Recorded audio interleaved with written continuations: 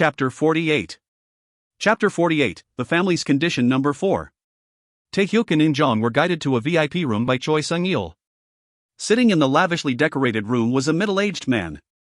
Producer. Kim Junyoung looked like an ordinary man with a good style. He wore a neat, tailored suit and had cropped hair. He had the atmosphere of a high-income professional. However, he was actually the criminal responsible for the production and distribution of dangerous videos for nearly 10 years. His main product was snuff films, showing brutal murder scenes. He showed a wide variety of people being killed in order to earn a profit. The terrifying thing about Kim Junyoung was that he did nothing but prepare the situation. He made many murder videos without getting his hands dirty. However, there was a limit to the profit he could get from snuff videos. People eventually wanted a stronger stimulus. People quickly got tired of the videos of people being brutally killed. In addition, there were rumors that he was being targeted by the U.S. Federal Bureau of Investigation. So Kim Junyoung started the death circus business. It was a game where people risked their lives in extreme situations. People watched in real time through magic windows or surveillance cameras. It wasn't a recorded video, the situation was actually happening in front of them. It was a tremendous sensation. Domestic as well as foreign conglomerates swarmed to the market, causing entry tickets to soar to hundreds of millions of won. The only problem was that the survival rate was close to zero, decreasing the participants. Thus, he needed to find new participants each time the death circus happened, but that wasn't easy. Choi Sung-il then appeared with the multi-level company, Taiwei International. The multi-level scheme sucked out the blood marrow from the members. After being driven to their limit, they would be entered into the death circus and forced to play a game with their lives on the line. The two criminals created such a devilish system, and approximately 7 years from now, Choi Sung-il and Kim Junyoung were arrested and sentenced in accordance to the federal laws. However, the system they created continued, and there was an endless number of victims. Perhaps Seo Haran. Taehyuk felt dizzy. This incident didn't end with simply catching the criminal. He had to destroy the very system they created. Just before sitting down, Taehyuk sent a message to somebody. The stage where the death circus was held didn't allow radio waves in or out. Therefore, all his preparations needed to be completed before entering. Seo Taehyuk and Eunjong sat down as tea and refreshments were placed in front of them. At first glance, the food looked luxurious. However, Taehyuk didn't touch it. Kim Junyoung quietly observed the two people before opening his mouth. "Hello. I've heard that you want to join the death circus." Taehyuk answered while secretly sending messages on his smartphone. "That's right." Next, it was Eunjong's turn. She asked the most important thing for her. "Is it really true that I can leap to platinum rating in one go if I participate?" "Of course. In addition, if you are lucky enough, then you can make an unimaginable amount of money overnight." "Wah? Well, it is a little dangerous. But if you survive, you can earn a huge amount of money. In theory, assuming that you win all the games, you can earn approximately 3 billion won. It was an enormous amount of money that could change a person's life. And Eunjong drank the tea with a rapt expression as Kim Junyoung said, "You are called Lee Cheol-soo. Won't you have some?" "I ate some bad lunch so it hurts." "Then that is serious. Now that you pledged to participate in the death circus, you won't be able to get out of here. Should I ask for some medication to be brought over?" Kim Junyoung's words were obvious. Taehyuk shook his head and replied, "It is okay. I will be fine after some rest." "Ha ha. I'm glad. Then let's talk about contracts. Please look at this." Kim Junyoung pulled out 2 pieces of paper from a bag. He seemed to be in a good mood. Lee Cheol-soo and Eunjong were lively young people. Those who participated in the death circus were in such a serious crisis that they wanted to commit suicide. Their spirits were likely to be dead before participating in the game. A desire to live needed to be ignited. However, this wasn't necessary for these two. In particular, Eunjong's appearance was quite good. The customers would be satisfied if a girl like her screamed in pain. Maybe tonight, he would be able to get a record level of revenue. Kim Junyoung's eyes shone with greed. Taehyuk looked at the piece of paper. In summary, it was a body waiver. Those who participated in the death circus didn't receive any legal protection. Taiwei had the rights to the corpses. It was ridiculous enough to be unreasonable. For the most part, the ones signing this were able to die anyway, so it was their last gamble. Eunjong had already signed it. Taehyuk sighed and wrote down Lee Cheol-soo.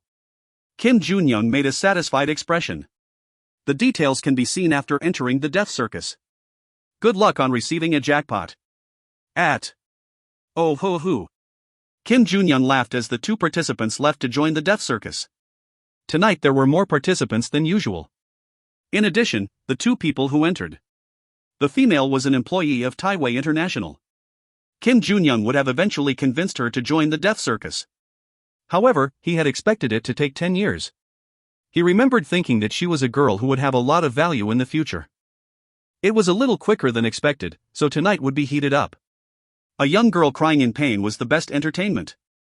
But the man was unusual. He is called Lee Cheol-soo? He wasn't an employee of Taiwei, but he seemed to be familiar with the death circus. Perhaps he was a puppet prepared by one of the guests.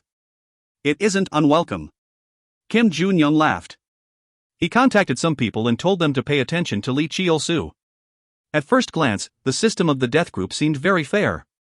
Win money or lose your lives. However, this was just the stage that Kim Junyoung prepared. There were numerous traps for the participants. In the end, Taiwei would have the last laugh. Kim Junyoung sat on a chair and watched the monitors. It showed all of the death circus. All he needed to do was relax and enjoy it. There were numerous attractions and traps that were impossible to survive. It was impossible even for a god. Kim Junyoung was certain. A man in a black suit guided Taehyuk and Eunjong somewhere. The building had a labyrinth-like structure. Eunjong's face had turned pale. What am I doing? She seemed to have realized that she had signed a waiver form, and that she couldn't run away from here.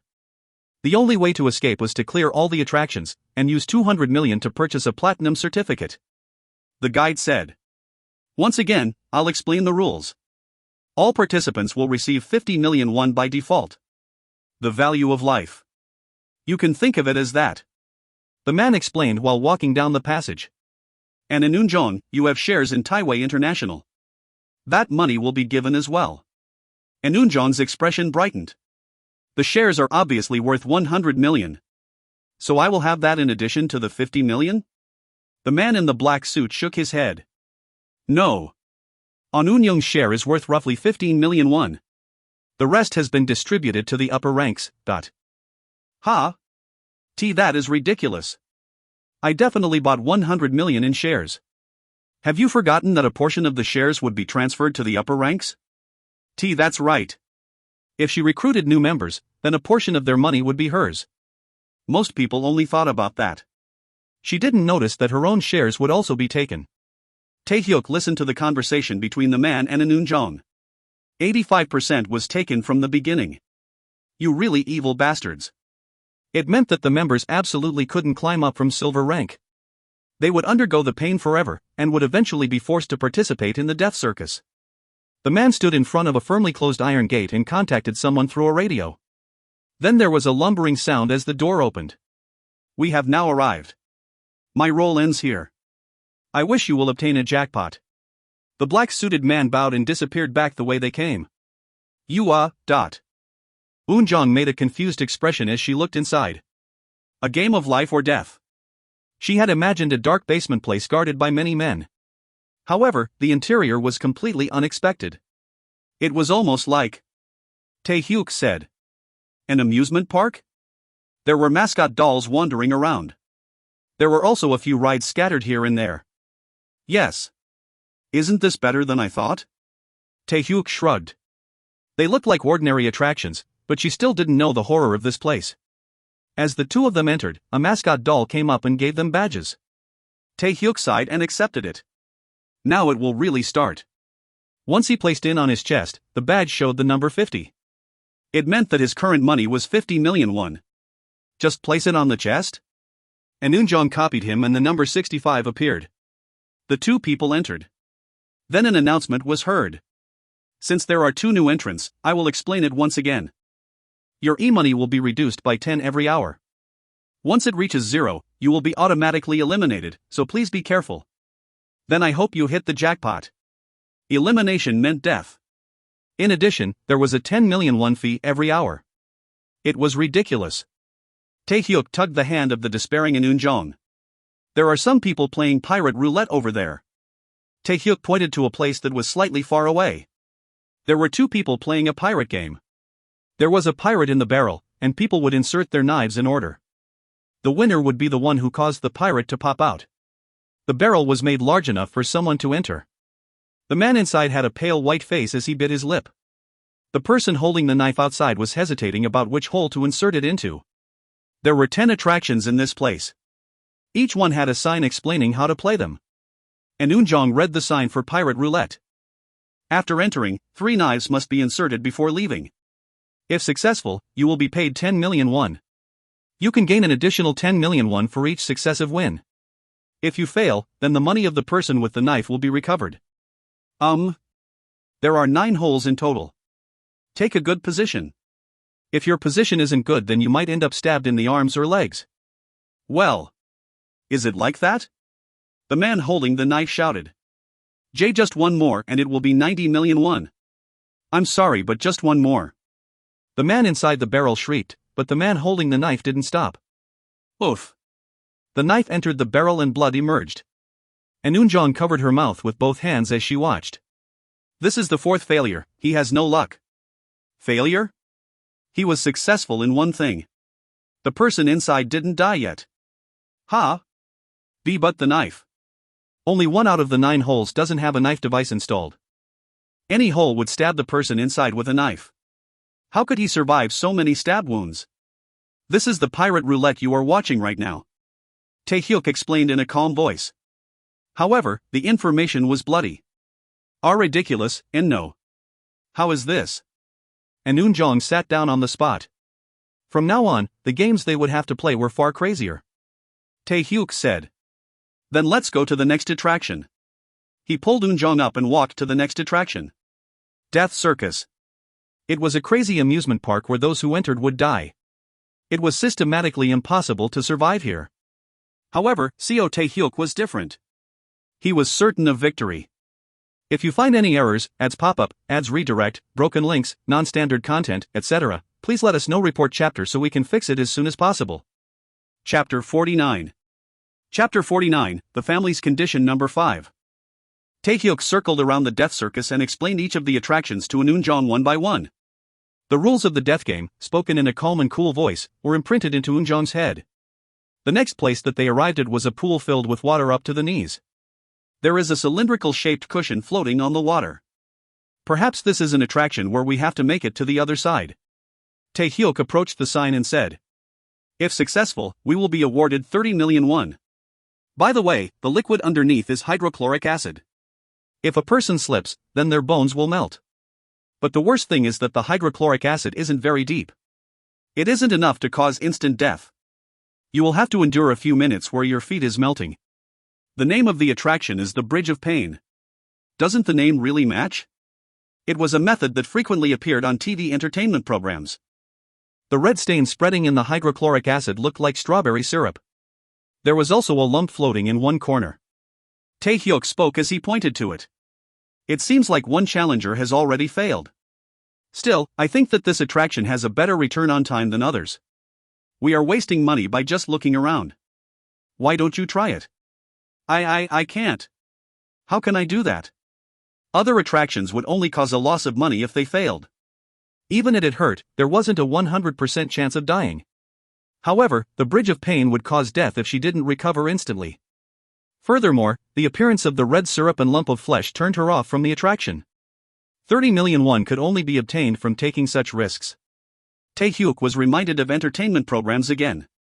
An obstacle was placed on an ordinary pool and the contestant had to cross to the other side. If the contestant fell, then they would only get wet. Even so, the success rate wasn't that high. Among them, the most difficult thing to run on was a cylinder. In other forms, they could grab onto the cushion if they lost their balance and fell. However, the cylindrical cushion was different. They would literally turn over and hit the water. Falling meant death. It was hard to take one step in this situation, even if the person was strong. Moreover, this wasn't the end. Taehyuk looked at the large fan that was installed in the middle of the pool. It was off now, but it was ready to operate at any time. In the first place, the Bridge of Pain is an attraction that can never be cleared.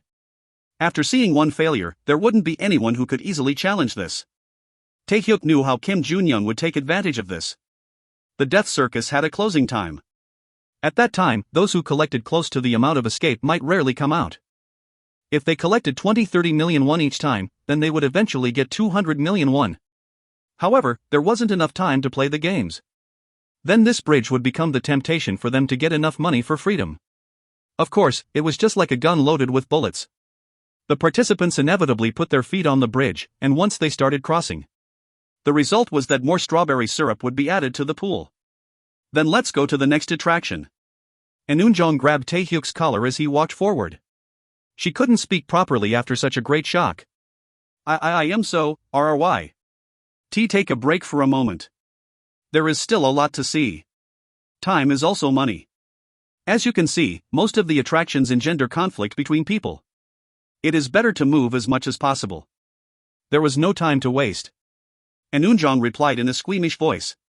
I can barely move. 10 minutes, no, just 5 minutes, dot. Then we will take a break for 5 minutes and look around again. He saw a place where they could take a break. There were chairs and a table. Next to it was a vending machine. I'll get a drink. I would strongly recommend that you don't drink anything here, despite being thirsty. Devices are prepared. There is a possibility that you might ingest something strange. Eunjong bit her lip. She remembered the tea and sweets she ate before coming here. Then what I ate? Well, it is possible. But you were the one who made the choice. I guess this is the big price you have to pay. Eunjong couldn't answer and looked down at the table. A small sob was heard. Taehyuk looked at the crying Eunjong with cold eyes. She was the one who would drive Haran to ruin. Of course, it was also due to the bad multi-level company Taiwei International and the death circus organized by producer Kim Junyoung. However, this didn't mean that Eunjong's sins had disappeared. She had already pulled several people into the multi-level company. If he had to say some harsh words, every person needed to be accountable for their choices. And Eunjong had signed up for the death circus, and now she was paying for it. But she still had something left. The sin of bringing in innocent people to the multi-level scheme. It was something that couldn't be easily repaid. Nuna should know how many people suffered from her mistakes. How many people did you bring into this company? They will all meet ends like this. I am sorry.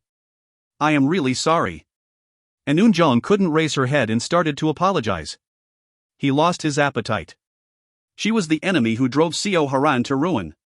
He would rather hate her and act like she was a criminal, but that wasn't the case. She was also a victim of the system. He couldn't forgive her, but he decided not to blame her. Taehyuk wanted to confirm one thing with Eunjong. It was the reason why she had joined Taiwei International. By the way, why did you need so much money? And Eunjong was lost in thought for a moment and didn't say anything.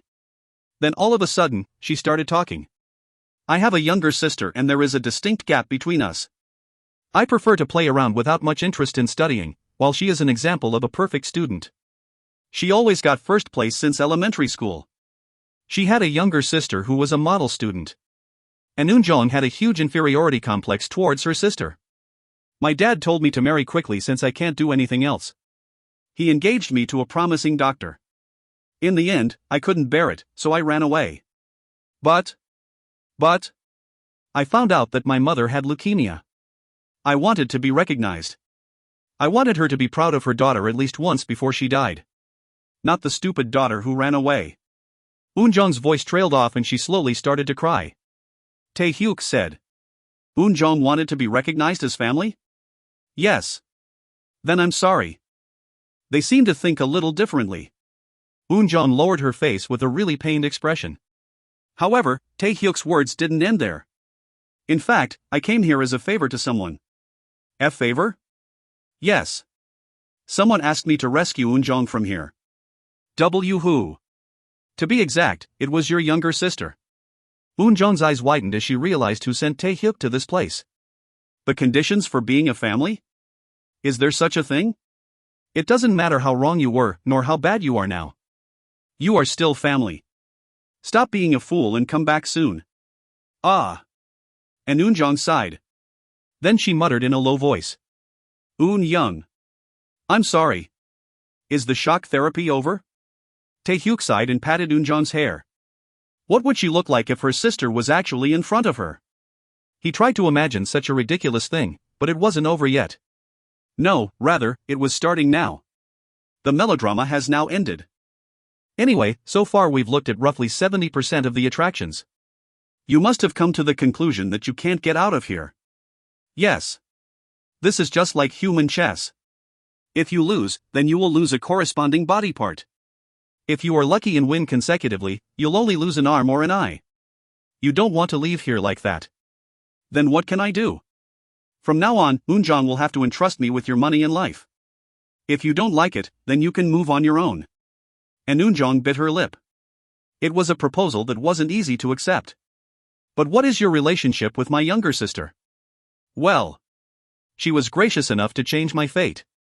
That is all I will tell you. He had become a model student because of an Unyoung. Unjong fell deep into thought.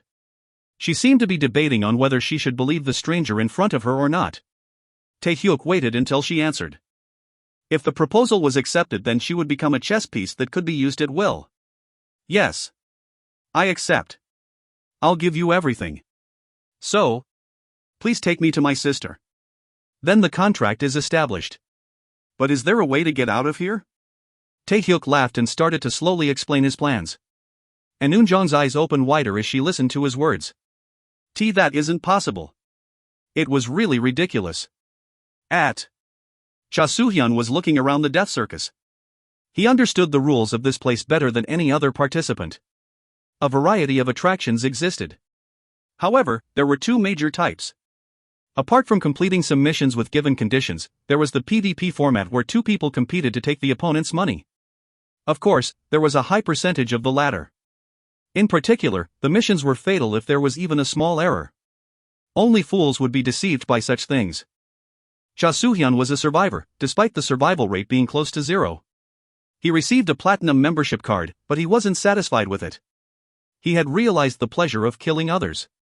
It couldn't be done outside. However, it was possible here. In addition, he could also get extra income. He could earn more than 200 million overnight. This was already the third time that Cha Soo-hyun had participated in the death circus.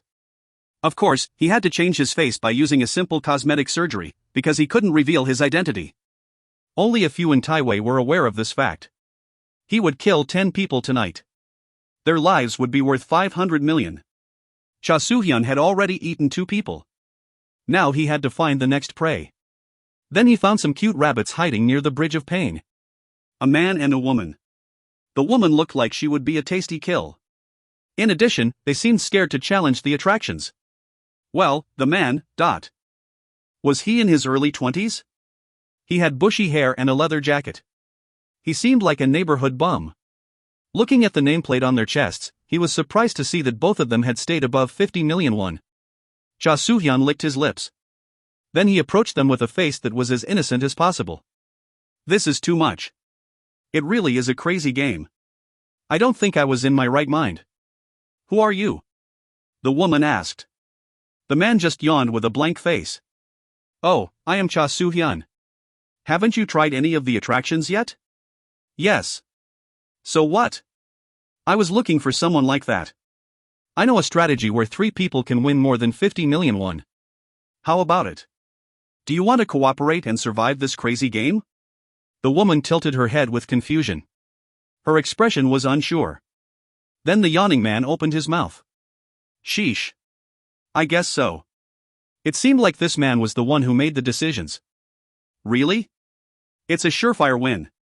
Really appetizing. Cha Soo-hyun laughed.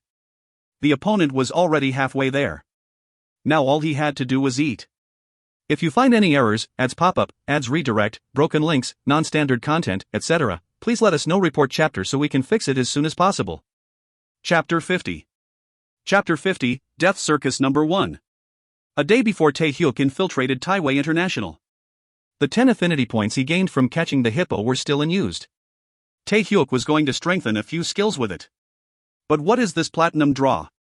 A message like this appeared. Platinum draw chance.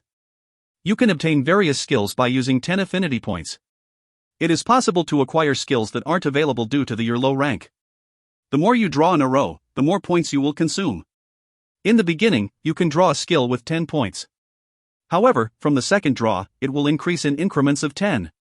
Then the second draw will cost 100 affinity points. It seemed to imply that he could draw every time he raised his rank. Tae-hyuk clicked his tongue. Wow, isn't this completely like a mobile game? It seemed to be exactly the same, except affinity points were used instead of cash. It meant that there were also losing tickets. Should I strengthen my skills? Or should I pick up a new skill? Tae-hyuk stood at the crossroads of choice. He thought for a while before coming to a conclusion. Yes. This is a man's romance. This time I will draw X-ray vision. It was a skill that he had missed gaining. He decided to invest 10 affinity points in order to obtain the man's romance. Tae-hyuk pressed the start button and saw the roulette turn around on the demon revealing mirror. There were cheerful sound effects as he received the message indicating that he got a new skill. Wait a minute. This skill is... Tae-hyuk's eyes widened as he gazed at the demon revealing mirror. The stage was at Taiwei headquarters where the death circus was being held. The time left until the closing 310 minutes. There is a winning strategy. Cha Soo-hyun said with a confident expression. Really? A winning strategy sound really appetizing. Tae-hyuk's eyes flashed as he gazed at Cha Soo-hyun. It has been less than an hour since the two of you participated. You're Lee Cheol-soo and In Eun-jong. Those who attended the death circus had name badges on their chests. It was a simple digital display that had two things written on it, the owner's name and the amount of money they possessed. The participants had to always wear it. Cha Soo-hyun confirmed the money of Co Tae-hyuk and In Eun-jong. The two people had a combined value of 115 million won. I'll try to keep it simple. I currently have 85 million won. Do you want to check it? That's okay. Indeed. The three of us have exactly 200 million. There are two major types of games in the death circus. You might already know after looking around for a while. There are various attractions where you risk your lives to win prizes, or you can gamble with other participants. These two types. Cha Soo-hyun watched Tae-hyuk and Eun-jong before asking. Are the two of you lovers? Did you notice? I won't deny it. Then you will surely want to escape from here together. Tae-hyuk made an exaggerated glum expression. The problem is that we need 400 million to do this. I didn't know it was such a crazy game. Nevertheless, I should at least send Eun-jong out of here. You are prepared to sacrifice yourself for your lover. However, there is no need to do this as my winning strategy means that all three of us can get out of here safely. I can get 200 million won per person. Gee, great. Cha Soo-hyun licked his lips and swallowed his saliva.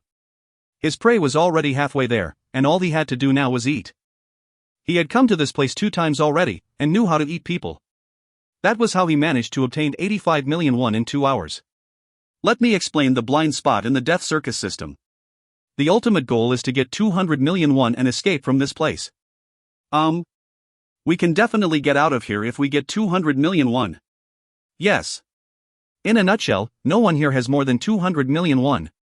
Cha Soo-hyun started to explain with a serious expression. His aim was to make money easily by taking it away from the other participants. He wouldn't risk himself with the dangerous attractions. By default, the majority of the participants wouldn't be able to live. There were approximately 30 participants in the death circus. The total amount of money circulating throughout the circus was nearly 2 billion won. However, every time an hour passed, 10 million won would be taken out as the participation fee. In the end, the total amount of money of all the participants would keep decreasing. It was literally a zero-sum game. In order to increase it, participating in the missions was necessary in order to get money from the organizer. In other words, there was still 2 billion remaining. If he continued to win at PvP, then he could reach 600 million, enough for 3 people. The most typical gamble here is bluff poker. If you lose the ante, then you will pay with money or a corresponding amount of blood. It is a rate of 10 million won per 100 milliliters. If a human loses 2 liters of blood, then they would die, even if they are a strong adult male.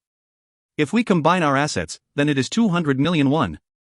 When looking at the odds, we can draw 2 liters of the opponent's blood before losing all our money. I am confident in a fight against anyone. Will you believe in me and entrust me with your money? The 200 million was a carefully calculated amount that would create a dominate position in any gambles conducted inside the death circus. It would literally be a one-sided slaughter. The problem was that the audience didn't want to see such things. They wanted a fight where they didn't know who would die. Thus, anyone who collected 200 million would get a platinum membership and would be sent out of here. Cha Soo-hyun's winning strategy was simple, an alliance between 3 participants. All the money would be given to one person who would play against the others. If so, they would be able to win at bluff poker. Bluff poker was a game played with money at first. After the money ran out, then the game would truly begin in earnest. The audience could watch as blood was drawn and as the person slowly died. But if someone had 200 million won, then they could boldly play without fear of drawing their blood. Bluff poker is literally a game of deception.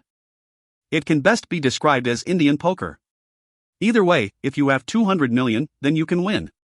It was a famous card game with the nickname Bluff Blindness. There would be a deck of 20 cards ranging from 1 to 10. Then a card would be placed on their forehead. The participant could only see the opponent's card without knowing their own. In that state, they would make bets. Watching a calm person lose their money and then start to draw blood was very funny. That's why it was one of the most popular games for the audience. Taehyuk listened to the explanation before opening his mouth. This money represents our lives. How can we believe you? Cha Soo-hyun smiled and pulled a business card from his wallet. Written on it was the name of the famous poker player, Cha Soo-hyun. Can you keep a poker face when betting against a person holding a 2 of hearts? I can do it. Cough. Still, I can't completely trust Cha Soo-hyun. This is a place where our lives are on the line, but... Cha Soo-hyun nodded with a grave expression. Yes, that's right, so I prepared this contract. Do you want to check the details? Taehyuk received the piece of paper from Cha Soo-hyun. The person who signs the contract will share all funds. If the person violates the agreement, then legal action will be taken. Yes. If this exists, then I can never betray you. How about it? Do you want to work together to escape this crazy game? Taehyuk made a worried expression. And Eunjong muttered in a small voice that she would leave all the decisions to him. Cha Soo-hyun didn't miss this. Taehyuk nodded and held out his hand. I've come to a conclusion. You are a poker player, and will do a lot better than someone like me.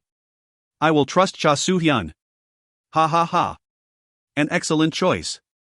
The 3 people signed the contract prepared by Cha Soo-hyun. Cha Soo-hyun smiled at them. Naive people would end up deceived in a place like this.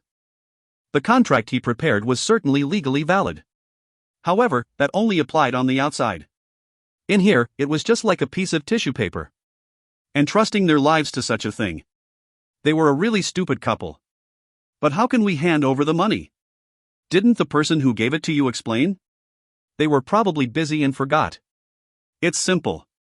The badges have a tiny microphone built in that allows the audience to hear all of the conversations here. You can pass over your rights by handing it to someone else. If you agree, then the money will be passed on to the other party. Cha Soo-hyun made the motion to hand something over. Ah. Indeed. At that time, Eunjong dropped the badge that she had been holding. Taehyuk bent over, picked it up, and bumped into Cha Soo-hyun's body. Ah, I'm really sorry. Eunjong is a little clumsy. Ha ha. It's okay. Then, shall we exchange? Taehyuk first received all of the money from Eunjong. The badge on his chest now said 115. Now it was Taehyuk's turn to hand everything over to Cha Soo-hyun. I will take care of it.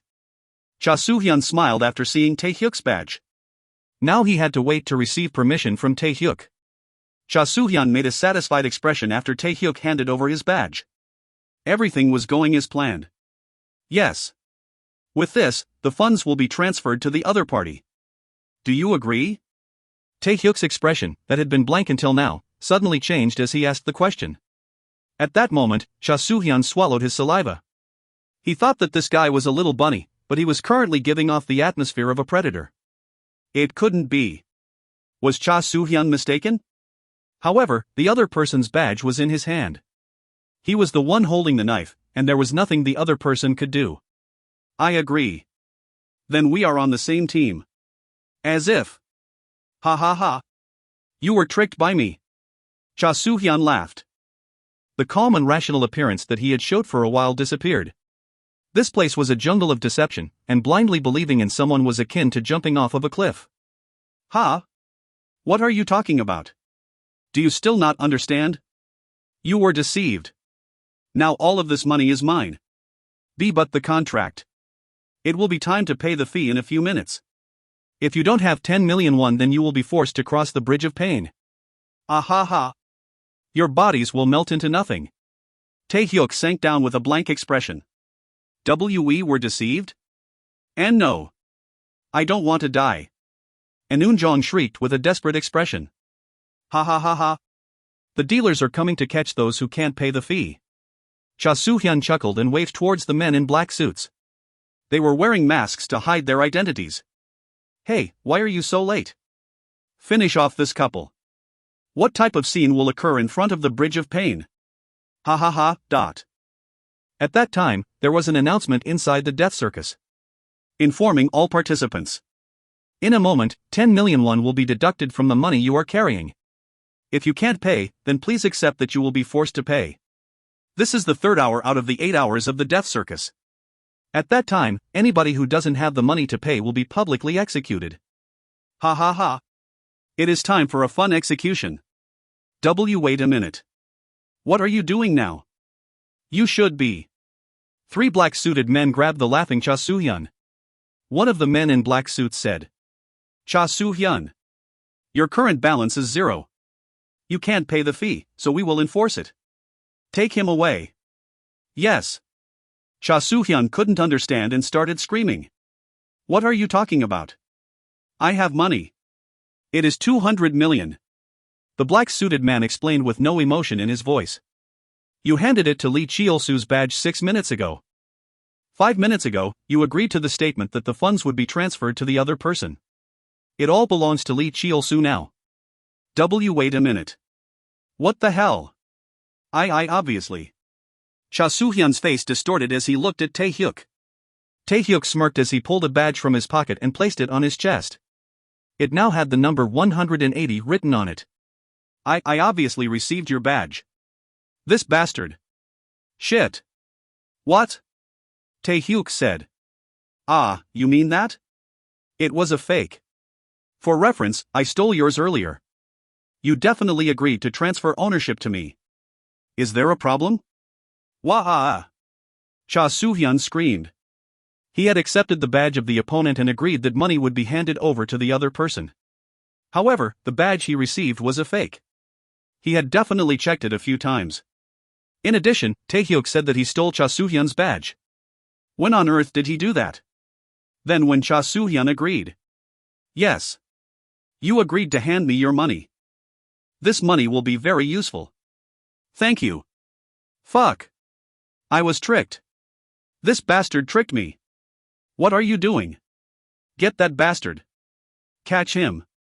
The black-suited men gagged Cha Soo-hyun before literally dragging him elsewhere. He would probably be forced to cross the bridge of pain. Taehyuk spoke to Eunjong, who was shivering behind him. Do you want to go and watch the bridge of pain? No, I don't. But even if he is a scammer, trying someone and killing them. Taehyuk spoke casually. Anyone who wants to eat somebody should be prepared to have it happen to them. And Eunjong got goosebumps at that moment. She felt a deep abyss in the eyes of the man in front of her. I thought you were Prince Charming who came to save me. Taehyuk answered naturally. Prince Charming? I'm sorry I didn't live up to your expectations. I'm not such an upstanding person. Well, it is easier to think of me as a criminal catching other criminals. A criminal catching other criminals. Nuna should be careful. You never know when you will be eaten by me. Taehyuk said before laughing. He had a winning strategy. It wasn't just the participants here. There were some criminals planted by Taiwei, like Cha Soo-hyun. They ate up other participants. Taehyuk took out the demon revealing mirror and checked the message. It was the name of his newly acquired 7th skill. Crime skill counterfeit. The ability to make fakes. He used it to create a fake badge to trick Cha Soo-hyun. Taehyuk watched the trembling Eunjong. It was just a joke. If you look like that, then I will really seem like a bad person. Ah, that's right. Nuna. Do you want to see a magic trick? If you find any errors, ads pop up, ads redirect, broken links, non-standard content, etc., please let us know. Report chapter so we can fix it as soon as possible. Chapter 51. Chapter 51, Death Circus Number 2. The performance is clearly good. But no matter how I think about it, I picked a losing ticket. Taehyuk checked the crime skill while Eunjong was taking a break.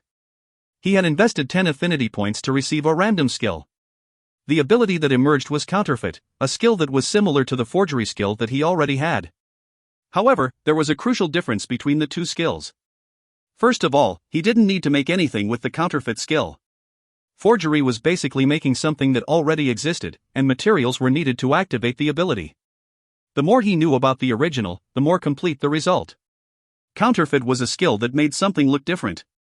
He cut a piece of paper that was 154 by 68 millimeters and activated the counterfeit skill, giving birth to a counterfeit bill of money. Taehyuk laughed. It is a big hit up to here. He had yelled with joy when he first saw the skill description. A perfect fake. If he used it well, then he could get a tremendous amount of wealth. However, there was a problem. There were a few constraints on the counterfeit skill. First, the duration. He could make a counterfeit bill with the skill, making it look like ordinary money. The holograms in ink were perfectly converted, and there were even many anti-fake devices included on the bill, such as hidden images. In addition, it was fluorescent when looked at through an X-ray. All counterfeit moneymakers would want his method of production. However, once it left Taehyuk's hands, it would return to its original state after 5 minutes. So no matter how perfect the counterfeit money, he couldn't even use it to buy a pack of gum. Furthermore, there was a limit to how many times he could use the skill. He couldn't use it often, like he did with gambling. But it is the best skill to deceive a person in front of me. Taehyuk had perfectly tricked Cha Soo-hyun using the counterfeit skill. The method was simple. Taehyuk first received the badge from Eunjong and transferred all the money to his badge. Then, he used Eunjong's blank badge to create a fake badge with the number 115 on it. He used robbery to take away the opponent's badge and agreed to transfer the money. Cha Soo-hyun was covering his badge with a thick coat because he was reluctant to reveal his name and current revenue. That ended up choking him. He never noticed the important moment when his badge was stolen. Taehyuk had acted the part of a boyfriend until the end. The result was a complete success. Isn't it a surprisingly usable skill? But X-ray vision. Taehyuk kept lamenting about his missed opportunities to obtain X-ray vision. Taehyuk looked at Eunjong, who had been sitting on the table for 10 minutes. She didn't do it directly, but she had cooperated in deceiving someone. She seemed to have received a psychological shock. Taehyuk exclaimed like he suddenly thought of something. Ah, right. That reminds me, Noona's badge should have melted with Cha Soo-hyun by now. But I don't want to give you the money I borrowed. Then if Noona isn't next to me, then you can't pay the fee. Eunjong flinched at his words. It was a fact that Taehyuk hadn't mentioned 20 minutes ago. Eunjong understood the point that Taehyuk wanted to make. Her life was now in Taehyuk's hands. If she did anything that was even a little annoying, I think that is enough rest. Would you like to gain some money? I have to pay for 2 people, so I need to get 200 million won in an hour. Yes, I understand. Then I will be going to bluff poker. Taehyuk turned and started to check the map. And Eunjong had goosebumps as she looked at his back. The man called Lee Cheol-soo felt worse than any criminal that she had ever met. The atmosphere permeating throughout the room was not dissimilar to one of a masquerade ball. There were brightly shining chandeliers. The tables were filled with a variety of luxury foods. Many guests dressed in colorful clothes were laughing. They wore a wide variety of masks. A woman in an opera mask asked, "Who will survive this time?" Then a tuxedo-wearing man with a lion mask replied, "This stage has a small number of general participants and many wolves." They were told that the wolves were experts in various fields that were prepared by the organizers. They were hidden among the general participants. How many people have fallen into the pool? 5 people. Omo. Then it will just be a one-sided massacre. The reaction of the opera mask was natural. Wolves had experienced the death circus several times. If the general participants competed with them, then it would just be a one-sided massacre. Yes. Do they know how much money we spent for this one night? There shouldn't be more than 2 wolves. The lion mask sat on a chair and yawned like he was bored. Dozens of monitors were showing the death circus at the party. The crowd was gathered here to watch the death circus. The opera mask said with a sigh, "I guess it can't be helped. I wanted to see a fierce fight for survival. Today I just have to drink champagne while listening to the dying screams. Well, I don't dislike that either." Ha ha. The death circus was a very enjoyable spectacle. Humans killing humans. They questioned each other and took away what the person had. It was a primitive pleasure that couldn't often be enjoyed. They couldn't help but admire Kim Jun-young's attractions. They could see such a fun show, a privilege of the select few. The opera mask and lion mask drank champagne while listening to the screams, not even bothering to watch the monitors. Then someone said, there was a tremendous ruckus right now. Is it okay not to watch it? The lion mask turned his gaze towards where the voice was heard. It was a young woman wearing a butterfly mask. She was in her early 20s or so? Long hair fell to her waist and her dress exposed her chest and shoulders. A butterfly. Ah ha ha. Is the mask cute? It is one of my favorites. The butterfly mask saw that the lion mask was in his 50s. However, that was the extent of information that was allowed to her by his mask. He wasn't a CEO in his 50s, but a person wearing a lion mask. Well, it looks good. The lion mask looked at the face, where the butterfly mask only covered the eyes. The reason that guests wore masks was to hide their identity. Visiting the death circus wasn't a hobby that they could talk about proudly, which was why it was necessary to cover their faces. It was even more enjoyable if they could visit a place where they felt like extraordinary existences. Kim Jun-young created a party that borrowed from a masquerade ball. There was no problem seeing the other people in masks. Chaebols made up 0.1% of the population of South Korea. They often knew who a person was by the voice or shape of the body. In such cases, they pretended not to know the other person, and called them by the name of the mask they were wearing. It was a type of tacit rule. The death circus had been going on successfully for 2 years. However, this was the first time that a person had worn a butterfly mask that barely covered their face. Wasn't it the same as going unmasked? The lion mask looked at the appearance of the butterfly mask. She was a considerable beauty. In addition, her chest was big. It seemed like she could be an idol singer right now. This is a big deal. Was there such a young girl? The lion-masked person laughed. Unknowingly, he started trying to figure out the identity of the butterfly mask. This was a place where it wasn't necessary. He could just refer to the person by the name of the mask and leave it to his desires. The lion mask asked with a confused expression. A ruckus? What's going on? He had been a member of the death circus from the beginning, and had seen countless situations that could be considered extreme. A young lady brutally killing others. Someone embracing the person who betrayed them, and jumping into the acid pool together. Numerous incidents remained in Lion Mask's memory. But a ruckus? No one would be surprised if a wolf was about to eat. The sheep ate the wolf. It was a great scene. What? The lion mask woke up. Such a momentous occasion had happened while he was drinking champagne? Who? No, did they win by chance? Still, a sheep can't beat a wolf. Butterfly Mask laughed smugly. Unfortunately, it wasn't recorded. Sob. He had missed such a great scene. The lion mask groaned unpleasantly. Is it that disappointing? It is natural. A sheep ate the wolf. This is the first time that it has happened in 2 years. There is still a lot of time left before closing, so do you want to watch it now? The lion mask shook his head. No, this is a miracle that won't happen again. They are going against pros. The miracle that allows ordinary people to win won't come easily. Is that really the case? Well, it's a good bet that the sheep will die. Butterfly Mask, do you know the name of the sheep? Of course. Tae. No, Cheol-su. Ha-hot. Cheol-su? That is a name that appeared in a Korean book. Yes. I have to see how long he lasts. The lion mask slowly walked to the monitor and searched for Lee Cheol-su. He was playing poker with someone at the table. The lion mask saw the face of the opponent and laughed. Ha ha. This is interesting. Is this the revenge of the wolves? The sheep Cheol-su was confronting another wolf. He has bad luck. I never imagined that he would meet 2 wolves consecutively. Then the butterfly mask said.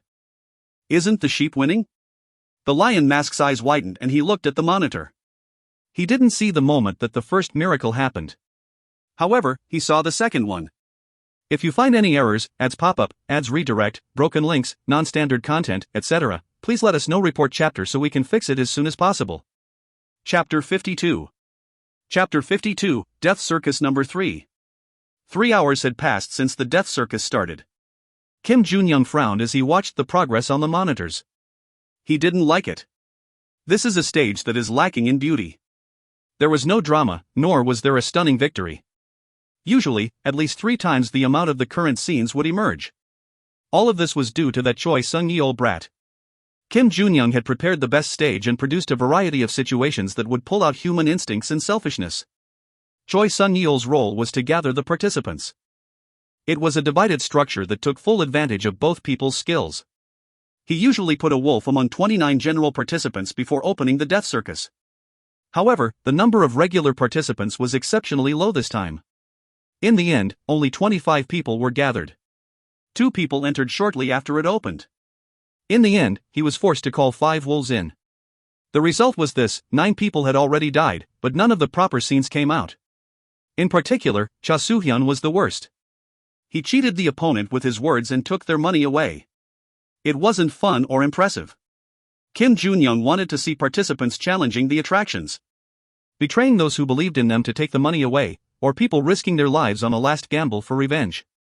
Kim Junyoung wanted such drama. Humans were filled with desires, selfishness, and greed. These emotions were the best seasonings for the death circus. If Cha Soo-hyun was left alone, then he would completely ruin this stage. This had to stop. Kim Junyoung pulled out his phone to deal with Cha Soo-hyun. For him, sheep and wolves were both consumables. The most important thing was to create the best stage, and it was necessary to get rid of Cha Soo-hyun in order for that to happen. Kim Junyoung suddenly got a good idea. If Choi Sung-yeol didn't act properly, then Kim Junyoung would recruit the participants. Most of the people prepared by Choi Sung-yeol were those on the verge of ruin due to their debts. There was a bitter taste and they lacked freshness. What if he lied to a young woman on the street about becoming a model in order to make her follow him? Maybe he could abduct a child and force their parents to participate. That way, a drama that was several times better than the current one would be born. Kim Junyoung decided to try it next time. Then the phone was connected. It's me. Replace a player. Take Cha Soo-hyun out right now. Sorry, but he has already been sent off. A thick vein throbbed on Kim Junyoung's forehead. Who told you to send him off? This stage is mine. Without my permission. It wasn't me. He was forcibly ejected by another player. What? He was deceived by a man called Lee Cheol-soo and handed over all of his money to the other party. Kim Junyoung's face distorted. It was really unexpected, but Kim Junyoung decided to think of this as another opportunity. Ha ha. That's right. Isn't a situation like this fun? Indeed, he was a black sheep. It was slang for a criminal hiding amongst the sheep. Kim Junyoung's thoughts started to move rapidly. He had to take advantage of this situation and turn it into a great drama. It was the only way to save the stage that had been ruined. Yes. Deliver a message to all the wolves on stage right now. I will give a special bonus to those who hunt the black sheep. Yes. I understand. Cha Soo-hyun was the smallest of the wolves, since all he could do was move his mouth. Kim Junyoung started laughing. How long could the black sheep last against the wolves, armed with solid teeth and sharp claws? He couldn't stand the anticipation. Hunt the black sheep. This instruction was issued to the wolves. A special bonus would be given to the one who was successful. A huge 100 million won bounty. That was 50% of the sum that they needed to earn. The wolves' eyes flashed. Although they were experts in various fields, this was the death circus, a place where they never knew what would happen. There wasn't a 100% guarantee that they would be safe. Even so, they decided to participate for the sake of making money. Of course, there were some wolves who liked the taste of sheep, but they were few in number. I will get 100 million by catching Lee Cheol-soo.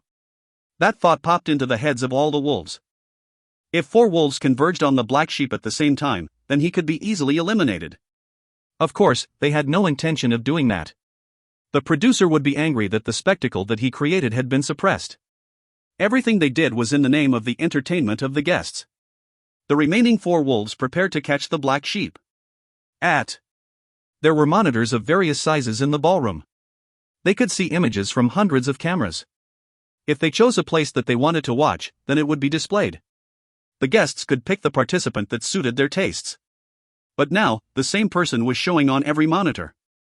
All the masked people wanted to see him.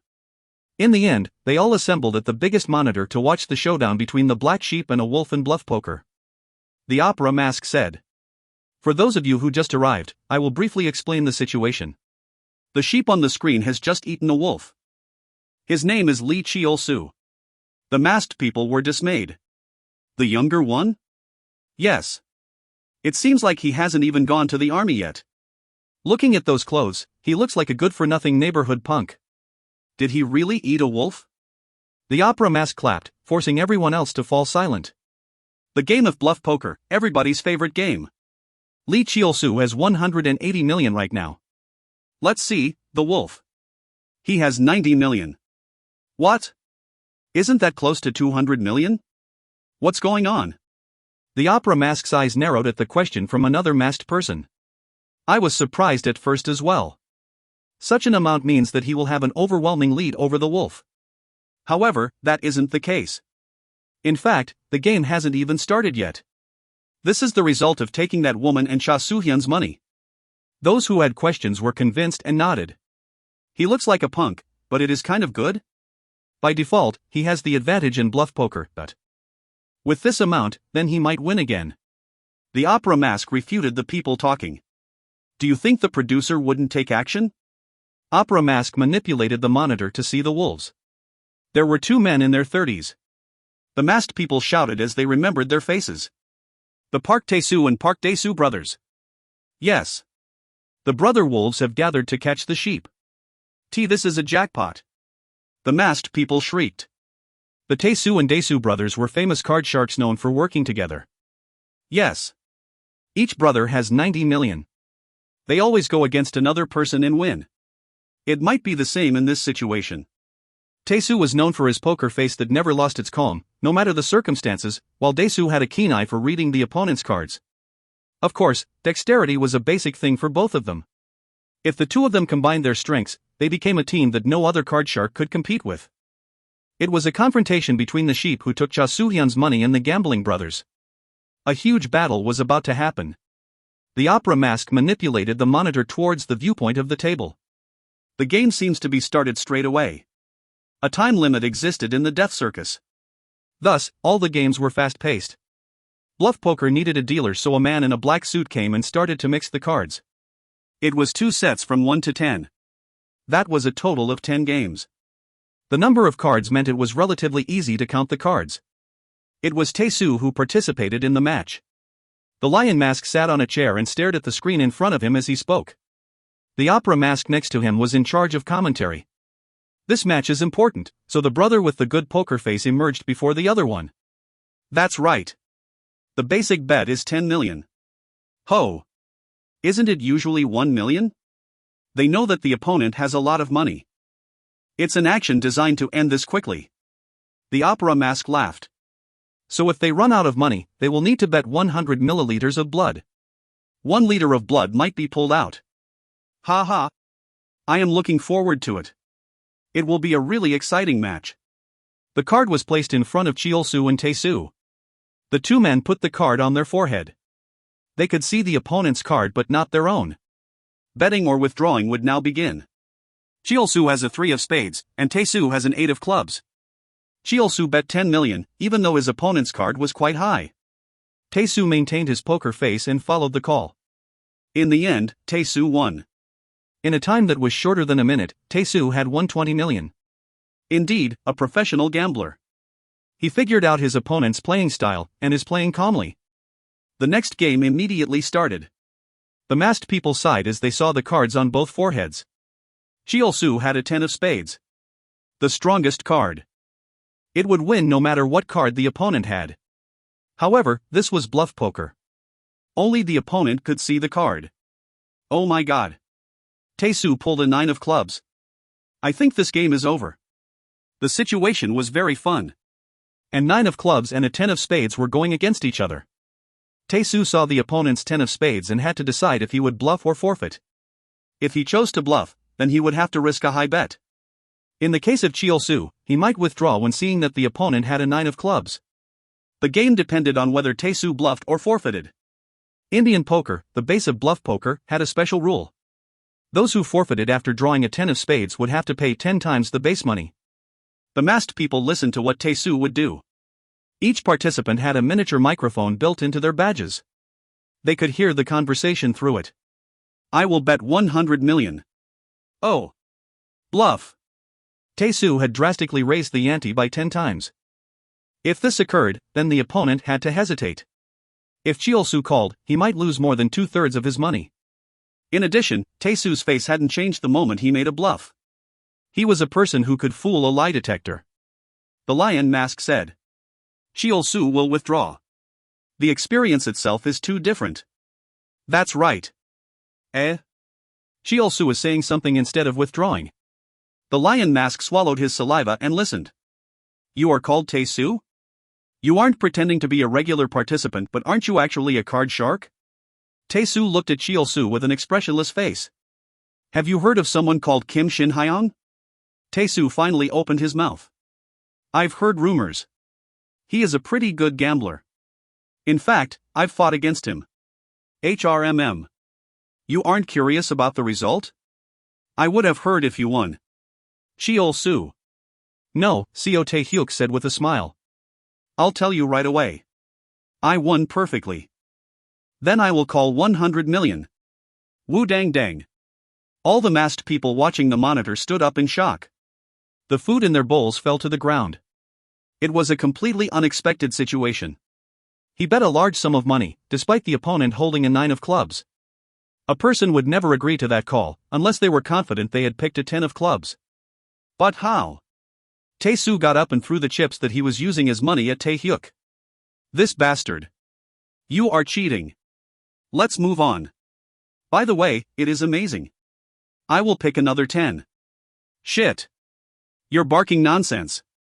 I will definitely find out what trick you used. The dealer handed out the cards. Tae-hyuk also pulled a 10 this time. The crowd cheered as they watched it. The ballroom had become a complete mess. Thus, they didn't realize that the butterfly mask, who informed them of Cheol-soo's existence, had disappeared. TL note, for those who want to watch bluff poker, Indian poker, in action, I've included a link below. Bluff poker. It is from a Korean variety show called The Genius, with the participants being Kim Gura, a famous Korean comedian, and Hong Jin-ho, a former pro StarCraft player under the alias of Yellow and is famous for always coming second to Boxer. For those interested in watching the series, here is a YouTube link for the first season. It is very good variety show, so please watch it if you are interested. If you find any errors, ads pop up, ads redirect, broken links, non-standard content, etc., please let us know. Report chapter so we can fix it as soon as possible. Chapter 53. Chapter 53, Death Circus Number 4. Tae-hyuk looked calm, but he was inwardly sighing with relief. He made SY Capital suffer through the casino, which was their main source of revenue. He intended to break Taiwei in the same manner. However, infamous criminals, Choi Sung-yeol and Kim Junyoung, were behind Taiwei. The scale itself was different. He couldn't solve this case alone. He needed to work inside and outside the death circus at the same time. He needed reliable allies. They needed to have courage and the ability to deceive others. Tae-hyuk confirmed that the identical screen on the demon revealing mirror was still open. His ally had sent him a message. Well, I think that Moonlight Flower is better. At first, he thought about getting Big Mama to help. She would perfectly fulfill the role, but Tae-hyuk still couldn't trust her. She was a woman who could betray him at any time, so he chose Moonlight Flower instead. There was a little bit of insecurity, but once Tae-hyuk compiled all the information he knew, at least she wouldn't betray him. The biggest problem was that it was impossible to communicate with people from inside the death circus. It was for the sake of confidentiality. If a phone could be used inside, then anyone would ask for help. In order to maintain the death circus, it was absolutely necessary to stop that from happening. In the end, a space was built that didn't even allow radio waves through. However, Tae-hyuk had the crime skills. With the spying skill, he could see the state of an object from a remote place. He used passwords to enable simple communication. The A8, K9, and T4 panels are broken, meaning that there are 2 wolves remaining. Tae-hyuk started a simple stretch to relax. Moonlight Flower bought a ticket to the death circus through Big Mama. She appeared as a guest and told Tae-hyuk the entire situation. If he had something to say to Moonlight Flower, then he would do a predetermined action on camera. All of Tae-hyuk's actions were recorded on camera. He took advantage of this. This was only possible for Tae-hyuk, who had the crime skills. If Taehyuk raised a finger, then Moonlight Flower would tell him the cards of the both of them. It would be a strange situation if he lost. For this, he invested his remaining affinity points and bought a trait for the spying skill. The palm-sized screen that was projected into the air was the new ability of the spying skill. It is easy since I can see the contents without looking at the demon revealing mirror. It was unfortunate that he spent all of his 13 points in a day, but the utilization was endless. The demon revealing mirror looked like a strange mirror on the surface. In order to use his crime skills, he had to manipulate it directly. This was no problem if it was a usual situation, but in a situation where even one small act could arouse suspicion, it served as a big penalty. In the match against Kim Shin-hyun, if he had any doubts about the demon revealing mirror, then Taehyuk wouldn't have been able to win. The game that Taehyuk was playing now was bluff poker. Placing the mirror on the table was like declaring that he could see the card on his forehead. That's why he had invested 3 affinity points into the screen. If he concentrated his mind, then he could project a simplified image into the air. Now he didn't need to look into the mirror. I won't be treated as a pervert holding a mirror. Taehyuk laughed and started provoking his opponent in bluff poker. Tae-soo. Do you want to raise your bet even though you are holding a 9? I think my card is a 4. Is that right? His opponent trembled, as Taehyuk knew his exact card. Park Tae-soo clenched his teeth. It was the first time that his poker face broke. This bastard. Without realizing it, bluff poker had reached the mid-game. The card that Taehyuk placed on his forehead was exactly a 4. Tae-soo didn't know how he could find out his card. Was it because he counted the remaining cards? That seemed like the most likely option. However, that didn't explain the consecutive 10s. What trick? Moreover, were his words before just a bluff? Or did he really have the number 9? The 2 10 cards were already gone. Having a 9 meant unconditionally winning, but it would be impossible to turn the situation around if it was a lie. In the end, Tae-soo gave up this game. Egu. Thank you for the 10 million one. Tae-soo wanted to pull away Cheol-soo's laughing expression. However, this was one of the few places where violence was banned in the death circus. Tae-soo wanted to quickly check his hand for a second. A 2 or a 3. It would be easy for Cheol-soo's 4 to beat it. The opponent was bluffing. He sensed it using his insight. Kwa hawk. Tae-soo screamed as he saw the number 9 card. Then Taehyuk said again. I wasn't lying earlier. If you feel doubt, then you will self-destruct. Why don't you believe your opponent for once? Bluff poker was a game to deceive the opponent. With bold bets, they could make the other person die even with a strong hand. However, Taehyuk didn't bluff once and still achieved a complete victory over Tae-soo. Tae-soo had accumulated pride in his skills as a card shark over his long life. In the end, Tae-soo completely collapsed. He still had 20 million left, but he gave up the match. Taehyuk looked at the older brother, Dae-soo. In cases like this, the older brother normally gets revenge for messing with his younger brother. What will you do? Quack. Dae-soo's face distorted. Both people had started the game with 180 million.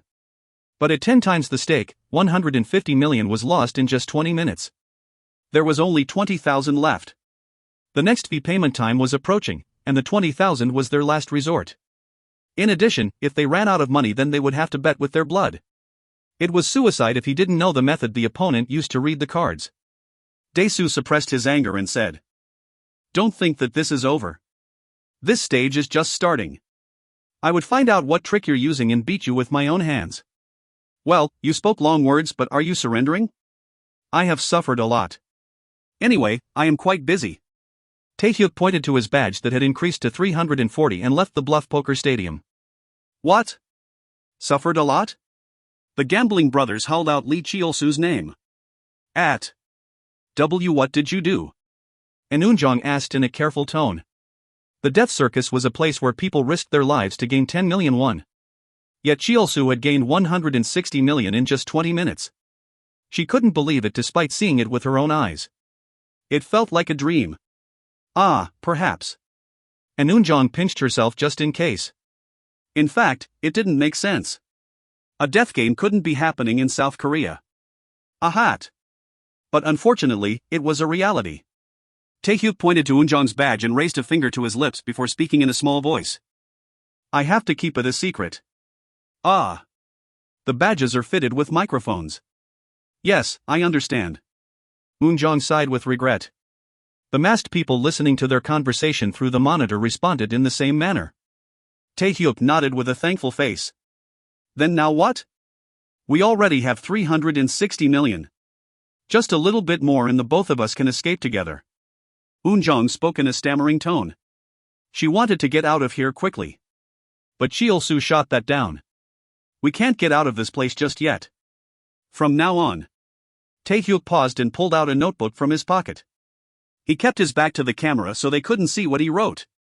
And Eunjong's face turned pale as she saw what he wrote. It was different for the guests wearing the masks. What?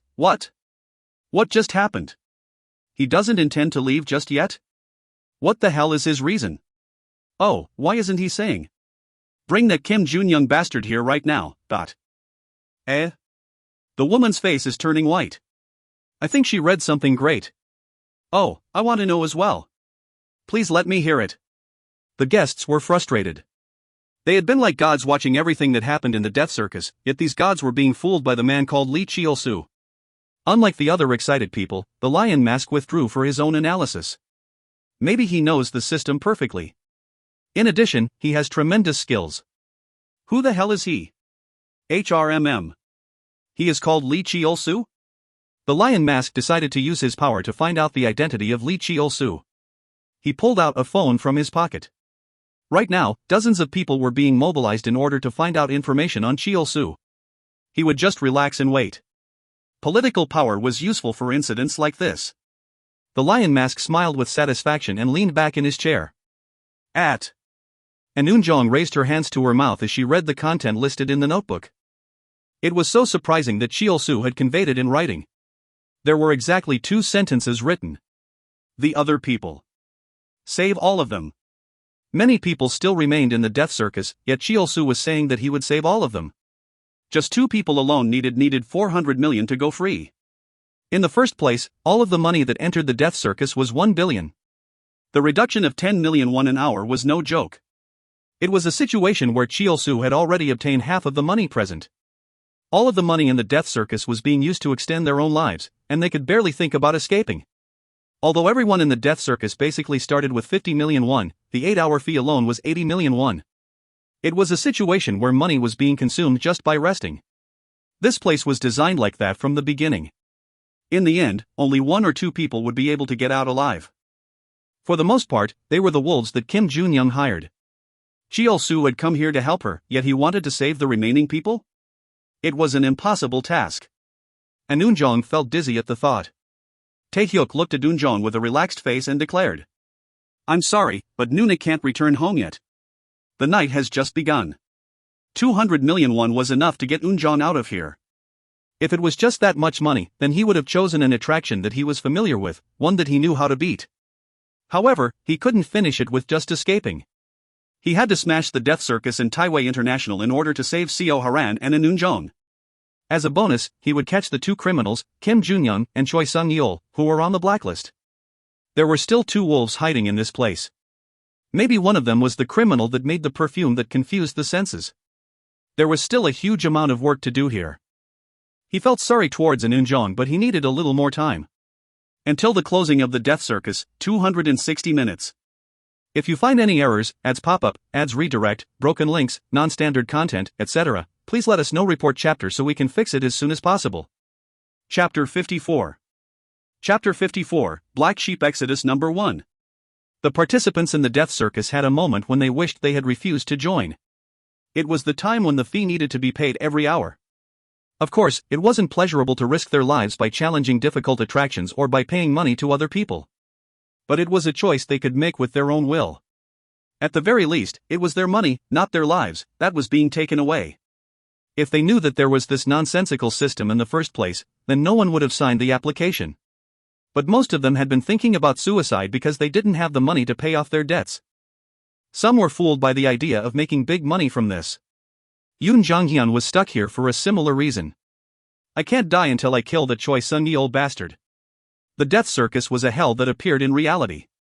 Yoon Jong-hyun had a fairly good head. He realized that based on the rules of this place, most of the participants would die. In the near future, he might end up suffering from a painful end. Thus, it would be better to commit suicide with his own hands early on. However, Yoon Jong-hyun's hatred for Choi Sung-yeol kept him alive. Sometimes vengeance was a driving force in life. But now it was the end. The remaining number on his badge was 5. 5 million won. It was the cost of living comfortably for a few months on the outside.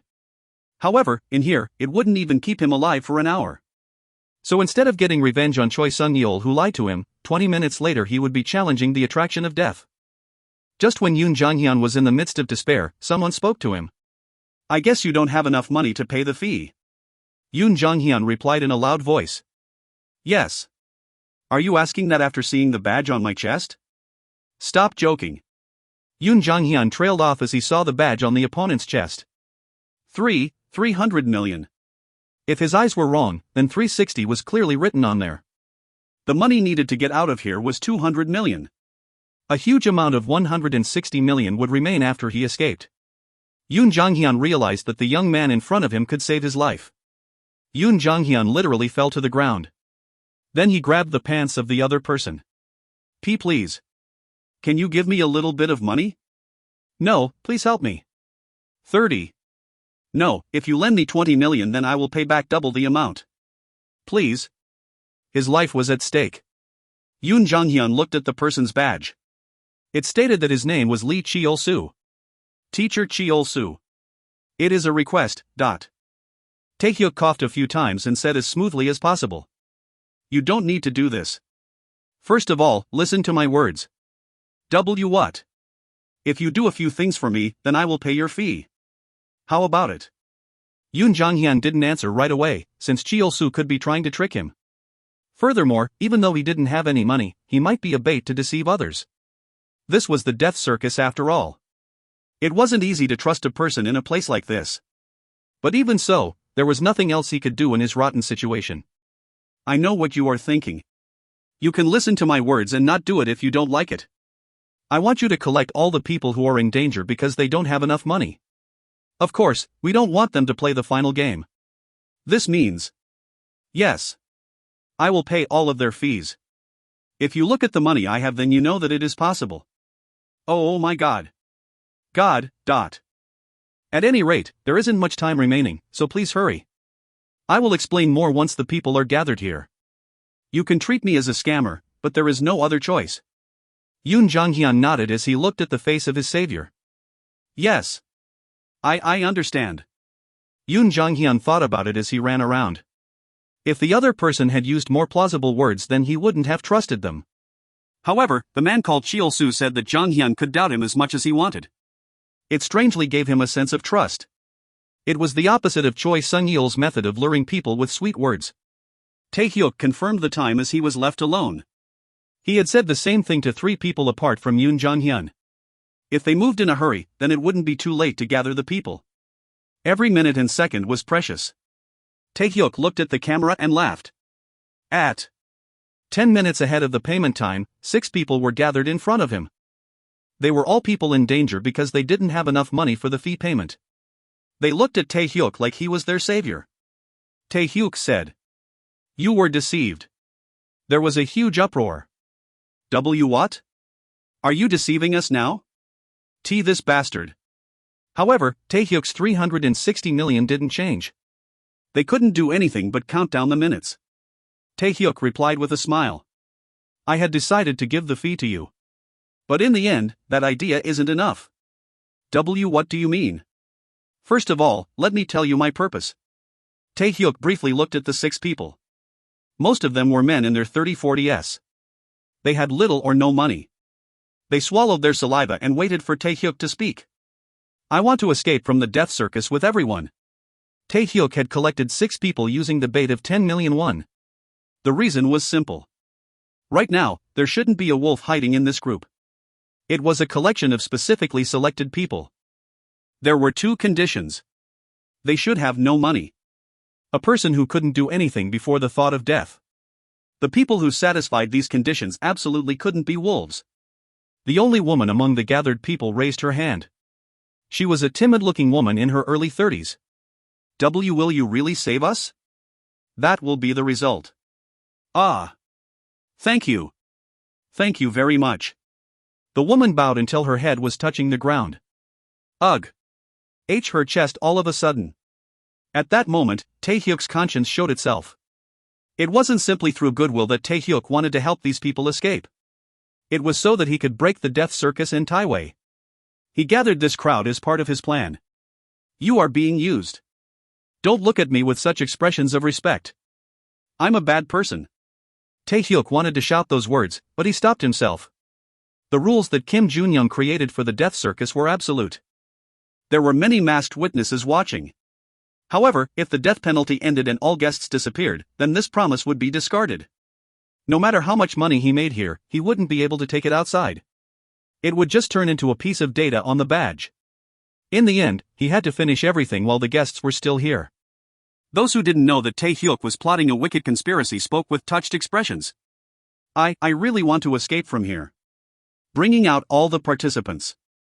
Yoon Jong-hyun, who was mixed among the people, opened his mouth. If this succeeds, then it will be a miracle like the Exodus. Exodus? Yes. The Exodus from the Bible. Moses received a revelation from God and took those who were slaves to escape from Egypt. He took them to a land of paradise. Doesn't that seem like the exact same situation now? Ah. Taehyuk coughed at Yoon Jong-hyun. He was now treated as Moses. However, no matter how many crime skills he had, he couldn't split the sea in two. There was only one thing he could do. Then I will give each of you 10 million won and put you in Group A. After this fee settlement is over, I want you to spread this fact to others in the death circus. Everybody has a means of escape. That is all you need? Yes. The next instructions will be in 20 minutes. I understand. Those who received money from Taehyuk bowed their heads and ran to other places in the death circus. There was a way for all participants to live. That information would surely spread around the death circus in an instant. It was what Taehyuk was aiming at. The participants would no longer need to take part in dangerous attractions or gambling. They had a new hope that they could leave this place alive. Once that happened, the remaining wolves wouldn't be able to hunt. They would hide their identities and approach Taehyuk. Thus, he invested 20 minutes to gather the Group A. People who couldn't hurt others despite being in a dangerous situation. They absolutely weren't wolves. They would be the main axis for the Exodus. Taehyuk finally contacted Moonlight Flower, who was the most important figure of this operation. He smiled at the surveillance camera and made a shooting motion with his fingers. It meant to report the current situation. Of course, it also provoked the people watching him. The reply arrived in seconds. P1 panel. It was destroyed by a strong shock. Taehyuk smiled as he saw the message on the demon revealing mirror. The content of the message sent by Moonlight Flower was simple. No problem. Taehyuk was inside while Moonlight Flower was outside. The operation to crush the death circus was progressing gradually. The wolf hid among the sheep. Of course, it was in order to eat the black sheep. Taehyuk looked at the gathered people. Group A had done well and almost all of the living participants of the death circus were gathered. There were exactly 2 people missing. Indeed, the Taesu and Daesu brothers aren't here. Wounded wolves would be eaten by other wolves. Maybe they already. I think you know why I gathered you here. Then one participant shouted. Are you really going to save us from this place? It could be as a result. What do you mean? I am going to escape from the death circus from now on. I will take all the people here with me. But there is something you have to do for that to happen. The gathered people started buzzing again. You can't escape from here using normal methods. In order to get out, you need to collect 200 million according to Kim Junyoung's rules. I'm not a savior. I'm just going to give you a definite path. It was at that moment. The wolf hiding in Group B walked forward. Doesn't that mean we have to participate in dangerous attractions after all? How can we believe you? Aren't you a spy sent by the organizers of the death circus? Everybody is deceived by that man. If you follow him, then you will die. The words were plausible. The man who was throwing suspicion towards Taehyuk. Taehyuk confirmed his name. Kim Juntae. It was strangely similar to someone's name. Taehyuk narrowed his eyes and looked at the other person. If you find any errors, ads pop-up, ads redirect, broken links, non-standard content, etc., Please let us know report chapter so we can fix it as soon as possible. Chapter 55. Chapter 55, Black Sheep Exodus number 2. He was a man who gave off a sharp impression. Juntae continued to point out the loopholes. He might be leading you down a path, but it might be heading towards a cliff. At that moment, someone who had been listening quietly sneered at Juntae. Then are you saying you have a better idea? It was the only woman in Group A, John Mina. Mina showed complete trust in Taehyuk. No, but I want to see more tangible evidence. Is that so? I know people like you. You can't help but feel envious when you see someone doing well. In the end, you will ruin everyone because of your pride. Juntae's face distorted at Mina's acidic tone. I saw all of you moving together. Perhaps this is a plan to screw everyone else? Isn't he a wolf planted by Choi Sung-yeol? In no time, the crowd split into two groups and started fighting. It was clearly an urgent situation. There was an internal conflict in the group when they should be trying to escape. Taehyuk sighed and intervened between those who were fighting. Mina. Juntae. Both of you calm down. First of all, listen to my plan before you make a decision. Juntae looked at him and shouted. So that plan can kill all of us. Why are you so suspicious? You should trust someone for once. Cheol-soo used his own money to save those of us who were in a life-threatening situation. Let's see. Oh Mo. Do you have 70 million right now? That is why you are so relaxed. Ah, perhaps. Mina eyed Juntae suspiciously before walking over to Taehyuk and whispering something in his ears. Isn't it obvious that there would be a wolf planted by Taiwei here? Taehyuk nodded quietly. Then isn't he the most suspicious? He has a lot of money and he's also planting suspicion. No matter how I look at it, he has to be the wolf. It would be better to get rid of such people before going through with the exodus. HRMM. Taehyuk paused for a moment before answering. I'm sorry, but I can't do that. While there are definitely wolves among us, if we are suspicious of each other, then it is what the wolf wants. First of all, I am thinking of taking everyone with me. Oh, then the wolf. I said I would take them all. Mina's protests died down at Taehyuk's strong will. Yes. I understand. Taehyuk activated the voice modulation skill. Voice modulation has been used. You can imitate the voice of Kim Bum-soo. Kim Bum-soo was an actor who often appeared in historical dramas. He mainly played the role of the king. It was the charismatic voice that really made him seem like a king of the Joseon dynasty. There were two groups in front of Taehyuk's eyes. In order to bring them together, he would use Kim Bum-soo's voice. Please pay attention. Right now, there are those who believe in me. There are also those who feel doubt. The two groups exist, and I can understand both. I was afraid after entering the death circus. All of you can't be sure that the path you are walking on is correct. Therefore, I will walk in front.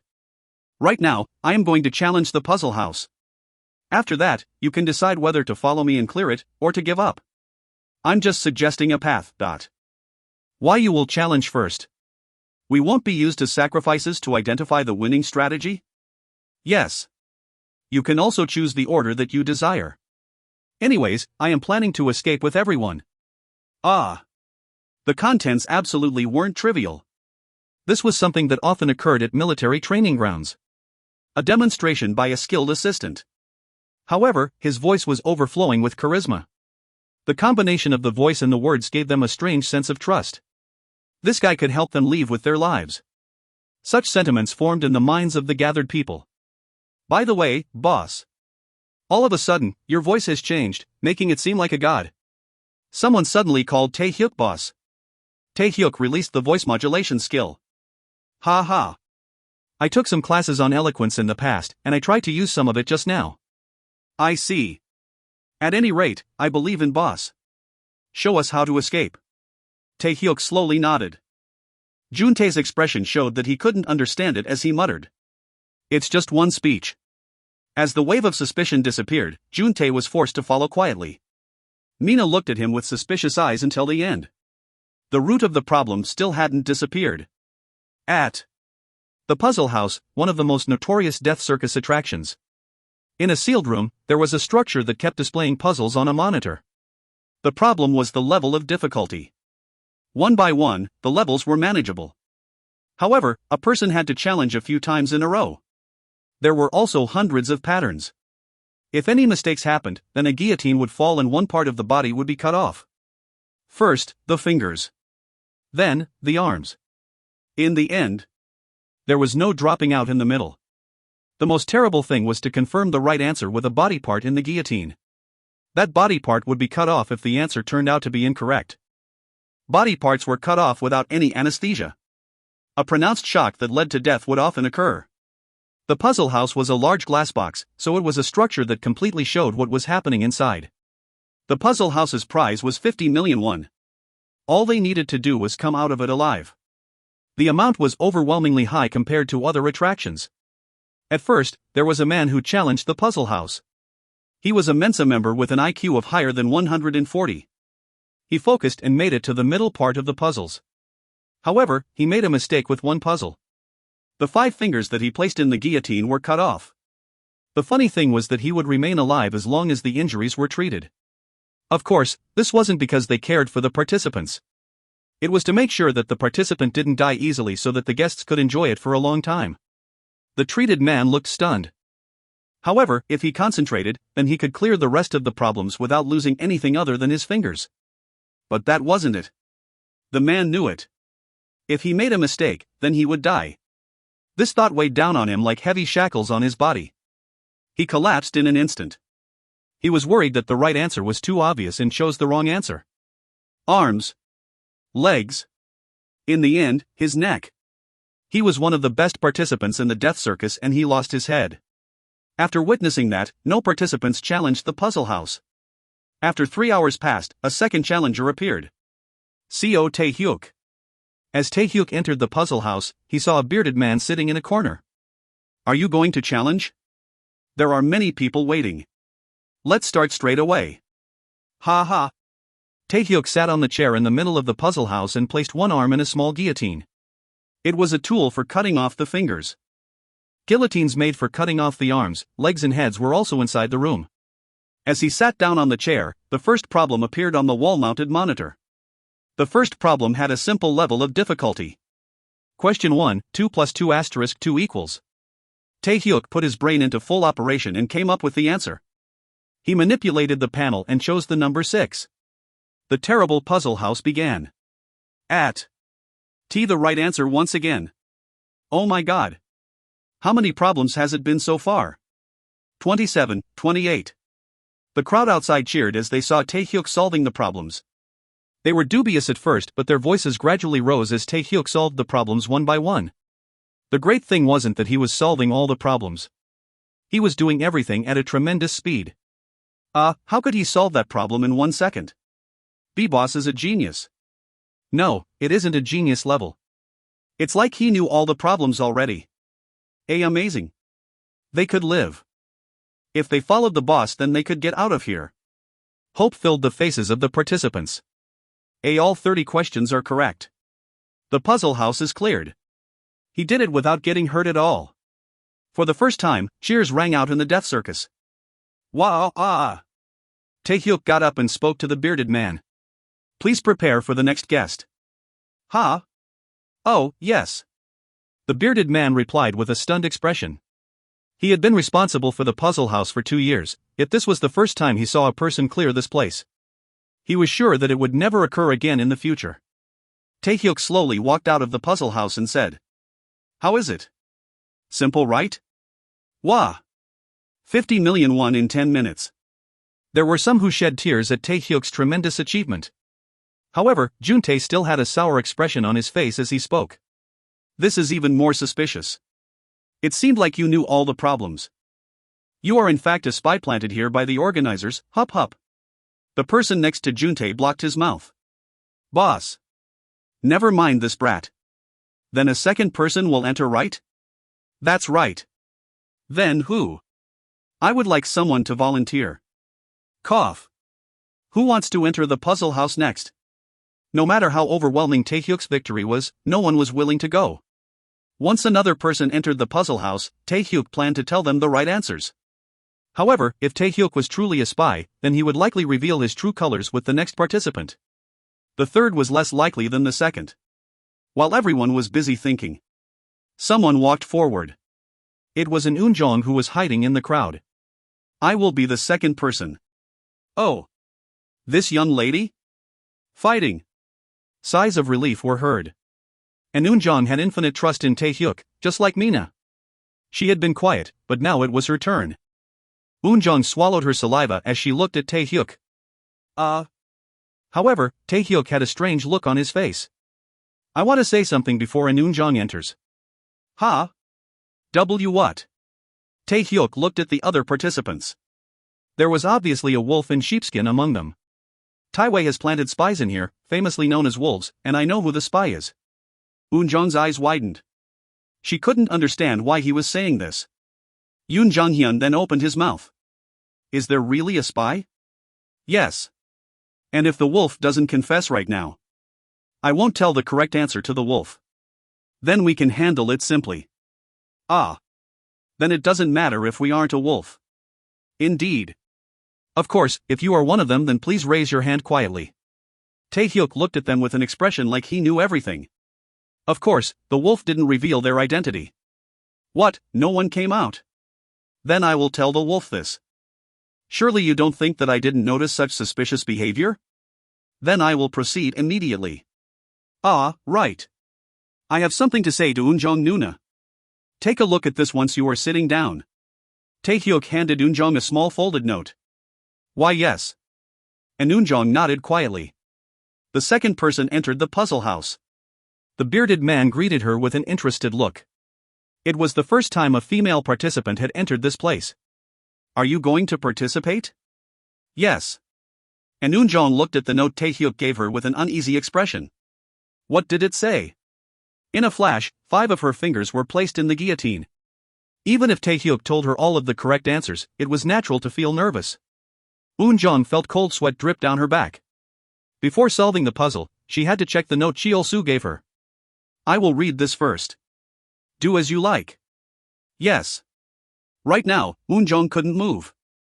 The only thing she could do was move her left hand to manipulate the panel. Unjong unfolded the note from Taehyuk and started to slowly read it. This was what was written. Nuna betrayed those who trusted Nuna. Nuna should know the pain that they experienced. In fact, I'm not sure who the wolf is yet. However, I should give confidence to the others, so I am going to make Nuna a wolf. Everyone can live by sacrificing one person. Then I wish you luck. Unjong was furious. Betrayal. Taehyuk's betrayal. Now she would die here. Her limbs would be cut off in a gruesome manner. Unjong shook her body to get out of the chair. However, she was already stuck. She couldn't get away. The first problem flashed on the screen. If you find any errors, ads pop up, ads redirect, broken links, non-standard content, etc., please let us know. Report chapter so we can fix it as soon as possible. Chapter 56.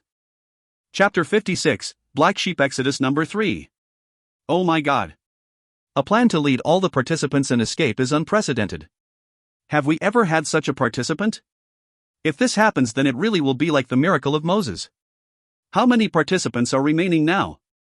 17 except for the wolves. If the plan is successful, then that's a huge sum of 3.4 billion won. The party guests had already heard of the Black Sheep Exodus plan. Sheep hunting wolves. That was surprising enough. However, that wasn't the end. The black sheep started leading other sheep to escape the circus. Most of the guests listening to the plan thought it was a carefully planned fraud. He and a handful of other people were deceiving the participants in order to survive. If successful, it would be the best scam since the death circus started. That alone made the masked people watch the monitor while sweating. It was the charm of an addictive show. This show alone is worth a few billion. Immediately scout Lee Cheol-soo as a wolf. There were comments about wanting Cheol-soo to appear as a wolf in the next death circus. Every time Cheol-soo solved a puzzle, there would be a loud sigh. Who? He perfectly cleared the puzzle house. That is ridiculous. How can he solve it so quickly? I already missed 9 questions. The extraordinary scenes continued. The black sheep solved all of the problems and received the prize money with a casual expression. How is it? Simple, right? Tremendous cheering shook the ballroom. The atmosphere was like the Korean national soccer team scoring a goal from behind. The only one who remained silent was the lion mask. He was quietly waiting for his sources to figure out Lee Cheol-su's identity. A clear photo of his face. His name. The age was in the mid-20s or so.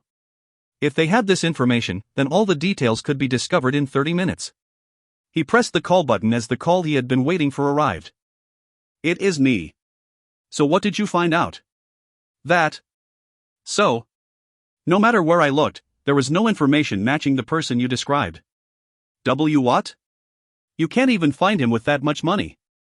You incompetent bastard. I am really sorry. I thought his name might be an alias, so I tried searching the resident registration cards of adult males. Indeed. Then he would be a ghost. I am ashamed of myself. The lion mask roughly hung up. In the end, he couldn't identify the black sheep. The lion mask looked at the image of Seo Tae-hyuk on the monitor. He murmured in a trembling voice. "You? Who the hell are you?" Then he shut up again. There was another person on the monitor. It was the woman called Eun Jong who had been attached to the black sheep from the beginning of the death circus. She read the note from the black sheep and suddenly screamed. Unfortunately, they couldn't see the contents because of the camera angles. The masked people clamored loudly. "What is that? I'm feeling dizzy. Please show the note." "Damn. Call the puzzle house manager right now to check it out." Unexpected developments followed. The lion mask swallowed his saliva and stared at the monitor. He was curious about the following contents, so he couldn't afford to think of anything else. Tears flowed from Eun Jong's eyes. Her heart throbbed, and it felt like her heart had been cut into 12 pieces. At that moment, she recalled a sentence that Cheol-su wrote. "Nuna should know the pain that they experienced." Ah! A moan emerged from Eun Jong's mouth. She betrayed her family and ran away before falling into the corruption of a multi-level company. Father. And her little sister.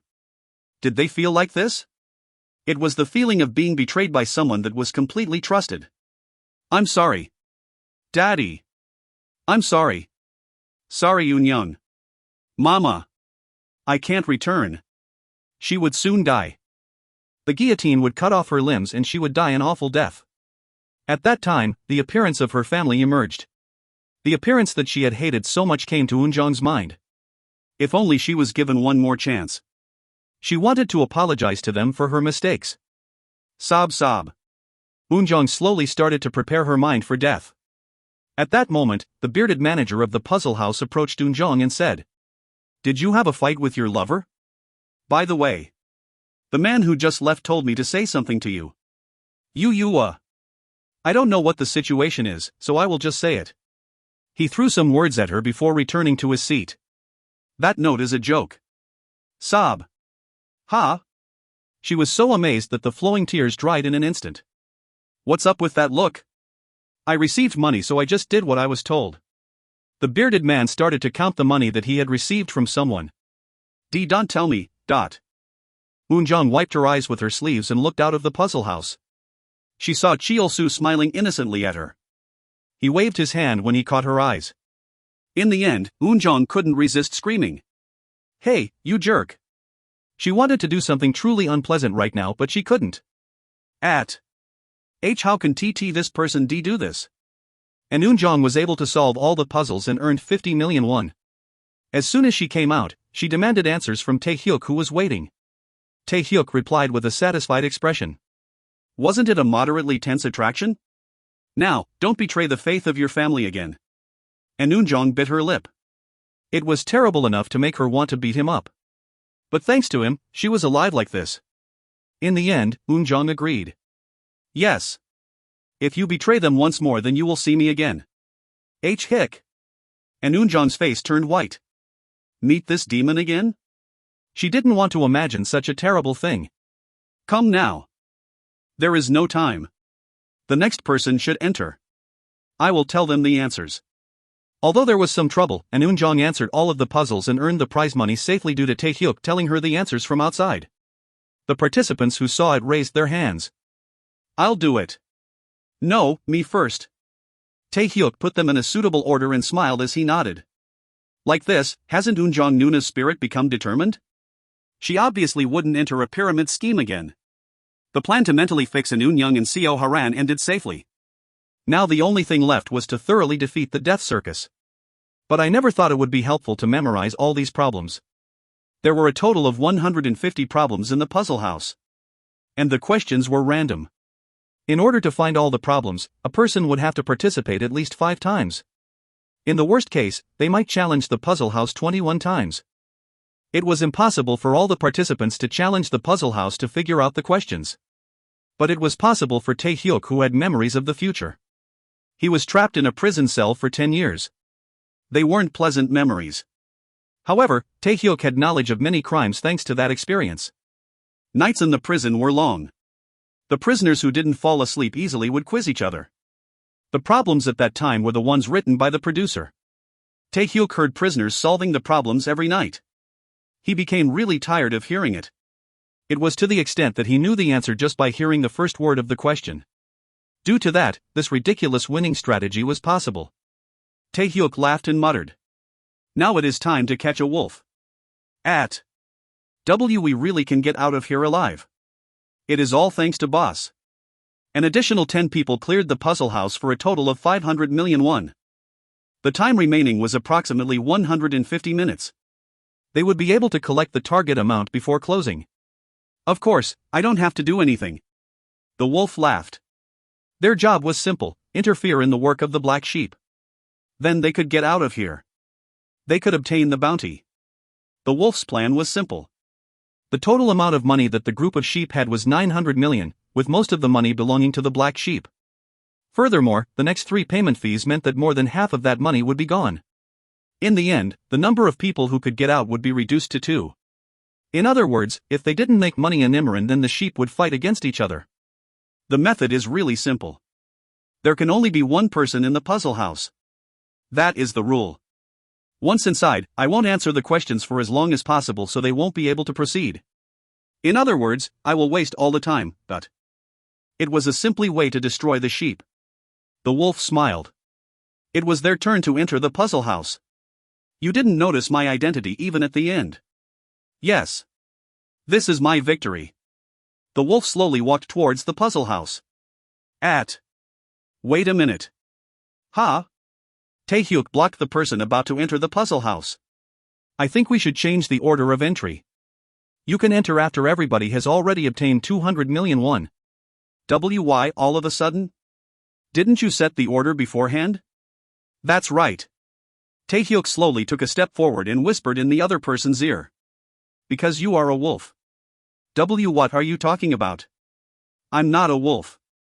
You should know. The people gathered in Group A absolutely can't be wolves. The only woman belonging to Group A, John Mina, shouted with confusion. If you aren't a wolf, then it doesn't really matter.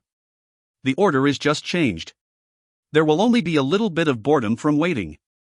In the meantime, you can talk to Unjong Nuna. I am innocent. I believed in boss from the beginning. Yes. Kim Juntae.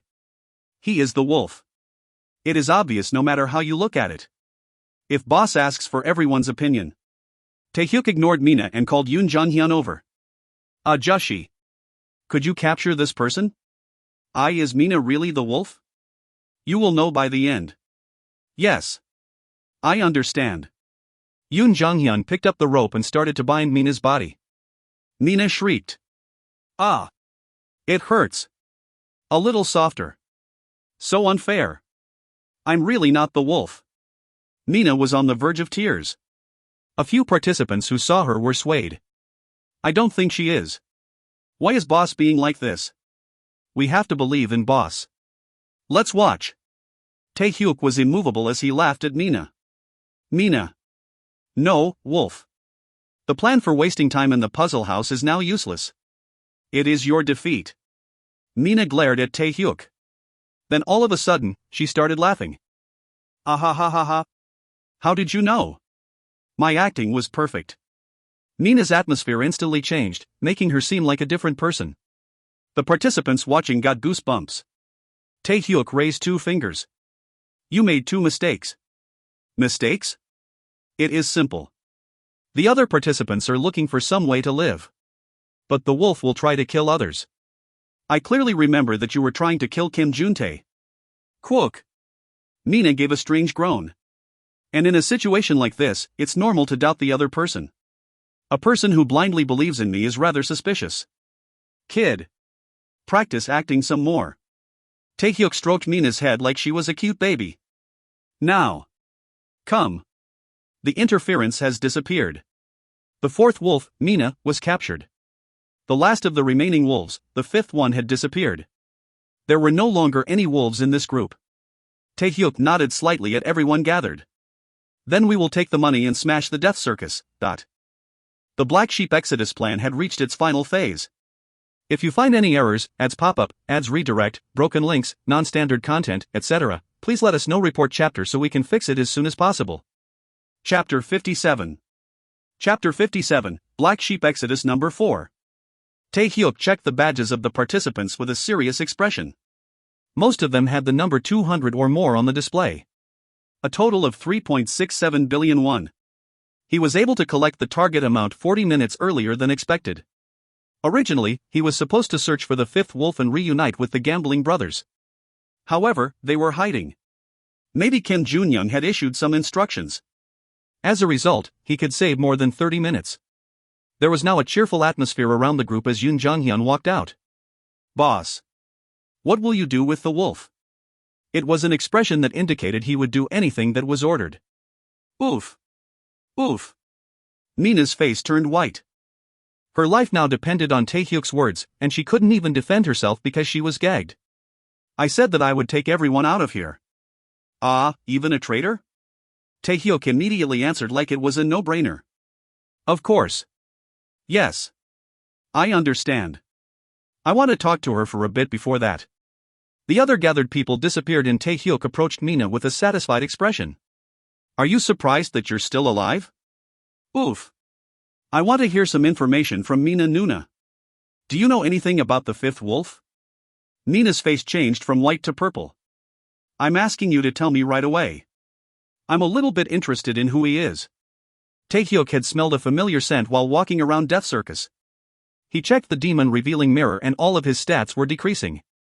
Fortunately, his concentration didn't decline as fast as before. Anyways, there was definitely a criminal who used psychedelic fragrances in the Death Circus. They were clearly a wolf, and not a regular participant. Then another wolf, Mina, was more likely to know his identity. Taehyuk pulled a syringe containing clear liquid from his pocket and stabbed it in Mina's arm. I'm not a professional at this, so please understand. Oof. Mina fiercely struggled but her body was tied up and resistance was impossible. Are you curious about what this is? Taehyuk tossed the syringe and said. Mina looked at him with shaking eyes. There was a black and red butterfly stain at the place where he injected her. Ah, don't worry. The stain will disappear in a moment. Taehyuk started to explain with an emotionless face. However, if you don't receive the antidote within a week, then blood will pour out from every hole in your body and you will die. Ah, it is unfortunate that I won't be able to see it directly. Taehyuk shook his head with a grim expression. He truly felt sorry. You?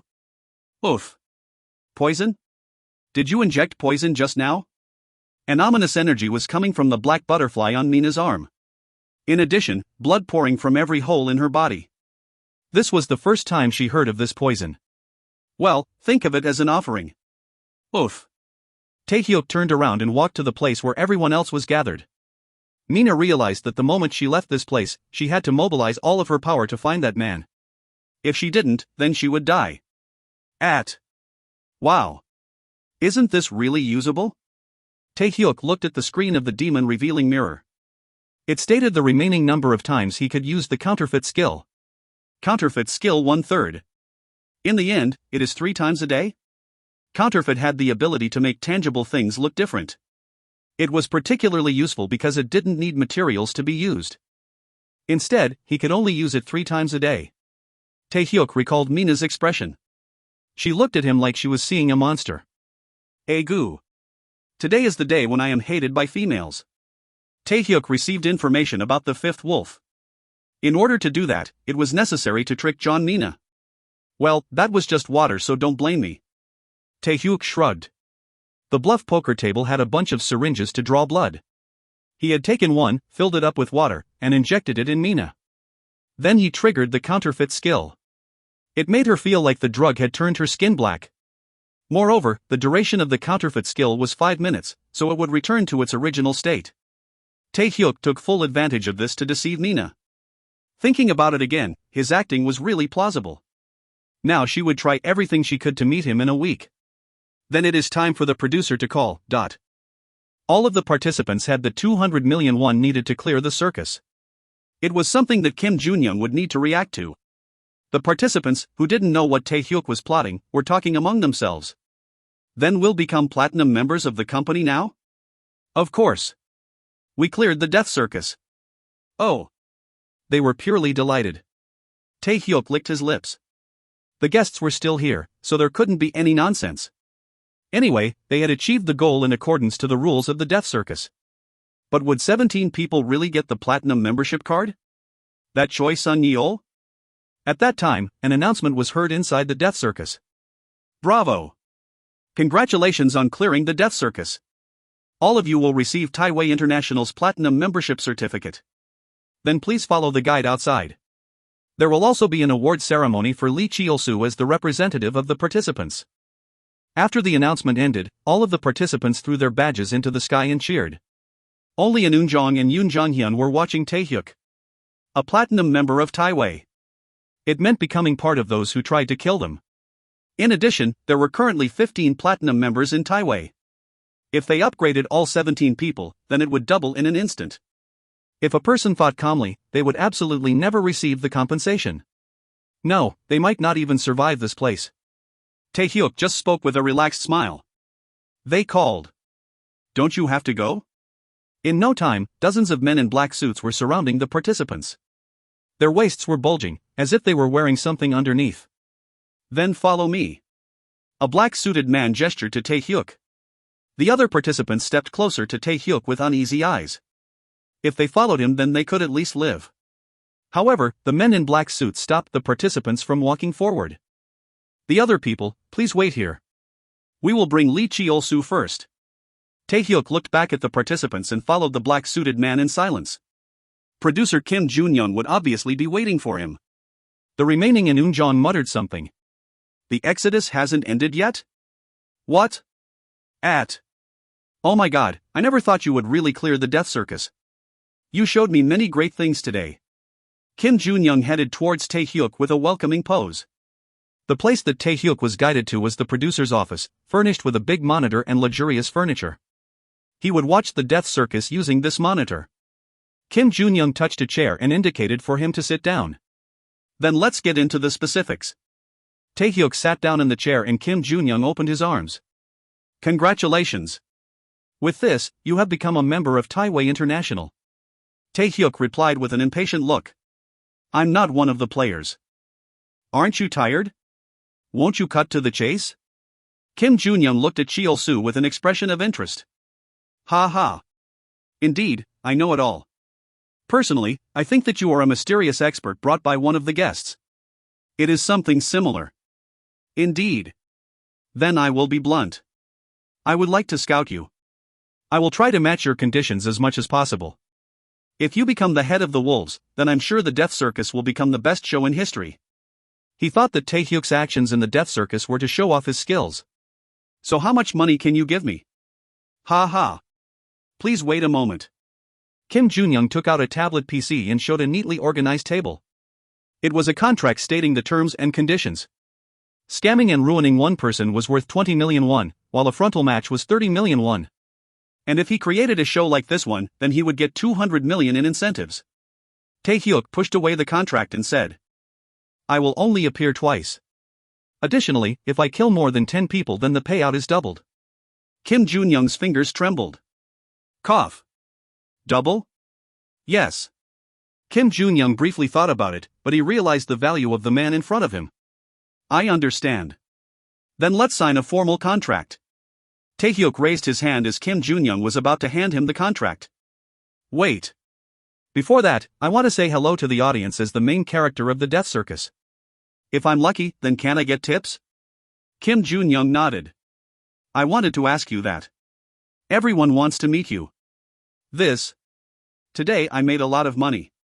That reminds me, what about the other participants?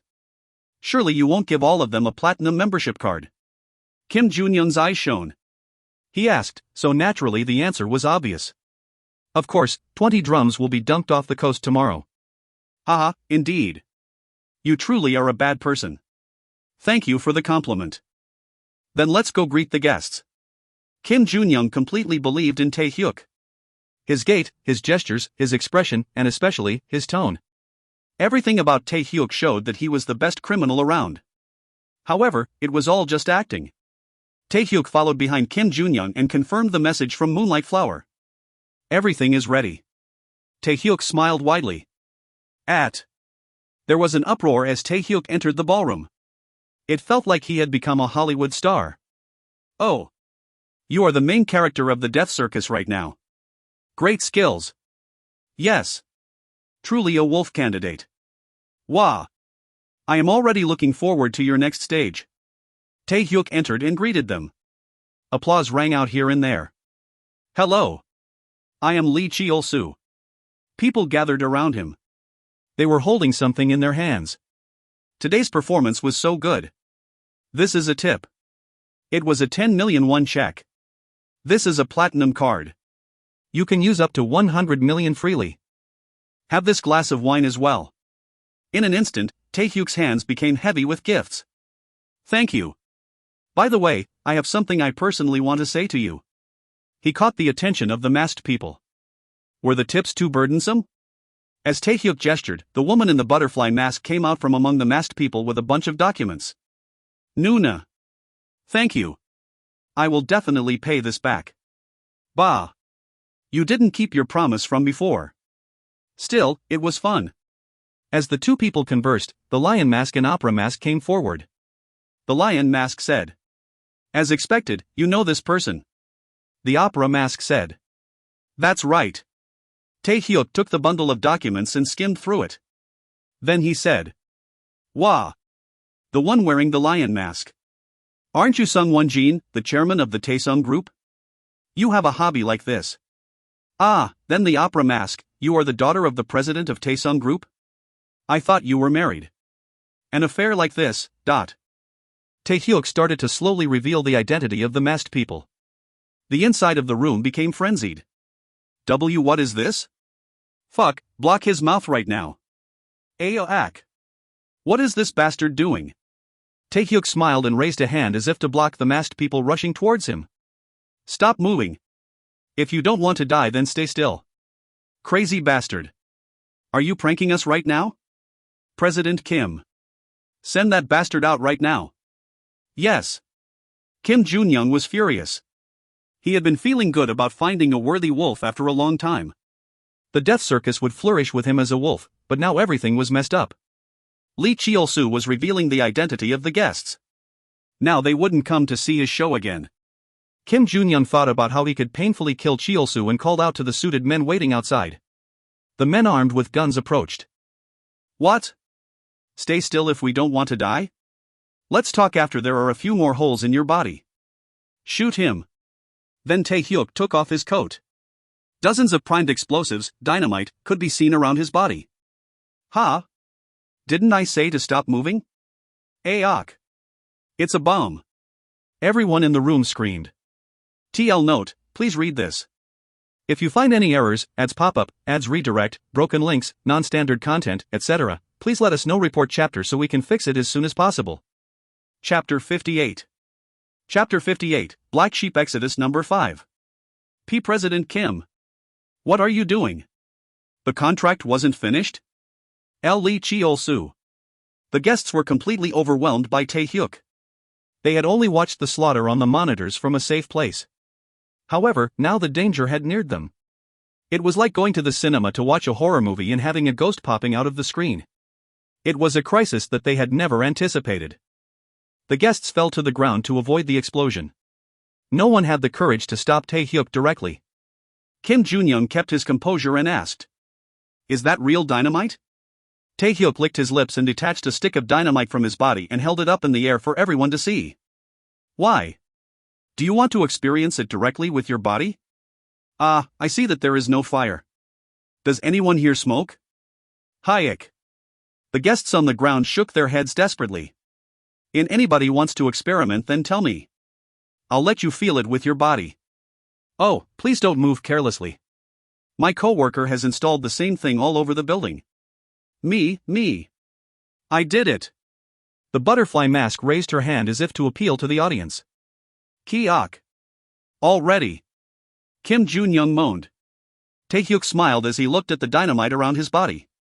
It was a fake bomb made using the forgery skill. Crude chemicals were combined to create something with 1/20th of the original explosive power.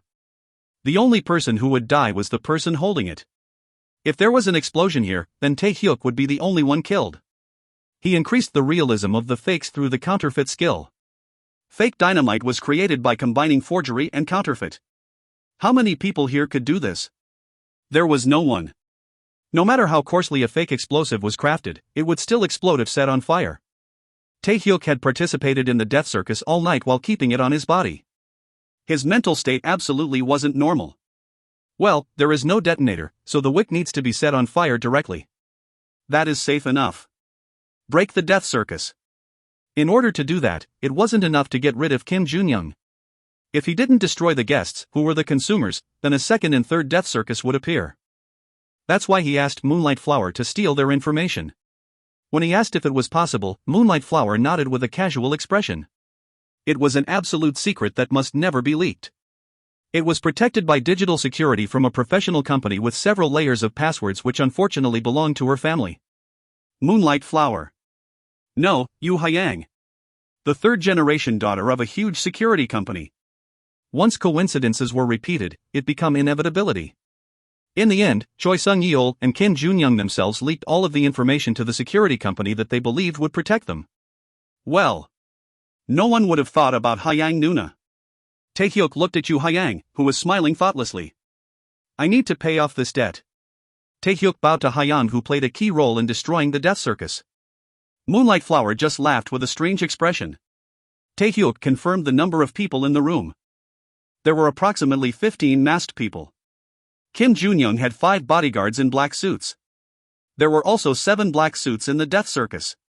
If he added Kim Jun-young and Choi Sung-yeol in the count, then it was exactly 29 people. Didn't you sign the contract? You said that you would participate in the next death circus as a wolf. Betrayer. Ah. What bad manners. I intend to follow the contract. But unfortunately, I am a busy person. Therefore, I would like to proceed with the next death circus today. Taehyuk smiled happily. Aren't all the new participants gathered here? The guests who realized what he meant screamed. Well, isn't it enjoyable to be the protagonists of a stage at least once? Ah, right. Of course, I'll participate. The contract states that I'll get 10 million won for killing one person. Furthermore, if I kill more than 10 people, then there will be an incentive. So how much money can I make this time? Chairman Sung Won-jin was lying on the ground and he grit his teeth together in anger. What? They would participate in the death circus from now on? If he had a chance, then the first thing he would do was to kill Lee Cheol-soo. If he worked with all the guests gathered here. Oh, that lion mask over there. You seem to be plotting something. Is it really possible? Don't I have this? Taehyuk tapped the dynamite on his body. Sung Won-jin screamed. He had forgotten for a while, but Lee Cheol-soo had the dynamite. It would be impossible to harm him, even if they attacked as a group. If so, in a 1-1 match. Wait, they had to fight that monster? No. They absolutely couldn't win. Before, they had been enjoying his actions through the monitor, but now they had to go against him in reality. Sang Won-jin's face distorted with despair. Then he shook his head. It was his complete defeat. Aok. The guests who realized that they would have to fight a monster fainted. Then let's start the second one. Until the closing of the new death circus. 480 minutes. Ugh. Tired.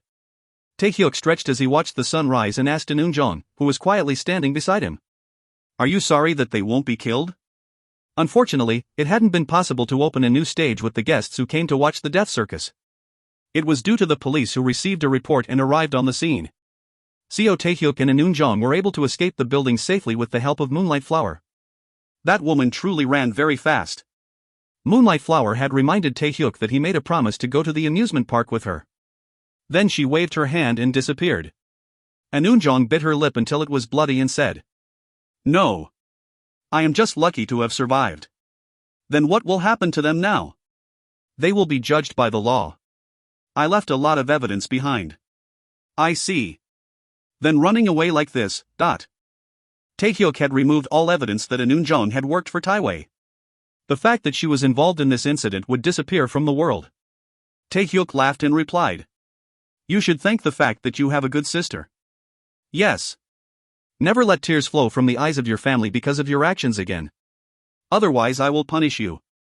Taehyuk turned and started heading somewhere. And Eunjong smiled at his retreating form and shouted, "Thank you so much. Saving my life and my family." Ah. This man. Listen until the end. And Eunjong sighed and returned home. The thing she experienced that night felt like a dream. Exactly 1 week passed by. She had a proper job, not an illegal one like the multi-level scheme. It was a cashier job to calculate the goods that the customers purchased. It was a hard job where she had to stand for 8 hours a day, but it felt like heaven compared to life in the death circus. At night, she went to a cram school to prepare for her entrance exams. She wanted to go to university. If she worked hard every day without doing illegal work, would she someday be recognized by her parents? Yes. She would go and greet her parents on New Year's Day. And Eunjong laughed at the thought. Clothes okay. Gift okay. And Eunjong turned around in the mirror.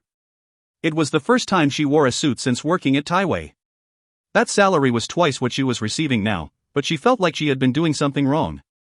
And in the end, she had to participate in the death circus. What would have happened if she hadn't met Lee Cheol-soo? What is he doing now? In the end, she didn't know anything about Lee Cheol-soo. He had tremendous skills. Was he using it to capture other criminals? It was apparent that he was doing a big job. A strange confidence rose now that she was wearing her best clothes. Yes. Eunjong fighting, And Eunjong gave a small shout and headed out. She was returning home, where her family was gathered, for the first time in ages. It was only her sister and father, but she felt full of something. Is it really you, Uni? Uni. Her tearful sister threw open the door. Eunjong embraced her sister and stroked her hair. I can finally see my little sister. She had cried when she thought that she would go to hell without seeing her family. Eunjong remembered the face of that man and laughed. In the end, she was able to meet her family again. He was like a hero of justice who beat the villains and then disappeared. I am entering. Is father home? Yes. But I have a friend over. I called him to eat because he said he would be alone on New Year's. Eunjong mumbled with a strange expression. Yes. My little sister. Is he your boyfriend? At that moment, Eunjong's face turned red.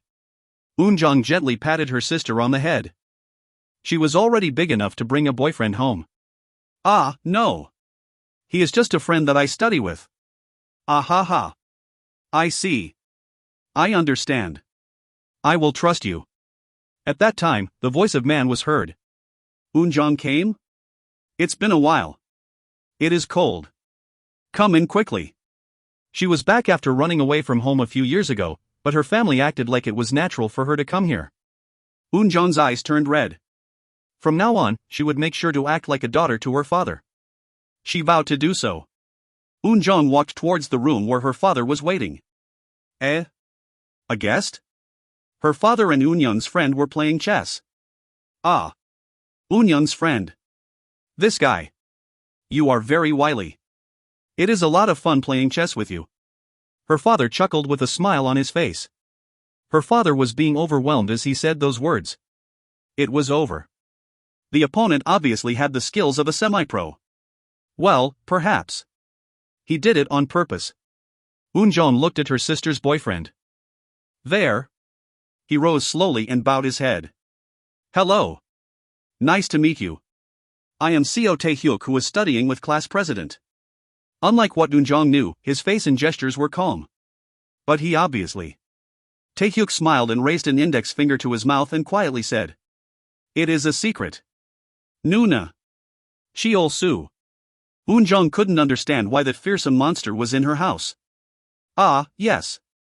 He said that he came because of her little sister. Eunjong sat down with a frightened face and started to cry.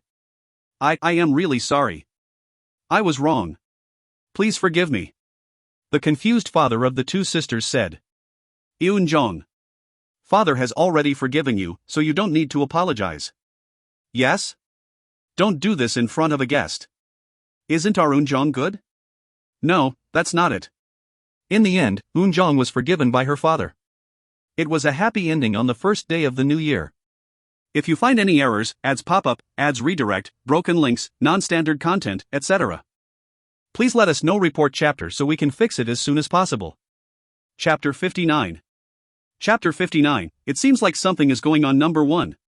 Taehyuk finished his shower and looked in the mirror. He could see a half-naked man with a rotten smile.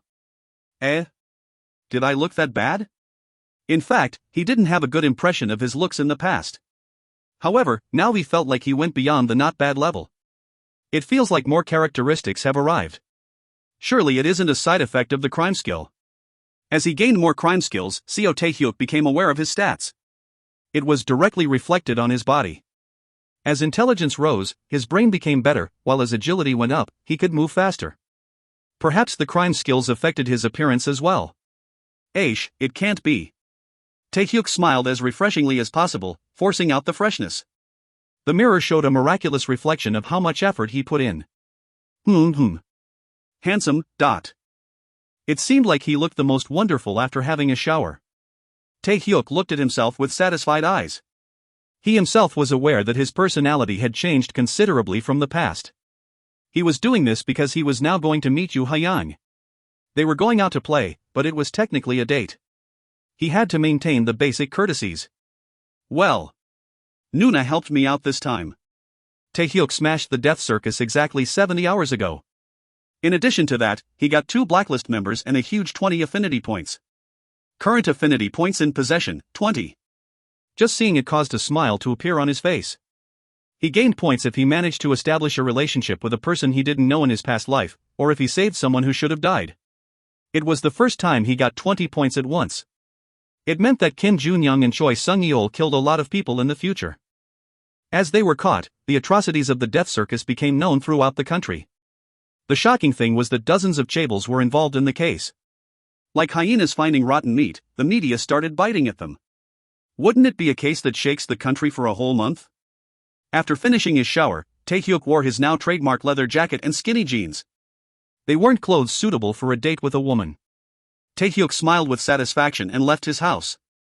The plan was simple. First, they would eat likely before stopping at a marine theme park for a few hours. The two people were eating at a restaurant that Taehyuk had previously reserved. However, Ha-young's expression was strange.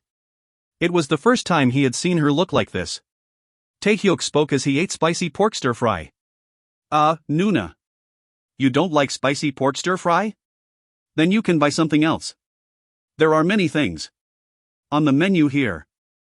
I am paying, so you can eat at will. Then she shook her head with a flustered expression. No. It's the first time I've been here. Wah. You can have the side dishes. Let's go to the amusement park after eating. The place where the two people were eating was a branch store selling kimbap for 1,500 won. There were dozens of dishes sold at low prices, so it was Taehyuk's main restaurant. Come to think of it, Yoo Ha-young was a chaebol. She wasn't well matched with common places like this. Taehyuk felt sorry at that moment. Ha-young had been a big help in solving the Death Circus case. In particular, he was able to secure information about the guests with her ability. Wouldn't it be better to reward her with a more luxurious restaurant? But I don't have the money. He could barely afford the theme park admission fee. Taehyuk earned over 100 million not long ago at the casino. However, rumors of a subway being built near his house were circulating and the price of the house had increased by 60%. There were also the living expenses and school expenses for his brother and sister. In the end, he didn't make any money. This was why he had to catch 1 or 2 more people like Yoo Cheol-ho. Furthermore, he didn't earn 1 cent from the Death Circus. Rather, he had to spend money for Moonlight Flower to enter the masquerade party. It was literally a deficit. Oh. This is really dangerous. First, I need to get some money. It was possible if he used the gambling and forgery skills in the right way. If so, what should he choose? It needed to be a low-risk and high-return method. He needed to seriously consider this. The two people ended their meal and went to the newly opened marine theme park. It was an amusement park that was a combination of an aquarium and an amusement park. Wow! I wanted to come here. Haiyang enjoyed the trip like a middle school student on a field trip. Then what do you want to see? Dolphins. At the moment, Tae-hyuk remembered that the hippo incident had taken place at an aquarium. It was a completely different place from here, but he couldn't help but think about it when he saw the water tanks filled with water. Eat. I've been hanging around criminals too much. I just want to relax today. What could possibly happen? Tae-hyuk thought and nodded. Then why? He had an ominous feeling that something was going to happen. At that time, Tae-hyuk heard the conversation of a couple passing by. Did you see today's news? A huge number of chaebol were arrested for watching a slaughter show. Oh, I did. At first I thought I was watching the ad for a new movie. Then did you know that there was a man who saved those who were captured? They were all people who would have died, but he used his great abilities to lead them to escape. Wow, great. So what happened to him? Did he receive any commendation? No. The person who saved them suddenly disappeared. Wow. How perfect. What is his identity? An FBI agent? The couple didn't know that the person they were talking about was right next to them. Haiyang heard their conversation and paused. Over here. He is actually he. Oof. Tae-hyuk blocked Haiyang's mouth. And Nuna. You shouldn't say that. Indeed. Sorry. But Tae-hyuk saved everyone. The fact that no one knows this. Tae-hyuk answered with a small sigh. Nuna knows. Isn't that good enough? Then Haiyang smiled widely. Yes. Tae-hyuk used all types of illegal activities to catch criminals, so if he got caught by the police then he would be handcuffed, not rewarded. He would also repeat the same thing until he was promoted to the noble rank. He had 12 people left to catch on his blacklist before he could be promoted to noble. Before that, he absolutely couldn't go out into the spotlight. There was a need to be as careful as possible. I shouldn't expose my face now. It wasn't uncomfortable. He would take advantage of it to make a profit. Tae-hyuk licked his lips and looked at the huge water tank in front of him. The escalator they were riding passed the tanks towards the basement. The place where the dolphin show was being held was the 4th underground floor. The Atlantis theme park was a huge dome-shaped building, and various rides could be enjoyed on the ground.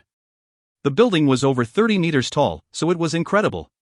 The marine park, which extended all the way to the 4th basement floor, was very popular because it gave the feeling of being under the sea. Tae-hyuk got off the escalator and looked around. There were huge tanks holding thousands of tons of water. It was shaped like a donut, and the audience could see various sea creatures in the hole in the middle. Tae-hyuk, look at that. Moray. It looks exactly like you. We're completely different. Tae-hyuk's mouth twitched. He looked just like the fish passing by him. But what happens if all of this breaks? Haiyang tapped the water tanks. It was very thick, but she still had a hazy expression on her face. There is no need to worry. A female guide wearing a uniform approached the worried Haiyang. Haiyang replied with shining eyes. Really? Yes. Our Atlantis aquarium boasts an extraordinary water tank made of a special acrylic that has ultrafine fibers of 90 centimeters in thickness. It can withstand a water pressure of 500,000 tons, and won't break, even when shot. I see. Then I can look around with confidence. It is natural to feel uneasy. But don't worry. As long as a bomb explodes in front of it, the tanks absolutely won't break. This is the middle of the city, so there is no need to worry about bombs. Right, Tae-hyuk? Haiyang smiled at Tae-hyuk. Co Tae-hyuk? But Tae-hyuk was muttering something with a serious expression. Water theme park Atlantis. The super large tanks. Haiyang tilted her head to one side. What are you doing? However, Tae-hyuk still seemed to be thinking of something. Cracked, collapsed, submerged. The cause was a bomb explosion. Tae-hyuk managed to remember. Atlantis suffered a tremendous accident half a year after it was opened. The water tanks in front of him were destroyed and the entire underground area submerged. Hundreds of people died and it was a huge disaster. It wasn't a mere accident, but a bomb attack. The culprit. Bomber Kim Tae-sung. Tae-hyuk looked at the guide with a serious expression. She would know the exact fact. How long has it been since the first opening? Obviously, if his memory was correct, a tremendous disaster would occur here. It also wasn't too far in the future. Maybe this was the source of his ominous feeling. The guide kindly gave an explanation of the history of Atlantis. Yes. 3 years ago, the water theme park Atlantis started. Tae-hyuk cut in and stopped a long story. So when did you open? Ah, yes. As of today, it is 91 days. Why do you want to know? It is 3 months. Phew. Tae-hyuk sighed with relief. Did something happen? That reminds me, you said something about a collapse. What relation? Tae-hyuk shrugged. Anyway, it was going to happen 3 months later. If he spoke now, then he would be called a fraud. Oh, nothing. Just a mobile game story. So it is like that. At any rate, what you see in front of you is called the Milky Way of the sea. The guide started explaining as she descended the escalator. Other guests were listening to the story as well. But something was wrong. The disaster would happen 3 months later. He knew the criminal was a blacklist member, so he would be able to stop it from happening, but that uneasy feeling didn't disappear. It was like he had closed his eyes and was walking towards the edge of a cliff. This feeling became clearer every second. It was at that moment. Baek. Unlike usual, the demon revealing mirror started vibrating violently. It seemed to be a warning. Tae-hyuk projected the screen of the demon revealing mirror in front of him. Caution. The spying skill has detected a danger. The special ability has been triggered and 20 affinity points have been reduced. Amount of time remaining until Atlantis collapses. -00:00:29 foot. Tae-hyuk trembled as he saw the message in front of him. 20 affinity points had disappeared in an instant. But the danger was right in front of him. Tae-hyuk stopped thinking. First, he had to move to as safe a spot as possible to avoid this. Nuna. You trust me, right? Huh? Yes? Then run. From here. The time was dwindling as the two people talked. 27 seconds. 26 seconds. Tae-hyuk gritted his teeth. He grabbed the wrist of Yu Hayang and the guide and started running. Ah, gee Gesnim. If you act like this here. I don't have time to explain. Escape right now. Huh? All of a sudden, what? Tae-hyuk gritted his teeth. Tae-hyuk activated the violence skill. People were watching, but he couldn't afford to worry about that. You have activated the violence skill. Muscle strength and agility are strengthened. Suddenly, Tae-hyuk was holding a long iron pipe in his hand. And he ran. If he stayed here any longer, then he would be crushed by the falling tanks. Tae-hyuk started to run towards the point where the escalator ended, holding both people's hands. -00:00:01 foot. There was the sound of a huge explosion. If you find any errors, ads pop up, ads redirect, broken links, non-standard content, etc., please let us know. Report chapter so we can fix it as soon as possible. Chapter 60. Chapter 60, it seems like something is going on. Number 2. Get down. Kuwaong, dot. Tae-hyuk leaned down reflexively at the explosion. The bomb had already exploded. After a few seconds, the aftermath of the explosion would hit. Fortunately, Tae-hyuk's stats were reinforced by the violence skill, making it possible to move beyond humanly possible speeds. Tae-hyuk bit his lip. Moonlight Flower was one step ahead of Tae-hyuk and was hiding her body in a safe place. However, the problem was the guide. She thought that there was some accident, and was standing still like a broken mannequin. Therefore, she would get caught in the explosion and receive a big injury. A person who received a great shock would be frozen in place. If they were able to cope with the situation, then they could live. But if they were in a blank state and couldn't do anything, leading to their deaths. She was in such a state. Tae-hyuk reflexively kicked her leg. Kayak. She screamed as her body curved like a bow. Tae-hyuk grabbed the falling guide and rolled down the stairs in a hugging position. They rolled a few meters in an instant. Kukukukung.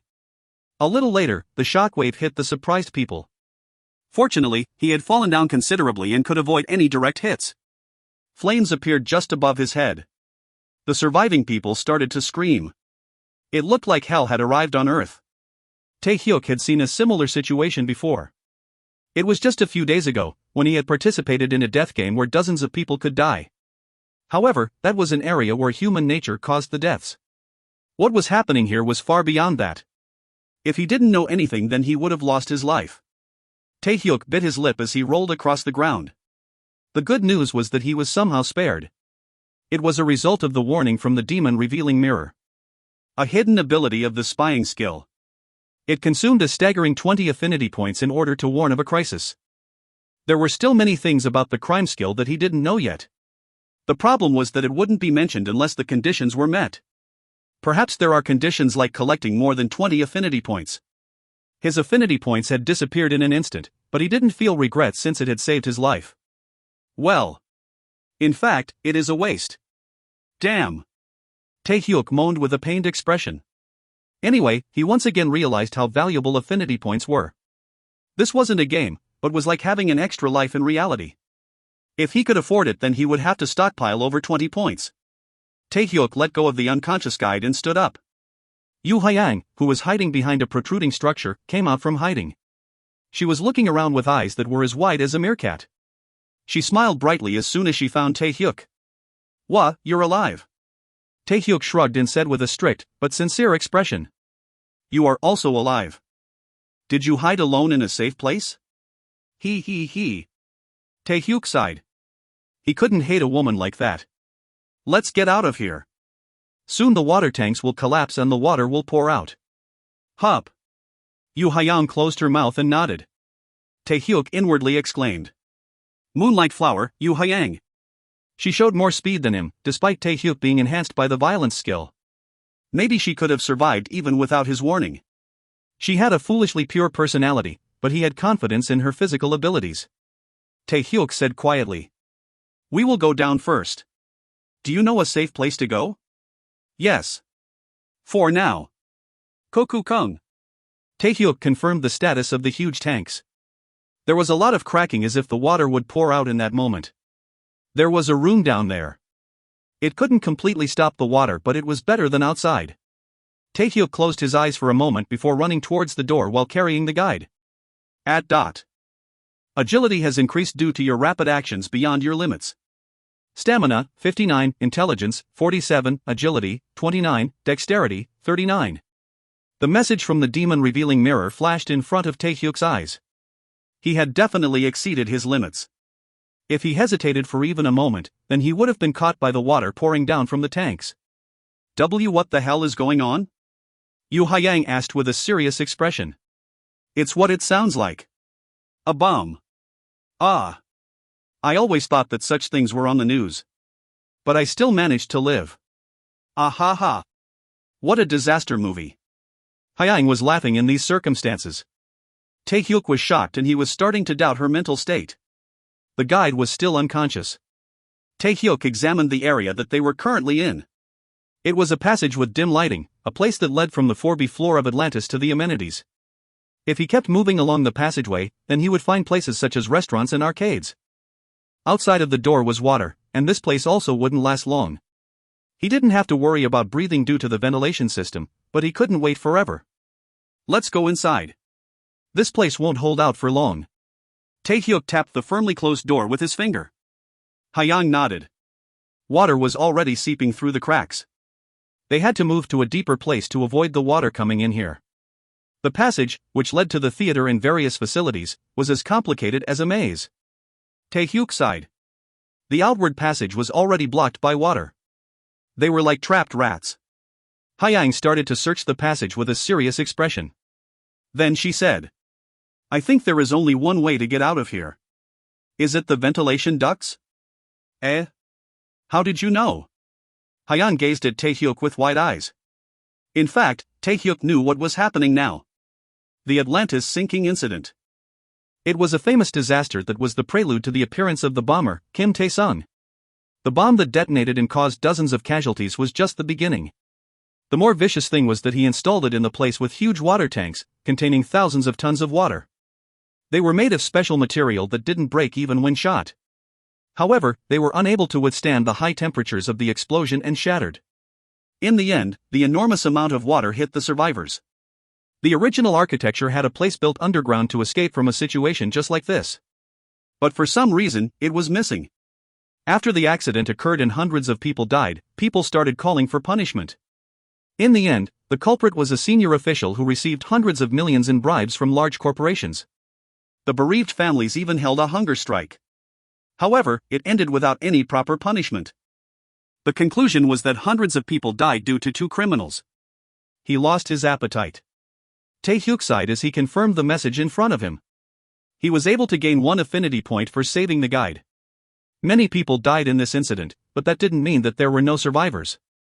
Tae-hyuk knew how they survived. They escaped through the vents. Then he replied to Ha-yang. In movies like this, the people would escape through the vents. That's right.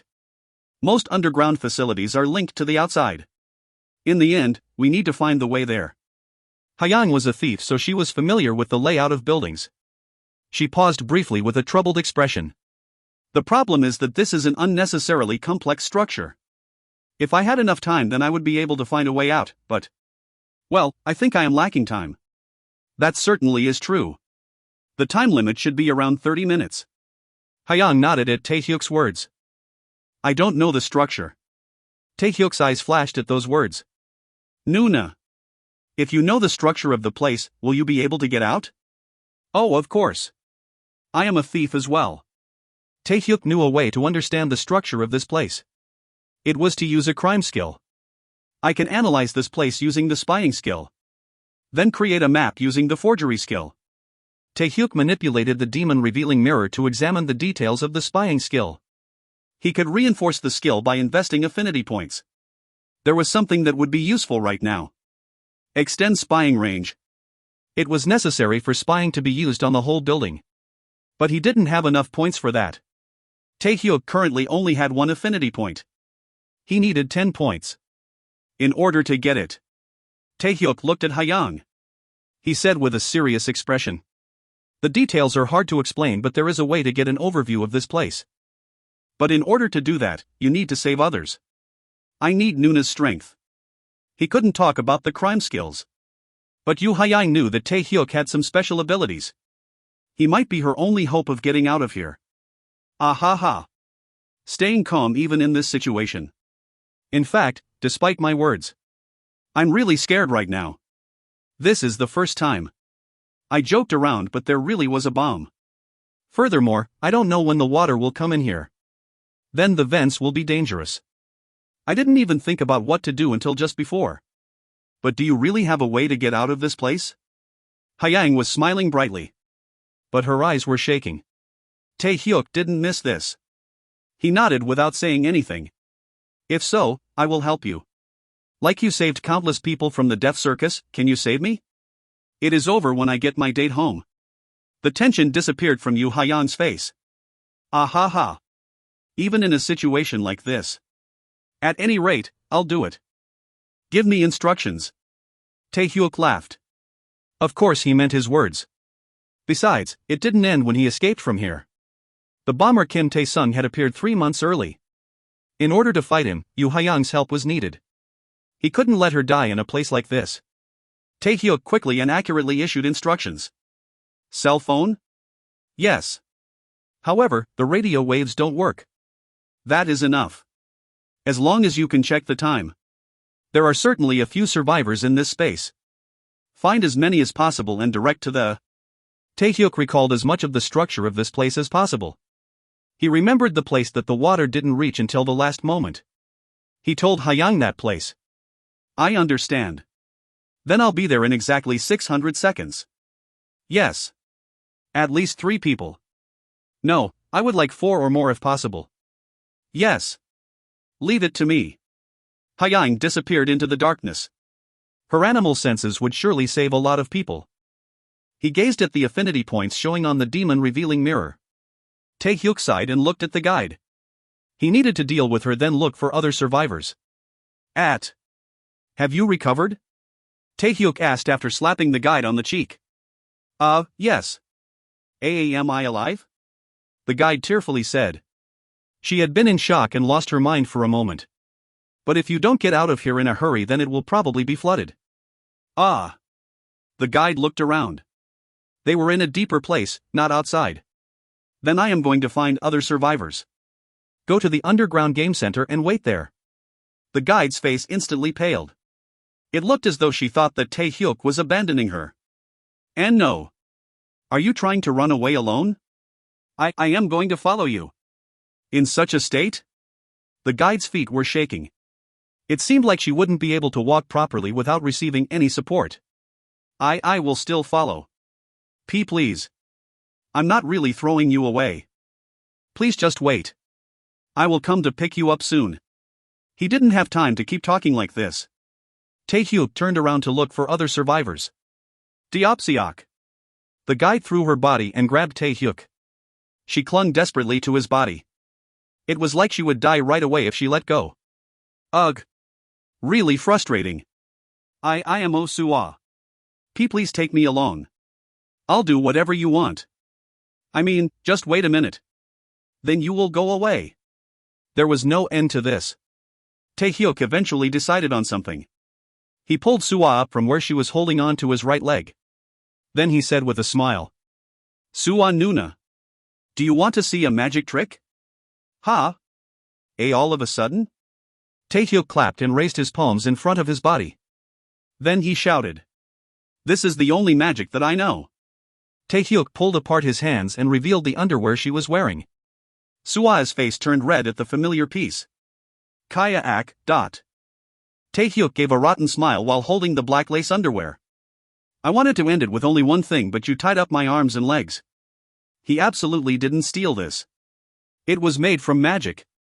Tae-hyuk removed Sua's arms and moved to find another survivor. Fortunately, there were no witnesses. Oh ho ho. It was completely a crime. Sua was left being with a red face. However, the lace underwear wasn't enough to break her. If you find any errors, ads pop up, ads redirect, broken links, non-standard content, etc., please let us know. Report chapter so we can fix it as soon as possible. Chapter 61. Chapter 61, it seems like something is going on. Number 3. The affinity points could only be obtained from people related to the blacklist. In other words, he wouldn't get anything if he saved people not related to the blacklist. Tae-hyuk had smashed the death circus and saved the lives of hundreds of people, but had only gotten 20 affinity points. In other words, those 20 points represented the number of victims Choi Sung-yeol and Kim Junyoung would have killed in the future. They didn't kill the participants directly, they only crafted extreme situations to make people kill each other. Most of the victims died at the hands of other participants, which why he didn't get as much as he hoped after saving a lot of people. However, this time he was sure. The culprit was an IED, a mass killer on the rampage with bombs. Tae-hyuk clearly remembered from the blacklist. If he saved the victims of this case, then he could gain a lot of affinity points. Tae-hyuk remembered everything he could about the disaster at Atlantis.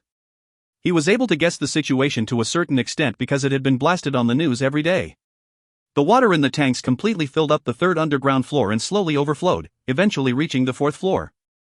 Fortunately, it was just recently opened, so most of the audience was gathered on the first and second basement floors. If the capacity of the tanks was slightly larger, then the damage would have been several times greater. There were perhaps around 30-40 people here, and he had to get them out as soon as possible. Kwon. But it wasn't as easy as he thought. Tae-hyuk found someone hiding in the dining room and tried to persuade him. Staying here is dangerous. I know a way out. There was definitely an announcement to stay where I am. Damn. Tae-hyuk clicked his tongue. Someone had broadcasted a message that a small problem had occurred and that they were trying to recognize what it was. Therefore, don't move and remain at your current position. The one who made the announcement was probably Kim Tae-sung. It turned out like this. Tae-hyuk bit his lip. When a person received conflicting information, they would always choose the more reliable one. The announcement was more reliable than someone who looked like a gangster. In the end, he wouldn't be able to save anyone here if they didn't believe him. Yu Hyang was probably suffering for the same reason. I need to confront authority with authority. Tae-hyuk headed to the broadcasting room in a corner of the 4B floor. The door lock was firmly locked. Tae-hyuk smiled and muttered. I'm sorry, but I have a key to open any lock. Tae-hyuk grabbed his iron pipe with both hands and swung it using all his strength. Kong! Iron hit iron and sparks emerged. He was able to confirm that the lock had loosened. How about one more time? Well, I will keep going until it works. Taehyuk took advantage of his centrifugal force to open it. The attack that burst out had great destructive power, thanks to the violence skill. In less than 10 seconds, the iron lock was shattered and Taehyuk was able to enter the broadcasting room. It was an unauthorized intrusion, but Taehyuk wasn't going to worry about such things. Isn't it enough if they don't notice? Taehyuk entered the room and looked around. It is simple. There were several chairs and machinery for broadcasting. Taehyuk could make an announcement. But then he saw a strange device installed on the machine, a recorder connected to a clock that was attached to the timer switch of the broadcast device. That only meant one thing. Crazy. Taehyuk quickly realized what it was supposed to do. It was the identity of the person who made the announcement. Shit. Who installed this? Taehyuk separated the recorder from the machine and pressed the power button. Then a voice was heard, mixed with some noises. This is the management. The park is currently experiencing a small trouble and we are investigating the cause of it. Although it is somewhat noisy now, please wait where you are. The timer showed that it was broadcast exactly 6 minutes ago. In the end, people died because of this broadcast without even knowing it. Taehyuk sighed. He didn't like it. There was only one way to counter this. He manipulated the demon revealing mirror at lightning speed to activate voice modulation. Voice modulation has been used. You can imitate the voice of Kim Tae-sung. That bastard Kim Tae-sung.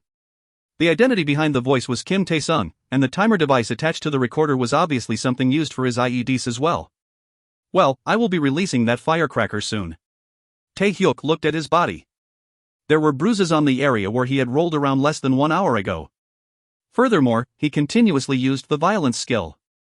All his muscles would be in hell tomorrow. Taehyuk manipulated the broadcasting device and turned on the power. The practice he had in speaking would be useful. Taehyuk coughed a few times to check that the voice was correct before speaking. This is the management. It has been confirmed that the cause of the disturbance is damage to the water tanks.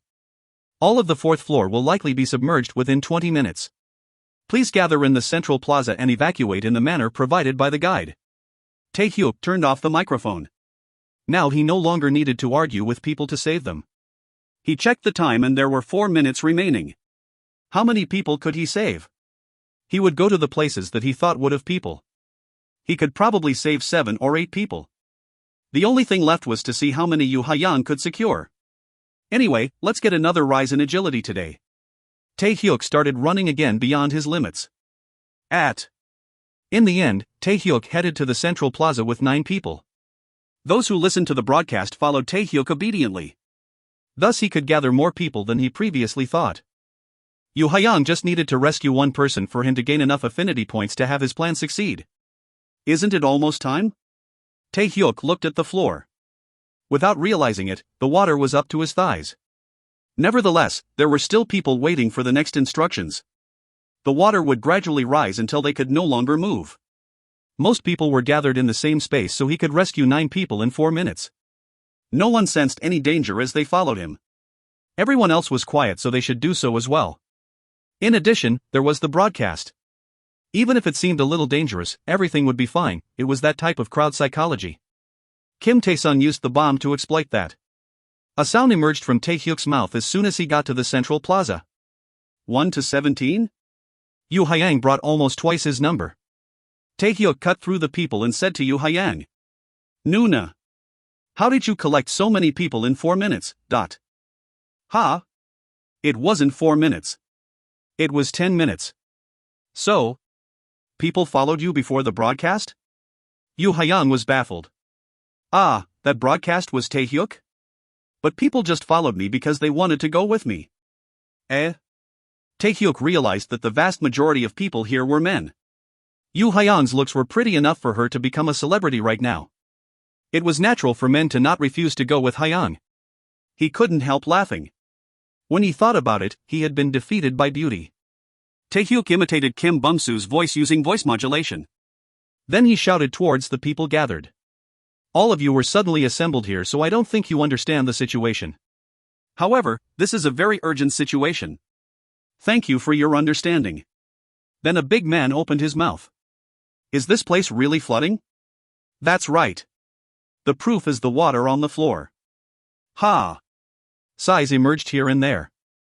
Isn't rescue coming? The third underground floor is completely immersed in water. Perhaps the earliest time will be in 1 hour. However, we will be completely covered in water in 10 minutes. Then we are going to die. There is only one way to escape.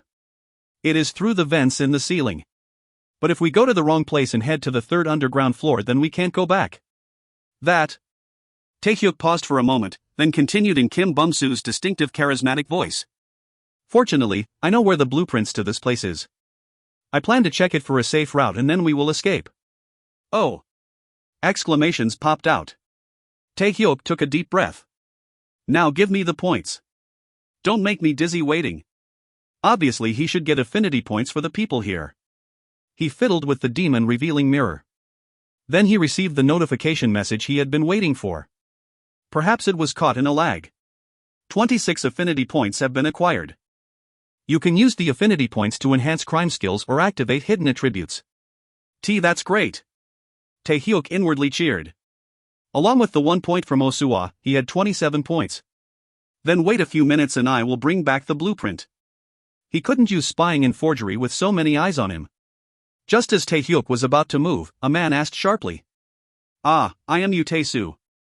By the way, if there is no time, then why didn't you get the blueprint in advance? Taehyuk smiled lightly as he replied. A few minutes is enough. I don't think there will be any problems. I am just wondering if we can all escape within the time limit. If you made a mistake by not getting the blueprint in advance, will you be responsible if someone else dies? Yu Tae-soo felt like an enemy. If that situation comes up, then I will be the last one to leave. So are there any problems? Yu Tae-soo closed his mouth. Taehyuk hurriedly moved to a place where he could avoid their eyes. He first invested 10 affinity points into buying the new attribute for the spying skill. Among the items, he selected the Extend Range 1 and there was the sound effect of success. A new attribute has been given to the spying skill. The area that can be detected has increased. Now he had 17 points remaining. Taehyuk boldly used 15 points to strengthen the forgery skill. Rapid production. It was an attribute that increased his production speed. This isn't the salary of a worker. By affinity points fell to 2 in an instant. Both of them boasted a tremendous performance, so they cost a lot of points. Now, spying. Taehyuk manipulated the demon revealing mirror and activated spying. At that time, it felt like pain, like a hot iron was poking him in every nerve. Qua. Oof. Taehyuk hurriedly covered his mouth with both hands to block the scream that escaped. He wasn't far from the place where everyone was gathered, so he couldn't show them anything strange. His senses expanded by hundreds of times to cover all of Atlantis. What is this? His brain was burning from the pain. It seemed as if his body couldn't withstand the crime skill, but he had to hang in there. Taehyuk gritted his teeth and shoved all the information in his head. 9%. Crazy, it is only 9% done? Taehyuk watched the progress on the demon revealing mirror. It was 10 seconds of hell. It might be because his stats had already exceeded the limit. His eyes turned bloodshot. I still have a step left. Now it was time to draw the blueprint using the forgery skill. He used trembling fingers to manipulate the demon revealing mirror and activate forgery. Then the world was accelerating. Time flowed in milliseconds. Then nanoseconds and so on. As time flowed thousands of times faster, Taehyuk saw a hallucination where everything was broken into pieces. The 2 minutes felt like eternity. Cough. Taehyuk puked up something black as soon as it finished. His intestines were clearly damaged, and therefore he knew that the skill he used now wasn't possible with the body of a commoner. At the very least, noble. No, he had to be a king in order to use it effortlessly. However, he had used it with a commoner's body. And it was a success. Taehyuk looked at the blueprint in front of him. Everything was perfectly contained in an 841mm by 594mm piece of paper. With this, they would be able to go anywhere. Everything needed for the escape from Atlantis was prepared. Taehyuk wiped off the blood at his mouth with his sleeve and laughed. He repeated a line of dialogue from a famous artist. How is it? Simple, right? If you find any errors, ads pop up, ads redirect, broken links, non-standard content, etc., please let us know. Report chapter so we can fix it as soon as possible. Chapter 62. Chapter 62, It seems like something is going on. Number 4. Pant. Pant. Tae-hyuk started breathing roughly. The status of his body wasn't good because he had used extreme crime skills. But I finished. Tae-hyuk deliberately erased Atlantis from his mind. If he kept remembering it, then it felt like his brain would burst. Either way, there was no time left. Tae-hyuk grabbed the blueprint and returned to where the people were gathered. He is here. It was less than 5 minutes, but there was a lot of nervousness on people's faces. Their lives were in Tae-hyuk's hands. The blueprint? Here it is. Tae-hyuk pulled out an A3 paper out of his sleeve and showed it to people. It contained everything about Atlantis. Yoo Tae-soo, who was watching from the side, started to scoff. It isn't printed but hand-drawn. Is this correct? Tae-hyuk shrugged. If you don't have faith, then you can go where you want. Cough. Yoo Tae-soo had a worried expression, but he didn't have any other options. He poured out his doubts towards Tae-hyuk towards the other guests. Can we really trust him? All of a sudden, he suddenly got a nice blueprint of this place. The contents are also doubtful. At that time, a middle-aged man walked forward. I am an architect. If you feel doubt, then I can show you the certification in my wallet. Can I take a look at that blueprint? Tae-hyuk's eyes narrowed. The water had already reached his waist. It would be a close call, even if they started to escape now. But what would happen if he refused? Right now, only Yoo Tae-soo was suspicious. However, it might spread even more. It was better to take a little time than to escape with non-cooperative people. Take a look. I'll do it as quickly as possible. The architect put on glasses and started to examine the blueprint created by Tae-hyuk. After 1 minute, he said with wide eyes. It is a perfect blueprint. The scale, perspective, and marks are all unquestionable. It is made so well that I want to employ the architect who drew it. Most of the time, it isn't good to draw by hand. It reminds me of how I used to work a long time ago. Oh. Those who were watching sighed with relief at the architect's words. I know it is made well. Is there evidence that it is the exact design of this place? Yoo Tae-soo still had a doubtful expression on his face. Tae-hyuk spat at him. Yoo Tae-soo, I don't know why you are so dissatisfied, as there is already no time. Stop. If you feel doubt, then it doesn't matter if you stay here. I don't have a mission to save everyone who is here. Tae-hyuk said, causing Yoo Tae-soo to laugh. Look at this. How shameless. Do you believe him? Tae-hyuk narrowed his eyes and glared at Yoo Tae-soo. He wouldn't feel troubled about saving that guy now. If Tae-hyuk's body condition was a bit better, then he would have hit him with a steel pipe. However, he didn't have enough stamina to use the violence skill. He was at his limit due to the extreme crime skills. At that time, Yoo Hyung glared at Yoo Tae-soo and scolded him. You. Don't you know that Co Tae-hyuk is struggling and risking his life to save people? Ha? I don't know what happened, but his body has turned into a mess. Yoo Hyung stared at Tae-hyuk with moist eyes before asking in a trembling voice. Tae-hyuk, are you okay? What happened? You sound like you are dying. Tae-hyuk sighed. She was a really good girl. I'm fine. First, let's think about escaping. Yes. I understand. Yoo Hyung's words showed an authenticity that couldn't be acting. The people felt confidence and started yelling at Yoo Tae-soo. What are you doing now? Do you feel good? Why aren't you trying to save us? If you can't take responsibility, then stay quietly in a corner. If you are so disgruntled, then go on your own. Yoo Tae-soo instantly became isolated. However, he showed no signs of concern on his face at all. He leisurely pulled out a gun, like he was taking out a business card. I was already thinking about that. Yoo Tae-soo smiled as he aimed the muzzle at Tae-hyuk. The people around him paled. It would be nice if you didn't move. I will correct myself. Feel free to move, and then you will suffer. What are you doing? Yoo Tae-soo said with a sneer. I am in a difficult situation right now, so I have to live alone. Don't tell me. That's right. I am in charge of this place. And if you guests live, then I will have to go to jail. Ha! I can't allow you to appear on TV as you like. Staying still? I never issued such instructions. But why is this all my responsibility? Then you want to kill the rest of us so you can live? Of course. I can manipulate everything that happened here at will. What? You completely crazy bastard. Ha ha. Don't worry. I will make sure that the public knows about your sacrifices. And you will live forever in their hearts. Fuck. How many people are here now? Can you deal with this many people alone? Everyone pounce. A man angrily rushed towards Yutesu. Yutesu fired at the man with a calm face. Kayak. Sparks flew as the man collapsed. I won't stop those who want to go to the other side with him. There are a limited number of bullets and only 10 minutes remain, so first come first served. In the end, sacrifices were needed in order to overthrow Yutesu. But how many people would be able to do that for something they met today? In the end, no one moved and the strange standoff continued. In the meantime, water was constantly rising so they could tell the limit.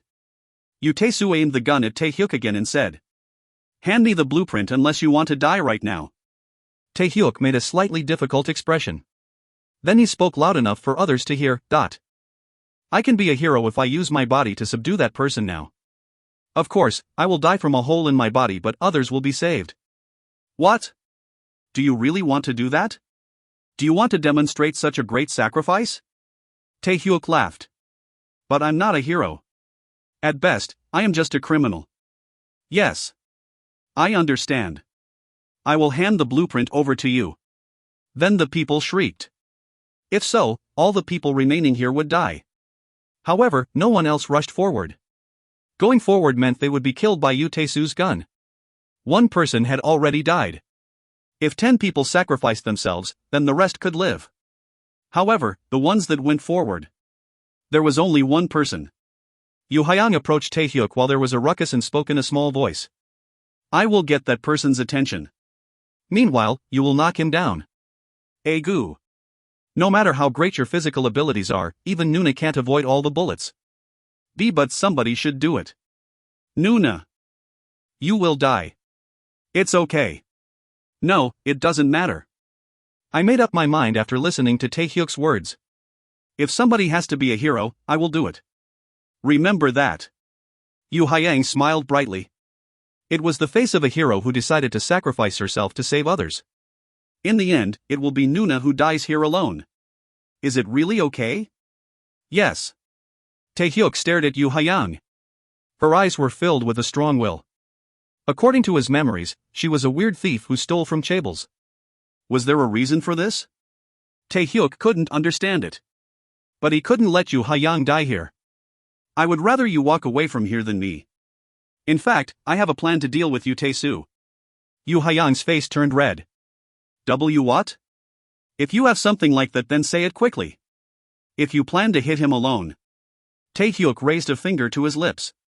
Yu Hyang closed her mouth with amazement. Yutesu, I understand. Here is the blueprint. Instead, you can't hurt anyone else here. You have to promise. Ha ha ha. It is understandable. Humans are selfish. There aren't any fools who would sacrifice themselves for others. There was one such fool. Taehyuk looked at Yu Hyang and smiled. And now we will all die. And no. I don't want to die. Please spare me. I'll do whatever you want. The people started begging for their lives. They were thinking extreme thoughts. Tang.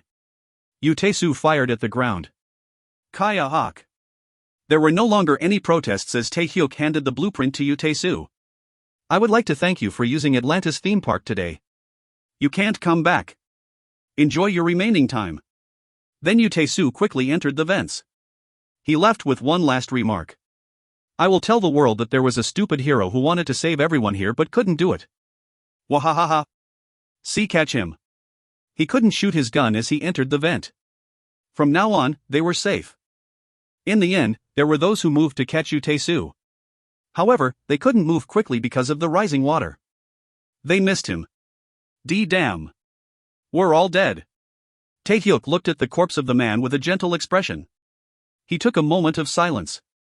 The man had died in order to save everyone, but there was no one mourning his death. In front of the hero, Taehyuk slowly bowed his head. When he raised it, he was the criminal CO Taehyuk. The hero died alone, and only the culprit survived. Taehyuk pulled out the real blueprint. Wait a minute. That. Another blueprint? The people shrieked in glee. I thought it would be like this, so I made a fake. Ah ha ha. Amazing. We're saved. We can live. Taehyuk knew that his physical condition wasn't good, and from his previous memories, he remembered that there was only one survivor on the 4th underground floor, the floor that had the most victims. Yu Tae-soo, the owner of this place. The reason he survived then wasn't too different to the situation now. Taehyuk muttered in a small voice. You don't know that map is wrong and will be moving towards hell. Once I get out, I will tell the story about the clown who tried to kill everyone here. Taehyuk hurriedly led the people out. They couldn't even waste 1 second. Taehyuk first passed the blueprint to the architect. He was skilled, so he would lead the people from the front. What will you do? I will look at the situation and follow when suitable. Yes. Then I will definitely lead people from the front. Really? Thank you. The architect bowed humbly. Taehyuk clicked his tongue. Say thank you if you survive. Now hurry. Yep. The people calmly followed Taehyuk's instructions. The water was already up to their chests. Furthermore, the speed was getting faster. It was obvious that this space would be completely covered in water in a few minutes. Under these circumstances, more than 20 people entered the vents. Was it due to the sacrifice of the nameless hero? No one fell into panic. There were only 5 people remaining. Taehyuk told Yu Hyang who was helping the people. Nuna. Stop now and escape first. I will follow right behind you. What? Follow right. Do you want to see my underwear? It's too fast. That's it. I will send people until the end. Go first. Taehyuk sighed. There was no time to argue. Then I'll go first. Nuna, be sure to come along. Yes. Yu Hyang laughed at him. Taehyuk didn't look back as he entered the vent. That was a man. So she liked it. Now, everybody hurry. I will kick your butt if the distance increases. You understood. The people remaining escaped one by one. Yu Hyang remained until the end, pushing them from behind to allow them to enter the vent easier. And now I will get out. At that last minute, the place where she was present was completely submerged in water. At first, she thought he was just a kid. But he wasn't like that. It was amazing to see him bargain with Big Mama and finally recover the thing that he wanted. In addition, she saw him saving many people from the death circus. It was the appearance of a hero that Yu Hyang longed for. Daddy! Why did you fire the employees? It is in order to live. Then the fired employees. Hyang! Don't forget that you will also have to live this way. Something popped up in Yu Hyang's head. Signs of her life, words she remembered. She felt everything so vividly. Was this a kaleidoscope? Father. Why is the security so easy to penetrate? If something goes wrong, then their personal information might be leaked and they might become the victim of voice phishing or card fraud. It doesn't really matter. It will never happen anyway. We have to prevent such a thing. Don't pay attention to it. Anyway, it's not the people giving us money whose personal information is stolen. That. No matter what we do, it won't change. Yu Hyang. Get rid of the illusion that you are a hero. You are just a security company employee. Aren't you parachuting off me? Yu Hyang hated chaebol. The people sat on their thrones and hated ruling over so many people. She wanted to show them a spicy taste. Therefore, Yu Hyang decided to become a thief who only stole from chaebol. She was confident in her physical abilities.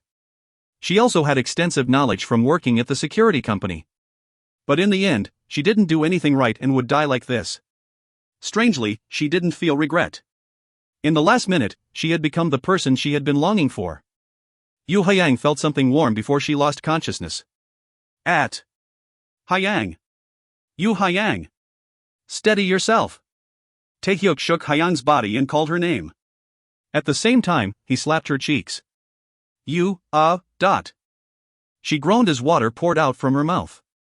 Hyang slowly opened her eyes. Taehyuk's face was right in front of her. He was the first thing she saw. He looked confused. Was it because she almost died? By the way, her name came out from his mouth. She had obviously never given him her real name. How did you get my name? That isn't important now. I was really worried because you didn't open your eyes after artificial respiration. Ah, artificial respiration. Hyang raised a finger to her lips, which were wet with someone's saliva. My first kiss. Egu. This Nunim. I rescued you from dying in crossing Jordan River, so it isn't your first kiss. Ah ha ha. I lived. Of course. What did I say? I saved Nuna's life, didn't I?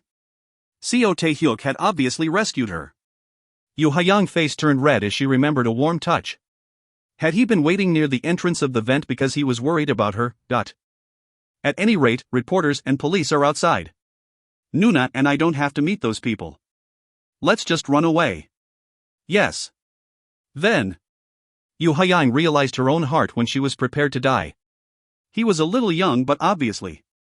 Taehyuk said. "Oh right, I need Nuna's help with something." "Yes. I'll help you with anything. I want to catch the culprit of this bombing case. Bomber Kim Tae-sung." Taehyuk licked his lips. From now on, Taehyuk would move to catch him. It would be a bonus if he could learn a new crime skill. As Taehyuk thought about Kim Tae-sung, something on the demon-revealing mirror caught his eyes.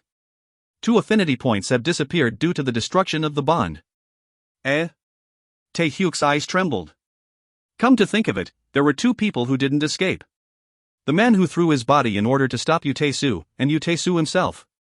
In the end, his relationships with them had vanished. As Taehyuk was upset over the loss, Yu Hyang hugged his arm. Then let's hurry. I am confident in running away. Believe in this Nuna. Taehyuk sighed. He decided to forget about the points that were blown away as a soft texture stimulated his arm. If you find any errors, ads pop-up, ads redirect, broken links, non-standard content, etc., please let us know. Report chapter so we can fix it as soon as possible. Chapter 63. Chapter 63, Bomber Number 1. It was late in the afternoon when an unidentified courier delivered a package to Gangdong Police Station. The first person to find it was a new policewoman from the city traffic department, who was cleaning when she found the box in a corner. Who is this for? Then an officer returning to work spoke to the policewoman. Isn't it Detective O? Ah, good job Sunbeam Im. Detective O? Yes. He receives orders here because he can't get them at home. It was one of the good things about not being married. Speaking of which Detective O was walking down the hallway when the new policewoman waved her hand. Detective O. Did you order something? Detective O stopped with a confused expression. What do you mean? My wife found my savings so I couldn't even if I wanted to. Egu. That fishing rod. Ah ha ha. The courier package wasn't for Detective O. The policewoman looked at the courier box with suspicious eyes. Something is fishy. Looking at the details, the recipient seemed to be Teen 2 of the Gangdong Police Station. The sender address was written, but it wasn't an actual address when they searched it up. The name written on the package was also fake. The police officers groaned. Perhaps they had discovered something immense. What is going on? The policewoman's eyes widened as a man's voice was heard. A recently popular detective, Cho Kong-suk, was glancing at them curiously. Ah, Detective Cho Kong-suk. He was the biggest celebrity at Gangdong Police Station. He threw his body at Yu Cheol-ho, the escaped prisoner, who had the whole country in an uproar. Not long ago, he played a crucial role in arresting the hippo. Furthermore, he had recently been paying attention to his appearance, and was now like a wild detective from a movie. The policewoman couldn't understand why he was still single. If he wasn't meeting anyone. Her face turned red at the thought. Can I take a look at it for a moment? Yes. Take a look. The police officers raised their voices, as if they had met a famous celebrity. Kong-suk coughed and eyed the courier box suspiciously. The size seemed to be the smallest one available among the post office boxes, and the edges were slightly crushed from the delivery. He sniffed it, but there weren't any smells coming from the package. That was all that could be seen from the outward appearance. Kong-suk looked serious when he was told that this was left behind by a courier. It meant that moving it wasn't dangerous. Something heavy? He carefully lifted the box and noted that it had a considerable weight. Something is shaking. Is there liquid inside? Kong-suk thought back to the devices that he learned of back at the police academy. He might be making a fool of himself, but it wasn't bad to be careful. Kong-suk put the box on the table carefully and called Kim Do-shik. Inspector, it is Kong-suk. It seems like a bomb might have been delivered to the police station. Can you call EOD? Kong-suk asked Kim Do-shik to officially dispatch the explosives squad. What? I understand. Don't touch it. A lazy afternoon. There was an uproar among the police officers working in Kangdong police station. IED. A bomb was delivered. Be careful. Be careful. If there is any wrong shock or jostle, then the entire police station could go flying away. Kim Do-shik gave instructions to the crew who specialized in handling explosives. There were various tools ranging from liquid nitrogen to shock absorbers on the table. There were various forms among the homemade bombs, such as exploding when a certain impact was given or exploding when the box was opened. The most famous was the time bomb that was connected to a clock and exploded at the appointed time. It is opened. Well done. The lid of the courier box was carefully opened so that no vibrations would be transmitted inside. Kim Do-shik's eyes widened in an instant. This.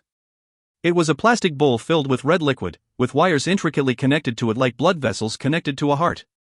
Kim Do-shik's eyes flashed at the sight. He knew what this was all too well. Liquid bomb. The explosives agent started to carefully explore what the liquid was. Fortunately, it doesn't seem to be methyl nitrate. It seems to be nitromethane. Kim Do-shik's expression changed slightly. Methyl nitrate exploded by mixing with other liquids, even if there wasn't a detonator.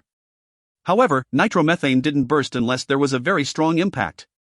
The agent said carefully. This amount is enough for an entire street to fly away. However, there doesn't seem to be a detonator. HRMM? Detective Cho, did you find this? Is there another? Then Cho Kong-suk scratched his head and said. No. The two who found it were from the traffic department. I just found it suspicious. Ha ha. You aren't an expert, yet you realized that this is a homemade bomb. It was also taught at the police academy. It was because I had a feeling. As expected from Cho Kong-suk's senses. At any rate, process that with the utmost care. Detective Cho will be responsible for finding the source and route of the courier. Cho Kong-suk scratched his head as he heard Kim Do-shik's words. Yes. I understand. Kong-suk wondered about the intentions of the perpetrator who sent this bomb to the police station, but he wasn't Hyunho who majored in psychology. He just needed to catch the culprit. It seemed like he would have to work overnight again for a while. At that moment, one woman came up in Kong-suk's mind. He had his first date with her a while ago, and soon, they would meet again. Although it would be difficult for a while. He would confess at that time. Can I see the courier box for a moment? Kong-suk noticed something strange. Sound recorder. There was an old voice storage device placed in a corner of the box. Kong-suk asked the explosives disposal personnel. Is it okay to touch? Yes. The detonator is removed. Even if there is a device that responds to vibration, it won't break. HRMM. Kong-suk carefully grabbed the tape recorder. He tried to check for the culprit's fingerprints, but it had been wiped clean. What on earth is this? The homemade bomb looked mysterious to Kong-suk. It seemed like the culprit was an IED expert, which was rare in Korea. However, if they provided a tape recorder, then they were clearly planning something. Kong-suk discovered the cassette tape and the recorder. Inspector. Let me check the content. Kim Do-shik nodded. He clicked the button and heard a noise. Hello, police officers who are trying to implement justice today. The voice sounded ridiculous, like the person had inhaled helium gas. You have seen my work. If you have the right experts, then you will understand how powerful the bomb is. At the moment, all eyes were focused on the explosive ordnance disposal personnel. The agent said carefully. If the bomb explodes in the city, then I think there will be at least a few dozen deaths. Ha ha. Kong-suk pressed the recorder that had been stopped. I have prepared a fun game for you. From now on, I will hide 9 identical bombs all over the city center. If you can find them all, then it is your win. Of course, you know what will happen if you miss even one. See, crazy bastard. Kong-suk punched the wall. This wasn't a game to him. The culprit was literally declaring that they would bomb the city center. They also sent a bomb to the police like it was a challenge. I hope that the courier didn't arrive too late. The first bomb is scheduled at 10 a.m. on December 2nd. The place. Kim Do-shik shouted. Fuck. That was 4 hours ago. Call and ask what the situation is like at Atlantis right now. But there was no need to do so.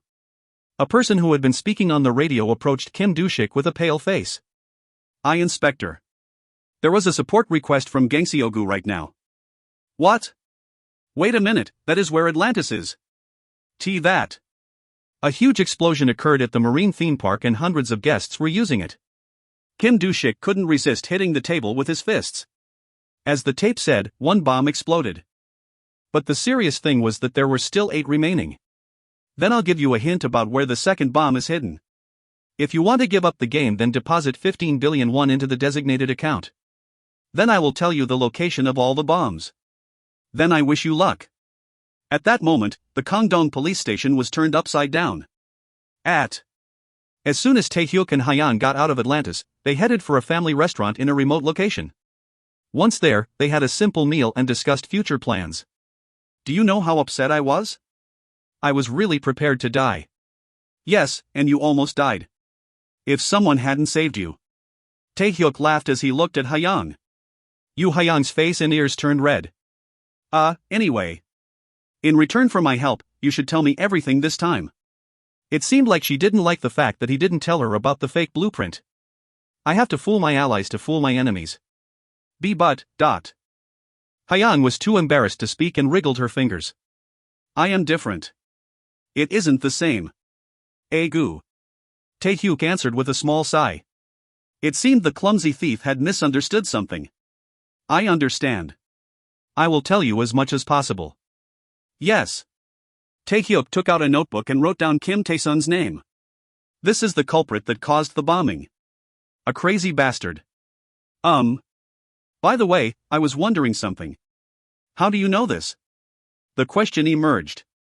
He had to tell Hyang something to explain all the strangeness. Taehyuk made a sincere expression so she didn't think his words were a joke. He raised his hand and said, "That is because I am a tremendous genius." Genius? I have an IQ of more than 200 that surpasses Einstein, and with my tremendous sense of reasoning, I can penetrate into the present and the future. The present and the future? Reasoning? Yes. Can I open the door of truth? It is simple to analyze human psychology and study the pattern of criminals. Wow. Amazing.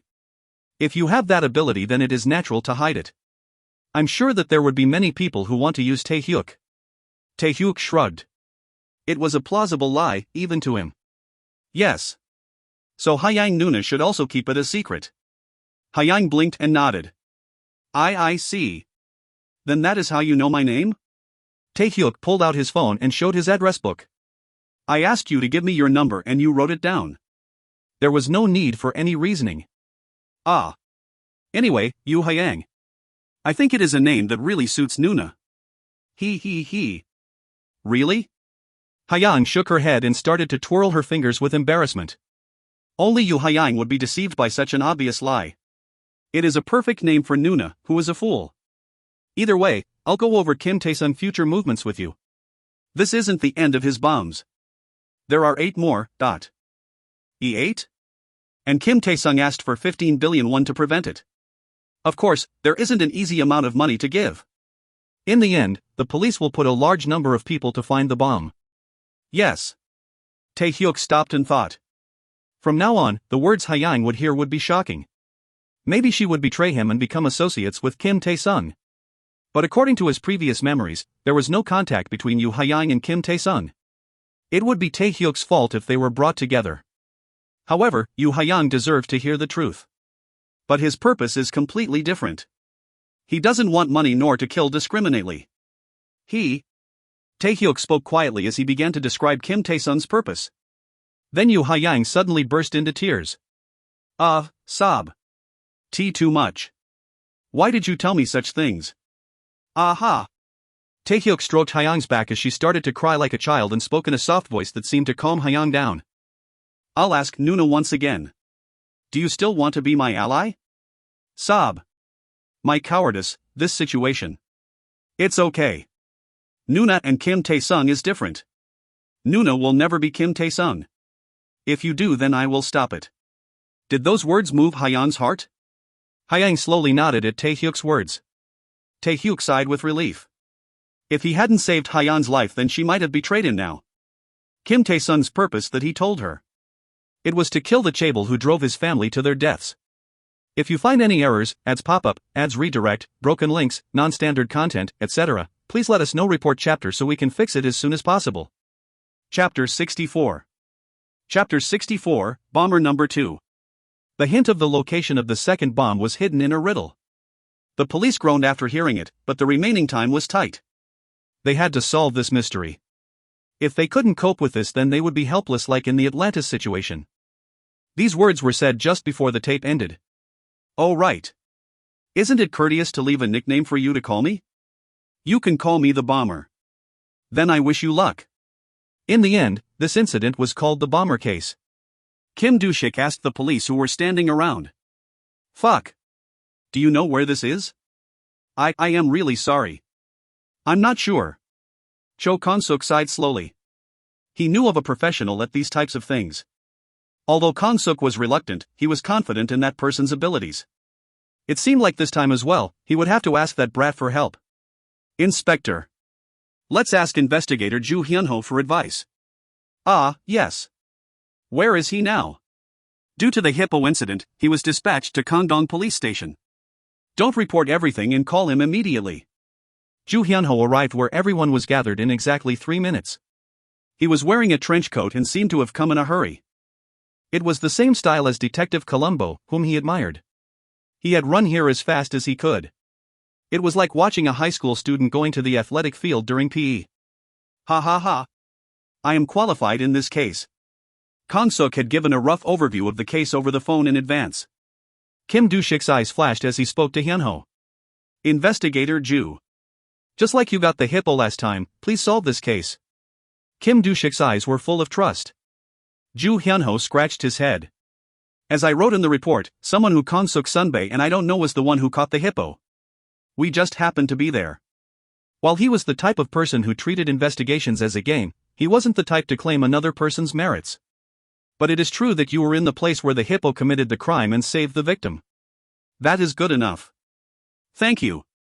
First, let me focus on this case. You two are the best talents in our Kangdong police station. I believe in you. Kong-suk laughed as he was combined with Hyunho. Hyunho touched his glasses and read the memo containing the clue of the bomb.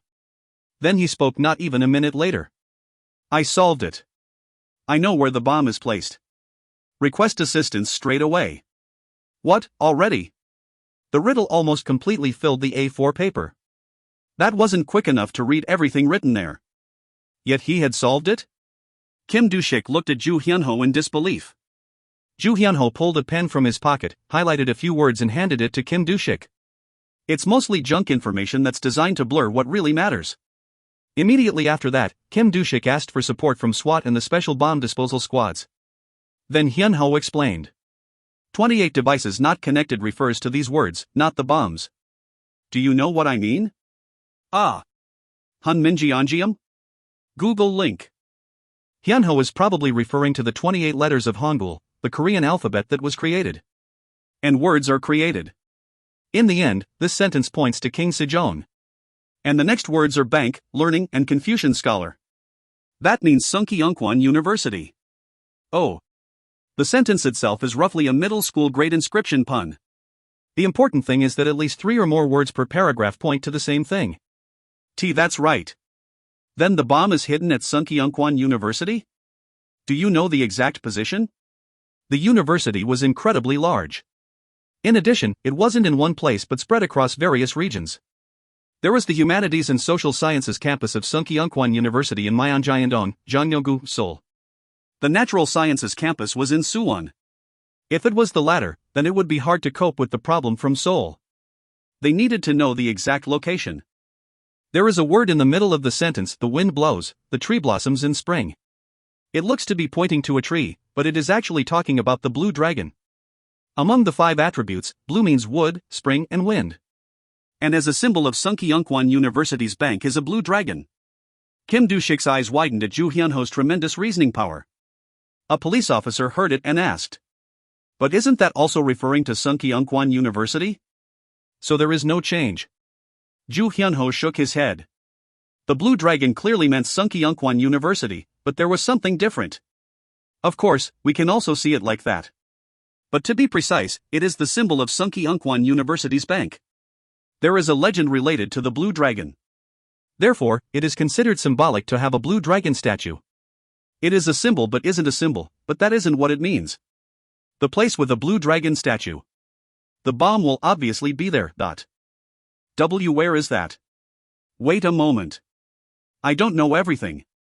Ju Hyunho laughed and pulled out his smartphone to look it up. It took 10 seconds for the information to appear. I have sent the exact location to your phone. Kim Do-shik saw the result of the search on his phone and issued orders in a loud voice. Call the Myeongnyang personnel right now. The bomb is in the blue dragon statue at the front gate. Yes, I understand. Kang-suk was ready to move. By the way, he couldn't see Ju Hyunho, who usually followed him like a puppy. Hyunho. You're not following. Hyunho had taken off his coat and was sitting in a corner with the tape recorder. Sunbae. I think I have to take individual action this time. I want to try an analysis of the tape. Kang-suk nodded. Unlike himself, who specialized in jumping in, Hyunho was an expert in analyzing the opponent. They had to do what they did best. I'll let you know if there is anything else. I'll call you on your phone. Yes. Please do so. The police moved in search of the bomb. Everybody, please evacuate according to the instructions. Hundreds of police officers came to Sunkyunkwan University. There was a frenzy among the university students walking around the school. What? Evacuation? All of a sudden. Is this some type of army reservist training? Then armed police rushed through the hall and told the students. It is real. Please evacuate now. What, is this a war? It is similar. I can't tell you anything else. Please hurry up. Yes, I understand. No matter how weak the public perception, the dignity of the uniformed police officers was enormous. There was no student who resisted. Although it was a little cluttered, the evacuation was carried out without any problems. Now, there is no need to shove. Please stand in a row over here. The reservists who shone at this time. Using their experience in evacuation training that they received in the army, the reservists took action and led the other students. Cho Kang-suk sighed with relief as he watched the scene.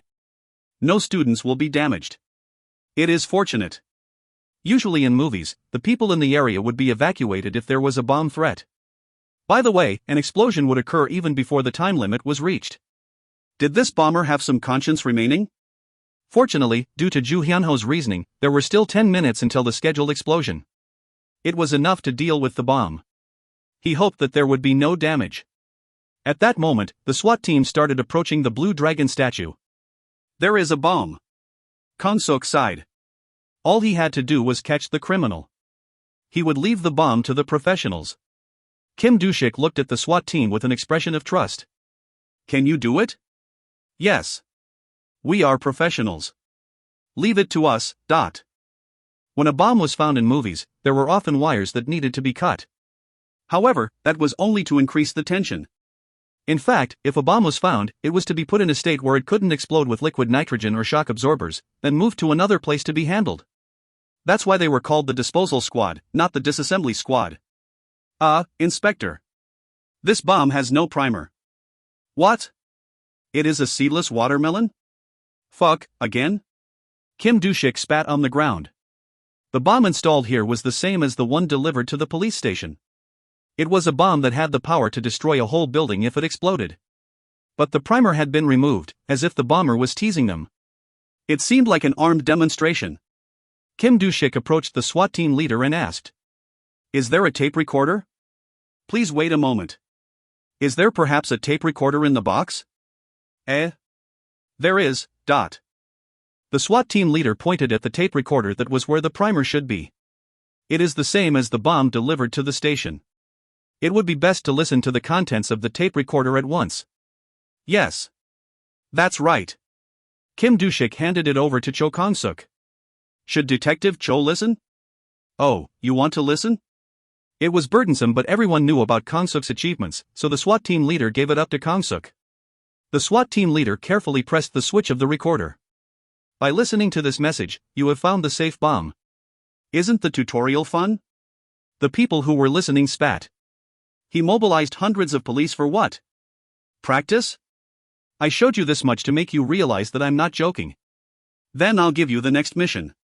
This time it is real, so you better hurry. Fuck. This wasn't training anymore. Kim Do-shik instructed Kong-suk. Tell Ju Hyun-ho to come here right now. Crazy. Only Ju Hyun-ho could solve the mystery. They had to do this 7 more times? Furthermore, if they were late, then a deadly disaster would occur. The nation's top specialists were gathered here, but tired faces had already emerged. The sky was almost yellow. It was at that moment Kim Do-shik received a phone call. Who? If it is a prank call or spam call, then I will smash them. He roughly pressed the call button and brought the phone to his ear and heard a familiar voice. Unfortunately, it wasn't a spam call or prank call. Hello, Inspector Kim Do-shik. Why you? It was the bomber's voice on the phone. You sound pretty surprised. But unfortunately, I'm not the bomber. Just then, the person's voice changed.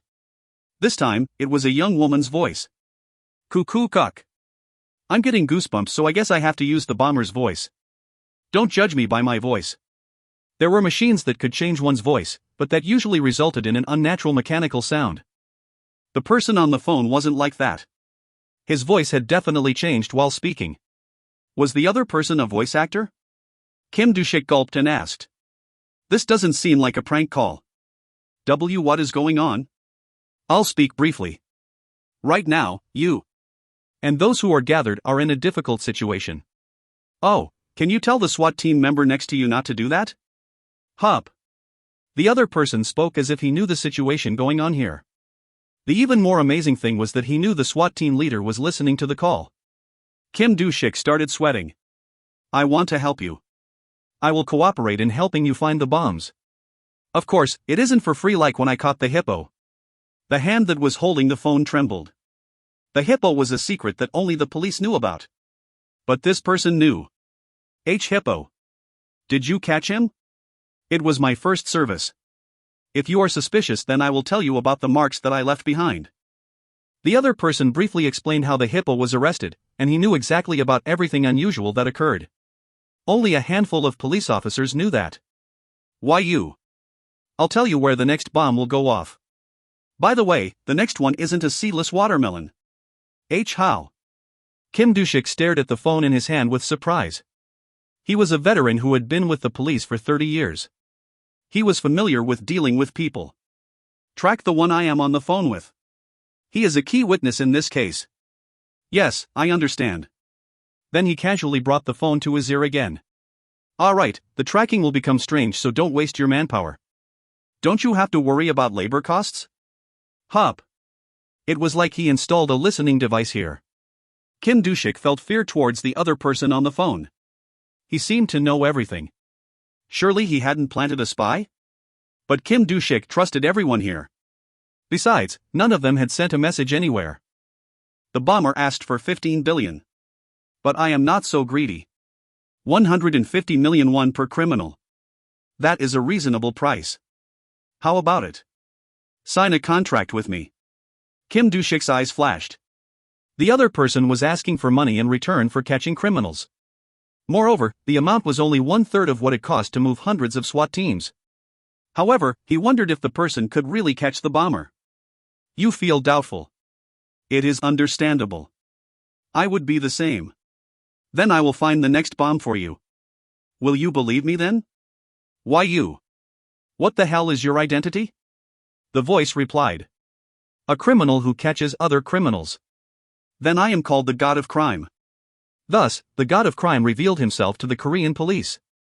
If you find any errors, ads pop up, ads redirect, broken links, non-standard content, etc., please let us know. Report chapter so we can fix it as soon as possible. Chapter 65. Chapter 65, Bomber Number 3. Kim Do-shik was troubled after receiving the call from the unidentified person. The commissioner of the National Police Agency had given him field authority, but the case had grown too big to make a judgment alone. The SWAT team members also didn't look good. Their abilities were lacking and they needed to get help from an unknown person. The SWAT team leader said with a resolute expression. First of all, why don't we try to do as much as we can? Then we can ask for cooperation if we need it. Kim Do-shik nodded. Fortunately, this time they had half a day to spare. First, they had to wait for Ju Hyun-ho to arrive. Shortly afterwards, a BMW arrived at the scene of the incident. That person. Yes. Investigator Ju Hyun-ho. It was a luxury car that wasn't suitable for the field, but it was a ride that was bought using his own money. Ah ha ha. I'm sorry for the delay. No, it was faster than I thought. Just listen to the tape recorder. Then I'll solve the riddle right away. Numerous people paid attention as Ju Hyun-ho listened to the hint that the bomber left behind. He was the one who solved the first problem instantly. They thought he could do it again this time. Then they could solve this case without the help of the god of crime. Kim Do-shik thought so as he looked at Ju Hyun-ho. Kwon. What is it? Will it take more time? The time for the bomb to go off is still 5 hours away. Relax. That's not it. Ju Hyun-ho made a difficult expression. It wasn't that he couldn't solve the problem, it was just not the answer that he wanted. Kim Do-shik's expression became serious. It seemed like Ju Hyun-ho was unable to say the answer. He is being a petty jerk. Yes. That's exactly what it is. Ju Hyun-ho sighed and wrote down the answer to the problem on the piece of paper. Educational institutions in Seoul. That is it? The scope was too broad. Furthermore, if the bomb went off, then the damage to young students would be enormous. Ju Hyun-ho bit his lip and answered. The answer I got is an educational institute. More details are needed, but it just leads to an endless loop. The problem itself is literally a trap. Oh my god. Ju Hyun-ho was a Mensa member and the owner of a very high IQ. His reasoning was top class among the investigators. That Ju Hyun-ho was saying this. He was very nervous about the content. In the end, a bomb is hidden in one of the many educational institutes in Seoul. This hint can't be narrowed down further. Are you sure? Yes. King Solomon would say the same thing if he were to be resurrected. Investigator Ju. Do you know how many educational institutions there are in Seoul? Ju Hyun-ho nodded. 3 years ago, there were a total of 872 kindergartens, 594 elementary schools, 379 middle schools, 317 high schools, 29 special schools and 17 others for a total of 2208. I think we will need at least 20,000 people to search all of them for the bomb. 20,000. It was an impossible number. Even if all the police officers in Seoul were gathered together, it is impossible. In the end, you will need to obtain the cooperation of the private sector. So the presence of the bomb will spread to the mass media. Oh. That can't happen. Bombs occurring in the middle of the city. If it spread to the media, then there would be a huge uproar, and the censure would be tremendous. Kim Do-shik was prepared to take off all his clothes and take responsibility if this case went wrong. He didn't know it was a situation where he would have to go to the army rather than ending it with the police. In the end, Kim Do-shik made a firm decision. It can't be helped. No matter how big it gets, the safety of the public is the top priority. I will take responsibility. Immediately contact all educational institutions in downtown Seoul and ask them to search for bombs on campus. I also have to make a call to the commissioner. I will do it on my line. Yes, I understand. Kim Do-shik picked up his phone to call the commissioner of the NPA. At the same time, someone called him. It can't be. When he picked up the call, the person he expected was on the other line. It looks like you are asking for help from the police commissioner. As expected of Inspector Kim Do-shik. You will accept full responsibility to protect the people. But I am sorry. What does that mean? He didn't have time to think about this person. I have already found the bomb. Why don't you go to H High School in K District? Alright, this is a service. It isn't easy to mobilize 20,000 people. The choice is yours to make. Then the call cut out. Kim Do-shik gritted his teeth. He wasn't sure what the other person knew, but if his information was true, then he would get 150 million won. Then they would be able to handle the remaining bombs. Detective Cho. Do you want to go to K High School to check if there is really a bomb? Yes, I understand. He would soon see if the other person was a fraud or not. The bomber or that bastard. I don't know who was worse. The person doing it, or the one trying to make money from it. Kim Do-shik suddenly wanted to smoke a cigarette. At. There really was a bomb. At. Agu. Taehyuk moaned as he finished the phone call and sat on a bench. He seemed to have overdone it this time. He had been running hard for almost 3 hours, and now he was completely exhausted. Anyways, the one coming to check the bomb is probably Kang Suk-hyung. Shouldn't I finish the preparations before that? Just finding the bomb ahead of the police wasn't enough. He also had to do a lot of work behind the scenes. Still, Hyang Nuna is very useful. Taehyuk found it hard to imagine her as security company employee. However, it was with her help that he could call Kim Do-shik with such confidence. She manipulated the origin of the call every time Taehyuk called. It was like putting a swan in water. On the surface, they floated gracefully. However, their feet were actually moving rapidly in the water. My agility has increased, thanks to running around so much. In Atlantis, he had to go beyond the limits of his flesh to escape, so his agility had gone up by 5. But now when he checked, it had risen by another 3. I'm already at 33. When he thought about it, his agility stat mainly rose when he was with Yu Haiyang. Maybe Yu Haiyang had something special like an Unyang studying skill? Next time I have to find out more. That wasn't all that was available. It was necessary to check everything as the god of crime. Taehyuk was sitting on a bench in the corner of the playground at H High School, near the school where he caught the voyeur. He was able to blend in naturally because he had the uniform. Now. I will finish this. There was a large courier box at Taehyuk's feet. Kim Tae-sung's liquid bomb was hidden inside it. Once the primer was triggered, the two liquids would mix and cause an explosion. However, he had removed the primer. Originally, 20,000 people were mobilized because of this bomb. The information spread to the media and caused an uproar around the whole country. It was exactly what the bomber wanted. Distract the police and kill his real target. Why did he become the bomber when he was an ordinary chemistry teacher? It was clear that Yu Haiyang was interested in this. However, Taehyuk's thoughts were different. A bad guy is just bad. All the people I met in prison were heinous criminals. All criminals had their circumstances, but it was no excuse. Seo Taehyuk had a memorable stay in prison for 10 years, and had met countless criminals there. Therefore, Taehyuk believed that criminals were just criminals. They are just a good money source.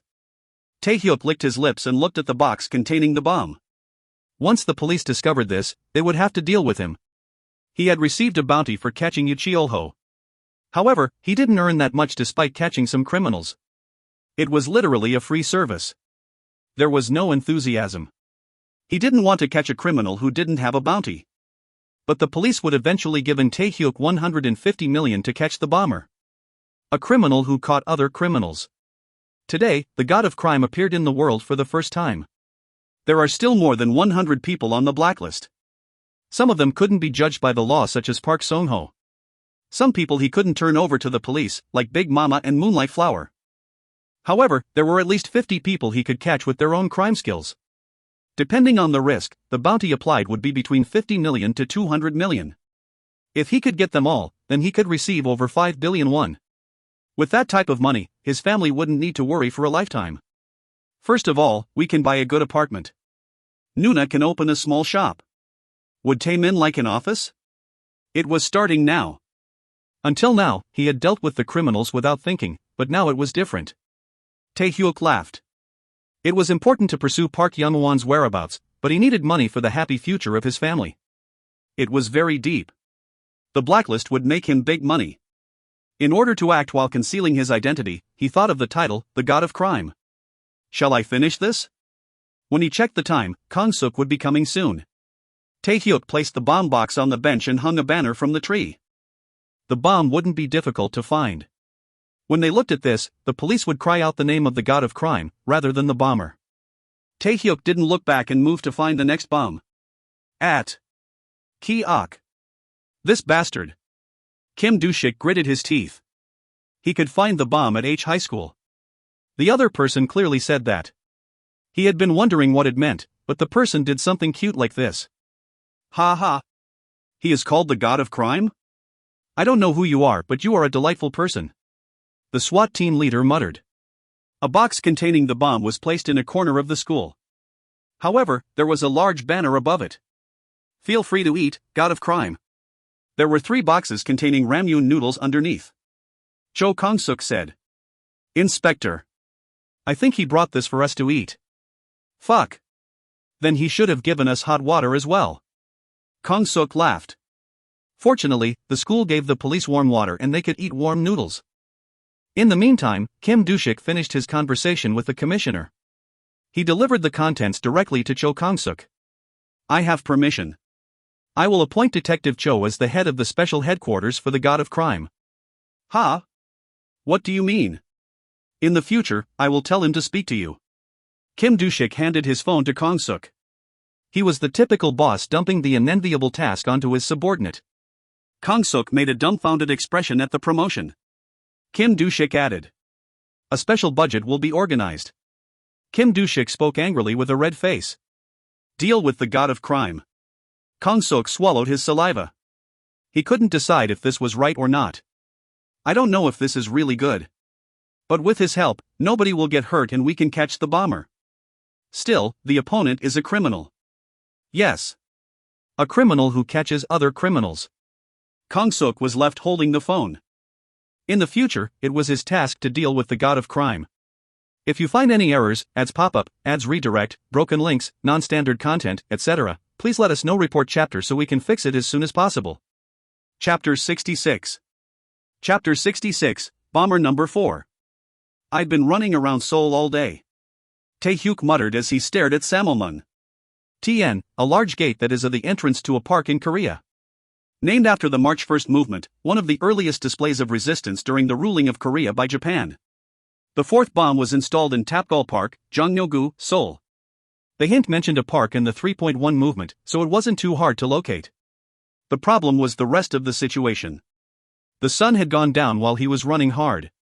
Perhaps this would be the last bomb installed today. Ah, really? Once I make enough money, then I should buy a car. Then Tae-hyuk scratched his head as he thought of something. Ah. That reminds me, I don't even have my license yet. Of course, if he needed a license, then he could make it with the counterfeit skill. However, public transportation such as the bus and subway was still comfortable. He was a citizen. Tae-hyuk recalled the contents of the phone call that he made before. It stated that the contact person had changed to Cho Kang-suk, and that there would be a reward if he cooperated in finding the bombs. I didn't think they would give the money so obediently. Still, it is strange. Tae-hyuk licked his lips. By the way, Cho Kang-suk would be in charge of him, which wasn't entirely unexpected. It seemed like there was more confidence in him than Tae-hyuk thought. It wasn't bad for Tae-hyuk if Cho Kang-suk was in a higher position. If he kept stacking up merits like this, wouldn't it be easy for him to eventually become the commissioner? That should be enough for Nuna. That reminds me, I have to prepare for their second date, but... He had planned something great for both of them, but it ended up not working. Kang-suk had received a call during the visit to the planetarium and had to go to work while wearing a suit. It was a sad day that allowed them to feel the woes of an ordinary worker.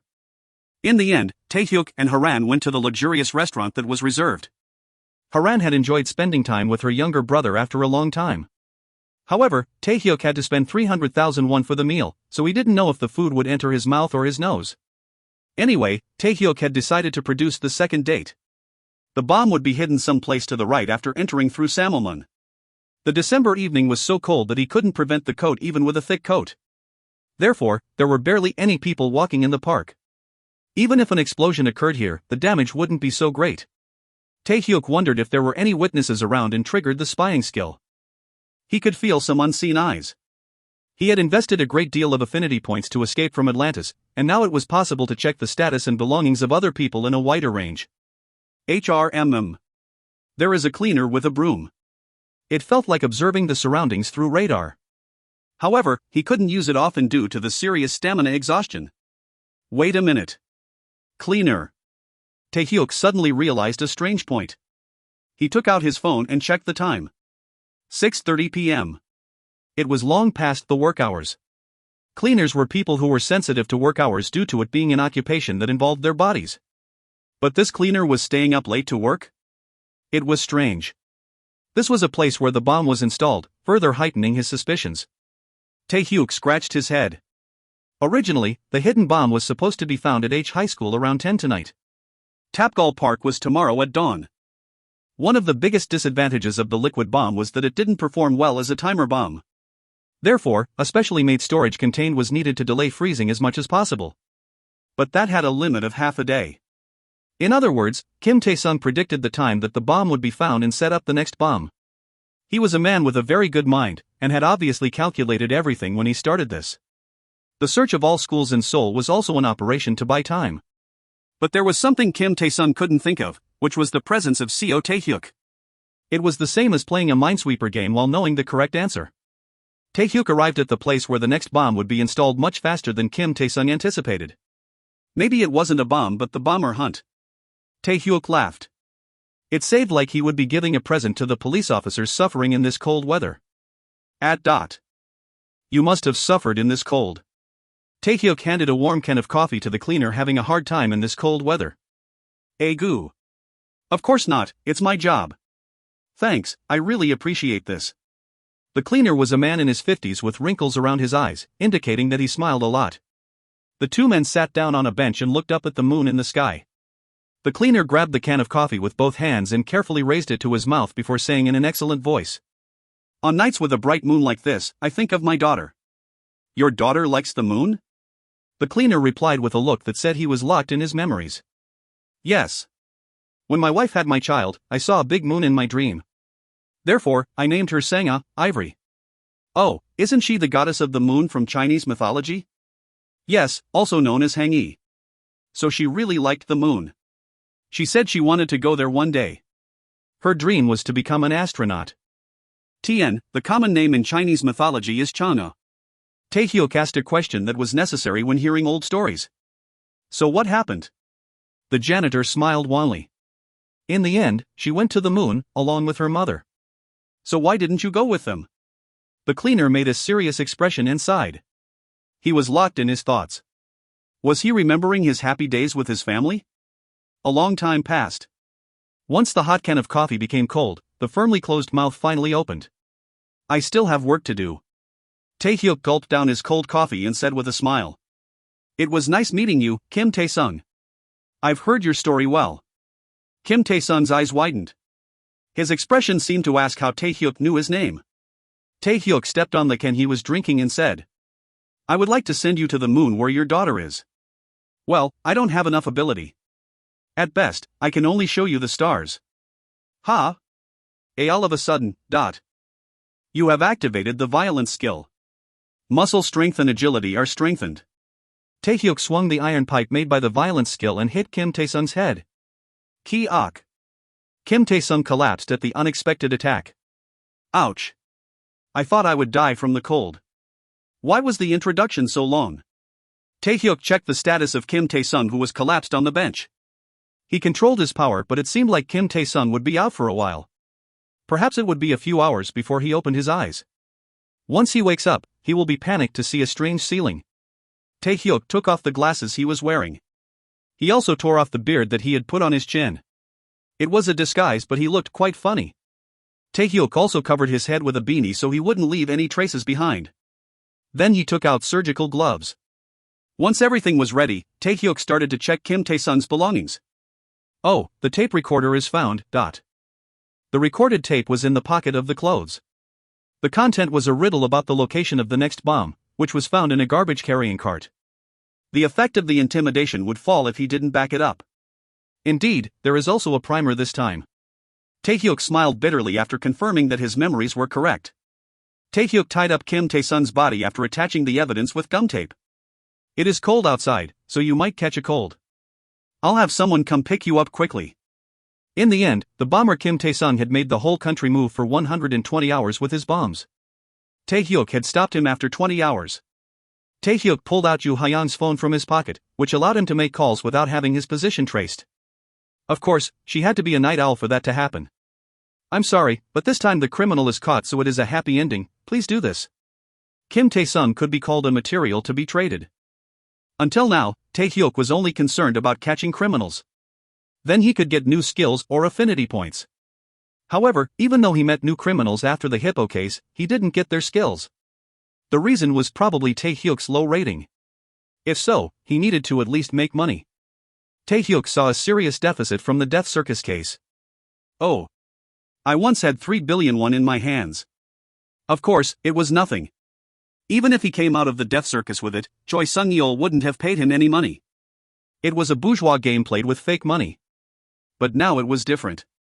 He now had a route to get money. From now on, he had to move really carefully. Then shall I finish this bomber case? The police were trying to catch the bomber. However, they had no idea that Tae-hyuk had already caught him. Tae-hyuk made called Kim Do-shik's phone. But it would probably be Cho Kong-suk who picked up. It feels strange to deceive Hyung. Hyung, please excuse me for Nuna's sake. Then the call was connected. The call arrived. Ju Hyunho was filled with embarrassment. Has he solved the problem already? Damn. What? What the hell is going on in that head? He had been reading all types of history books for an hour, starting with Romance of the Three Kingdoms. It was to solve the riddle left behind by the bomber. He knew the outline to a certain extent so he could get the answer in 10 minutes. But the god of crime had called. Ju Hyunho kicked the ground. Cho Kong-suk was in charge of contact with the god of crime. He was speaking with a serious expression. Once the call ended, Kim Do-shik asked. Detective Cho. What did you find out? Did he tell you where the next bomb is? Cho Kong-suk made a difficult expression. It isn't it. He didn't find the bomb. Goo. Then what? He called because he was bored. Ju Hyunho, who had been listening to the conversation between Kim Do-shik and Cho Kong-suk, jumped in. Ha. I thought so. This problem isn't easily solved. Please wait a moment. I will definitely solve the problem faster than the god of crime. Cho Kong-suk burst out laughing. He found the bomber, not the bomb. The people who heard him shrieked. What? Really? Yes. He really called about that. The bomber is caught. Where? Tapgal Park. Ju Hyunho shrieked. 3.1 March 1st movement. Damn. Why didn't I think of that before? Cho Kong-suk and Kim Do-shik ignored Ju Hyunho, who was running around with an upset expression. Then what are you going to do? Will you really give him money? If he really caught the bomber, then yes. It is a promise. 150 million. But I still can't deny that the bomber and god of crime might be accomplices. So I'd like to hold both of them. Therefore, I put a mini transmitter in the money bag.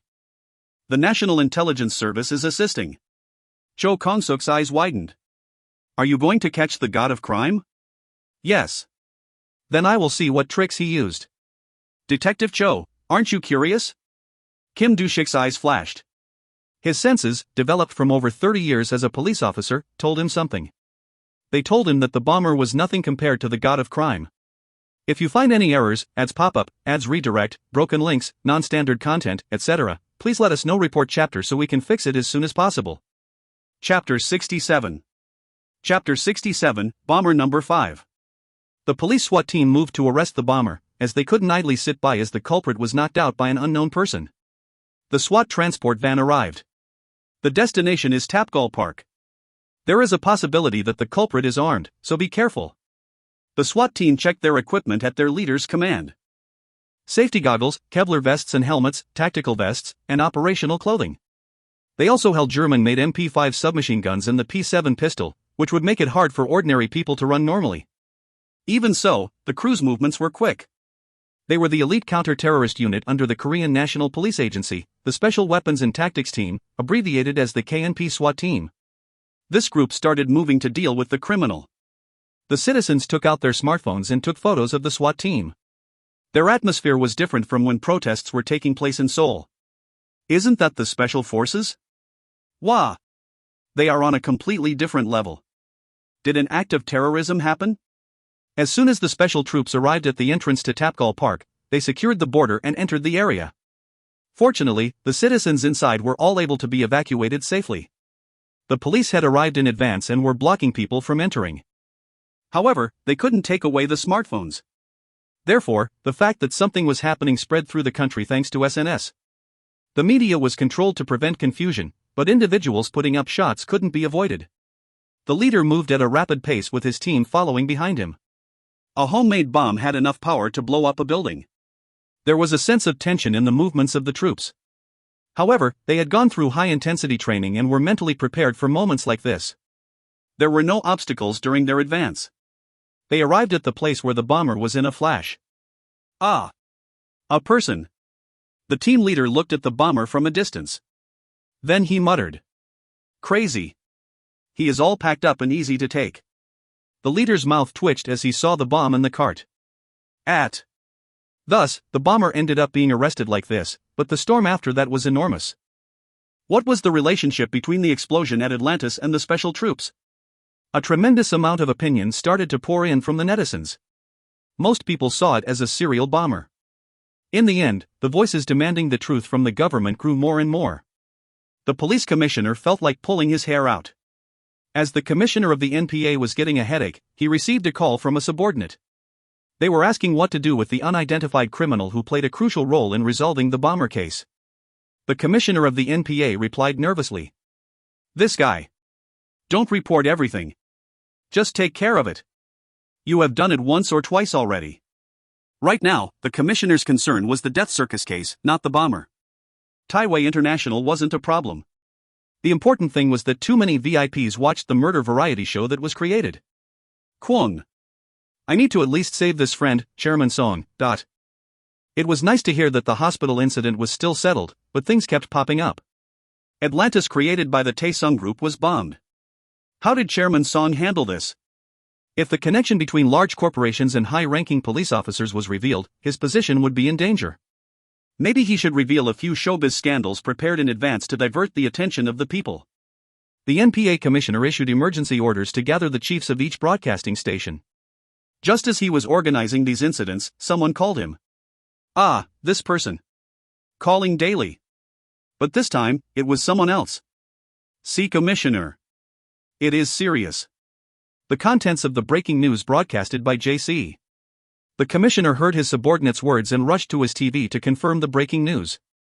It was a report about how the terrorist bombings occurred in order to retaliate against the Taesung Group. Taesung Group had been secretly developing a virus for use as a biological weapon, but it was leaked and dozens were killed.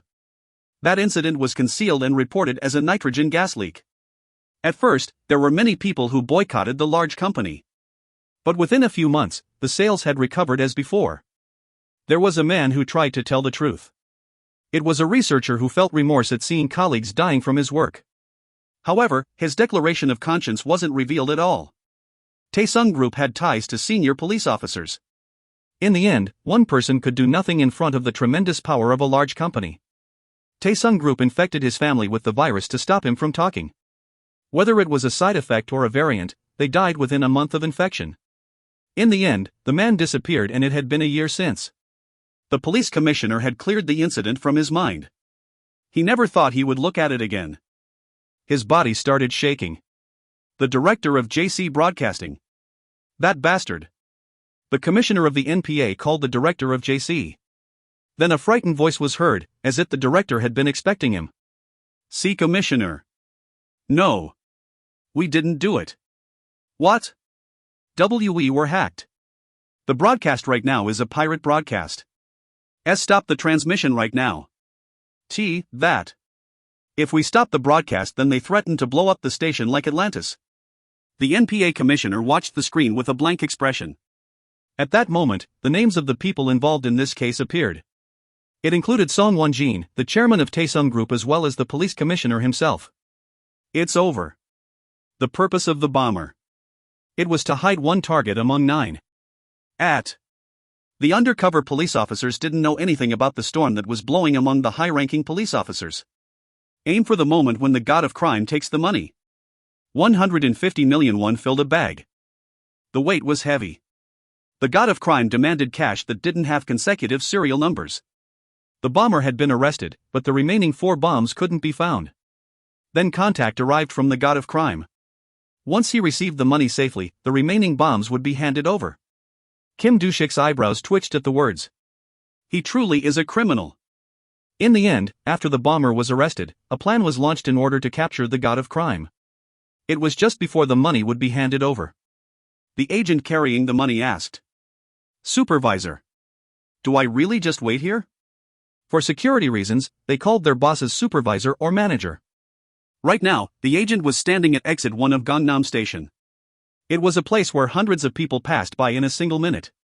This place was the location of the trade. The opponent was a fairly bold criminal. Yes. There are officers and armed special forces nearby. You just need to wait. An exact time wasn't specified, so wait until the person contacts you. The agent took off the sunglasses he was wearing. He looked around and saw many men with sharp eyes. Numerous people were staring at the bag he was holding. If the other person could take it, then he really was a god. Duck. The position where the agent stood was just before the entrance. Therefore, the people passing by constantly bumped into him. On the road, there were clothing stores and phone stores. Without a doubt, it was the best place for an ambush. Why did the opponent ask to meet in a place like this? It seemed like he wanted to be caught. Kim Do-shik contacted the agent. Officer Park. Can you check the inside of the bag? Ha! The money is safe. Check it yourself. The agent pulled open the bag and briefly checked inside. There were many people nearby, excluding those who were undercover. He couldn't show them a bunch of bills. Ag! The agent couldn't help screaming. The treasured bag he was hugging was empty. There was nothing left except for the transmitter hidden in a corner. He really is the god of crime. Kim Do-shik said with a bemused expression. Hungry. Tae-hyuk yawned as he sat on the couch and poured water into his cup noodles. He had been running around all day, so this was his first chance to eat properly. Haran, who always waited for Tae-hyuk to return home, had entered her dormitory at the private cram school last week and would only return home on the weekends. It is really good, but it is hard to wait for 3 minutes. Tae-hyuk muttered as he broke apart the paired chopsticks. Alright, shouldn't I cover the lid? He looked around, but there was nothing to press on top of the lid. There was a book he borrowed from Eun-young, but she would be angry if there was any liquid on it. Tae-hyuk was her student for the next month. He didn't want to go against her because he needed her help. Well, it is a bit big, but I'll use it. Tae-hyuk took the liquid bomb on the table and placed it on the lid of the noodles. It was a bit heavy, but the noodles would turn out well. He laughed at that thought. The police tried to catch him. Then he couldn't give this to them easily.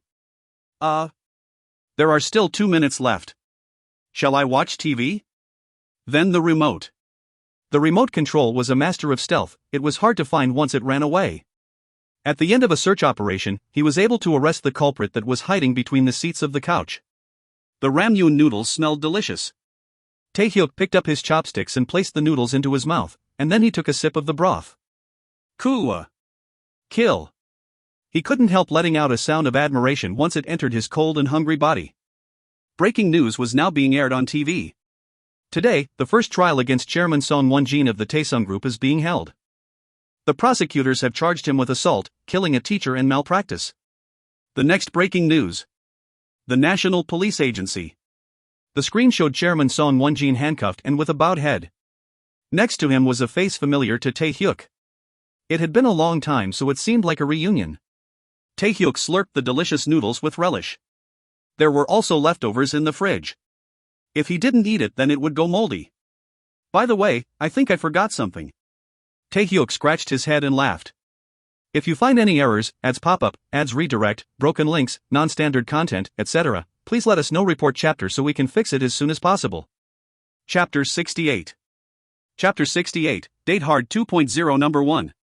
Winter vacation was coming up next week, so the inside of the classroom was loud. On December 23rd, there would be a short break for 2 weeks. Once the new year began, students would start earnestly entering hardcore exam mode for university admissions. Seo Tae-hyuk sat at a window seat and stared blankly in the air, looking at the demon-revealing mirror. The bomber had given him 50 affinity points. Doesn't it seem like an awfully long time since I last came to school? Due to so many incidents occurring, he had been skipping school for almost 10 days straight. If it was the same as before, then he would be forced to see the student advisor. However, some time ago, Seo Tae-hyuk was ranked 4th in the school due to the final examinations. There was no reason to talk to him, and the only one who didn't change their attitude was young Namho, his homeroom teacher. Hey! Tae-hyuk! You weren't in school for a week. What have you been doing? He seemed really concerned. Tae-hyuk scratched his head and replied. I couldn't concentrate on studying, so I went to the temple to pray. Such words are coming from your mouth. Is the sun rising in the west? Tae-hyuk pulled out a mock exam scorecard. All of the subjects on there were rated first class. What is this? This is great. Young Namho ruffled Tae-hyuk's hair with an impressed expression. His score was a result of steadily receiving the help of an Eun-young's studying skill and possessing an intelligence of around 50 points. Criminals should have a good mind. The increase in stats didn't simply indicate a change in numbers. More ideas popped up when he needed it. Seo Tae-hyuk was completely different from when he caught Yu Cheol-ho. It wasn't just his crime skills increasing. Sometimes it was eerie thinking about it. Well, have a good winter vacation. I will consult with you at the beginning of school. Tae-hyuk would be a third year in 2 weeks. It was the time to study in order to enter a good university. However, there was a limit to acting as a student. First of all, his top priority was to change the future and to catch criminals in order to make money. The course. In the future, he remembered, he didn't go to university.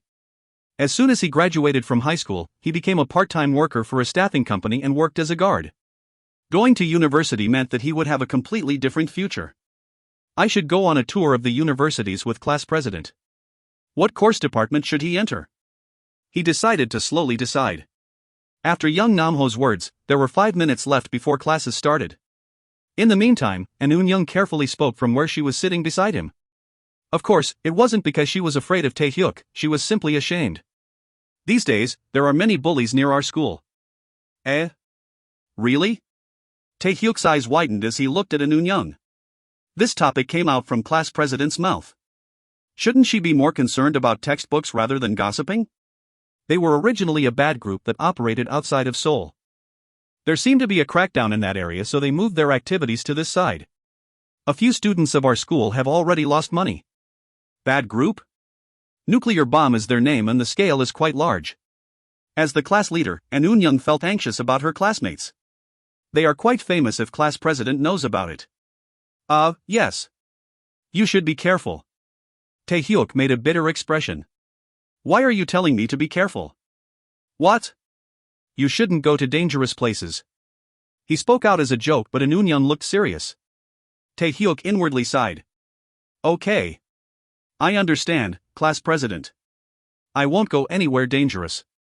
A small smile appeared on An Eun-young's face and she muttered in a small voice so that Tae-hyuk couldn't hear. If you do something dangerous, then you'll get hurt, and we won't be able to go to university together. What did you say? Nothing. An Eun-young noticed Tae-hyuk's body condition. It seemed like it wasn't good lately. She thought about inviting him to her house for a good meal. She still hadn't been able to reward him for helping Haruni. It had been a long time since the two of them. At that moment, An Eun-young shyly shook her head. Right. Tae-hyuk. Do you have any plans for the vacation? As the saying went, she leapt straight into the fire. The day she was talking about was Christmas Eve. If there was time, then studying at home like they did before. I have a date that night. D-date? An Eun-young's voice shook. Who was Tae-hyuk dating? Class president doesn't know. On that day, my Nuna has a date. I thought I'd give her some support. Really? Haran Uni? Their first date was a complete mess, so I thought about helping her this time. I call it Date Hard 2.0. An Eun-young was nervous about Tae-hyuk's naming sense, which seemed to be from 10 years in the past. So you will be busy that day. That's right. Then I will make you a schedule for studying next year. I'll make some good and delicious food for you. Yes. Tae-hyuk didn't know how much his future would change in 1 year. Meanwhile, he didn't notice that An Eun-young was looking at him every 5 minutes. Tae-hyuk headed to a construction site after school. Due to the situation of the adults, it had been neglected for almost a year. I think the performance is getting better. This was the place that Tae-hyuk went to in order to practice his crime skills. It was steadily rising, but since he hadn't learned any new skills ever since the hippo incident, he needed to make sure that he could perfectly use the skills he already had.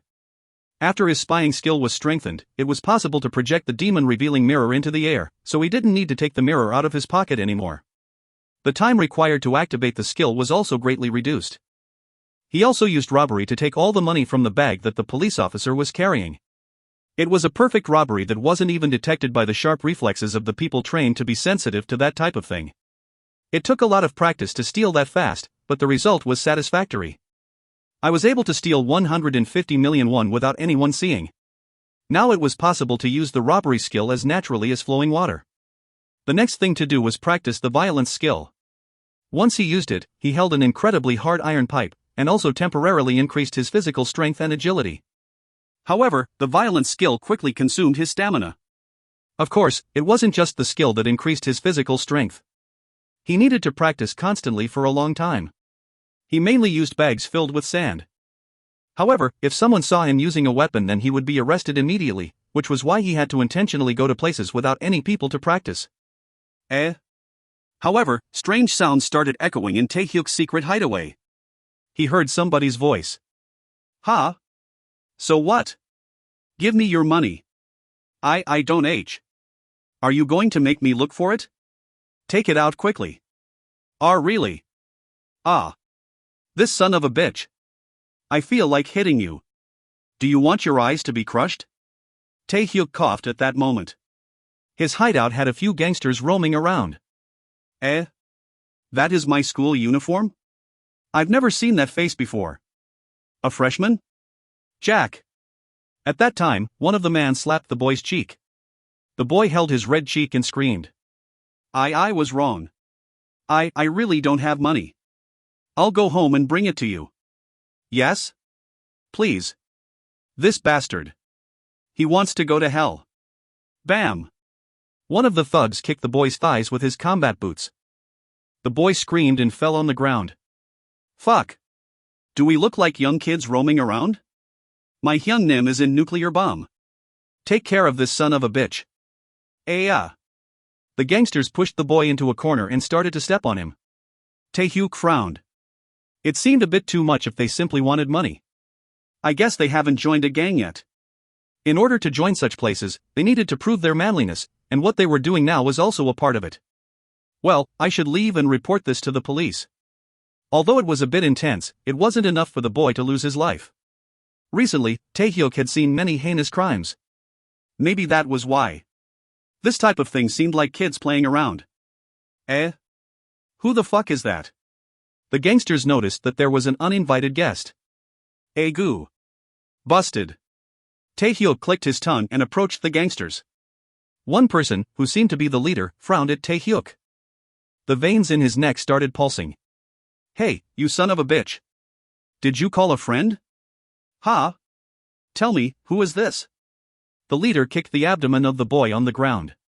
It was like wind emerging from a balloon. Kyuk. The boy gave a pained moan. Goo. You should be careful. If you hit the wrong place, then his intestines might burst. Even if you are a minor.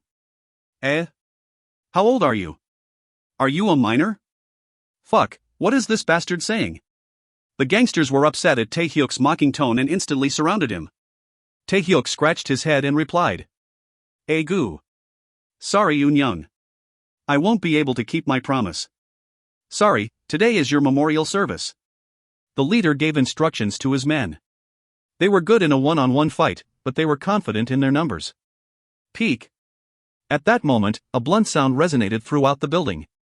Taehyuk suddenly held a large iron pipe in his hands, and swung it at one of the gangsters. The guy couldn't even scream before he collapsed. It was a ridiculous power. This bastard. The leader was dismayed. The opponent clearly hadn't been carrying anything. Then where did he get such a devastating weapon? In addition, he was familiar with assaulting people with an iron pipe. The gangsters got goosebumps. They realized that Taehyuk's eyes were like a hyena's. However, they had the tenacity of gangsters. The leader pulled out a knife. I will kill you. Goo. You are holding the knife like a sword. Do you watch a lot of movies? By the way, you can never beat an opponent with a longer reach than you. Taehyuk narrowed the distance at once and aimed his iron pipe at the leader's arm. Kyuk. The leader's arm twisted in a strange direction. From then on, it was a one-sided battle. Taehyuk had won the battle against Han Sangwon, who had specialized in knives. The power of the iron pipe and the violence skill was enormous. He could even win if he took on half a dozen neighborhood thugs. Well, a 17-on-1 is still impossible. Tae-hyuk rummaged through the pockets of the gangsters on the ground. Folded bills emerged, most of them taken from nearby students. They had gathered almost 500,000 won.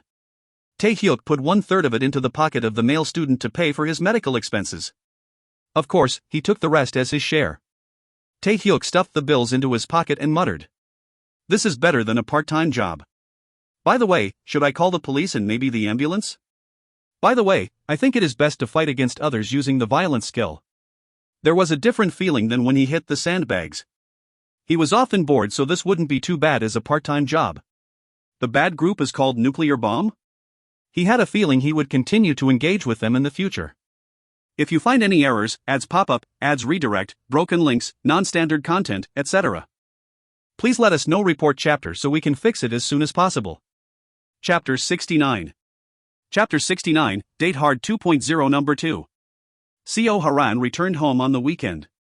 She ran over without gloves, so her hands were red. Every time she opened her mouth, a white plume of steamy breath billowed out. She opened the front door and trembled. Tae-hyuk, sorry. Is Nuna late? Are you hungry? I'll cook you delicious food at once.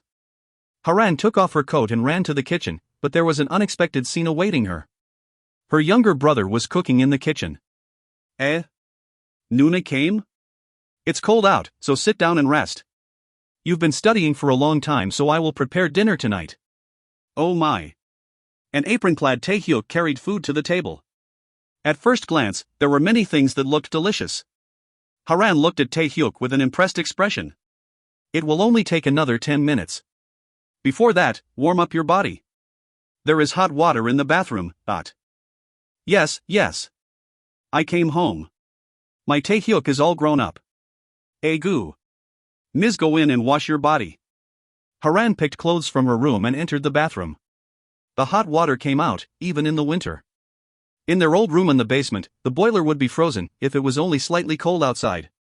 In the end, she had to boil water with a portable burner for her younger brothers and clean with lukewarm water.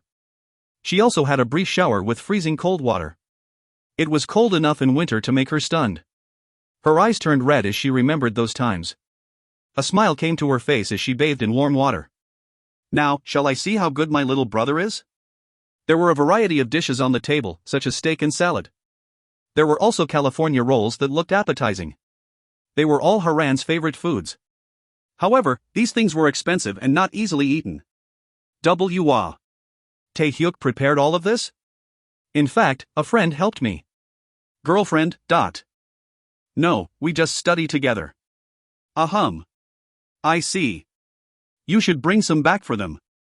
In fact, An Eun-young had prepared most of these dishes. Tae-hyuk only cut the cabbage, roasted the meat in the oven, and placed it in bowls.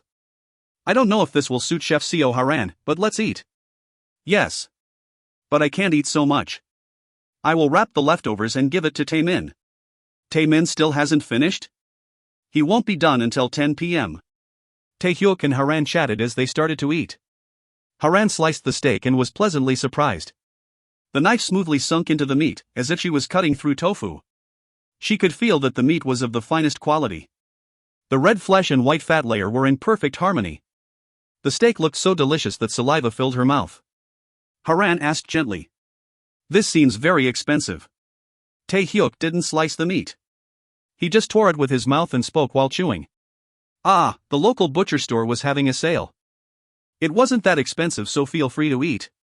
Of course, it was an absolute lie. The identity of the meat was Kobe beef, one of the top 3 Wagyu in Japan. It was also the most expensive Chateau brand. It was a dish that boasted a price of over 100,000 won per person, even if it was just the cheap lunch menu. Haran cut it into small pieces and raised it to her mouth without knowing it was such an expensive meat. So delicious. The rich juices ran down her chin as Haran started to energetically eat the steak. Next, her fork headed towards the salmon salad. Haran was baffled. There were unidentified black things sprinkled into the salad. When she looked closely, they seemed to be fish eggs. What type of fish egg is that? I got it in a 1+1 sale at the mart. It is delicious when eaten with salmon. I see. She didn't know that the fish eggs were caviar, one of the 3 great delicacies that caught the taste of gourmets all around the world. Just 7 ounces of it were sold for an exorbitant price of over $500. That precious food was now being eaten with salmon salad. Although it is a little salty, it is unbelievably delicious, and completely changes the flavor of the salmon. Haran made a sound of admiration with every bite of food. It is okay. There is still a lot left, so we can eat it with some rice tomorrow morning. These ingredients seem expensive. Aish. They are cheap. Haran's eyes narrowed and she sent him a suspicious glance. Taehyuk just smiled like he didn't know anything. It had been a long time since he last met his sister, so he wanted to give her the best foods. The two people faced each other and smiled brightly. At any rate, Nuna can just study hard and not worry about money. That sounds like something I used to say. Haran twisted her brother's face. Taehyuk once again swore to himself after seeing his sister smiling so brightly. He wouldn't make his sister unhappy unlike the previous life. This was the only favor that Taehyuk could do for her. Ah, right. Kang Suk-hyung says to expect a date. He is preparing. Oh mo. Kang Suk? Yes. I'm sure it will be the best date. Haran blinked. She didn't show it on the outside, but it seemed like she was expected a lot. The concept of this date isn't Beauty and the Beast, but Cinderella. The problem is whether Kang Suk-hyung can do this properly. If it was Beauty and the Beast, then he could do well as the Beast. The actors were ready, but he was worried about how well Cho Kang-suk could do. At the same time, in the base of the nuclear bomb, the second-ranked Kang Hansong stared at his juniors with cold eyes. Hyung Nim helped you. It wasn't for you to look like this. His position in the circle wasn't low. Rather, his charisma and strong power made him one of the high-ranking members. The only thing he was lacking in was his amount of contacts. Therefore, Kang Hansong desperately tried to increase the number of his followers. If he added just 5 more people, then he could become a captain of nuclear bomb. He had no intention of being underneath someone in a gang. He planned to grow it as much as possible and turn it into an organization. Of course, he would do his job, but once he was recognized, he would be able to relax from a high position. The juniors he gathered were his footholds to success.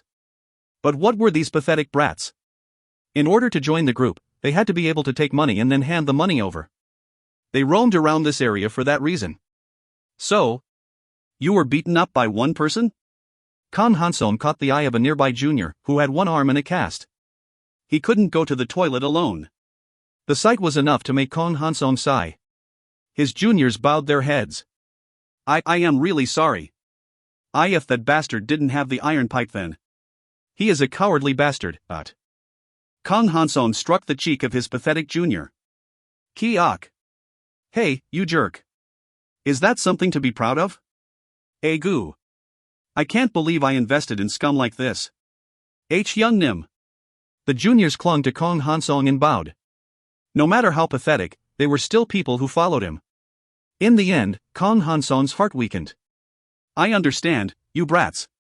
This strong Kang Hansong will solve it. Thank you. I swear allegiance to Hyung Nim. I'm getting goosebumps. Stop before you make me sick. Yes, he was wearing the uniform of a high school? Yes, that's right. It is a school in the area. I am sure he goes to that school. HRMM. A high school was a famous school nearby, not necessarily as a prestigious school, but for the second generation of good families attending it. Therefore, it had an ambiguous position. In the end, their money entered the wallets of this gang. However, if the school had a good fighter, then he should check it out. Once they met, Kang Hansong would see about bringing him into nuclear bomb. Even if he did have an iron pipe, he had fought 4 people alone. He might not be a good guy. So let's act in moderation and go to a high school. Hyung Nim, then we. Shit. I'm not your mother. Handle this yourself. Wipe your feet and go home and sleep. Yes, I understand. Thank you, Hyung Nim. Kang Hansong sighed and started to investigate a high school. Oh, it must be Co Taehyuk. But he isn't first in the school. He did a test a while ago and was ranked second. Is that so? Then who is first? That. Eun Young. She is completely crazy about studying. Ha! That female is good at fighting? TL, the words in brackets are implied but aren't actually said. Completely brilliant. Co Taehyuk is her apprentice.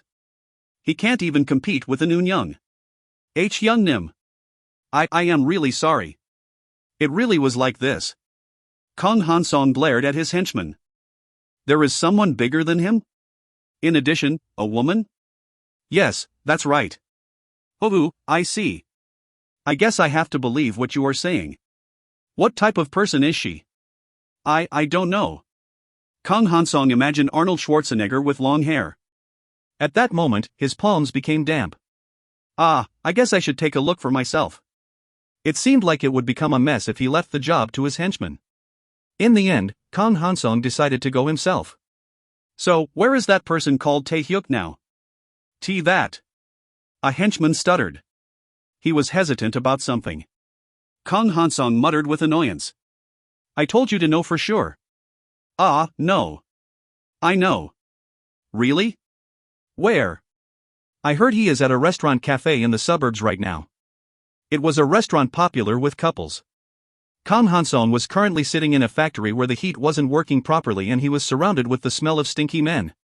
What, a date? Kong Hansong's lips twitched. The suburbs were usually deserted, and thus, it wouldn't be a problem if he wanted to beat someone up. He is playing very wildly on Christmas Eve. Are 10 people available right now? We have to take care of that bastard, even if we get in trouble. Kong Hansong chuckled. They were still minors, so they wouldn't be punished properly, even if they damaged the restaurant. The laws protected them. Then he would punish that bastard who ridiculed 4 of his men. It is me. Gather immediately. From now on, we will start a war. Kong Hansong mobilized all the strong people. How is it? Kong Suk asked nervously as he gazed at the suit that was tailored to his body. Tae-hyuk raised a thumb. Wah! You look really cool. It is like a drama. The custom-made Oxford suit with an expensive price of 3 million won transformed the bear. Really? But this clings to my body too much. If a criminal suddenly appeared. Agu. Kong Suk Hyung. You should only think about dating today. I understand. Cho Kong Suk smiled as he placed a handkerchief in his pocket. At any rate, the booked limousine will soon come. Then you will go pick up Nuna. Tae-hyuk. Kong Suk's eyes turned red. He thought of the bleak days where he just caught criminals. He never once had a date, yet Tae-hyuk had prepared everything perfectly. He really was the best brother. Tae-hyuk prepared everything, his clothes, his transportation, and even his reservation at the restaurant.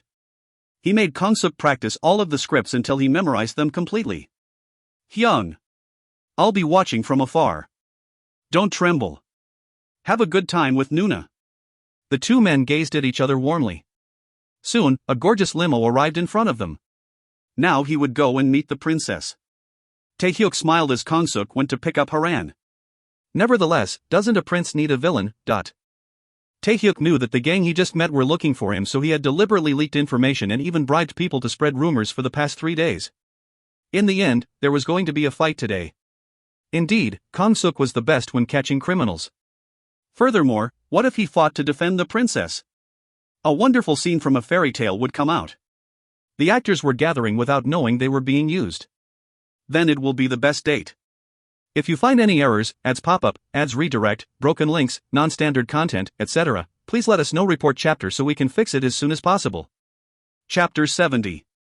Chapter 70, Date Hard 2.0 Number 3. The restaurant cafe, Ludwig, was a so-called hidden attraction. By default, it was a live cafe where people could eat while simultaneously listening to music. The high-quality performances and delicious food meant that it was one of the most popular dating venues among couples. The owner's taste meant that there were fairly high-quality music equipment. Amateur bands and folk singers came in overwhelming numbers with a desire to perform. Right now, there was only one couple present. Cho Kong Suk and Seo Haran were sitting down and waiting for their food, but behind the scenes, a fierce war of nerves was occurring.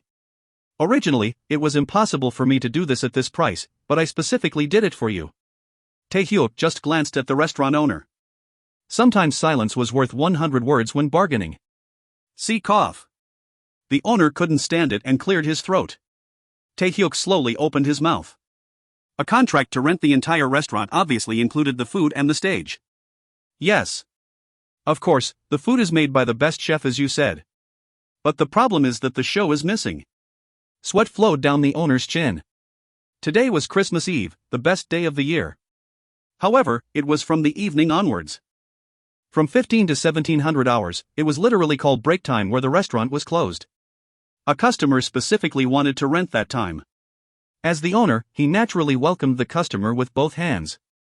The meals could be cooked in advance, and he could serve it himself. But there was a problem. This wasn't a simple restaurant, but a cafe restaurant that served food while watching a show. Ha, ha, ha. I am sorry for that. But really, you don't have a person to perform? Tae-hyuk sighed. By doing this, he could rent the restaurant at an unbelievably low price. But this trap was waiting for him. The atmosphere wouldn't exist if there were no performances. It can't be helped. Can I borrow the stage instead? The stage? Yes. A date should have music. The owner's eyes shone.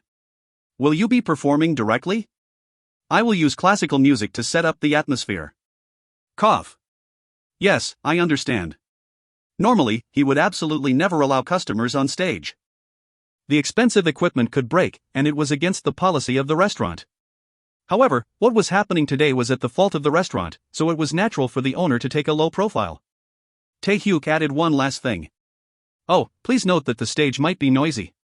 Even if the equipment is broken, I will reimburse you in full, so don't worry about it. Ha, I understand. Then please show a great stage. The owner nodded with a pleasant expression. However, he was inwardly laughing. He thought that the customer just wanted to stand on the stage. At best, it would be a tambourine and some karaoke skills. Did he even know how to turn on the amps? However, it was a money-giving customer, so the owner bowed politely. Then I have to go and prepare the dessert. The stage is opposite of the hallway. Tae-hyuk quickly headed to the place that the owner directed. No show? Then he would do it himself. Fortunately, there was still a bit of time until Nuclear Bomb's henchman arrived.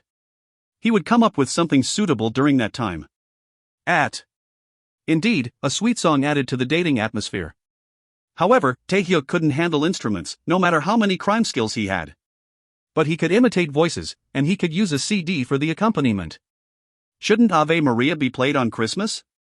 It was the song of greeting that was sung when the angel Gabriel visited the Virgin Mary when baby Jesus was conceived. It was the best song for a date on Christmas Eve. Voice modulation has been used. You can directly imitate the voice of Lee Young-ho. Singer Lee Young-ho. With his profound voice and gentle stage manners, he was a celebrity that sometimes appeared on TV. It was worth spending a lot of money to watch his performance. Tae-hyuk laughed and turned on the microphone before singing along with the accompaniment. The restrained voice of a soprano spread throughout the restaurant and into the hearts of those listening. After singing a song to praise Mary, it was time for a carol. The favorite song of the Koreans was Mariah Carey's All I Want for Christmas Is You. It would make the heart that rose up from Ave Maria pound even more. Cho Kang-suk and Seo Haran. The stage for only those two was unfolding. Omo, there is suddenly a song. What song is this? Ave Maria. It is so powerful that it doesn't seem to be coming from a CD. It seems like someone is on stage. I can't see it from here. Are we sitting in a corner? Kang-suk discovered that they couldn't see the stage from where they were sitting. Why did Tae-hyuk tell him to sit here? Fortunately, the restaurant was empty. It would be good to sit in a place where they could see the stage well. Kang-suk thought so and asked Haran. Do you want to move to a place where we can see the stage better? I just feel like listening. In addition, I feel sorry for the waiter if I move the food after eating. We can just keep eating here. Yes, I don't care as long as Haran is fine with it. Kang-suk gazed at Haran sitting in front of him. She was so beautiful that it was hard for him to even look at her properly. Haran blinked at him. Is there something on my face? No. You are so beautiful. Why, you don't need to go that far. Nope. I am serious. It is embarrassing that I can't even express the full extent of your beauty. Kang-suk's eyes were serious. At first, he thought that she was just a beautiful woman when they first met. When he met her the second time, he realized that it wasn't just her appearance that was beautiful. She was really sweet and beautiful. Kang-suk coughed while blushing. Ah ha ha. Kang-suk is also cool. Those clothes suit you really well. The two quietly started eating the food, and the music turned into an exciting carol. It was like a Christmas blessing for both of them. The date that started from the bowling alley, planetarium, and amusement park was nearing its end. Today was really fun. I'm scared to be this happy. At that moment, Haran stopped. There was something strange. All of a sudden, she felt a deep despair as she thought back. As Haran's face darkened, Kong-suk's expression became serious. He quietly wrapped his hands around Haran's. Haran. You know that my job is to catch criminals who have done bad things. Yes. I'm aware of that. You are doing a really good job. I punish those who are doing bad things. However, is there nothing in the opposite direction? I think I give their victims the right to be happy. Haran's eyes shone. Happy? Today was fun. Yes, indeed.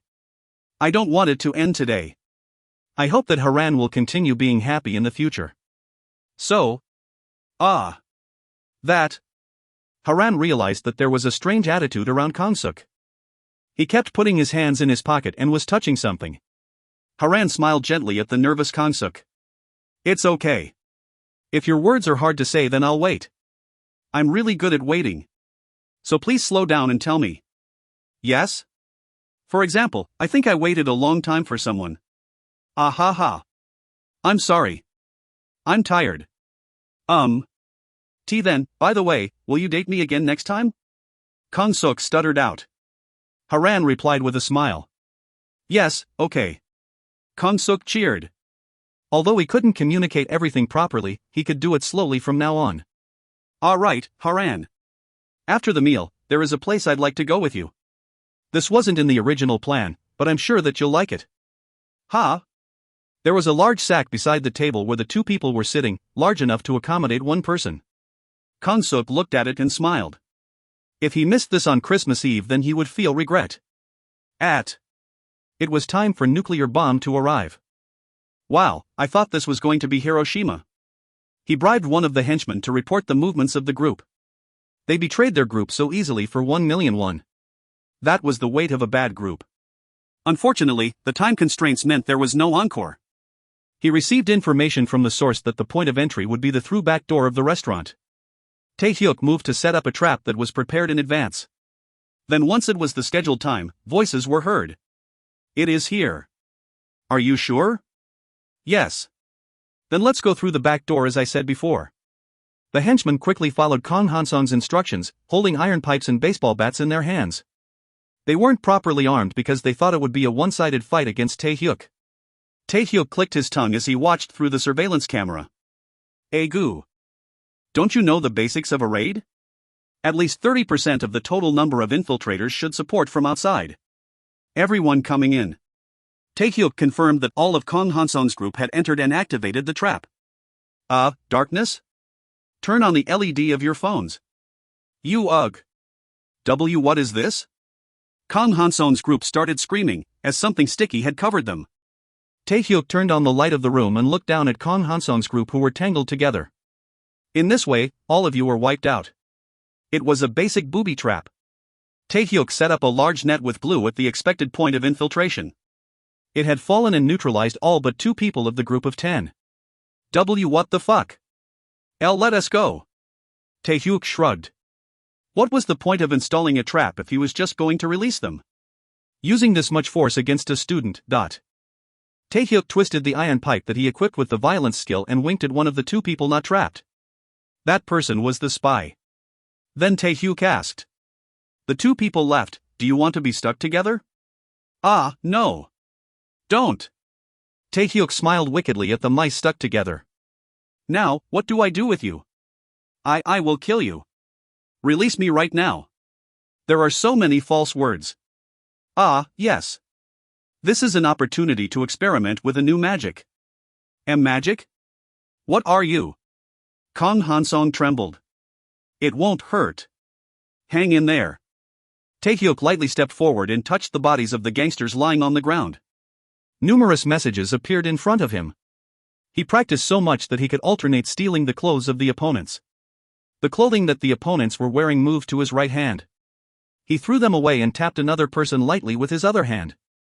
After repeating this a few times, he was able to strip all 8 people of their clothes. Arg. What? What did you do? TT, that bastard. The gangsters started to scream. Taehyuk smirked. I left your underwear behind due to my conscience. Now, shutter time. He pulled out a camera and started to take photos of the naked men thrashing around.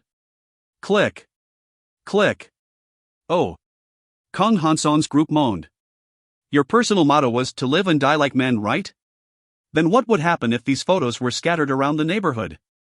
Stop. Are you short on words? Please stop.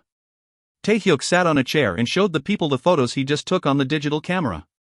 Screams could be heard from here and there. Now, let's negotiate. Will you continue to fight me as enemies? Of course, if you do so, then you won't be able to prevent these photos from being printed and scattered around. Or I can give you a part-time job taking care of things that I'd rather not do. Of course, I will take care of the costs. Well. This much for one time? Taehyuk quietly raised 2 fingers. Kang Hanson swallowed his saliva. All of a sudden, there was an offer from the opponent. This doesn't mean that you will become my subordinates. It is just a formal contract. Of course, I am the one in charge. Do you mean things like beating up your enemies? You understand quickly. It is something similar. Taehyuk looked at Kang Hansong and his henchmen. I need some long-term pieces I can move at will. If he gave them money, then he could use them moderately. He would be able to use them to fight other criminals in the future. If you find any errors, ads pop up, ads redirect, broken links, non-standard content, etc., please let us know. Report chapter so we can fix it as soon as possible. Chapter 71. Chapter 71, Date Hard 2.0 Number 4. The money offered is 200,000 won. It can't be. 220,000? It was more than he thought, so Kang Hansong stuttered. Taehyuk joined his thumb and index finger together to make another circle. See cough. It isn't a bad opportunity. Of course, I'm doing this after thinking of your position. How about it? Taehyuk's suggestion was like the devil's temptation to Kang Hansong. Money was money, but if those photos were known to the neighborhood, then he would have to immediately step down from his position in nuclear bomb. In the end, Kang Hansong made a decision and nodded. You are Taehyuk? This is a contractual relationship, and I absolutely won't be your subordinate. Taehyuk laughed. I did not need such subordinates. He turned the iron pipe round and released the net and glue. The trick was simple. He stole the net and glue from the other person using robbery and gathered it neatly in one hand. The released people ran towards the clothes that were piled up. Hey, that is my clothing. This is mine. Check your eyes. The gangsters fought each other to get dressed before standing in a line in front of Taehyuk. Anyone who has a complaint can tell me. I'll make sure that you don't get bored. Of course, then you won't be able to receive compensation. The gangsters were quiet. It had already been discussed by the representatives. These henchmen were in a situation where they couldn't talk, even if they were disgruntled. Besides, they couldn't defeat Taehyuk in a one-on-one fight anyways. In fact, this problem ended well. It was 2 million won per case. Even if it was shared between 10 people, it was still a large amount. Where else could they make that type of money? Taehyuk used a carrot and stick approach to tame the wild gangsters. All right, I have something for you to do right now. What is it? Relax. Do you see that hyung out there? Yes. It isn't hard. I just want you to act as usual. The details. Taehyuk told them his plan for Kang-suk while Kang Hansong nodded with understanding. Then you want to increase his manliness through this? Exactly. We can really get 2 million won if we do this? I'll give it in cash. Of course, I can't give you the photos I just took. Once I am assured of a good relationship, I will hand it over. See cough. Considering Hansong's position, it wasn't a bad offer. He soon forgot why he came here as he discussed the plan to become a villain. Then the ambitious gangsters were ready to go and pick a fight with Kang-suk. However, the restaurant was already empty. Taehyuk muttered with a blank expression. Kang-suk Hyung. Your progress is too fast. Already.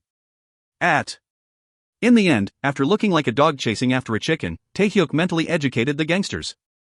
Kang Hansong remembered that Taehyuk went to a high school and asked. I don't need to babysit your fellow students, right? Taehyuk nodded, as he wasn't their leader. There was no obligation to guard all the students. However, there were exceptions. Wait a minute. Do you want me to show you something interesting? Ha! From now on, this tree will be half gone. Taehyuk walked to a big tree outside the restaurant. Then he literally swung his iron pipe with all his strength. Kwang! There was a loud sound and half of the wood disappeared. If you touch any person under my protection, then you will be very sick. Hick! The gangsters paled at the power of the iron pipe. How the hell did he have so much strength? Kan Hansong realized that he had touched a sleeping lion. It was fortunate that Taehyuk hadn't used violence on them. I'm looking forward to your work in the future, Hansong Hyung. Taehyuk smiled and stretched out his hand, and Kan Hansong started sweating as he shook it. This considerably improved the relationship between the two people. You look really beautiful dressed up. But from now on, a change of clothes is needed. Ha! Haran's eyes widened with surprise. Kang-suk sweat the moment he realized what he said. Ugh. Haran. I absolutely am not taking you to a strange place. Really? I am Cho Kang-suk. Do you believe me? Kang-suk was speechless. The typical words of a bad man had emerged from his mouth. Ah ha ha. Kang-suk blushed as he showed her what was in the bag. It was a Santa suit and a Christmas elf costume. Haran's face reddened the moment she saw it. Kang-suk took the Santa suit and said, "Hey, after changing, there is a place I want you to come with me." Kang-suk. A Santa costume is too crazy. Ha? It isn't like that. Haran will wear the Christmas elf over there. I will wear the Santa costume. Kang-suk proposed wearing the Santa suit for his volunteer work. This was misunderstood as strange behavior. Haran poked her fingers together in embarrassment. The two people laughed as they looked at each other. Haran. What were you imagining? Kang-suk should have given me a precise explanation. Kang-suk finally realized that his explanation was quite poor. Then I'll explain. There is an orphanage that I sponsor. Orphanage? Yes. They have no parents to become Santa, so every year I become Santa. I wanted to go with Haran this year, so I prepared the costumes. Haran started to move her fingers in circles. I didn't know, so I had some strange thoughts. If you don't mind, would you like to hand out gifts with me? Maybe you will like it as well. Oh, today was supposed to be a day for Haran. Sorry for asking this all of a sudden. Haran's heart started to beat faster at the gruff, but warm Kang-suk. No. I want to go with you. Yes. Then let's change the clothes we are wearing. If we clearly explain to the owner, then he will let us use the locker room. Oh, do you want to be Santa or the elf? It is a little big because the Santa costume is for men. I'll take the elf. The costume that Kang-suk provided wasn't like Tinkerbell, who was often the image when thinking of a fairy. It was a Christmas elf with pumpkin pants and a green cap. I've changed. Me too. Haran couldn't resist laughing after seeing Kang-suk wearing Santa clothes and the beard. F-fub. I'm sorry. It really suits you. He looked like he was a mixed martial artist. I will really look like it if I carry the gifts. Ha ha. Yes. Santa should have presents. Then let's go. The limo will be waiting. Santa is coming in a limo instead of a sleigh. It is strangely modern. Ha ha. Indeed. The two people looked at each other and laughed. The prepared gifts weren't that expensive. Teddy bears, crayons, sketchbooks, Lego toys, etc. The name of each child was written on the wrapping paper. Haran asked after seeing it. Did you prepare everything they wanted? Yes. Last month, I asked them to write down any gift that they wanted to receive from Grandpa Santa. I prepared their gifts to the best of my ability. That is really great. You do this every year? I started 5 years ago. But a few years ago, they started telling me to bring Rudolph or an elf. That reminded me to ask Haran to join me. Haran realized that the children knew Santa's identity, and she could understand the meaning of the children telling Kang-suk not to come alone. Her chest warmed at their consideration towards each other. So shall we do this? Yes. She was carrying heavy gifts, but her footsteps seemed strangely light. Ho ho ho. Kids, Santa is here. Wah! Kong Soko. No, Santa Appa. Today I even brought an elf Nuna. Wah! Appa is good. The children of the orphanage cheered at Santa Kongsuk's appearance. The popularity of Santa Kongsuk was enormous. The amount of gifts was too much for Kongsuk to carry alone, so Haran arrived a bit later with some gifts. Ha ha! Elf Nuna is also working. Haran raised her hand and said, "Now, please stand in a line to make it easier for Grandpa Santa to hand out the gifts." A girl, who seemed to be an elementary student, shook her head and said, "Not Grandpa. Appa." Yes, Santa Appa. Kongsuk was happy not to be called a grandpa. Haran felt strangely sorry. The kindergarten kids seemed to know the identity of Santa Kongsuk. Ho ho ho! Merry Christmas! Still, Haran burst out laughing after seeing him desperately pretending to be Santa. Wah! Elf Uni! Your smile is so beautiful. Thank you. Since Santa Appa is busy, I will give out the gifts. Yes.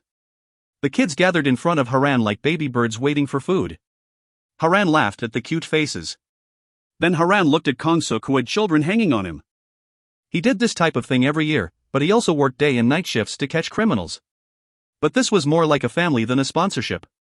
Goo. Santa doesn't have enough sense.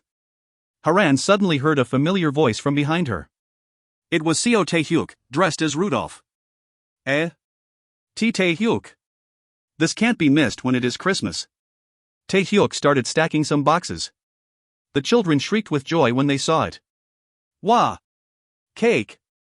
Chicken! Rudolph is amazing. Santa Kongsuk asked Rudolph Tae-hyuk. How did you know? Goo. You suddenly disappeared on the date. If you do this, then you should tell me. Ha ha. I forgot. At any rate, I will share this. It is 1 box per 2 people. There is plenty. As expected from our Rudolph. Santa Kongsuk, Rudolph Tae-hyuk, and Elf Haran.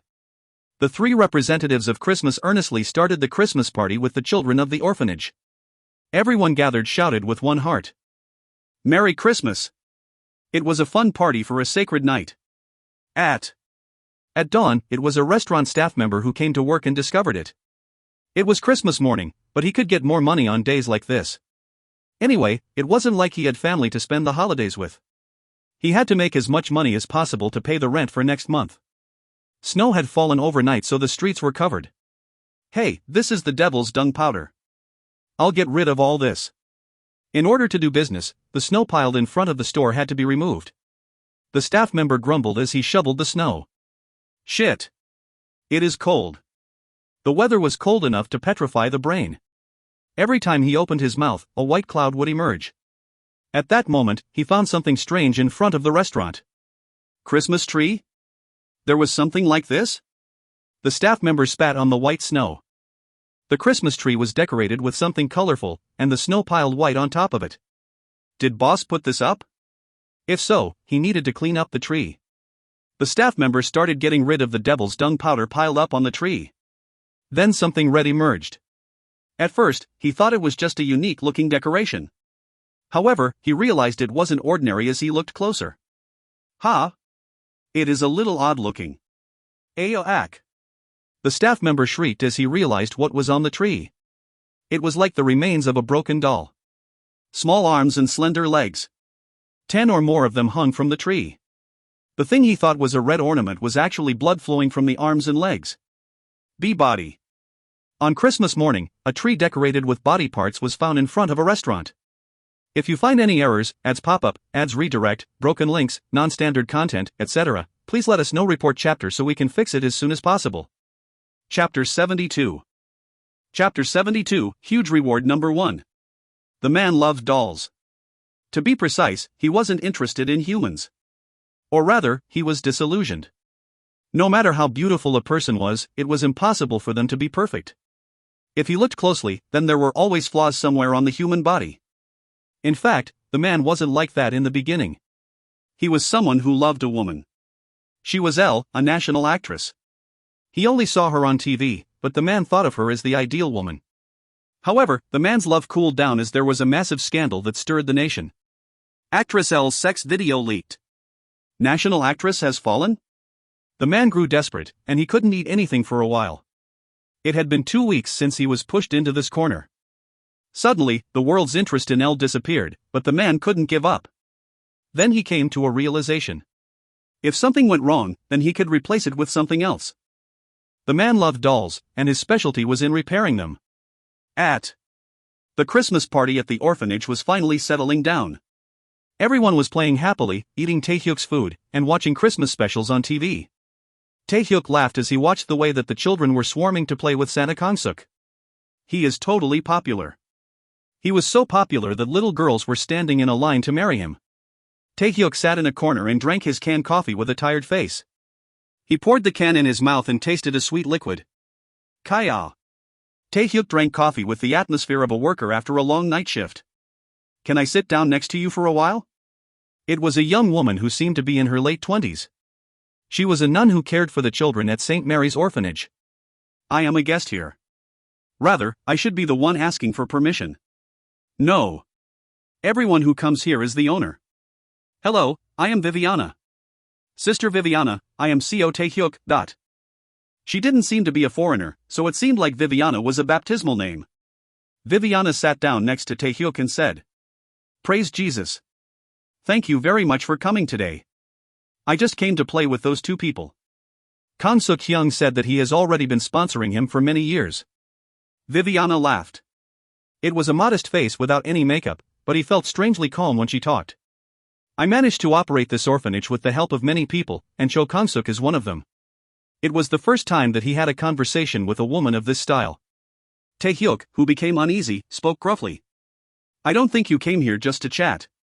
What can I do for you? Yes, in fact, I wanted to ask you something. Well, if I can answer it then I will. At that moment, Viviana's face came close to him. An oddly sweet fragrance was evident. Hum. I think your face is too close. I'm sorry. The other children shouldn't hear this. Then it can't be helped. Viviana spoke in a low voice as if it was a forbidden story. Do you perhaps know a girl called Kim Subin? Taehyuk narrowed his eyes. Why are you asking me that? Oh, there isn't any strange meaning. I just asked because you seem to be a similar age. Then I guess Subin is a high school student. Yes. A freshman. Could you please wait a moment? A picture. Viviana rummaged through her pockets and found a piece of paper. Taehyuk coughed as he received the photo and opened it. A girl with a cheerful atmosphere was seen with Viviana. They looked like sisters, and were holding the V sign towards the camera. At first glance, Kim Subin was a girl with a short haircut like a man. Do you know? Subin is very pretty. If you see her then you would definitely remember. Viviana seemed to really care about the children here. I'm sorry, but this is the first time I've seen her. I'm sorry I'm not helpful. Viviana's eyes widened and she waved her hands. No. I'm sorry. You must been confused since I asked such a sudden thing. Taehyuk wanted to know why she was asking such a question. This was an orphanage.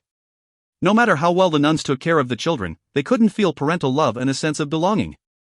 There were those who wanted to leave here as quickly as possible. In particular, the age of a high school student was the limit of staying in an orphanage. So Subin must have left here earlier than planned. She must have run away from home. A shadow crossed Vivian's face. Yes. Without saying a word to me. Suddenly, Viviana grabbed Taehyuk's hand and spoke what was in her heart. If you see Subin, then can you tell her that Sister Mom is waiting for her? She looked a little young to be called Mom, but he understood what she meant. Viviana thought of the children here as her children. It was at that moment. Sister Viviana. You don't have to ask it from someone like that. Subin Uni graduated from here. Viviana was filled with embarrassment. Jaime. Jaime was a girl who seemed to be a middle school student. She stared at Taehyuk like she wanted to eat him. I don't like him. Are we beggars? Should I say thank you for buying chicken? She shook her head as if it was unacceptable. Viviana stopped Jaime and said, I am really sorry. This child is called Song Jaime. She was close to Subin, so her nerves are sharp from Subin's disappearance. At any rate, I am very thankful for today. If you see Subin then please tell her that mother is waiting. Taehyuk scratched the back of his head. It seemed that the orphanage had complicated circumstances. Can I hear more about this story? A hard-faced Santa Konsuk was standing there. After leaving Haran in charge of the children, Viviana, Taehyuk, Cho Konsuk and Jaime gathered in the reception room. Before starting the story, Viviana spoke firmly with Jaime. Jaime. You should just listen. Don't say anything to the detective. Do you understand? Bah. Sister Mom doesn't have to worry. Am I a child? Konsuk removed the beard on his chin and said. Sister Viviana. Subin is gone, what happened? Viviana's voice trembled as she spoke. Because she was so desperate, she told the story to Detective Konsuk. It has been around a month since the day that Subin went to school and didn't come back. Konsuk had already been doing volunteer work here for a few years and he knew most of the children. He had known Subin since she was a child. Why didn't you tell me this sooner? Konsuk asked angrily. That. I contacted Gangdong police station but you weren't there, so she was reported as missing. Ah. It was around that time. Konsuk sighed and leaned back in the chair. A month ago, he had been unbelievably busy due to the Hippo case. There was no way to get in contact with Konsuk when the police station was called. He gave his phone number exactly for situations like this. Were they sorry about contacting a busy person? The next time this sort of thing happens, please contact me straight away. It is absolutely no trouble. Ha! I heard that there were a lot of disappearances happening these days, but I didn't know it would happen around me. Taehyuk, who was listening to the side, interrupted the two people. If it was last month, was it after actress Ryu Myunghwa disappeared? Konsuk looked at Taehyuk with an expression of great interest. How do you know so well? That's right. Since then, the number of missing people have increased. Egu. Taehyuk groaned. He never dreamed that he would be involved in this incident. Ryu Myunghwa was one of the top 3 actresses. She disappeared in the wake of a private video leaking. There was speculation that she was staying quiet until the case was settled. However, her agency then reported her missing. From then on, the frequency of missing girls increased dramatically. It was the Werther effect, so to speak. It was similar to the phenomenon where a spike in suicides occurred after a celebrity committed suicide. It was a word derived from the sorrowful protagonist of Goethe's novel, The Sorrows of Young Werther, that was published in 1744. He committed suicide after a tragic love. It was so popular that Napoleon also carried the book with him. All over Europe, suicides started to spread as they imitated Werther. The total number of deaths was over 2,000 people. At present, the development in the media meant that it wasn't hard to find the Werther effect. Taehyuk bit his lip. If I remember correctly, this isn't just a simple missing persons case. Maybe. He had a bad feeling. For the first time, Taehyuk hoped that his thoughts were wrong. Drun. Someone's phone ringing interrupted Taehyuk's thoughts. Ah, I'm sorry. It is my phone. At such a late time. Konsuk pulled out his phone and confirmed who it was from. He picked up the call and walked to a corner. Yes, this is Cho Konsuk. Mutilation. What is this? He couldn't be sure of the conversation due to the distance. However, Taehyuk didn't miss the words spoken by Konsuk. Mutilation murder. Taehyuk bit his lip. Damn. It actually is that case. His bad feelings were always right. Cho Konsuk approached them and said. I'm sorry but it seems like I have to go to work. I'm sorry. Ah, it's nothing. I will come back tomorrow for more details. Taehyuk, Sister Nim, and Hyman, I will be going now. Taehyuk spoke to the leaving Konsuk in a quiet voice. Hyung. Have you discovered a clue regarding the missing people? Ah. I'll tell you if there are more details. Taehyuk didn't miss Konsuk's shaking. The phone call was clear, a mutilated murder victim was found. There was no harm in checking the identity against the missing people files at the police station. Of course, the probability that the body was Subin wasn't high. However, it wasn't necessary to talk about the mutilation murder and make people uneasy. This was why Konsuk went to check without saying anything. Taehyuk was immersed in his thoughts as Konsuk left. This was a prelude to the brutal killings of a madman called Doll Play, but that was the extent of Taehyuk's knowledge on the matter. Co Taehyuk had memories of the future. Until now, it had been easy to catch criminals using those memories. However, this mutilation murder case was different. In the end, the killer of this case wasn't caught. It ended with many victims. Taehyuk only knew a rough outline of what was reported in the news. The victims were only remembered with the initials A, B, and so on as they appeared in the news. There was an orphan among the identified victims. Taehyuk felt like puking. This was the first time. The events so far had been easily solved using his memories of the future. However, this time was different. He knew nothing, and he couldn't do anything. A sense of hopelessness filled Taehyuk's body. Then an amazing thing happened. Taehyuk gazed at what was written on the demon-revealing mirror. New mission, find doll play. The following rewards can be obtained by clearing the mission. -10 blacklist points. -20 stat points. Wait. What? I can get all this by finding doll play? It was literally a huge reward. Blacklist points was one of the upgrade conditions. He got 1 point every time he secured one member. In half a year, he had only collected 10 points. In addition, stat points? He could use it to raise his stats as he wished. If he got all that, I can clearly meet the conditions to upgrade my rank. I can be a noble. Taehyuk remembered something that he had forgotten for a bit. He had 2 weapons. But he had forgotten about one for a while. Yes, I have the crime skills. So far, he had only caught criminals that had already been arrested. However, what about catching a criminal that hadn't been caught? It was perfect for Taehyuk's purpose of changing his fate. If this was possible, he would be able to change their fates. Taehyuk's eyes started to blaze with passion. The god of crime started to move in order to catch the strongest enemy that he had encountered so far. If you find any errors, ads pop up, ads redirect, broken links, non-standard content, etc., please let us know. Report chapter so we can fix it as soon as possible. Chapter 73. Chapter 73, Huge Reward Number 2. The man stared at the doll with adoring eyes.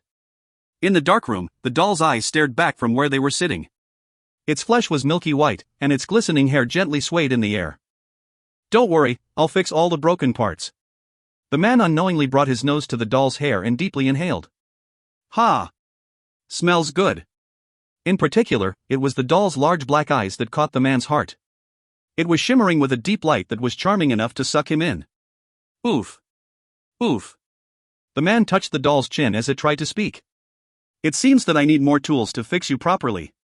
The man exited his studio and started the car, a big van for a single man. He had purchased this a while ago for some hidden uses.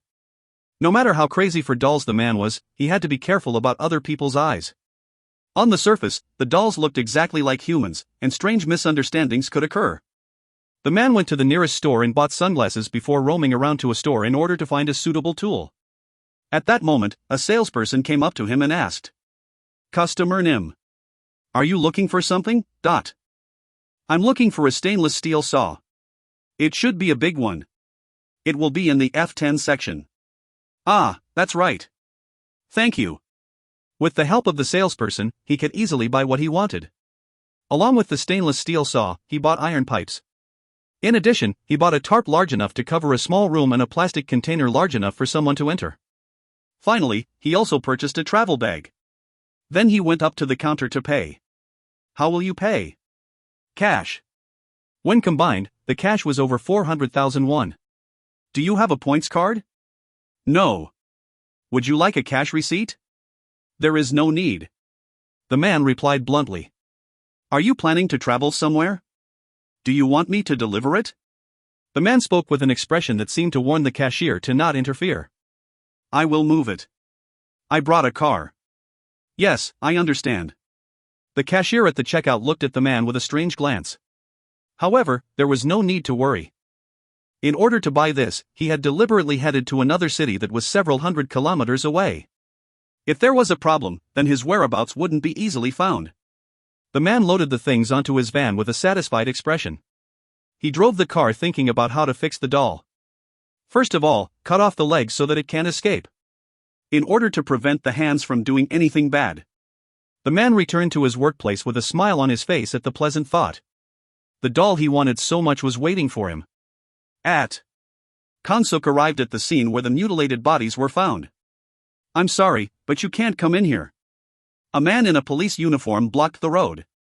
Kangsuk pulled out his police badge and showed it to the officer. "I am Detective Cho Kangsuk from Kangdong Police Station. Ah, thank you for your trouble. Is Investigator Ju Hyun-ho inside? Yes. Please come this way. After entering the restaurant with the police officer, he saw Ju Hyun-ho talking to a staff member. Ah. Sun Bae. This is a big hit, it is quite brilliant. Ju Hyun-ho greeted him with a cheerful face that was unsuitable for the crime scene. Hey. It is wrong to say such a thing here. Ha ha. What about you? Anyway, we aren't the only ones here. Hurry and listen to the explanation. By the way, what is that doing there? Ju Hyun-ho tapped his head with his fingers and Kang-suk realized what it meant as he reached for his head. He had failed to remove the Santa hat. You seem to be having a good time. At any rate, describe the case. What's going on? By the way, why did Sun Bae suddenly come? I asked Coroner Park for support because of a lack of manpower. Sun Bae didn't need to come. Aish. I am just a little anxious about something. Kang-suk caught Hyun-ho in a headlock.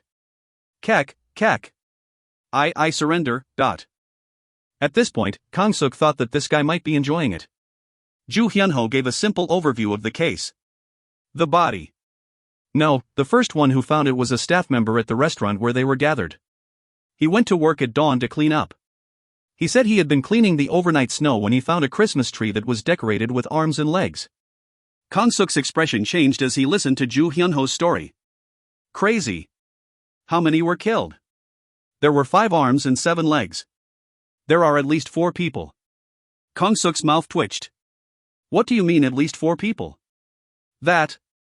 The explanation is a bit long. Is it okay? Yes, tell me. There are 7 legs, so there are at least 4 people. What does Sun Bae think is the psychology of a person who commits a mutilation murder? They are making it smaller so the body is easier to handle? Something like that. First of all, people often go mad for a while when committing murder. However, when a body is mutilated, the mental state stays extremely rational. Crazy. Then the person who did this is sane? Yes. Even if someone kills a person accidentally, they can't accidentally cut people up. Ju Hyun-ho said in a casual voice like he was exchanging small talk. Phew. Kang-suk couldn't help sighing. At any rate, the psychology of a person who kills and then mutilates is quite simple. They want to return to a normal life in some way. They killed a person.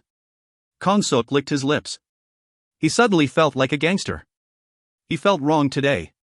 They want to get rid of the body in front of them, so they throw it into the sea or bury it on a mountain. In short, they want it to go unnoticed in society. A question popped into Kang-suk's head. So why cut it off? You can get rid of the body without doing that. Rather, it would take more time. Ju Hyun-ho used his fingers to make gestures of his arms and legs being cut off. The reason for a mutilation murder is very simple. They think that cutting the body into smaller pieces is easier to carry and less noticeable. Kwon. Kang-suk didn't want to know this about the psychology of criminals. But this case is unusual. Because they were used to decorate a tree? Yes. It isn't typical for a normal mutilation killer. It's like he is boasting of his crime. Did you hear about the person who cut off and kept the body parts of the people that they killed in the war? What? There are also such people. It seems like this killer is proud that he murdered so many people. Ah, that is why I said there were at least 4 victims. That? He ran out of space to decorate the Christmas tree. Fuck. Either way, this isn't an ordinary murderer. I'll try a simple profile. He is probably a fairly educated professional in his early to mid-30s. He cares a lot about his appearance, and in addition, he has a large desire to show off. Did I talk about the loot? He thinks what he does is a work of art. That is why he made a sculpture to show off to others. It is similar to an avant-garde performer using dolls. I don't remember exactly, but I saw it in a magazine. Ha. Dolls? Yes. Doing strange things like cutting off the arms and legs of the dolls and switching them around. There was a surprisingly good response to it. The exhibition wasn't long ago. Kang-suk's eyes sharpened. Can you find out more about that? HRMM. I don't think it would have anything to do with this incident. Please. Well, if Sun Bae says so, then I'll try. Have the identities of any of the victims been discovered yet? The coroner Park Min-soo is in charge of that. It looks like the results haven't come out yet. You call him, as I am a little uncomfortable. You just don't fit with him. Anyway, I will call. Kang-suk called Park Min-soo to see if he confirmed any of the identities. Yes. Thank you. Work hard. The conversation didn't last long. Hyun-ho asked Kang-suk with an expression similar to a child receiving a gift. Were the identities of the victims revealed? Min-soo says that it will be difficult to accurately identify them.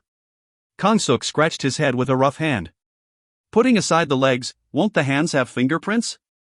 I don't think he erased the fingerprints with something like hydrochloric acid. Korean citizens had all 10 fingerprints registered as data, which was used to determine the identity of the victim, as well as to arrest the criminal. It was often a tremendous help in the investigation. However, Kang-suk didn't say anything. Sunbae? Are you crying? What? Dust just entered my eyes. At any rate, please tell me. Otherwise I can't do my job.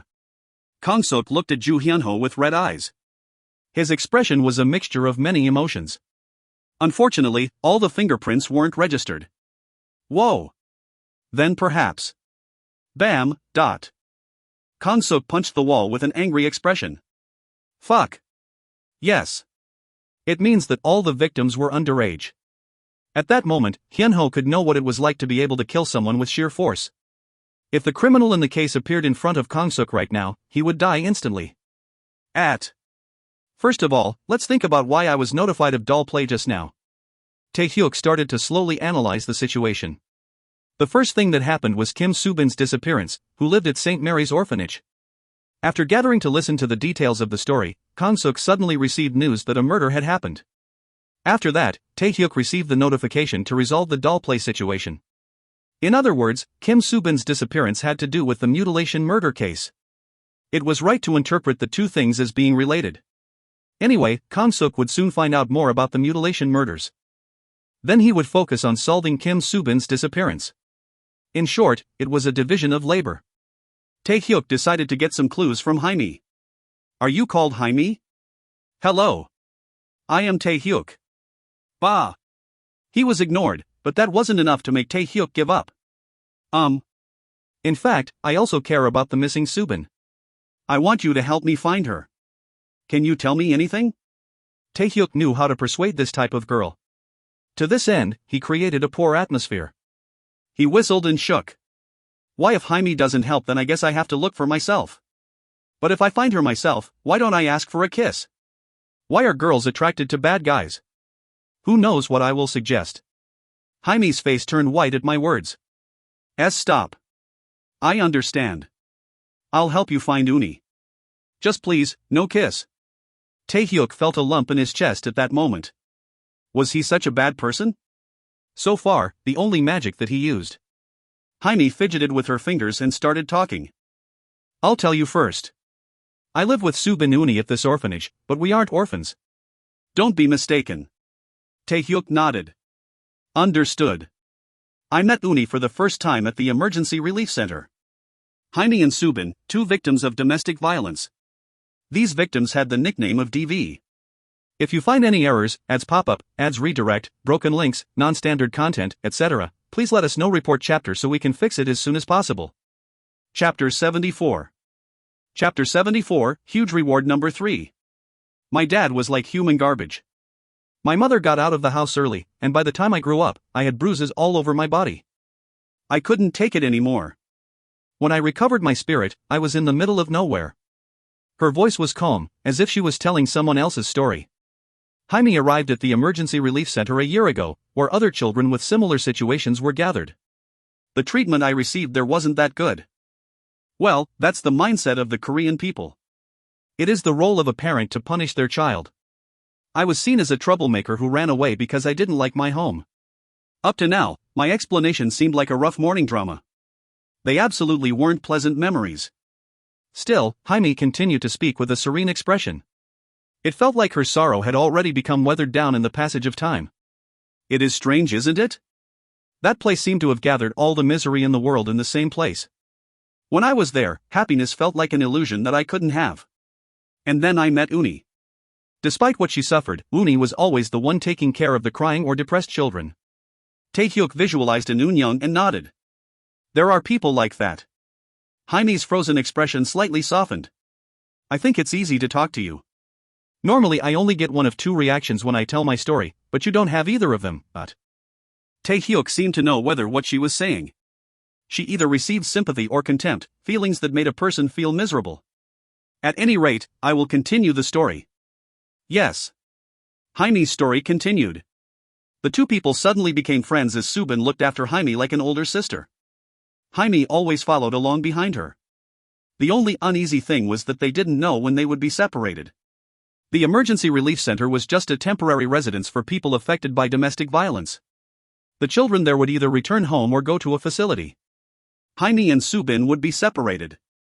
Then a small miracle happened. The two people were sent to the same orphanage. It was a 1 in 100 chance. Once it was decided, they were so delighted that they hugged each other. Many things happened after we came to the orphanage. Sometimes, my drunk dad came and asked for his daughter to be returned. There was a thief in middle school, so I received a nighttime punishment. However, Uni was able to help me successfully overcome everything and anything that came my way. Jaime and Subin were family to each other. They fought against the discrimination of the world with their slender bodies. But there was one mistake. It wouldn't end with living at the same orphanage. For Uni, she only had 2 years left to live here, so we made a promise. As soon as possible, we would make a lot of money so that we could live together. This is the token. Jaime pushed out her left hand. There was something like a copper ring on his little finger. It was bumpy, like it wasn't properly made. Contrary to appearances, Taehyuk was well versed in art and quickly noticed what it was. Is that a bearing? Referring to the ball bearing that reduces friction between moving parts. Yes. Uni got it. She didn't want to be in school and got a job as soon as possible. That is where Uni first made this. There was no money to buy a ring. Putting a ring on their little fingers meant fulfilling their wish. Subin was obviously filled with the desire to live with Jaime away from the orphanage as quickly as possible. There was another meaning to the ring, however. Either way, do you understand now? This is a token of my promise with Uni. I will continue wearing this on my finger as I promised. Uni didn't run away. I'm sure she was scouted into a company and got a good job. Once she makes a lot of money, she will come back for me. Jaime looked at the ring on her left little finger. To her, this ring given by Subin was more precious than a gold ring that was worth 100, no 1,000 times more.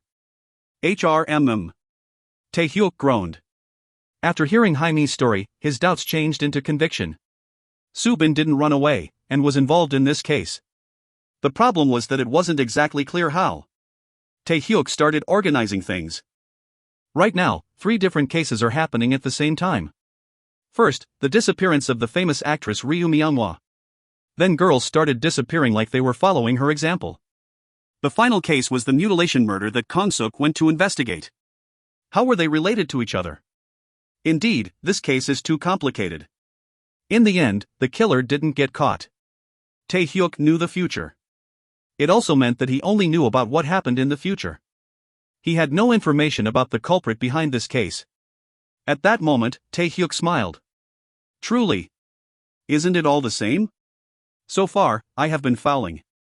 Taehyuk had to dig into the truth of the incidents with just his crime skills and Taehyuk's own abilities. Therefore, the reward was huge, compared to what he had seen so far. Either way, Taehyuk squeezed out as much knowledge of the future as possible. Then he remembered one useful thing.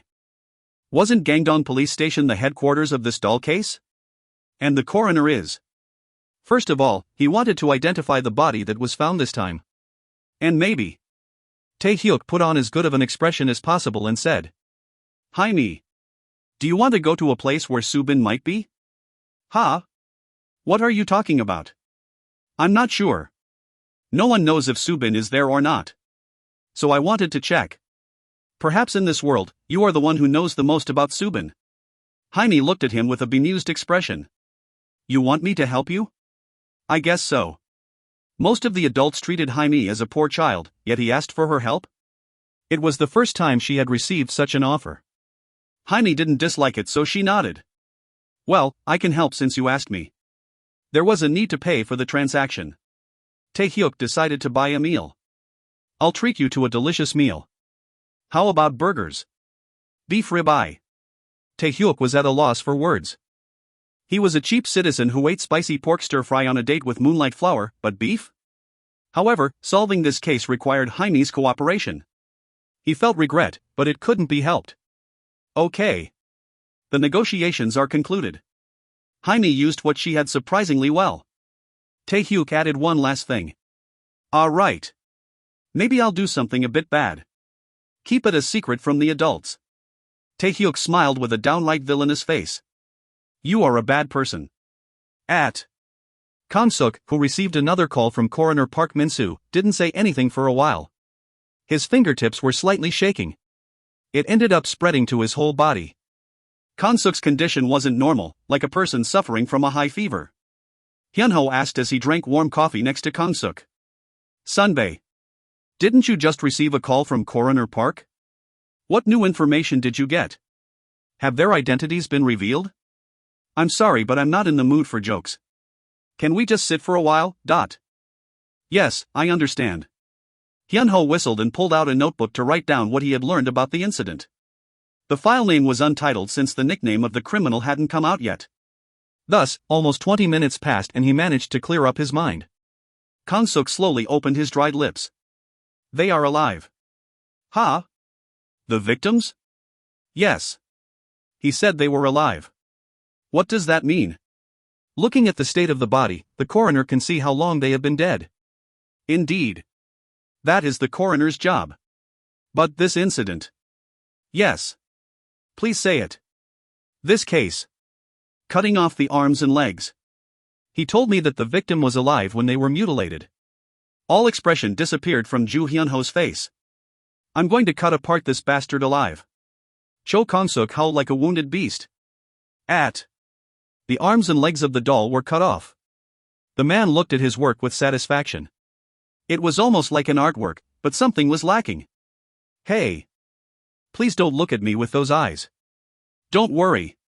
I'll give you even more beautiful things. The doll was looking at the man with a mixture of contempt and fear. The man couldn't stand it and pulled the doll's eyes out. The arms, legs and eyes should come out. The man laughed. He was thinking about the very pretty eyes of a doll that he passed by chance a while ago. If he wanted, then he could get it. The man hummed. I'll give her arms to hold me tightly, legs to run towards me, and eyes so that she can only look at me. The man's insanity overflowed in the dark room. He didn't know how much time was remaining. However, if he hurried, then he would be able to finish all the work before it was too late. The man went looking for parts to give the doll. Tae-hyuk had Kan-suk's phone. It was a copy, but he could still get a glimpse of the call history and email. He used it to clearly understand the people around Kan-suk. There were many things that could be done with it. Now, let's try it for the first time. Voice modulation has been used. You can directly imitate the voice of Cho Kan-suk. Tae-hyuk called Coroner Park Min-soo with a satisfied expression. Min-soo. Are you doing well? He heard a tired voice over the phone. I told you my lead. 10 minutes ago, I called and reported the situation. It is obvious that the victims were still alive when the mutilation occurred. Have you already forgotten? Sorry. Actually, I called because I have a favor to ask. What is it? I have an important witness in this case, so I want to show them the bodies. I'll send them to your location. Please. Hey, that's illegal. That is why I am asking you. It will just be between us. HRMM. Park Min-soo hesitated a little before replying. Will this help you solve this case? Of course. I understand. I am here alone now, so I will secretly let them in. Thank you. Oh right, you know this is confidential? I understand. I won't write it down and will take it to my grave. Then I'll pretend I don't know about this. You will do the same. At any rate, thank you. Then work hard. The call ended. Tae-hyuk laughed. Park Min-soo seemed surprised that Cho Kan-suk had made such a request. Then a disguise. No, there is no need. Tae-hyuk was still wearing the Rudolph costume from the Christmas party. Well, I can say that I came from a part-time job. Tae-hyuk had an accurate grasp of Park Min-soo's character. He didn't care about trivial things, and once he concentrated, he only looked at the corpse. I think there are only strange people around Hyung. Tae-hyuk took a taxi and headed to the Gangdong morgue. Of course, it was with Jaime. Jaime got off the car and looked around with a perplexed face. The atmosphere was unusual. Where is this? It isn't a hospital. Tae-hyuk scratched the back of his head. Jaime. Don't you want to find Subin? No. I have to. Uni didn't come to pick me up, so I have to go. Then I'm sure that Subin is here. Is it okay? Although Jaime was familiar with violence, it was different from death. That's why she didn't know that the scent of death was blowing here. How do you know that Uni is here? Have you been kidnapped? Well, it is similar. They moved to the side door of the morgue, where someone was standing in front of a chained door. It was Park Min-soo, whom he had contacted in advance. Tae-hyuk coughed a few times and walked over. Detective Cho Kong-suk sent me. Really? Gu. She is a kid. Is this okay? Park Min-soo looked at Jaime with anxious eyes. He didn't notice the Rudolph costume that Tae-hyuk was wearing at all. Jaime shook her head vigorously. I'm not a child. I am big. I see. I understand. At any rate, I'm secretly letting you in. Please come quietly. Tae-hyuk and Jaime went inside with Park Min-soo. The place where the bodies were kept was floor 1B. I'll be on lookout so the both of you go in. I've put them all out, so make sure you check it. Yes. It was in order to keep the bodies from rotting. Once they entered, the storage was so cold that it was like a refrigerated warehouse. There was an autopsy table covered in plastic in the middle of the room. It looked like doll arms and legs were arranged on top of it. Doll. Jaime's eyes trembled. The fluorescent lights blinked as if they had reached the end of their life. Unfortunately, they aren't from dolls. Do you want to take a closer look? Jaime nodded silently and moved closer, and she realized what was lying there. Body. Shoo, someone outside will hear. Tae-hyuk put on some surgical gloves that was next to the table and handed a pair to Jaime. She said nothing and followed Tae-hyuk in putting on the gloves. Now, if she confirmed that none of the arms or legs were familiar, then the long day would end. At that time, Jaime suddenly sat down. Jaime had kept calm after her initial confusion. Then did she find something notable? Tae-hyuk swallowed his saliva. He followed Jaime's gaze. It was a hand with a small cut on it. The hand wasn't that pretty. They were dirty with oil, and the nails were cut short. The only unusual thing was that it had an ugly, ring-like object on the little finger. As she was supposed to pick me up. It was a promise. The little finger. Jaime desperately rose from her spot. She walked towards the table like she wanted to make sure that what she saw was right. Her legs trembled so badly that it was like she would collapse at any moment. Despite that, she walked forward slowly, step by step. Suddenly, a familiar hand was in front of Jaime's eyes. After touching it a few times to confirm it, Jaime hugged it and fell on the table. She started to cry as she brought the hand to her face.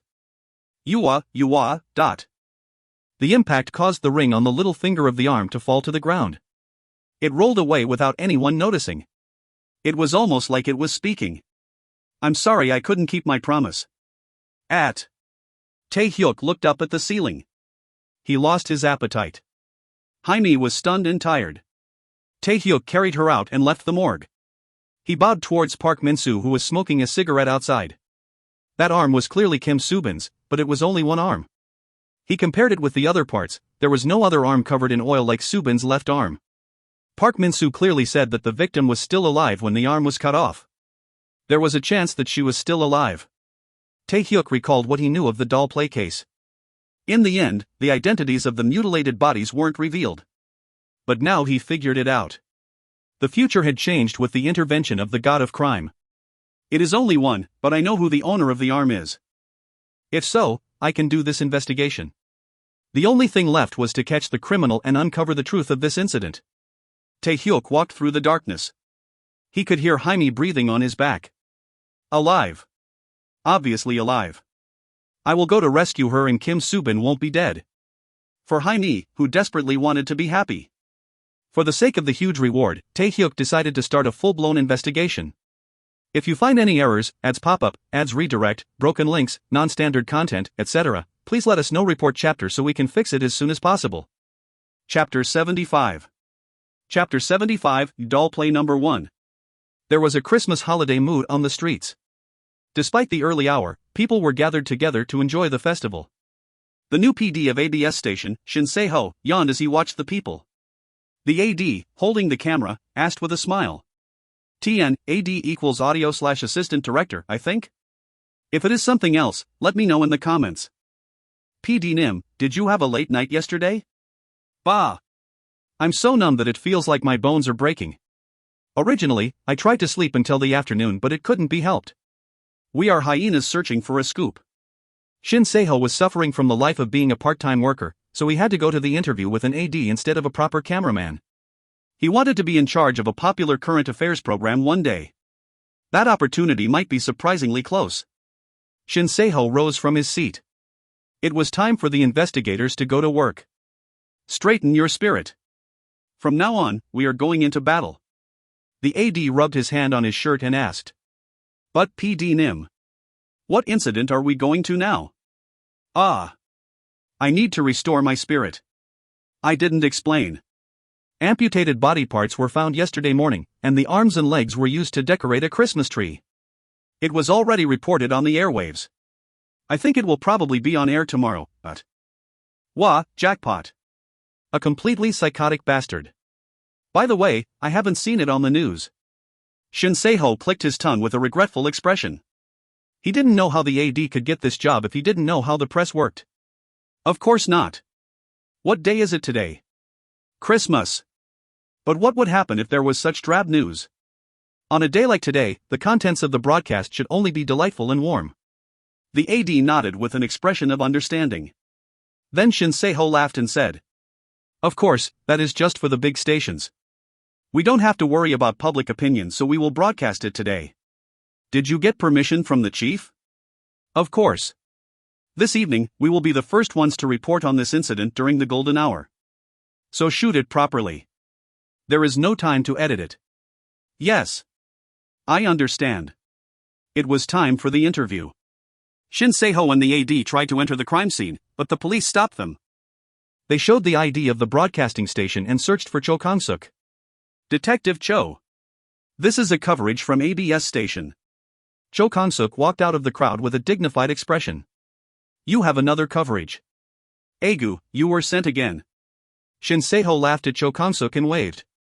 Wow, who is this? If it isn't Detective Cho Kang-suk. You always seem to be busy. Ha ha. Of course, Cho Kang-suk wasn't feeling very pleasant towards them. An interview will be tough right now.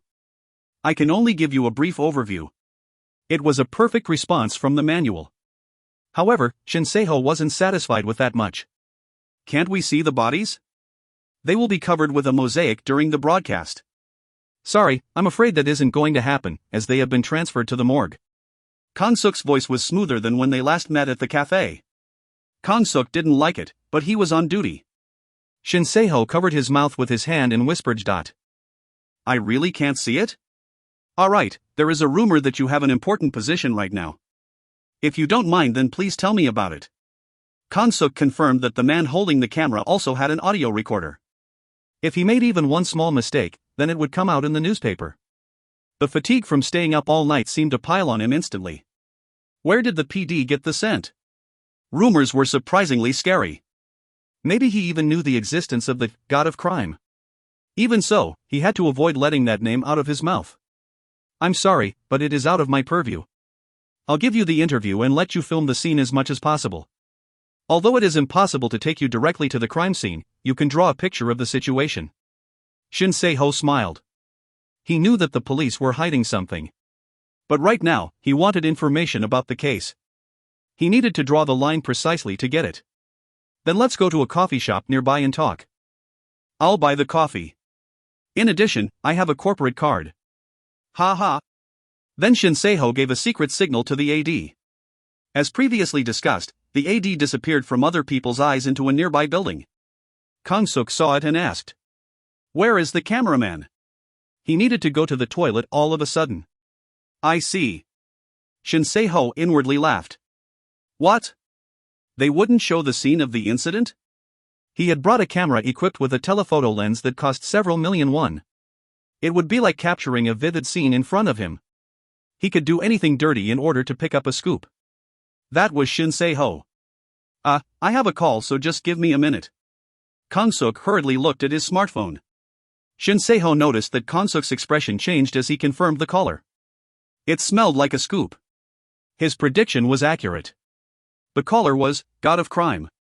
Yes, this is Cho Kang-suk. Hello, Detective Cho Kang-suk. No, should I say Merry Christmas?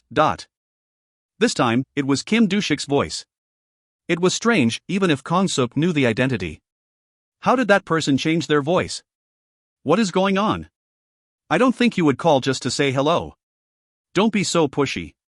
I am a little timid. Rather, I prepared a special Christmas gift for the police. I want to return the bomb that I couldn't bring back the other day. Where is it? You've already received the dolls as a present from someone else, but I haven't started playing yet. Doll? Ah.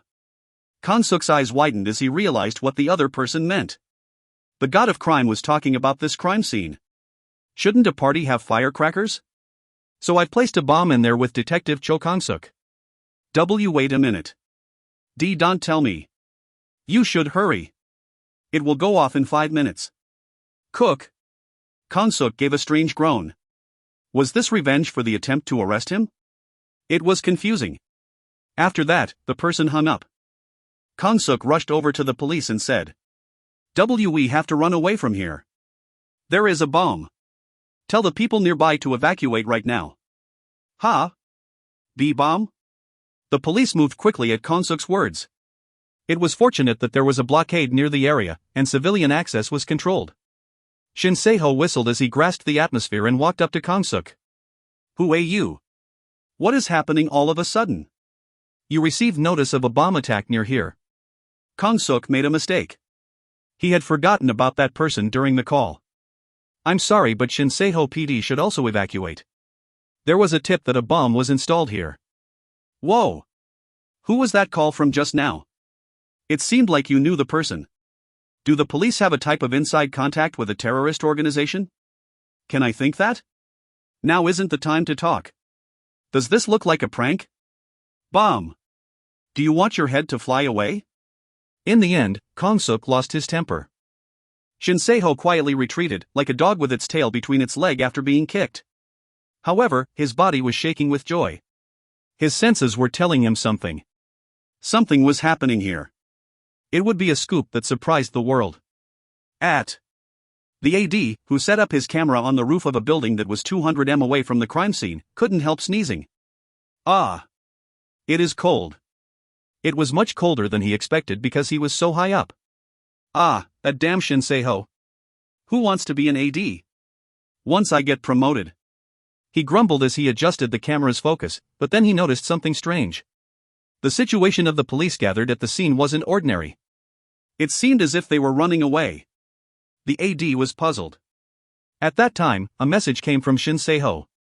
Jackpot. There is a bomb threat at the scene right now. If you find the culprit, then this will be an enormous scoop. Get a close-up of the scene. A bomb. No, then I. The AD was stunned. Even if he was 200 meters away, he didn't know how strong the blast was. He might end up being killed by the explosion, but Shin Se-ho wanted him to shoot the scene of the bomb exploding? However, people needed to take risks to get a scoop. He wasn't a dedicated cameraman, but he had been holding it for 5 years. His journalist's heart started to blaze. It was like being a reporter in a war zone. Yes, a man only lives once. Today I will take the best video of my life. The AD focused on the scene and waited quietly. In no time, the police had evacuated, so the street was empty. That person. He was strangely dressed. He was wearing an opera mask on his face and a leather jacket. One hand was holding a long iron pipe. Don't tell me. Terrorist? The AD swallowed his saliva. Maybe this really was a great scene. At that moment, a strange thing happened. The unidentified man in an opera mask looked up at where the AD was. A coincidence? He was 200 meters away. Without the telephoto lens, a person would look smaller than an ant. Yet he was looking over here? A drop of sweat dripped down the AD's nose. Sick dash. However, it wasn't a coincidence. The man in the opera mask smirked and his thumb across his neck. Hayek. He knew. That person knew he was here. The AD sat down in fear. Now, this scene has been cleared of police, Tae-hyuk said with a satisfied expression. But what about that fly? He used spying to check if there was anyone around. Expanding the scope of spying had a limit of once per day. He noticed that someone was shooting this place from the roof of a building that was 206.2 m away. Maybe it was a journalist or someone similar. Tae-hyuk smirked and drew his thumb across his neck in a threatening gesture. It seemed like he would have to handle that after looking around the scene. Maybe it wouldn't be so bad. He planned to debut the god of crime to the media sooner or later. Maybe this was a good opportunity. Then let's draw a picture. If he drew the scenery using forgery, he could draw the powerful image that was contained in it. It was basically like psychometry as he drew what happened here. He could see traces of the past. Tae-hyuk walked over to the tree that had been decorated with body parts and murmured. The bodies were taken away but the tree is still here? Blood was still remaining in some places. He would draw the remaining image based on that. Easel okay, sketchbook okay, paints okay. After all the preparations were finished, Tae-hyuk triggered the forgery skill. He started drawing in a relaxed posture like he was a landscape artist. At that moment, a strange illusion emerged in front of Tae-hyuk's eyes. Ugh. It is the second time but I'm still not used to it. A woman was lying on an operating table, her face distorted in pain. But there wasn't just one. On the other side, someone else. H-heek. Ki-ok. The image was over. Obviously, it hadn't occurred here. Perhaps it was the place of dismemberment. Surgery? The forgery skill has found an intense image.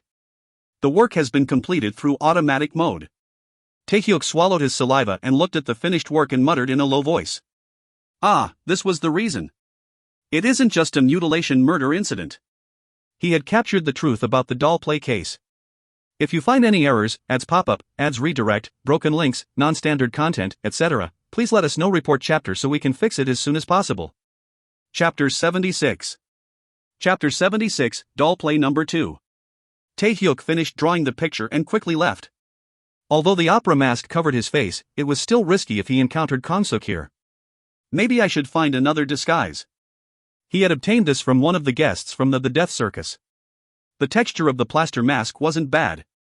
It's better than wearing a stocking over my head. Doesn't it liven up the atmosphere? It's more fun than playing with dolls. Tae-hyuk looked at the image that he drew when he looked at the Christmas tree. It was a clue obtained by using one of his precious bombs. Of course it was valuable. Then I will start earnestly going after doll play from tomorrow. First of all, let's handle the witness. Tae-hyuk grabbed the iron pipe, turned, and headed toward the building where the witness was. Once he got to the roof, he saw two people. Tae-hyuk hid behind a wall and listened to their conversation. I thought the bomb was a dud so I ran over right away. Yes, what do you have? That. Someone who looked like a criminal was walking around so I made sure to get him on my camera. Oh. Kwon Jun-hyuk. That is a big jackpot. Tae-hyuk looked at the man who praised the AD, Kwon Jun-hyuk. He didn't need to use the spying skill to determine his name. Tae-hyuk knew who he was. Whoa. I didn't think I would meet Shin Se-ho again here. It was a bit unpleasant to call it a relationship, but Tae-hyuk knew Shin Se-ho. He was a man who visited Tae-hyuk every day in jail, asking questions that invaded his privacy. Tae-hyuk was annoyed and eventually refused his visits every time. He was an enemy who waited for Seo Haran's visits and questioned her against her will. In other words, he was a man who would sell his soul for a scoop. Wait a minute. Tae-hyuk remembered something strange. In his past life, the media revealed that Haran was his sister and turned her life into a mess. He remembered that Shin Se-ho was passing by when Seo Haran left the visitation room. Maybe. Tae-hyuk shot Shin Se-ho a cold look. For the sake of a scoop, he would even do a crime. I should take full advantage of this. Shin Se-ho reached out to Kwon Jun-hyuk. Let me see the video that you took. What is it? Why do you look so scared? What type of Islam terrorist group did you capture in the shot? Shin Se-ho spoke with an excited face. A video of the crime scene and a bomber. He could imagine how valuable it was. In the end, Kwon Jun-hyuk explained what he saw. Shin Seho became upset and angry after hearing it. Are you crazy? You were looking at the person through a telephoto lens. This is 200 meters away. How could he see your face? Really? The opera mask guy obviously saw me and smirked. Shin Seho clicked his tongue and shook his head. You definitely took the video, right? Yes. Please confirm it, PD Nim. Yes. Let's see what type of bastard we have here. Opera mask? Are you the Phantom or something? Haha. Shin Seho frowned at Kwon Junhyuk's sudden scream. I almost fell because you scared me. Why are you making such a fuss? Did a crazy ghost appear or something? That. PPD Nim. Be behind. What is behind? Arf. Shin Seho looked back and fell down from surprise. A man in an opera mask was walking towards them with an iron pipe. TSK. You should have believed in your subordinate. At least you could have run away then. What are you? Someone who likes stealing, voice phishing, art forgery, gambling, and violence. I also just did a bomb attack. Shin Seho's eyes widened. The unidentified man suddenly laid a stone on the floor and smashed it. I'll have to test whether your heads are harder than this stone when hit by an iron pipe. It was a threat that was several times more realistic than being threatened with a gun or a knife. Are you going to kill us? The opera-masked man, Seo Tae-hyuk, slowly approached Shin Seho. Horror filled Shin Seho and Kwon Junhyuk's face as they backed away, their eyes the iron pipe the whole time. Suddenly, they reached a place where they couldn't retreat anymore. Be careful. It would be funny if you fell. ABS Station PD, Shin Seho. I wanted to meet you at least once. How do you know my name? First of all, rest assured that I won't hurt you. I just want a deal. Deal? Yes.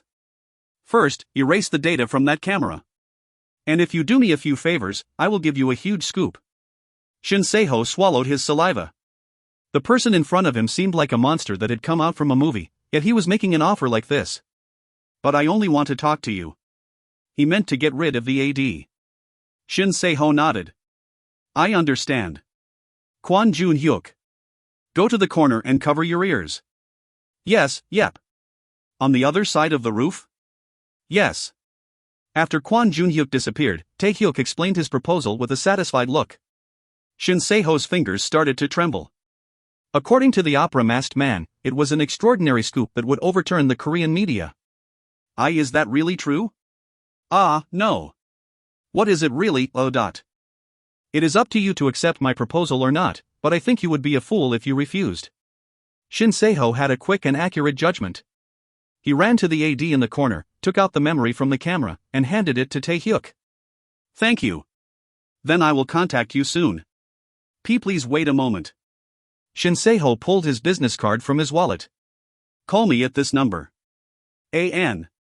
Do you really want me to broadcast about the bathroom killer? Tae-hyuk laughed. It was the alias that the media had used for the Hippo case. Yes. Think of it as a down payment. Oh my God. If it is known that the killer was a police officer. Of course, I will send you the evidence. Well, can I send it to the address on this card? Yes, yep. Shin Seho realized that the man in front of him was a treasure trove that couldn't be missed. Of course, if you break the rules that I set, then it will be detrimental to you. Of course. However, Phantom. I thought of that name since you are wearing an opera mask. I mean, can I call you Phantom? Tae-hyuk laughed and nodded his head. Phantom. It wasn't bad. Just call me that comfortably. Then please go in peace. Shin Seho bowed. Thus, the deal with the ABS Station PD, Shin Seho, was over. Pretty soon, the public would know of the existence of Phantom, the god of crime. There were dark circles under Kong-suk's eyes as he returned to the orphanage. Tae-hyuk paused from where he was playing with the children and asked. Kong-suk Hyung. Did you just finish work now? Yes. It is due to some completely crazy bastard. Oh hoo. You must have had a hard time. Tae-hyuk, who knew exactly what Kong-suk had gone through, laughed lowly. After the deal with Shin Seho, Tae-hyuk had made a brilliant explosion as promised. Of course, it wasn't the special bomb made by Kim Tae-sung, but one that could be bought for 3,000 won. It was a fireworks display set. Still, the police were able to recover one of the remaining 4 bombs, so they didn't just suffer. The suffering of the police didn't end there. In the new year, those who tried to cover up the hippo incident would be stripped of their clothes. Cho Kong-suk's position, as the one who arrested the hippo, would become even stronger. Everything was going according to Tae-hyuk's plan. Then I have to finish up with doll play. Tae-hyuk thought about it as he threw the dice. What, another 12? Is this person cheating right now? Stop moving. Under him. Check if he has padded pants. Tae-hyuk grabbed the head of a screaming little boy. In no time, there were tens of millions of won piled up in front of Tae-hyuk. Of course, it was fake money. On the game board, Co Tae-hyuk's hotels and buildings were piled up like a mountain. The gambling skill impacting things like throwing the dice, so he landed on the Seoul, New York, and London group. It wasn't easy to try and lose. I don't want to. Tae-hyuk licked his lips. It wasn't easy to play with kids. Oh, Tae-hyuk. Don't you have an aptitude for this? How about going down this path? Agu. A police officer is recommending illegal gambling. Hey. I'm talking about management. Management? I was thinking of something similar. That's right. You will be a third year next year, so it is time to think about the future. That reminds me, where is Haran? She is sleeping with the kids. Seo Haran was lying in bed with Song Hae-mi, who had returned in shock. Kong-suk sighed. In the end, our date ended like this. Thanks to the new case, he would become busier from tomorrow. Before that, there was something left to do. Kong-suk put the heavy styrofoam box that he was holding down on the ground and opened it. Shall we have barbecue in the evening? The children who heard it cheered. Inside the box was 20 kilograms of pork meat. After a long Christmas, it was December 26th. There was still a week left of winter vacation, but Tae-hyuk had something to do. Then, let's contact those kids first. Tae-hyuk contacted Kong Han-song. 2 days ago, Kong Han-song had agreed to the proposal to work for 2 million won. It is boss. Do you have a job for me? Yes. How many children can you move today? Around 7 to 8 people. It is a little lacking. If I double the money, can you gather around 20 people? Double. I understand. Then I will gather them there?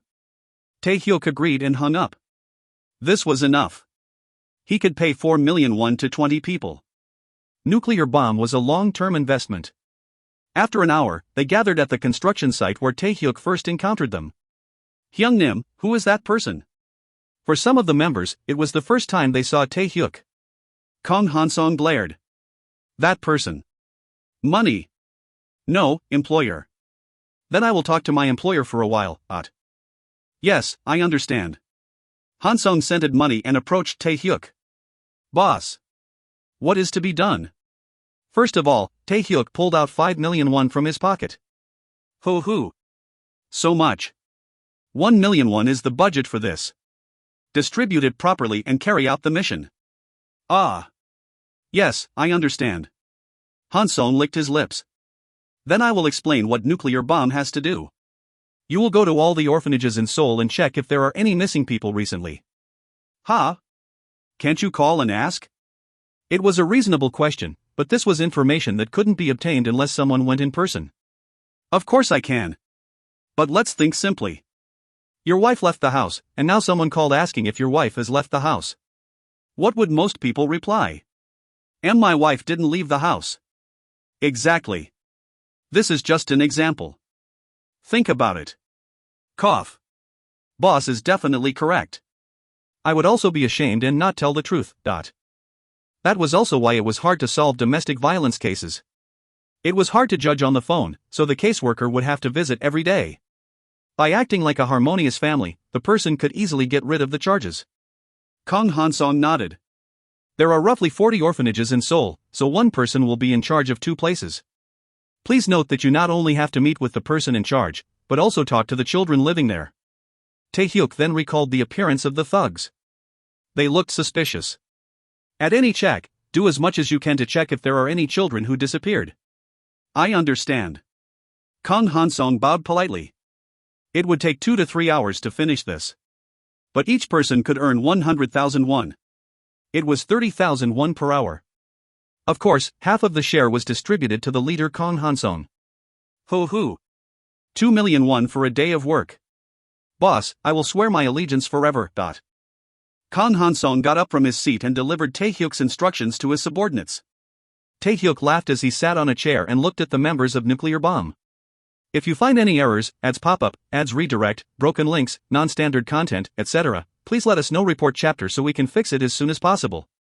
Chapter 77. Chapter 77, Doll Play Number 3. The thugs spread out to the orphanages all over Seoul according to Kong Hansong's order. Kong Hansong yelled at those who tried to go empty-handed. If you just go there and ask for strange things, then they will be suspicious. Go buy a box of vitamin drinks and pretend you came for a volunteer activity. Go clean the toilets, play with the children, and gently squeeze out the information you want. Hyungnim's plan is truly smart. Kong Hansong didn't become of the leaders of this gang just due to his fighting skills. He also had a surprisingly good head. The gangsters bought vitamin drinks and headed over to the orphanages. Their excuse worked well because they were high school students. Are you here to do volunteer work? Yes. I am a student from D High School. The staff member sent him a suspicious look, but nodded after seeing the student ID. What we need is. I'm happy to do anything, I will even clean the toilets. I see. Please do so. After a few moments. Student. You are more sincere than you look. Please eat these snacks and rest a little bit. I'll take 4 hours of volunteer work. Thank you. By the way, how long has Nuna been here? Thus, the gangsters started collecting their information. Thanks to Kong Hansong's plan, it was surprisingly easy to gather information. The data piled up. Boss. This is an interim report. Yes. Where should I look? Kong Hansong laid out a map of Seoul that had been marked in advance before explaining each one. There are a total of 44 orphanages in Seoul. These 30 places are where the search is finished, and the rest will be finished soon. So how many people are missing? It is a bit strange. In most orphanages, the children run away just as they are about to leave that place. I arranged the dates and that was the common point. It is the same for each of them. Taehyuk touched his chin and thought of Kong Hansong's investigation. There was one thing that caught his attention. Then why wasn't it reported? The reason is mostly similar, the children would leave soon anyway. The police didn't really listen since they were just orphans. There are hundreds of children who go missing in 1 year. The police in South Korea were only concerned with the disappearance of children who have parents. But they were orphans living in a facility. Then let's wait for the rest of the reports to come in before making a conclusion. Yes, I understand. After 3 hours, all the information from the orphanages had been gathered. In the end, the conclusion was that children disappeared from 40 of the 44 orphanages. That was a huge number, when taken as a percentage. There was no one who went to the orphanages to investigate the missing people? It was the same person. Perhaps they didn't investigate properly. I see. Then it is a total wipeout. The gangsters found out when the children had disappeared. Taehyuk nodded with a satisfied expression. They did a better job than he expected. Taehyuk pulled out a bundle of 50,000 won banknotes and handed it to Kong Hansong. It was a huge 5 million won. This. Think of it as a reward. You did a better job than I thought. However, don't think about taking that money alone but distribute it. I'm looking forward to your work in the future. Thank you. Boss. It might be an overinvestment, but Taehyuk shouldn't spare on the carrots when he was trying to attract rabbits. Now Kong Hansong would try to accomplish whatever Taehyuk wanted with more effort. Kong Hansong got up from his seat with an impressed face and went outside. As Taehyuk stayed to look at the map alone, he found something strange. Don't tell me. He took out a pen from his pocket and marked from the oldest one who went missing. There was an amazing result. It was a little off, but there was the shape of a circle. It was impossible to do without someone being involved. They aren't disappearances. It is a serial kidnapping of over 40 children. Obviously, one of those victims is Kim Soobin. Kim Soobin had been kidnapped relatively later, but if her severed arm had been found, the rest of the children. Taehyuk felt dizzy as he realized the ridiculous truth. Wake up, Co Taehyuk. There must be some clues. Taehyuk slapped his cheeks with both hands. There had to be something in advance to signify such a massive kidnapping spree. He had to find out what it was. Tae-hyuk used voice modulation. Voice modulation has been used. You can imitate the voice of Kim Bum-soo. Kim Bum-soo's voice was the best for this type of thing. Tae-hyuk called the orphanage that had the first missing person. Then the voice of a middle-aged woman was heard. Hello? I am a welfare officer from the Department of Health and Welfare in Gangseogu. Ah, thank you for your hard work. Did something happen? The voice of the woman receiving the call was strangely flirtatious. It seemed to be due to Kim Bum-soo's voice, who was popular among middle-aged women. Due to a recent incident, there is a child welfare-related rebate occurring. I wanted to contact you to see if anything unusual happened on October 7th. At that time? Can you please wait a moment? I'll find the records. Yes. It worked really well. Kim Bum-soo acted as a king in historical dramas, as his profound voice gave a strange sense of trust. There were no visitors that day, but there was a health checkup at T Medical Center on that day. Are you referring to this? T Medical Center. Yes, that's right. Thank you for the answer. Is it something that will cause the orphanage to be damaged? Of course not. Don't worry. Tae-hyuk called a different orphanage. This time he just asked if they visited T Medical Center on that day. After he finished calling all the orphanages, Tae-hyuk sighed and leaned back in his chair. All of them went missing shortly after a checkup. There was no evidence, but he could feel it. Tae-hyuk stood up. It seems like I need Big Mama's help. Only one small piece remained to reach the truth that nobody had revealed yet. Kang-suk and Hyun-ho were discussing this incident. While I think the killer if a very meticulous person. Hyun-ho stared blankly at Kang-suk. Sunbae. Didn't I say that 3 days ago? I haven't finished speaking yet. Listen. At any rate, we have been looking for clues or witnesses by mobilizing the media, and there has nothing so far. There was a plausible tip about a man wearing a mask that bought a saw, tarp, and plastic container. However, the payment was made in cash, and he moved in a position where he wasn't caught on CCTV, so we can't identify him. HRMM. Is the store far away from the crime scene? Completely different cities. That certainly sounds suspicious. There were no witnesses and no clues. At that moment, Kang-suk stood up and beat on his chest. No matter how trivial the clue is, it is our job to squeeze out as much as possible. If the police gives up, then the case will remain forever unsolved. I want to solve this case. Ju Hyun-ho's eyes shone. It has been a long time since the appearance of Sense's Kang-suk. There is something strange lingering in my mind. The other day, didn't you tell me about an avant-garde performance using dolls? The artist changed the arms and legs. Did I say that? You certainly did. And there was one person who said something similar. Who? God of Crime. Ha ha. Ju Hyun-ho laughed bitterly at the unexpected name. He said that this was playing with dolls. Obviously, the police are calling it the Christmas tree mutilation murders. Doll play? The arms and legs of people were cut off and used to decorate a Christmas tree. If they switched the focus to dolls, then there was definitely someone who gave such a performance. The name of that person was... Yes. The doll artist you talked about the other day. I did some research on the internet. Here. Kang-suk showed him the internet screen on his phone. There were some photos of the famous person and his work. Hup. The doll's arms and legs were cut off and switched to create a bizarre atmosphere. How is it? Similar? Whoa. Once again, I think that Sunbee's senses are really great. Of course, this isn't evidence that he is the killer. It might simply be coincidence or a copycat. But isn't it worth visiting once? Do you want to go together now? Well, it has been on my mind for a while. Interestingly enough, the two people had been investigating together since the Hippo incident. Ju Hyun-ho worked in the office to grasp the psychology of the criminal with the collected evidence, while Detective Kang-suk was the opposite. A detective whose career was in fieldwork. He judged everything through seeing it and touching it directly. Although it was a little inefficient, most of the time he had great results. Thus, the two of them had opposite styles. Even so, they strangely worked well together. First of all, let's just talk to him to get his opinion first. You can show that you suspect him of being the criminal. Sunbae. I've been working in the field for 7 years.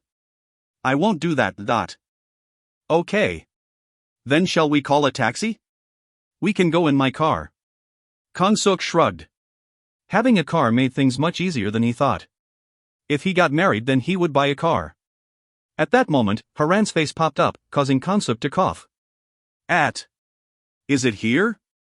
It seems like it. This is the workshop of the doll artist, Yu Ho-jin. By the way, it is quite unique.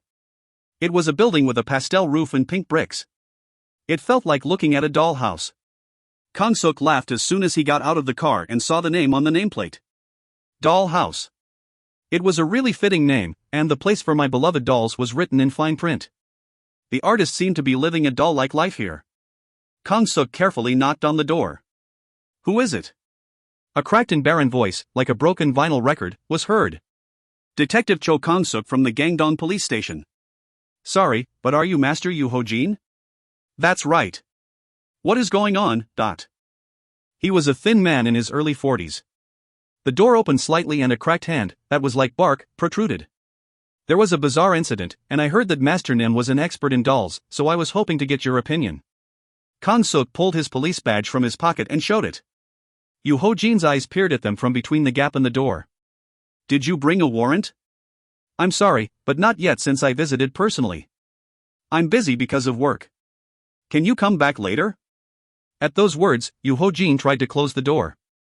However, Kang Suk was faster. He stuck his feet in the door and then literally forced it open. What are you doing? The police barging into my home. It will only take a short time, heek. Kang Suk groaned as he entered the house. There was a ridiculous scene inside. Dolls? There were dozens of cut-off arm and legs from dolls. There were glass beads rolling around on the work table. Looking closer, they were the eyeballs of the dolls. There was a large stainless steel saw on the ground among doll pieces. This. Then Yu Ho-jin shouted with an upset face. Why you entered my workshop without permission? This is obviously a home invasion. Ju Hyun-ho picked up one of the doll arms and said. Sunbae. This is a doll. There was a plastic tub filled with what seemed to be doll heads. Kang Suk was confused. There was no evidence of any mutilated humans in the workshop. Was his feeling wrong? Yu Ho-jin's face was red with anger. Master Nim. I'm sorry, but could you take a look at these photos? No, I mean get out of here right now. Yu Ho-jin's expression changed when Kang Suk showed him a photo of the doll play scene. What is this? It is a murder scene that I am in charge of. Doesn't it resemble your work? Yu Ho-jin's mouth twitched. The atmosphere is certainly quite similar. It is like what I am pursuing, and is why you can't help but be suspicious. After seeing my workshop, do you understand that I work with dolls instead of people? Then get out right now. Yu Ho-jin's voice had softened. Kang Suk sighed. Looking at the tools in the workshop, it must have been doll artist Yu Ho-jin who bought the tools at the store. So was it really unrelated to dolls? Kwang. At that moment, he heard a thumping sound from the ground. Kang Suk confirmed that Yu Ho-jin's expression instantly changed. He remembered seeing such a look before. Criminals gave such responses after their hidden weapons were found. Then, Kang Suk grabbed Yu Ho-jin's arm and asked in a quiet voice. Master Nim. Do you have a basement here? If you find any errors, ads pop-up, ads redirect, broken links, non-standard content, etc., please let us know. Report chapter so we can fix it as soon as possible. Chapter 78. Chapter 78, Doll Play Number 4. I don't have one. Look straight into my eyes and repeat that. Kang Suk signaled Hyun-ho to look around the room. Hyun-ho nodded without speaking and searched the room. The door to the basement that was hidden under the carpet wasn't so difficult to find. Kang Suk looked at the door with confidence. The lack of dust gathered on it meant that it was frequently accessed. Master Nim. Sorry, but can I go in and check it? Yu Ho-jin's face was pale as his shoulders slumped, seeming like he didn't have the energy left to answer. Kang Suk grabbed the opponent's arm so he couldn't escape and went down to the basement. There was only one light bulb flashing inside the small room, with a woman tied up inside with a doll. Hey, are you alright? Don't worry. I am the police. Oof. Oof. The woman desperately shook her body and banged her head against the wall. It was the identity of the sound that he had heard. Kang Suk pulled out his handcuffs and put them around Yu Ho-jin's hands. I am arresting you for kidnapping. You have the right to remain silent. Anything you say can and will be used against you in a court of law. You have the right to an attorney, and the right to have the attorney speak for you when you are asked a question. If you cannot afford an attorney, one will be provided for you. Do you understand the rights I have just read to you? Sob. While Kang-suk was reading the Miranda rights, Hyunho was untying the woman. Are you okay? Thank you for saving me.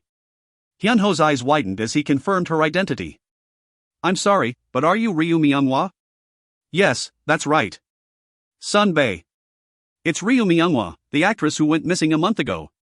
Thus, she was dramatically rescued from a criminal by Detective Cho Kang-suk. They searched the basement and the attic, but couldn't find any traces of anyone being killed. Kang-suk was praised by Kim Do-shik for resolving the disappearance of Ryu Myunghwa. But no matter how he thought about it, he couldn't feel clean at all. In the end, he couldn't find anything on the mutilation murderer. Ju Hyunho was already inside the interrogation room, but Kang-suk couldn't wait outside. Hyunho, sorry but I will be substituting. Geez, a senior is trying to take away his junior's rice bowl. Go already. Either that, or you can watch from the sidelines. You two have a good time, I'll be eating some rice. Hyunho hummed before disappearing, leaving only Cho Kang-suk and Yoo Ho-jin left inside the interrogation room. Kang-suk sat on the chair and looked at the man on the other side. The doll artist seemed to have become 10 years older as he stared into the air with a blank expression. Before Kang-suk could speak, Yoo Ho-jin opened his mouth first. Detective Nim. I kidnapped Myunghwa. However, I didn't kill anyone. I have nothing to do with the mutilations. Anybody would become psychologically nervous when sitting handcuffed in a room. In such an atmosphere, the criminal tended to confess. So tell me the reason why a famous artist like you would kidnap Ryu Myunghwa. Although he had been branded as a criminal, Kang-suk treated him as a human being. Yoo Ho-jin replied with a look of pleasure. I wanted a doll. Doll? Yes. No matter how perfect a human is, they can't be truly perfect. Therefore, I decided to make the most beautiful doll in the world. Kang-suk inwardly sighed. What type of artist was this? I don't understand. That doesn't explain why you kidnapped Ryu Myunghwa. I wanted a doll that resembled her, a beauty that would last forever. But it wasn't easy, since I couldn't express everything I wanted. So I think I became crazy for a while. Kang-suk licked his lips. This was why he kidnapped a person and locked her in the basement. You didn't harm her, and you also don't have a criminal record, so it will be 3-year sentence. Thank you. I was able to come back to my senses thanks to Detective Nim.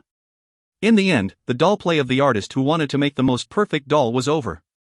Yoo Ho-jin suddenly called out the leaving Kang-suk, as if he remembered something. Could you please wait a moment? I've been thinking about it. Decorating a Christmas tree with doll parts. I did a very similar work 2 years ago. That work was definitely bought. Kang-suk gulped. If you tell me, then I will lighten your sentence as much as possible. Yoo Ho-jin spoke hesitantly. Maybe I should say sorry in advance. Someone from China bought it. Kang-suk sighed. It was almost impossible to find the whereabouts of a foreigner. Detective Nim, I hope you catch the killer. At any rate, I'm sorry for the inconvenience. Please say that to the victim. Yes. The first doll play was solved by Detective Cho Kang-suk of Gangdong Police Station's second team. However, Cho Kang-suk eventually couldn't figure out the answer to the second doll play. That incident seemed to be falling into a labyrinth. A huge reversal was waiting. What, did you find a good way to make money? Big Mama greeted Tae-hyuk with a light smile. She was the owner of a pawn shop and was also a forgery specialist. However, it was an open secret that she was also a trader in buying and selling information. Do you have the information for T Medical Center that I previously requested? At that moment, a strange light flashed in Big Mama's eyes. I felt like I was poking around a fortress. A merchant sells goods and the customer pays.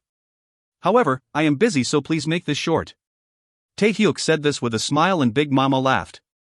When she first met him 6 months ago, he had known nothing, but now he was a criminal. Of course, I have prepared it.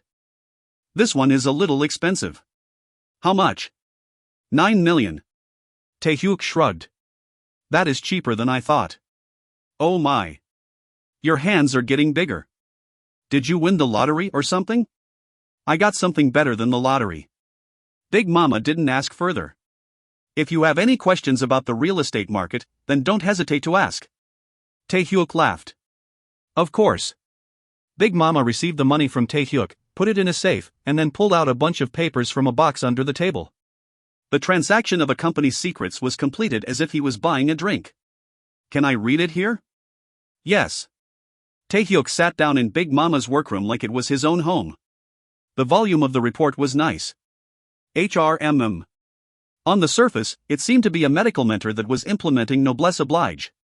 They regularly provided medical support to the orphanages in the city, and even provided free hospitalization for injured children.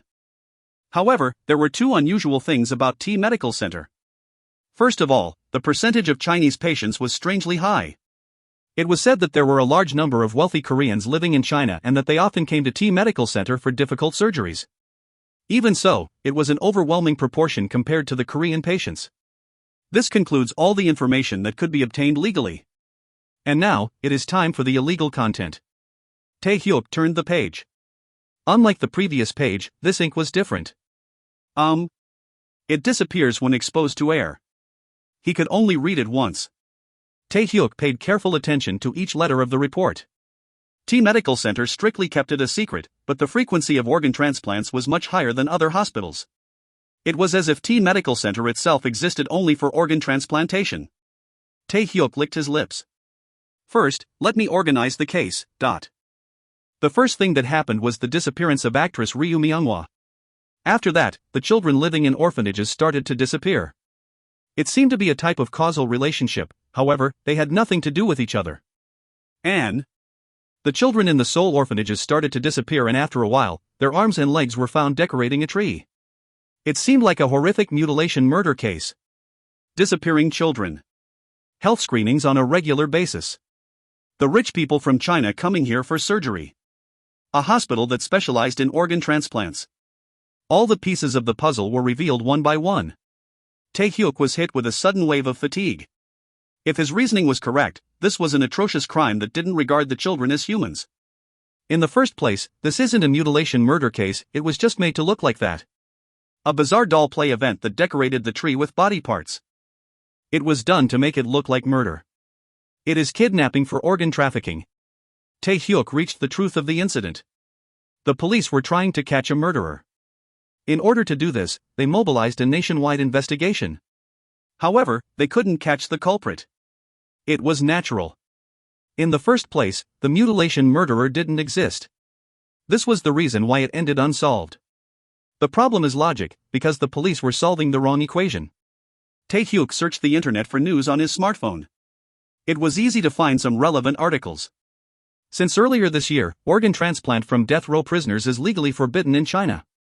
China used to take the organs of death row prisoners and sell them for a lot of money to patients who needed transplants. It earned hundreds of millions of won every year. However, as the controversy over human rights violation persisted, it eventually became prohibited by law. The Chinese medical community showed that the number of patients who need organ transplants every year in their country went up to 300,000, and that the actual number of organ transplant recipients was only 10,000. Furthermore, most of them were organs from the death row prisoners. But now that had become impossible.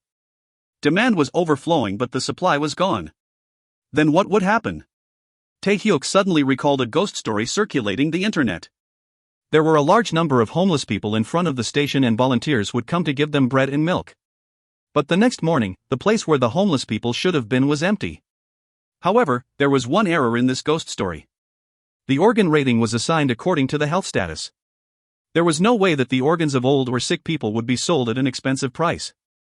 Then, what if the organs were young and healthy? There were also regular health checks to keep the organs at their best. Indeed, those ones would sell at an expensive price. Ugh! Tae-hyuk became nauseous as he thought about it. The children were orphans. There was no family to mourn them if they disappeared. Nobody would look for them. The police would report them as simple runaways and not even investigate properly. They were the best prey for an organ trafficking ring. Tae-hyuk recalled the children he met at St. Mary's orphanage. There was a troublemaker who always drew on Kong-suk and the walls, and he wanted to become an artist. Some girls even cried at the dresses that Kong-suk gave them, since it was the first time they wore such pretty clothes. T Medical Center was literally playing with dolls. They destroyed the arms of the expensive dolls, and then they fixed it for a cheap price. Such a terrible thing was still occurring somewhere. Fury filled Taehyuk's face. Seo Taehyuk put on the mask and became Phantom. Phantom muttered quietly. I will leave it to Cho Kong-suk to become angry. Freshness was vital for organ trafficking. Maybe a lot of the survivors were being held somewhere in T Medical Center. After saving them. Smashed T Medical Center. I'm sorry, but I will finish this case. I don't feel like giving it up. He had promised to rescue Kim Subin. He could also get huge rewards from solving it. This incident was the best chance to announce the Phantom. For all of that, it was Phantom, the god of crime's turn. If you find any errors, ads pop up, ads redirect, broken links, non-standard content, etc., please let us know. Report chapter so we can fix it as soon as possible. Chapter 79. Chapter 79, Phantom opens his eyes. Number 1. There was a somewhat unusual operating room in T Medical Center. It could only be reached through a few tightly controlled areas, and even the cleaners working there were tightly controlled. This was to prevent what was happening inside from being leaked anywhere. 2 young men in work clothes were cleaning the operating room after the operation was done. Fuck, the artery was hit again. It's completely bloody in here. The blood isn't a joke. Even so, I would rather do this since it's easy money. Then one of them asked. By the way, Hyung Nim. I have a question. What is it? Be careful there. If you fall, then you will die. Your flesh will be cut off and sliced in pieces. The young man, who almost slipped, clicked his tongue and put the flesh into the bag. Why isn't anesthesia used? Rather than cutting off one limb to stop them from moving, it would be better to just inject them. The older one smirked at the youth's question. Hey! If you care about that, then you shouldn't work here. The reason is simple. It's just like how fish are kept alive for sashimi. Won't the medicine affect the organs? The young man nodded with a face like he understood. At any rate, the cleaning of the operation room is almost finished. Now it is just throwing away the trash. Yes. Bring some hydrochloric acid in plastic from the warehouse. After the room is soaked for 3-4 hours, it can be used. Put the rest in the drum barrel. Prepare 2 drums. Oh, one more is being done in the afternoon? Yes. This is a really good business. Since the organs from prisoners were banned in China, those who needed transplants now came to Korea for the surgery. In particular, it was safer than China, which normally had side effects due to the unhygienic surgical environment. Recently, the global market was heavily saturated with organs from India and Southeast Asia. The most expensive parts, such as the heart, liver and kidney, were traded for around 200 million won apiece. However, T Medical Center had fresh organs that were checked by medical staff, making their prices were twice as high as international ones. Despite this fact, people still waited in line for them. Roughly 1.5 billion per person? I would be happy to sell mine at such a high price. I would die happy. Hoo. Then the operating room door opened and Dr. J, a surgeon, entered. What? It still isn't clean? I told you to finish it as quickly as possible, didn't you hear me? Why are you just standing around? The older cleaner bowed his head. I am really sorry. We will finish it as soon as possible. Yes. Make sure you handle it. Kim Subin still has one arm left, however, the schedule is tight, so she has to be done soon. Make sure you tie her up so that she's unable to move. Yes. I'll make sure she can't lift even one finger. Phew, I'll trust you this time. Dr. J sighed and exited. The youth asked the older cleaner who was still bowing. He is the doctor? Yes, that is him. Remember the person in charge here. Wah! The atmosphere isn't a joke, thought. I heard he is one of the top 3 experts in China. Don't rile him up because I don't know what he would do.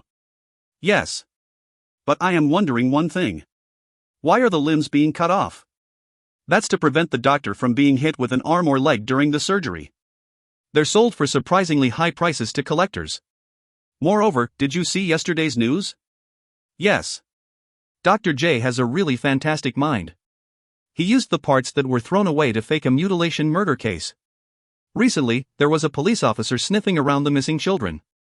At that moment, the firmly closed door opened and Dr. J entered. He quietly approached the older cleaner and sliced his neck with a scalpel. Kyuk. Blood sprayed out from the older cleaner's mouth. Dr. J cleaned the blood from his hand and took out a cigarette before asking, "What did I say?" "I told you to watch your mouth." "Hey, newbie." "Yes?" "Yes." The youth froze with surprise before replying. "Now you're the main cleaner, and your salary will double. Have you learned everything about the job?" The youth smiled at the promotion and replied, "I know everything." "Then prepare that one. His body is rotten, but there might be a part that can be used." Dr. J smoked his cigarette as he laid the man on the operating table and started working. After finishing everything, the doctor said, "There is one more in the afternoon, so keep it clean. And remember to watch your mouth." "I understand, doctor." After finishing the cleaning, the young man went to eat. The menu was beef tripe and intestine soup. Kim Subin stared at the firmly closed door in the darkness. Every time it was opened, one person in this room would be dragged out, never to come back. What happened to them? She didn't want to imagine it, but it absolutely wasn't a good thing. Even with her eyes that had become accustomed to darkness, she could only dimly see the outline of body. Kim Subin hugged her trembling body. When she woke up, one arm had disappeared. Unfortunately, the even sadder thing was that she lost the token of promise that she shared with her only friend. The token she treasured on her little finger. Tears suddenly poured down. Kim Subin was a child who didn't receive any love from an early age. Her mother left the house. Her only remaining family, her father, saw her mother in Kim Subin and abused her every day. In the end, she left the house and wandered the streets, committing all types of dirty actions such as shoplifting. It felt like paradise didn't exist. In the end, the police picked her up at a crime scene and she was taken to a facility. Life there wasn't much different. She was stamped with the stigma of a criminal, so the eyes of the adults were cold. If anything happened, then she was suspected and beaten. Just as she became resigned to suffering for eternity, Song Jaime appeared. The two people, who resembled each other so much so that it was like looking in a mirror, instantly became friends. "I want to be happy." For the first time, that thought appeared in Kim Subin's mind. On that day, Kim Subin was reborn. She didn't do anything bad anymore and worked hard to develop her skills. She wanted to live with Song Jaime as soon as she left the orphanage. If she stretched out her hand, then she thought she could catch the happiness that she craved. But then she was kidnapped by unidentified people. Dubiak. At that time, Kim Subin heard someone's footsteps. She was the only one remaining in this room. Was it finally her turn? She had constantly wished that someone would save her. However, when she was kidnapped, and when her arm was cut off, nobody came to her rescue. Maybe someone is coming to save me. Kim Subin didn't abandon hope until the end. This couldn't be over. She had a promise to keep. "Let's be happy together." Then the door opened. Kim Subin's face distorted as she confirmed the appearance of the person. That man. The man who cut off her arm. Aha, aha, aha. Be glad. It's finally your turn. Now you'll be able to live while surrounded by luxurious furniture. You can now eat all types of delicious foods, and be able to meet and have a loving relationship with a nice person. You'll now be able to spend your days in happiness. Kim Subin understood what the man's words meant. It wasn't the happiness that she wanted. Spare me. I'll do anything. Plea. Oof. The young cleaner standing behind Dr. J covered Kim Subin's mouth. Kim Subin struggled desperately to avoid being dragged. Then Dr. J clicked his tongue and muttered, "I should have had someone cut off the remaining arm in advance. I've been too busy these days. The death of one of you will bring happiness to over 10 people. Don't you think that is much better than living a tragic life?" Dr. J stroked Kim Subin's head like he was complimenting her. Then slowly, he injected an anesthetic into her neck. Kim Subin's struggling body instantly relaxed. "Cleaner, pick her up. I didn't want to use this to maintain the freshness." Still, it couldn't be helped. It wasn't a strong dose, so even if she doesn't move, her consciousness will still remain. "Yes. I've done all the preparations, doctor." Dr. J nodded with a satisfied expression. "You are quiet in comparison to your predecessor." The cleaner carried Kim Subin and headed to the operating room. Dr. J said quietly, "Be careful. That girl you are carrying is worth 1.5 billion won. The scalp, artery, liver, gallbladder, kidneys, blood, skin, eyes, teeth, shoulders, heart, spleen, stomach, small intestines. Every single one of those organs were worth valuable money that couldn't be abandoned. Even at the last minute, Kim Subin was constantly thinking, "I'm sorry. Hi me. I couldn't keep my promise." Tae-hyuk looked at T Medical Center from a distance. It seemed like an ordinary hospital, but there was something wicked and nefarious was happening in its basement. He wanted to blow it up. It would be great if I was a bomber. The important thing was justification. Tae-hyuk planned to inform the mass media about the existence of Phantom through the doll play event. In order to do this, Shin Seho the PD had been steadily preparing. First of all, I have to capture what is happening here on camera. And he took the opera mask out of his bag. Then he felt calm as if cold water had been poured over him. The opera mask had a specially made micro camera installed in it. Everything that Tae-hyuk saw and heard would be recorded in FHD. After he collected all the evidence, he was going to use it in his bag. He couldn't enter the basement area through the front door of the hospital, and had to pass through several gates in order to get there. Tae-hyuk went over the barbed wire and headed to the back door of T Medical Center. However, a security guard came running out of nowhere. "I'm sorry, but this place is off limits." It seemed like the building had several CCTV cameras that weren't visible from the outside. Through it, they noticed the presence of a trespasser. In addition, he was carrying a big bag with no weapons. The guard waved the rod at Tae-hyuk, threatening him so that he would leave. Tae-hyuk laughed. It was funny that the guard would threaten him with such a confident face. Violence has been used. Can use iron pipes?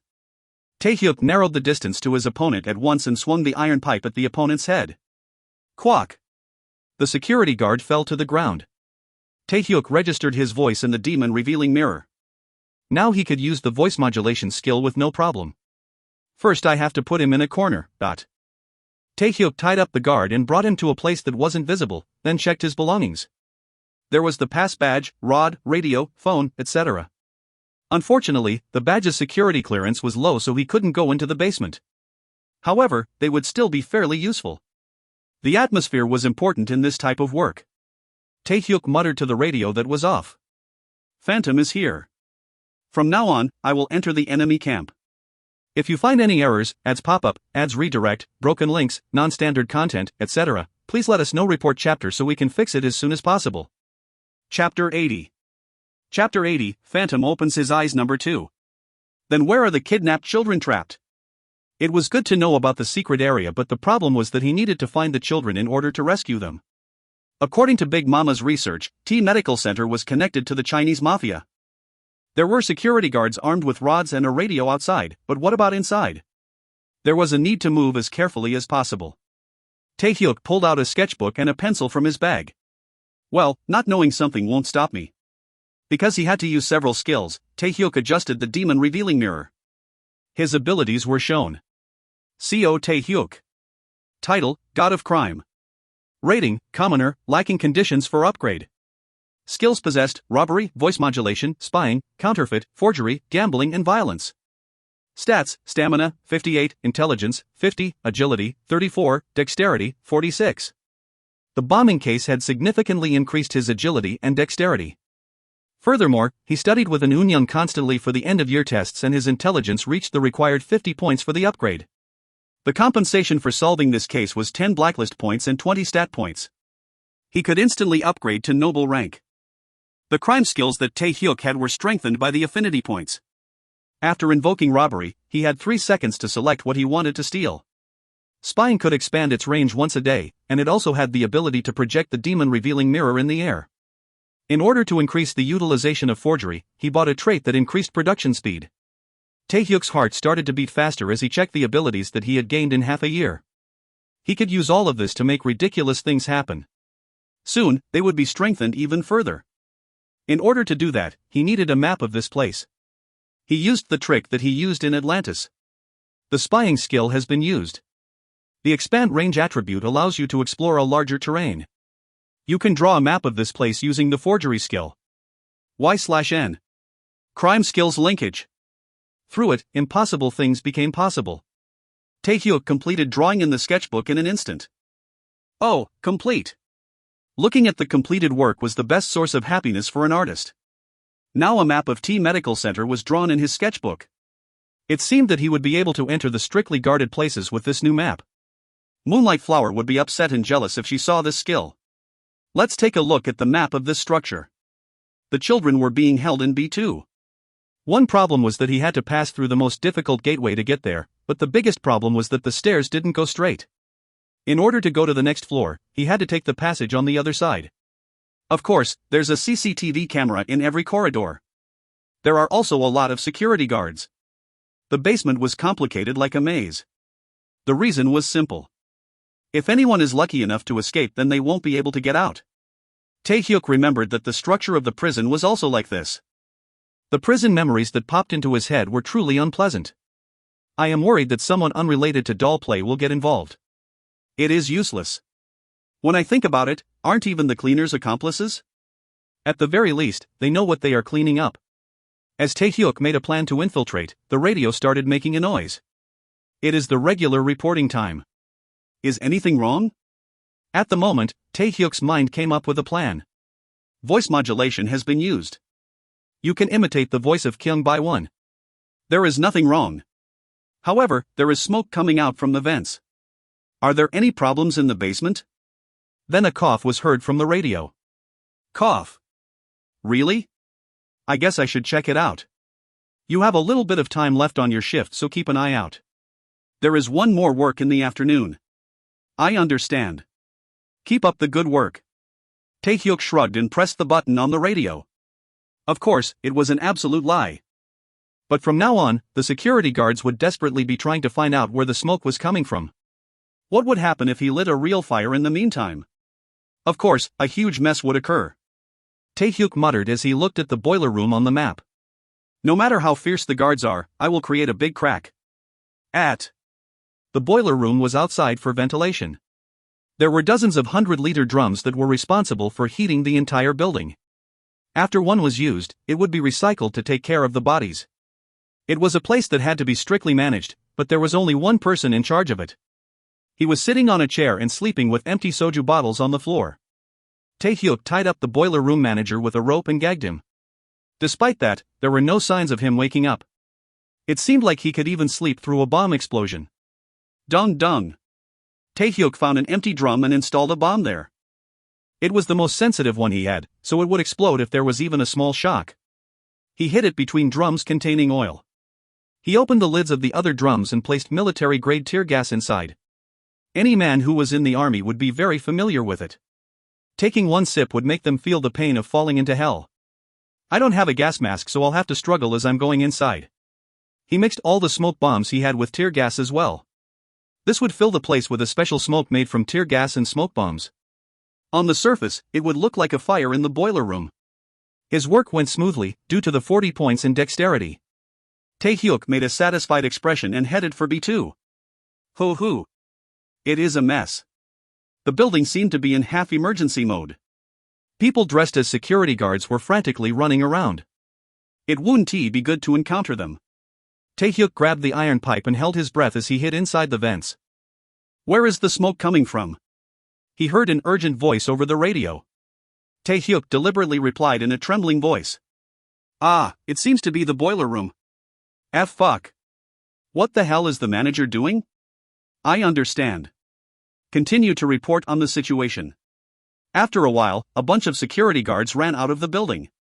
There were also personnel from T Medical Center who managed the power. Then shall I enter the empty house? It would take around 10 minutes for the guards to find out that the boiler room wasn't on fire. Before that, he had to collect the evidence and save the children trapped in B2. He couldn't delay for even 1 second. Taehyuk exited the vent and headed to B2. The structure was the same as the first basement floor. There was a corridor and rooms with windows. However, the mood changed. It was like sticky death was stuck to the soles of his feet. There was a groaning sound, as if there was an injured animal somewhere. HRMM. There is a drum. It was sitting in the middle of the corridor. The person who was moving it probably rushed out due to the fire in the boiler room. Taehyuk gathered his courage and beat the drum. A sound was heard. It was filled with something, and it wasn't oil. Taehyuk carefully opened the firmly closed lid. A smoke with an unpleasant smell emerged. Sulfuric acid. Taehyuk was careful not to breathe in the toxic gas as he confirmed what was inside. The thing that was melting inside. At. Taehyuk caught the reality of T Medical Center through the camera installed in the opera mask. The evidence within was more than what he had initially imagined. Cutting a person's body without proper anesthesia. People were raised like livestock until a suitable match was found. Taehyuk's heart calmed like a frozen lake. It was anger. The doctors of T Medical Center didn't regard those here as human. Wasn't there a surgery scheduled for this afternoon? Taehyuk headed to the operating room that was in the deepest part of B2. Once he opened the door, he saw the tragedy happening within. A naked girl was tied on top of the table in the operating room. It was Kim Subin who Song Haimi had been searching for.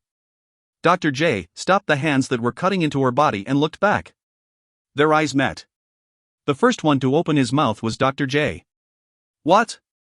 I'm sorry for interrupting you. I am just a criminal passing by. Criminal? Yes. From now on, I plan to blow up this place. What? Dr. J looked at him with an absurd expression. A man wearing a strange mask was saying funny words. He didn't know how the man got in here, but he seemed to be crazy. Dr. J put down the scalpel he was holding and picked up a radio.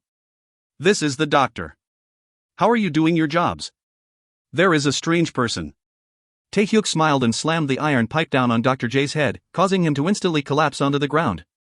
Doctor. Oh Shiljang, the cleaner, screamed from where he was holding Kim Subin's body. He pulled out a gun from his pocket and aimed at Taehyuk. Drop your weapon now. Before a bullet enters your head. You seem confident now that you have the gun. Isn't it incomplete though? What? It means that no one would be scared of a gun that isn't loaded with bullets. Oh Shiljang's face distorted. It was the right answer. The first time he had held a gun was 1 hour ago. The confused Oh Shiljang looked into the muzzle. I'm sorry, but that was a lie. Taehyuk hit the opponent's hand with his pipe. There was a loud noise as Oh Shiljang fell to the ground. TSK. You should always pay attention to the direction of the muzzle. Taehyuk clicked his tongue as he released Kim Subin from the operating table. Her condition was bad. One arm was cut off, and there was a scar on her body that would never be erased. But she was still alive. Kim Subin? Kim Subin looked up at Taehyuk with eyes glazed from the anesthetic. It seemed like she couldn't tell if this was a dream or reality. Taehyuk slapped Kim Subin's cheeks. What? Why is this purse? Kayawak. Kim Subin screamed as she regained her bearings. A man's head had been blown away in front of her. If you've regained your consciousness, then somehow get up. I'm sorry, but there is no time. Are you here to save me? It is just a bonus, but in the end I guess so. Be bonu. Kim Subin staggered as she desperately got down from the operating table. Fortunately, her legs were fine. She suddenly realized that she was naked. Her one arm was unable to hide all of her body. Kim Subin said with a stutter. In a situation like this, shouldn't you usually take off your clothes? I'm sorry, but I'm not a gentleman. Taehyuk smiled before handing over Oh Shiljang's coat. He handed it to Kim Subin, despite the blood dripping on it. He wanted her to wear clothes from an unidentified white lump? This. If you don't like it, then don't wear it. Kim Subin was forced to wear Oh Shiljang's clothes. I'll just ask you one thing. Do you know how many children are left? Kim Subin replied in a cracked voice. Maybe 5 people are left. I don't know exactly, but I am sure that they are locked up here. Really? We will get them and then escape from here. Kim Subin. Will you help me? Kim Subin's eyes widened as the man who saved her asked for her help. But this man was the only one she could trust. Yes, I will help. Yes. Thank you. Wait a minute. What should I call you? Kim Subin saw a soft smile appear on the face of the man wearing the opera mask and inwardly sighed with relief. She didn't know his identity, but he didn't seem like a bad guy. You mean me? I am called Phantom. Phantom? Yes. Are you someone like a police officer or detective? Taehyuk laughed. I'm sorry, but I'm not such a great person. At best, I am just a criminal. But you saved me. I see. Are you a criminal who judges other criminals? That's right.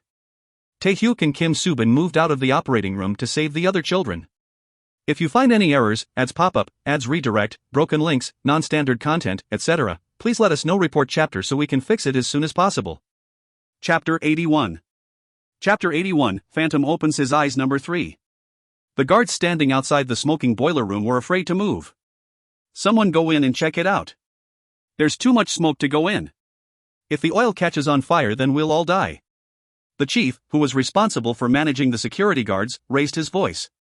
However, he couldn't think of a plausible solution. One of the guards stammered out. "See, Chief. Wouldn't it be better to report it to the fire department?" The chief's face distorted. "What did you just say? Do you know how complicated it would become if firefighters came here? They would go everywhere like cockroaches.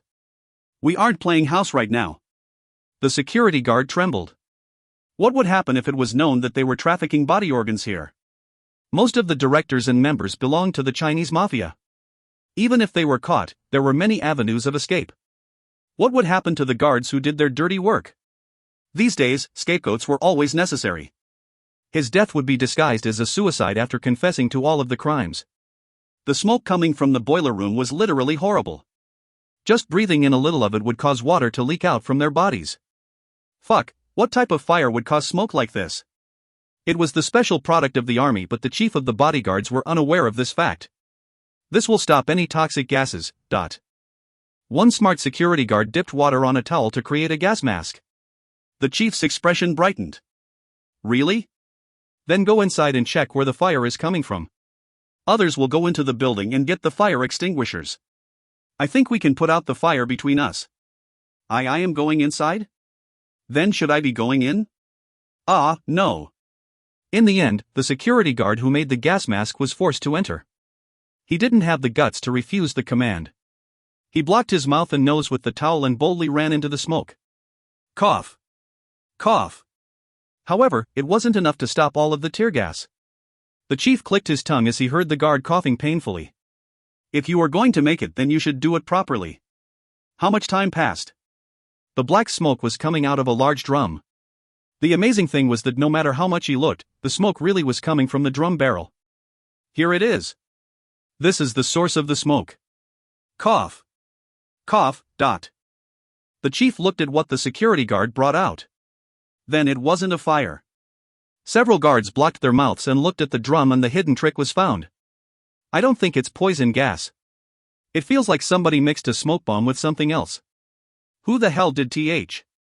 At that moment, something popped into the chief's head. Wait a minute. Who's left inside the building now? It was an urgent situation, so I think most of our forces are here.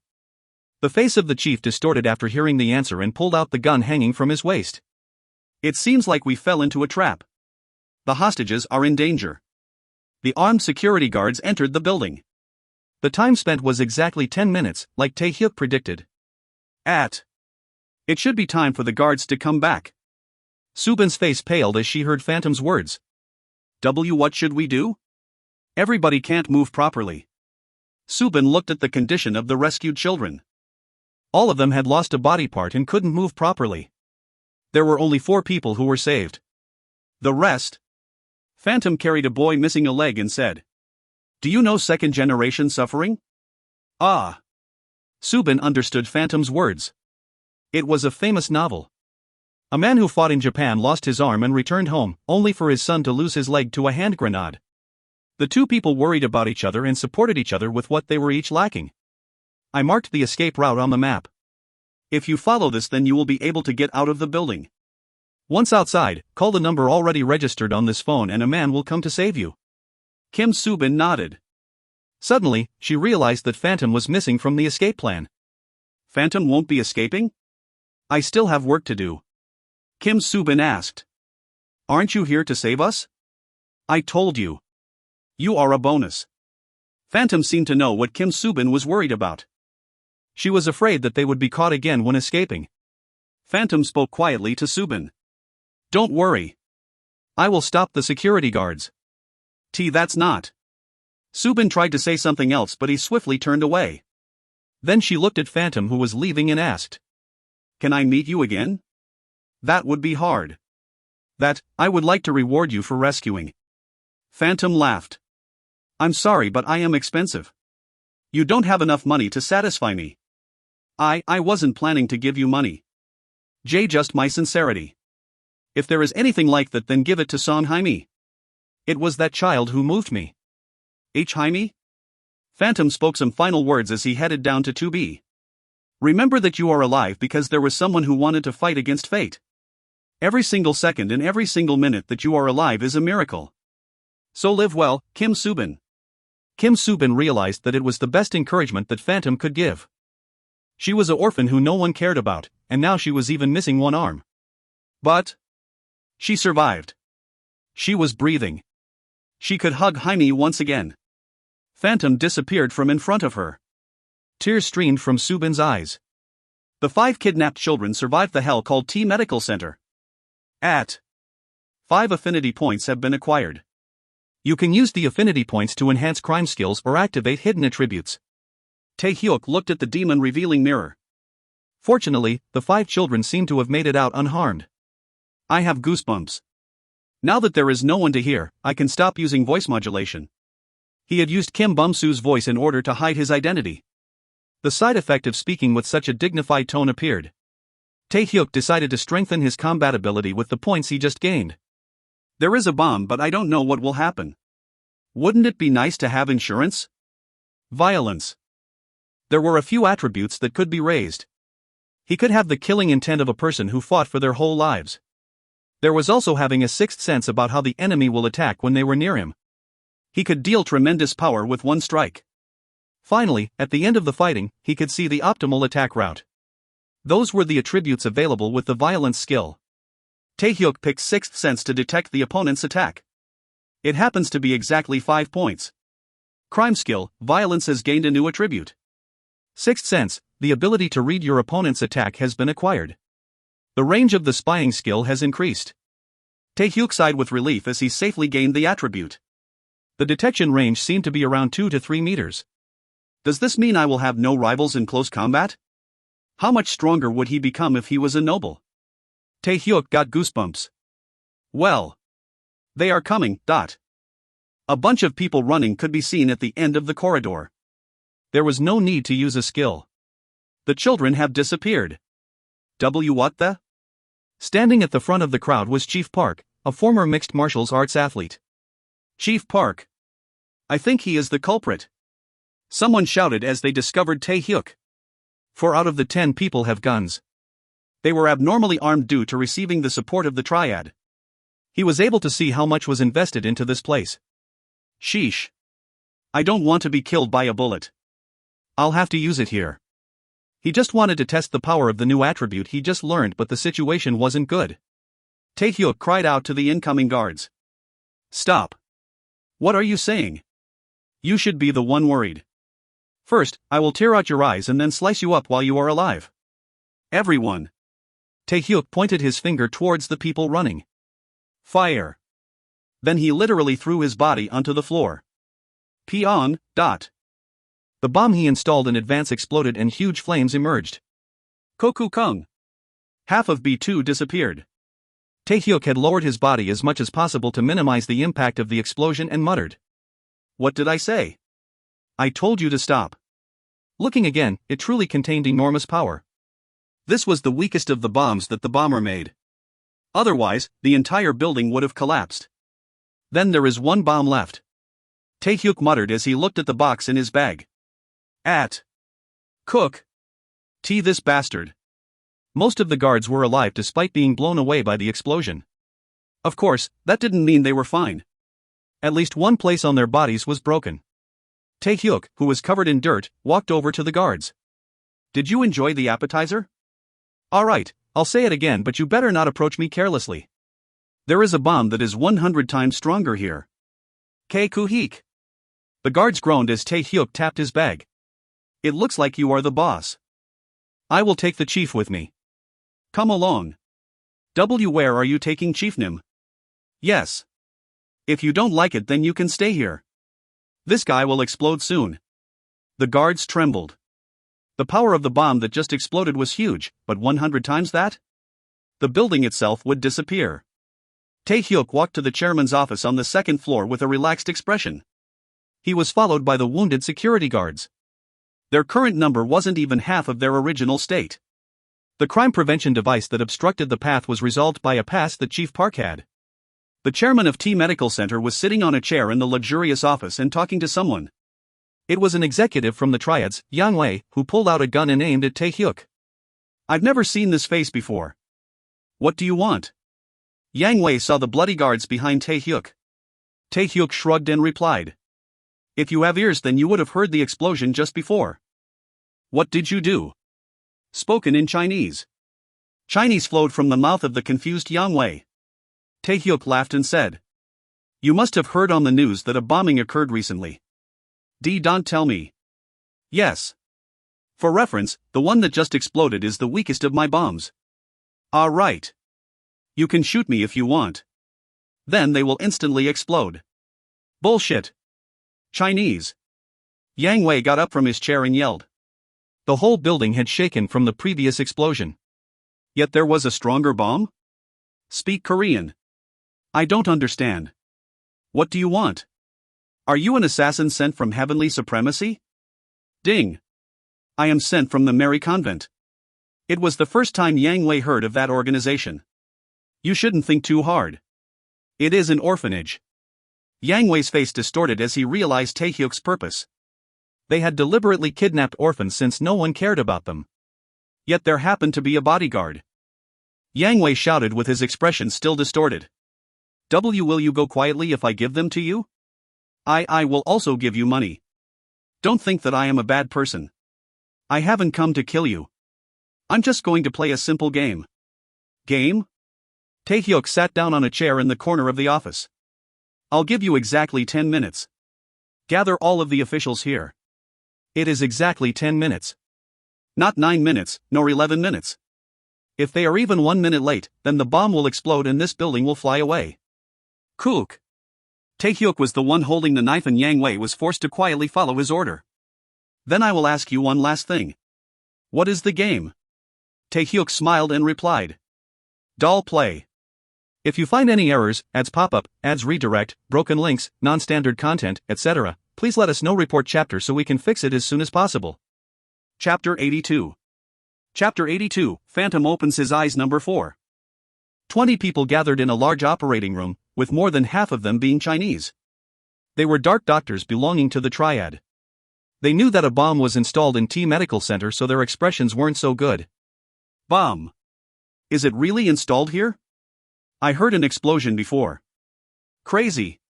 Chinese. Various Chinese voices were heard in the room.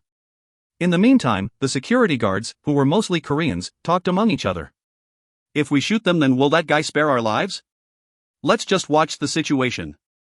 Still, surely he won't kill fellow Koreans. The faces of the security guards were relaxed. It seemed like they thought the culprit couldn't kill fellow Koreans. Beep. A large monitor in the center of the operating room turned on and a man wearing an opera mask appeared on the screen. That person. He is the culprit that installed the bomb here. That bastard. Phantom bowed towards the people gathered in the operating room. Hello. First of all, I will tell you 2 things. In 120 minutes, all the bombs installed in this building will explode. What? Al, listen. Aren't we both Koreans?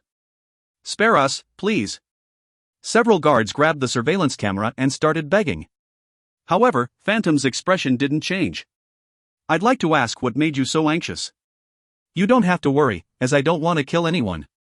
Sighs of relief were heard. Cuckoo cuck. I'm sorry, but I am a liar. Then you will kill all of us. Think about it slowly. I gathered all of you in order to play a game. The rules are very simple.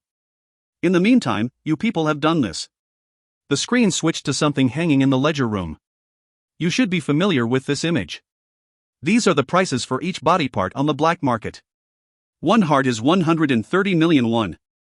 A kidney is 300 million. An eye is 170 million. Everyone who works here will see this list every day. What game are we playing with it?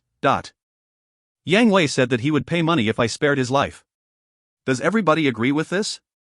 Oh, of course. I will pay however much you want, just please spare me. If they paid, then they could live. The people started begging Phantom again to spare their lives. I want a sum of 3 billion. Ah. The guards slumped down at such a huge amount, but light filled the eyes of the doctors. They could pay 3 billion won. Rather, they felt that was cheap compared to the value of their lives.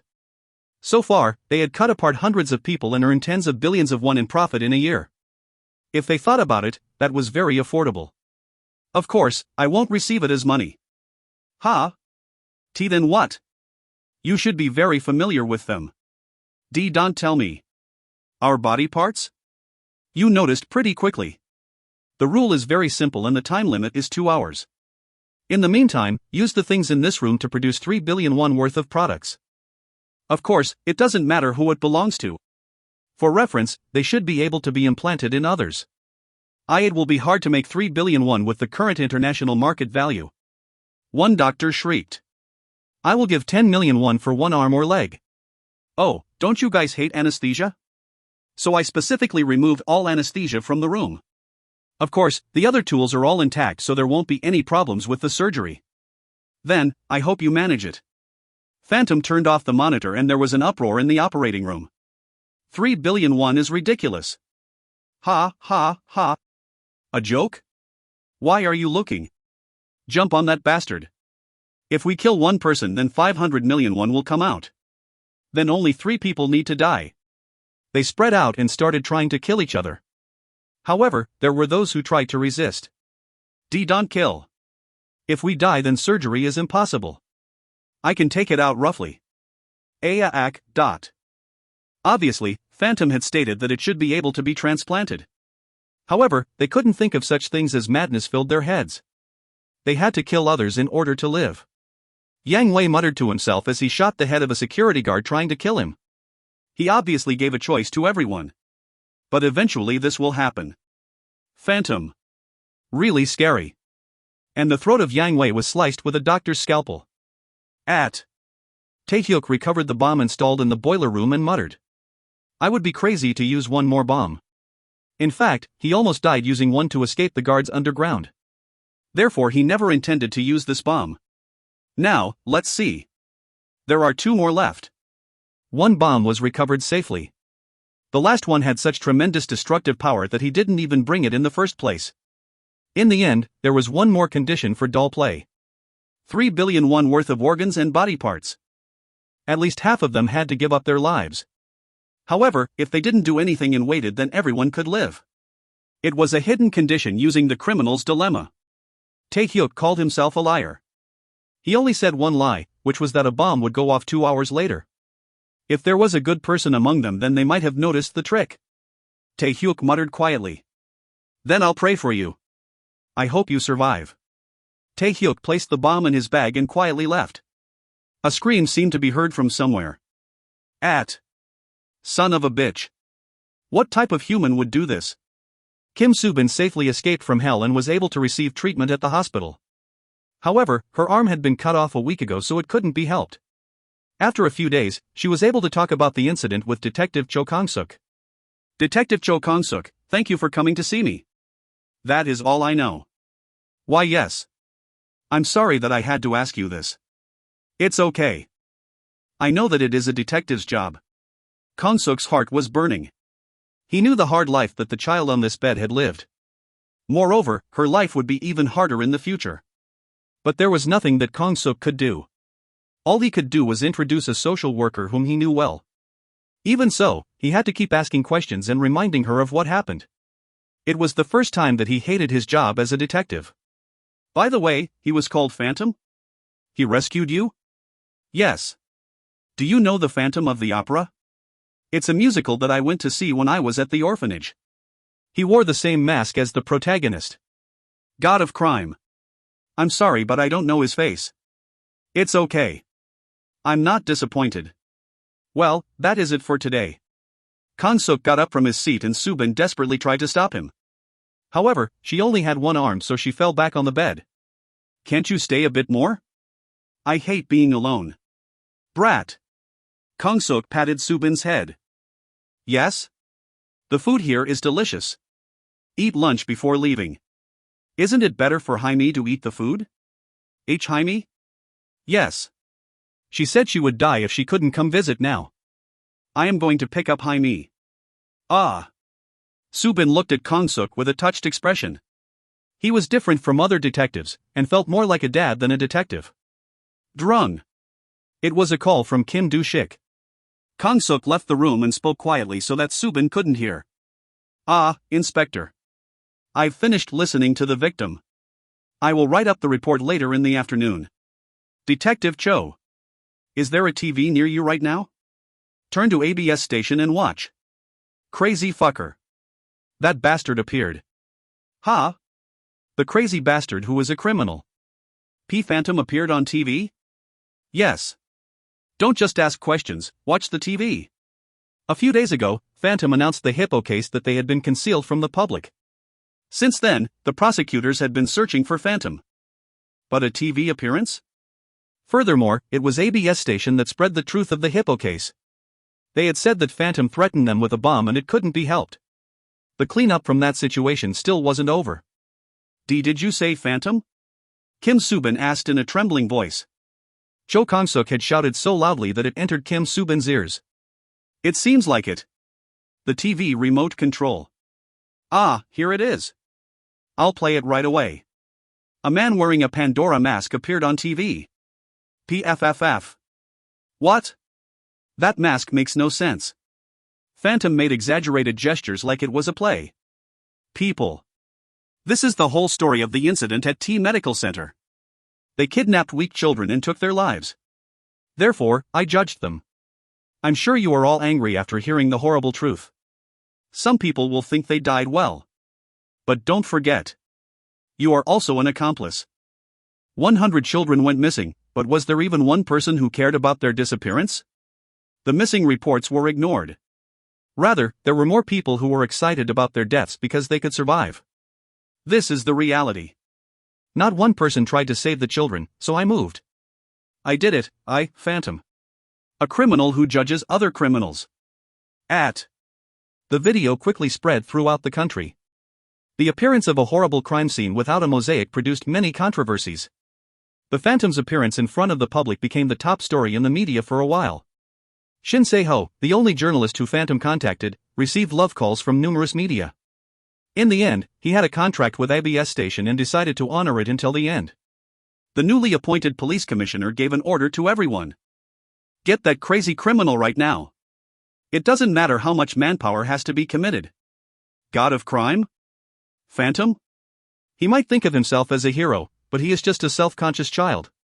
Eventually, the whole country was calling for Phantom. No one knew the identity of the man wearing the opera mask. The universities started practicing Phantom of the Opera, and more than 100,000 copies of the Phantom mask were sold in a day. Psychologists appeared on TV and talked about masks and personas. There were people who claimed that Phantom knocked on their doors. Phantom, the god of crime, became the new trend. What was Phantom doing now? That was the only thing the country was interested in. But Tae-hyuk was actually making tteokbokki in the kitchen. Haran invited Kim Subin to their house to celebrate her discharge. The food she wanted to eat was tteokbokki. Cho Kong-suk had announced with a serious face. Seo Haran also invited Song Jaime. Tae-hyuk laughed. By the way, why haven't I received the reward yet? Is the demon revealing mirror broken? He had roughly solved the case, but there was no news about the rewards. Ding dong. BRR. There were two sounds at the same time. Tae-hyuk. Did you wait long? I was a bit late due to buying a cake. Seo Haran was carrying a cake box on the porch. She was followed by Song Jaime and Kim Subin. Hello? Excuse me. Hyung has come. Tae-hyuk. Why are you looking like that? Don't you want to see Hyung? Tae-hyuk was acting like this due to the message that suddenly rose on the demon revealing mirror. The doll play mission has been accomplished. -10 blacklist points have been acquired. -20 stat points have been acquired. All conditions are fulfilled and you can upgrade to noble, If you become a noble, you can gain a wider variety of crime skills. Some skills will evolve to a higher tier if the conditions are met. Do you want to upgrade to a noble status? Y/N. Tae-hyuk quietly reached out his hand. TL note, exciting news. If you find any errors, ads pop up, ads redirect, broken links, non-standard content, etc., please let us know report chapter so we can fix it as soon as possible. Chapter 83.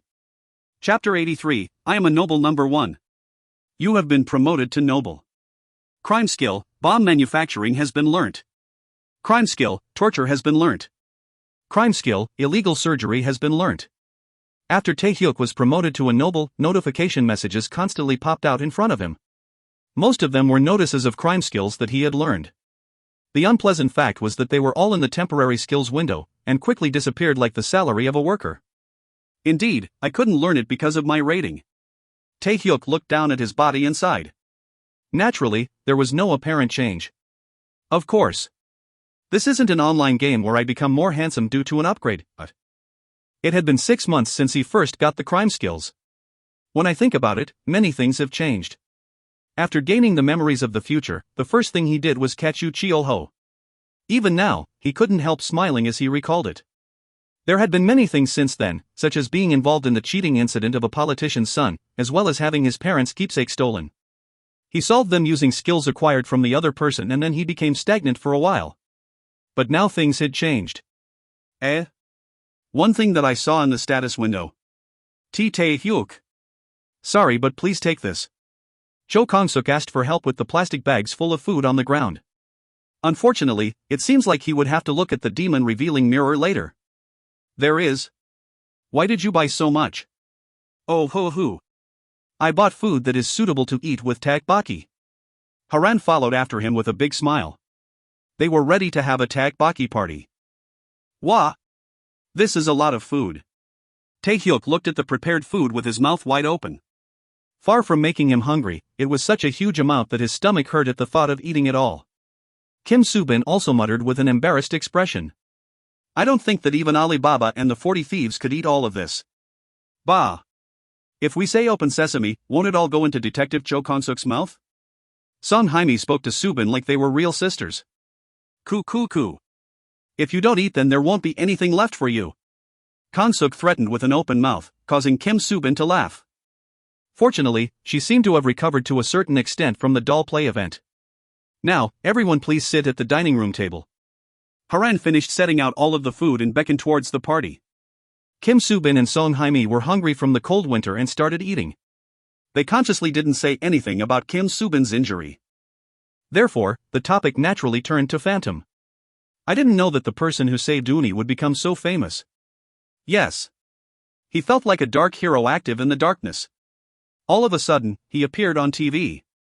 Cho Kong-suk scratched his head inside. Phantom was wanted for bombing T Medical Center and aiding in murder. He was now a criminal, but Hae-mi and Soo-bin were treating Phantom like he was a superhero in a movie. It was the same with the netizens on the internet. Fan sites for Phantom were growing like bamboo shoots in a bamboo forest. He did all types of illegal acts, but it was true that he judged criminals that the police couldn't catch. As a result, Kim Soo-bin and 4 children kept their lives. Plus. Omo, Kong-suk. Could you look at me for a moment? Ha! Seo Haran wiped the tteokbokki sauce from Kong-suk's mouth. Then a cry burst out from the side. Both of you, are the 2 of you dating? There is a suspicious atmosphere. Hum. Anyway, Soo-bin. What do you plan to do with your donations? Kong-suk blushed and coughed a few times before saying uneasily. That. I don't know. It still isn't mine. Kim Soo-bin benefited the most from Phantom appearing on TV. She became a victim of the horrible incident, losing one arm and barely surviving. In addition, she was the first person that was saved by the dark hero, Phantom. It was like the heroine of a movie had popped out in reality. Thus, Kim Soo-bin instantly became famous. A considerable amount of money was collected from all over the country for her. The sum was almost more than 500 million. There were even companies that started a scholarship foundation to support her university tuition and those who offered her a job. It was evident that they wanted to piggyback on Phantom's fame. But to Kim Soo-bin, it was like a ray of hope had started to shine in the darkness. Kong-suk hesitated for a moment before slowly opening his mouth. Did you know that your father came to the hospital? Yes. Even though the domestic violence caused the police to issue a restraining order, he was persistent. He claimed that he should be able to manage Kim Soo-bin's money as she was his daughter and she was underage. Legally, he was Kim Soo-bin's father. If he filed a lawsuit, then the situation would become complicated. In the end, Cho Kong-suk proposed a solution. So I was thinking. I will become your guardian and take care of you until you are an adult. How about it? Kong-suk stuttered out the last line. Kim Soo-bin covered her mouth with her hands at the unexpected suggestion. Detective Nim? W.I. Kong-suk explained his thoughts in a low, subdued voice. I'm a detective. It is my job to catch criminals, and also my mission to protect the citizens. But this time, I couldn't do anything. Phantom did what I should have done. He is obviously a criminal that should be arrested. However, if he was in front of me right now, then I would like to thank him. So, I wanted to do something that he couldn't do. There were bugs after the money. After Seo Tae-hyuk got his first large amount of money, didn't moneylenders come after him? In addition, Kim Soo-bin was a soft girl. Of course, the most important thing to me is Soo-bin's thoughts. Don't you become an adult in a few years? If you allow me, then I will be your guardian until that time. Thank you, Detective Nim. She didn't know about other adults, but she could believe Cho Kong-suk. He had supported the orphanage for several years already. She also knew that he was the Santa who visited every year. Such a man being her guardian. It felt like she had acquired an army behind her. Jaime, who was busy eating, spat out something. Didn't Phantom calculate this when he came on TV? Don't tell me. Then that? Kim Soo-bin recalled Phantom's last words. Live. Kim Soo-bin survived like he said. Furthermore, she found an unexpected guardian. Was all this Phantom's plan? HRMM? Did he say something? Kim Soo-bin told Kong-suk about her conversation with Phantom. His eyes reddened without realizing it. Damn. He is a criminal, but he is a really great guy. Tae-hyuk listened to the conversation between Kim Soo-bin and Cho Kong-suk and realized that his plan was successful. This will make Phantom a symbol. He was fighting to escape the fate of being framed and imprisoned. His weapons were his crime skills. He walked alone while committing crimes. Even without being framed, there was always a possibility of going to jail for the crimes he did commit. Thus, the existence of Phantom, the god of crime, emerged. He was a distinct symbol completely separate from Seo Tae-hyuk. In the future, he would be able to do things more freely. In order to do that, I have to hide my identity more completely. It wasn't enough to simply change his voice. Tae-hyuk saw new possibilities in his crime skills. Evolution into a top skill. It was one of the best perks that Tae-hyuk received from becoming a noble. Tae-hyuk pressed on the details of the voice modulation skill. Then an explanation that he hadn't seen before emerged. If you satisfy the conditions, it will evolve into the top skill Disguise. Disguise. The name evidently meant that it was a skill to change his appearance. It was a skill that Tae-hyuk needed. It would be good if I could gain it for free. However, it was likely that a great deal of work was needed to obtain it. If you allow me, then I will be your guardian until that time. At that moment, Tae-hyuk almost spat out the tteokbokki he was eating. How much had he struggled to get Kong-suk and Haran together? What? Guardian? Of course, he had guessed based on Kong-suk's character, but he hadn't expected this offer. And Nuna. Then Kong-suk Hyun will come with a family. Is this the time to be looking with such a warm expression?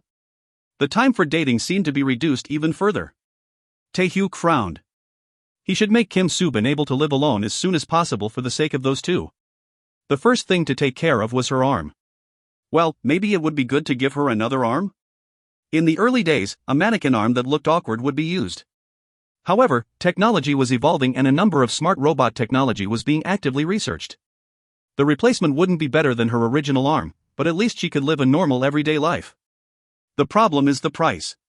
So far, the technology wasn't commercialized. He didn't want to invest hundreds of millions of dollars into a mechanical arm that didn't work well. Then I can steal it. He also wondered if he could copy it with forgery. If he could copy a number of robots, then the utilization would increase. It is worth a try. Tae-hyuk looked at Kim Soo-bin like she was an experimental guinea pig. Oh. I am also a student. After a short winter vacation, Tae-hyuk went to school and languished on his desk. Despite his bad looks, the teacher's heavy hand disappeared after he became a model student. But human nature didn't change that easily. Every time he sat on his desk, a yawn would emerge. Where is class president today? And Eun-young wasn't sitting next to him. It was uncommon for her personality. Did something happen? Let's send a message. Durarek. Tae-hyuk. And Eun-young opened the door and entered with a joyful smile. She ran to Tae-hyuk to deliver the good news first. And Eun-young approached Tae-hyuk and took deep breaths. You seem to be in a great mood. It was only a few weeks of holiday. That's not, I got into university. I mean, I was admitted through special admissions. I did the entrance exam during the vacation because of the principal's recommendation. I got lucky and narrowly passed. Tae-hyuk laughed. Narrowly passed? It was a clear pass. Congratulations. Yes. I'm sure my mother will be very happy. Then what university did you get into? Yes. Uni. Wait a minute. That is the best. He. Yes, I was lucky. A special admission to the nation's top university. It was natural for an Eun-young, who studied so much that she got the studying skill. Her effort paid off. Tae-hyuk's eyes shone. Didn't S University have one of the largest robotics research laboratories in Korea? If she passed, then she will be allowed on a tour. Tae-hyuk started plotting. And Eun-young misunderstood his look and poked her fingers together. But don't worry. I won't graduate early as I plan to go next year. The promise to go to university together is still valid. Yes. Thank you. And Eun-young's cheeks reddened at his answer. Then. I am going to meet my mother after class today. Do you want to come along? And Eun-young then realized what she was saying. It was almost like she was introducing a boyfriend to her parents. Of course, he had met her dad a few days ago, but this was the first time meeting her mother. And Eun-young looked away from Tae-hyuk. Of course, Tae-hyuk instantly welcomed this offer. It wasn't uncomfortable if they could take a tour of the university together. Yes. And Eun-young nodded vigorously. If you find any errors, ads pop up, ads redirect, broken links, non-standard content, etc., please let us know. Report chapter so we can fix it as soon as possible. Chapter 84. Chapter 84, I am a noble number 2. By the way, since you're accepted into university now, what are you going to do in school now? In the meantime, we will be studying for the entrance exams. Yes. I want to finish 1 year of studies in advance. And Eun-young nodded and explained. For example, medical school was 2 years long. There were subjects such as mathematics, physics, chemistry, biology, etc. Once she entered this course, there would be no room for liberal arts subjects due to the tight schedule. General chemistry, organic chemistry, general biology, cell biology, molecular biology, genetics, and so on. After 2 years of preliminary study, she would enter the main course and start studying to become a full-fledged doctor. Tae-hyuk groaned. Study for studying. He instantly imagined dozens of student doctors sitting in white robes with dark circles under their eyes. It was a great feeling. That isn't it? Anyway, I like it. And Eun-young replied with an embarrassed face. As promised in the morning, Tae-hyuk would go to the downtown general hospital to meet Eun-young's mother. Her father was the director there. Then you will go there to work after graduating? Perhaps not. I'm just studying hard so that I can follow in my father's footsteps, And Eun-young had a definite plan for her future. Tae-hyuk dropped his gaze with a sullen expression. I'm envious, as I still haven't decided what university to go to yet. Would you like to take a field trip to my university on the weekend? There aren't any undergraduates there yet because it's still winter vacation, but the professors and research students will be there. You will surely find something. Can I go? Yes, I talked to my department head. S University also has campus tours, so it'll be a good experience. Tae-hyuk was careful not to let Eun-young see his smirk. It was subtle, but it wouldn't be good if she saw it. This allowed him to enter her school very naturally. As Tae-hyuk rejoiced, and Eun-young also smiled happily. Anyway, we really have become quite close if I can talk to class president like this. As for Eun-young, she wanted to be more than friends with Tae-hyuk. Unfortunately, he didn't think that far yet. Then the problem of access is solved. First of all, I need to gather information from the robotics department. As Eun-young agonized on whether she should hold his hand, Tae-hyuk was plotting a crime. Sorry, would you like to go first? The weather is cold these days and I'm just going to buy a blanket for my mother. I should have prepared it in advance but I forgot. If you go to the room then Uni should be there. Alright, didn't you meet her the other day? and Eun-young cautiously said once she was in front of the hospital. A few days ago, her sister had come back to visit. Tae-hyuk nodded as he looked at the hospital room number. Eun-jong Nuna? It's been a long time since I last saw her. Huh? Wasn't a few days ago the first time you saw her? Tae-hyuk said nothing. There was an event with Eun-jong, but they had decided to keep it a secret from Eun-young. Is it okay when she reacted to me like a rat seeing a cat? Tae-hyuk scratched his head and entered the hospital. He was moving to an area where the patients had significantly low immune levels. In order to go there, he had to remove the germs from his body and wear a cotton garment provided by the hospital. Was it F floor? Tae-hyuk got on the elevator and pressed the floor that Eun-mi and Eun-jong's mother was hospitalized on. He arrived on the 4th floor with a loud ding. The air was strangely changed, and felt similar to the Death Circus or T Medical Center. Spying has found an image of intense death. You shut up. Tae-hyuk waved his hand in the air and made the demon-revealing mirror disappear. But the atmosphere was unusual. Doctors and nurses were running around holding charts. Tae-hyuk went to the reception and informed the nurse about his visit. She handed him a pass with a nice smile and told him to go to the room at the end of the corridor. At that moment, Tae-hyuk got a bad feeling. After going through several controlled doors, he entered a sealed, clean room. The nurse guarding the door looked at Tae-hyuk's pass and opened the door without saying anything. There was a large room with a glass door that made it possible to see inside. It was a sterile room so that visitors could see the patient inside. However, people were doing something around the bed.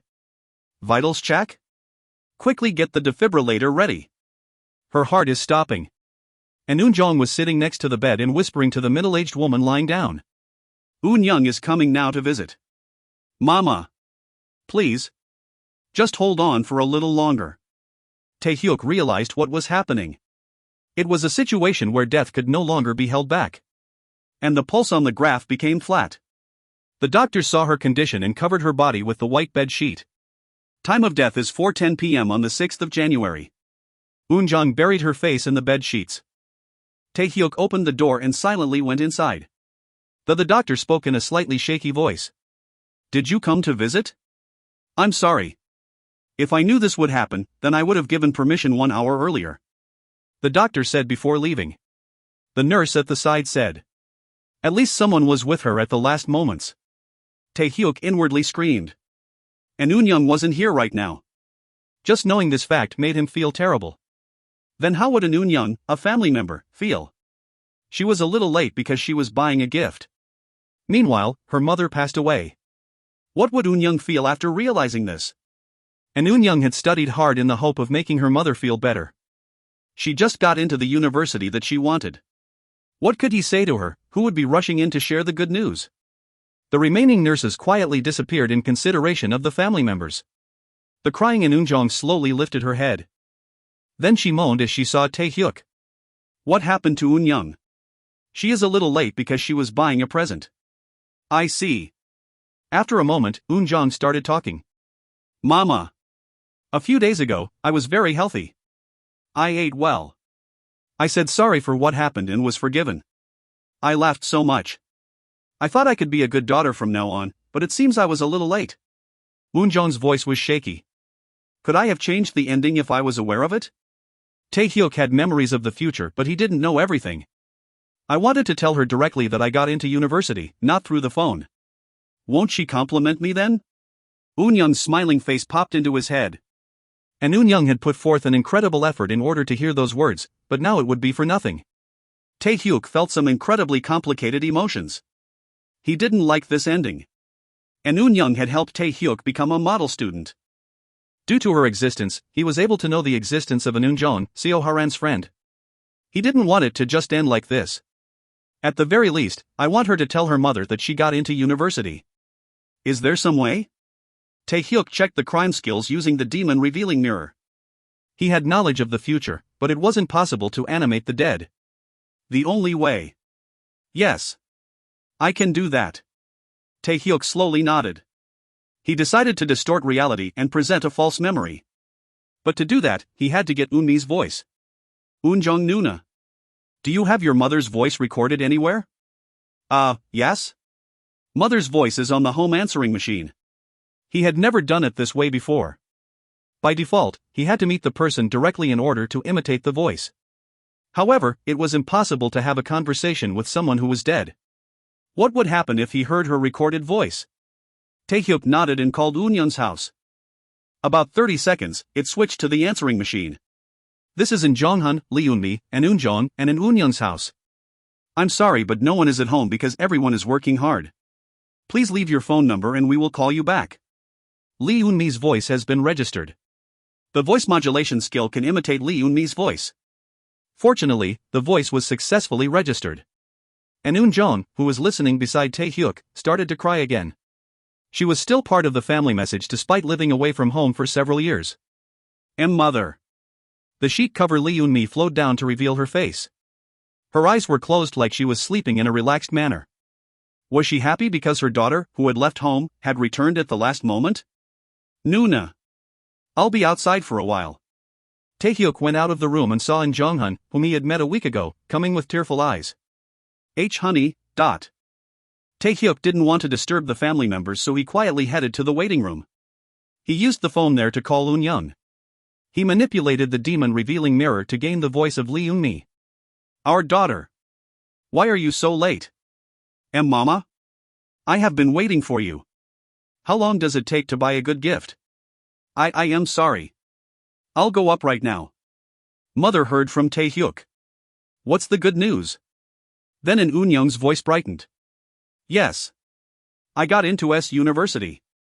I will study hard to make mother better. Great, our daughter. Congratulations. Look, isn't that a hard task? So don't study too much. Go eat delicious things and play around. I'm sorry that I couldn't make breakfast for you before you took the exam. Still, our daughter is doing so well that mother is happy. He. Mama, there is no need. Eun-young. I will always be behind you, so live well. Mama? What are you saying so suddenly? Mama. Eun-young started to call out for her mother as she got a bad feeling. Eun-young, our daughter, I love you. Taehyuk hung up. He was sure that Lee Eun-mi would have said something like this. Then he hid in the hallway and looked at the room where Eun-mi was. Eun-young ran inside holding 2 lap blankets. She hadn't been able to decide which was better. Was this really okay? Taehyuk wondered if what he did was helpful to Eun-young. The last conversation with her mother was a false reality made by Taehyuk. Eun-young had been deeply happy to hear the congratulations. It seemed like all the effort she had gone through had been rewarded. Taehyuk sat on the floor inside. It was a lie. A despicable crime. But at least she had the memory of a last conversation with her mother. If Lee Eun-mi knew. Then an amazing thing happened. You have assimilated with Lee Eun-mi and conveyed her heart. You have succeeded in distorting reality and making a soft miracle. There was a notification that he acquired a new skill. The top skill disguise has been acquired. You can disguise yourself with the face of someone you have met. The new crime skill, disguise. It was on a completely different realm from voice modulation where he could only change his voice. Now he would be able to turn his face into someone else's, along with their voice. It was a skill that Taehyuk needed. However, Taehyuk was more concerned about the message that said he had assimilated with Lee Eun-mi. It was clear that Eun-young. It is like this. I'm sure that your mother is proud of you too. Congrats on your acceptance into university. Taehyuk closed his eyes as he spoke Lee Eun-mi's heart.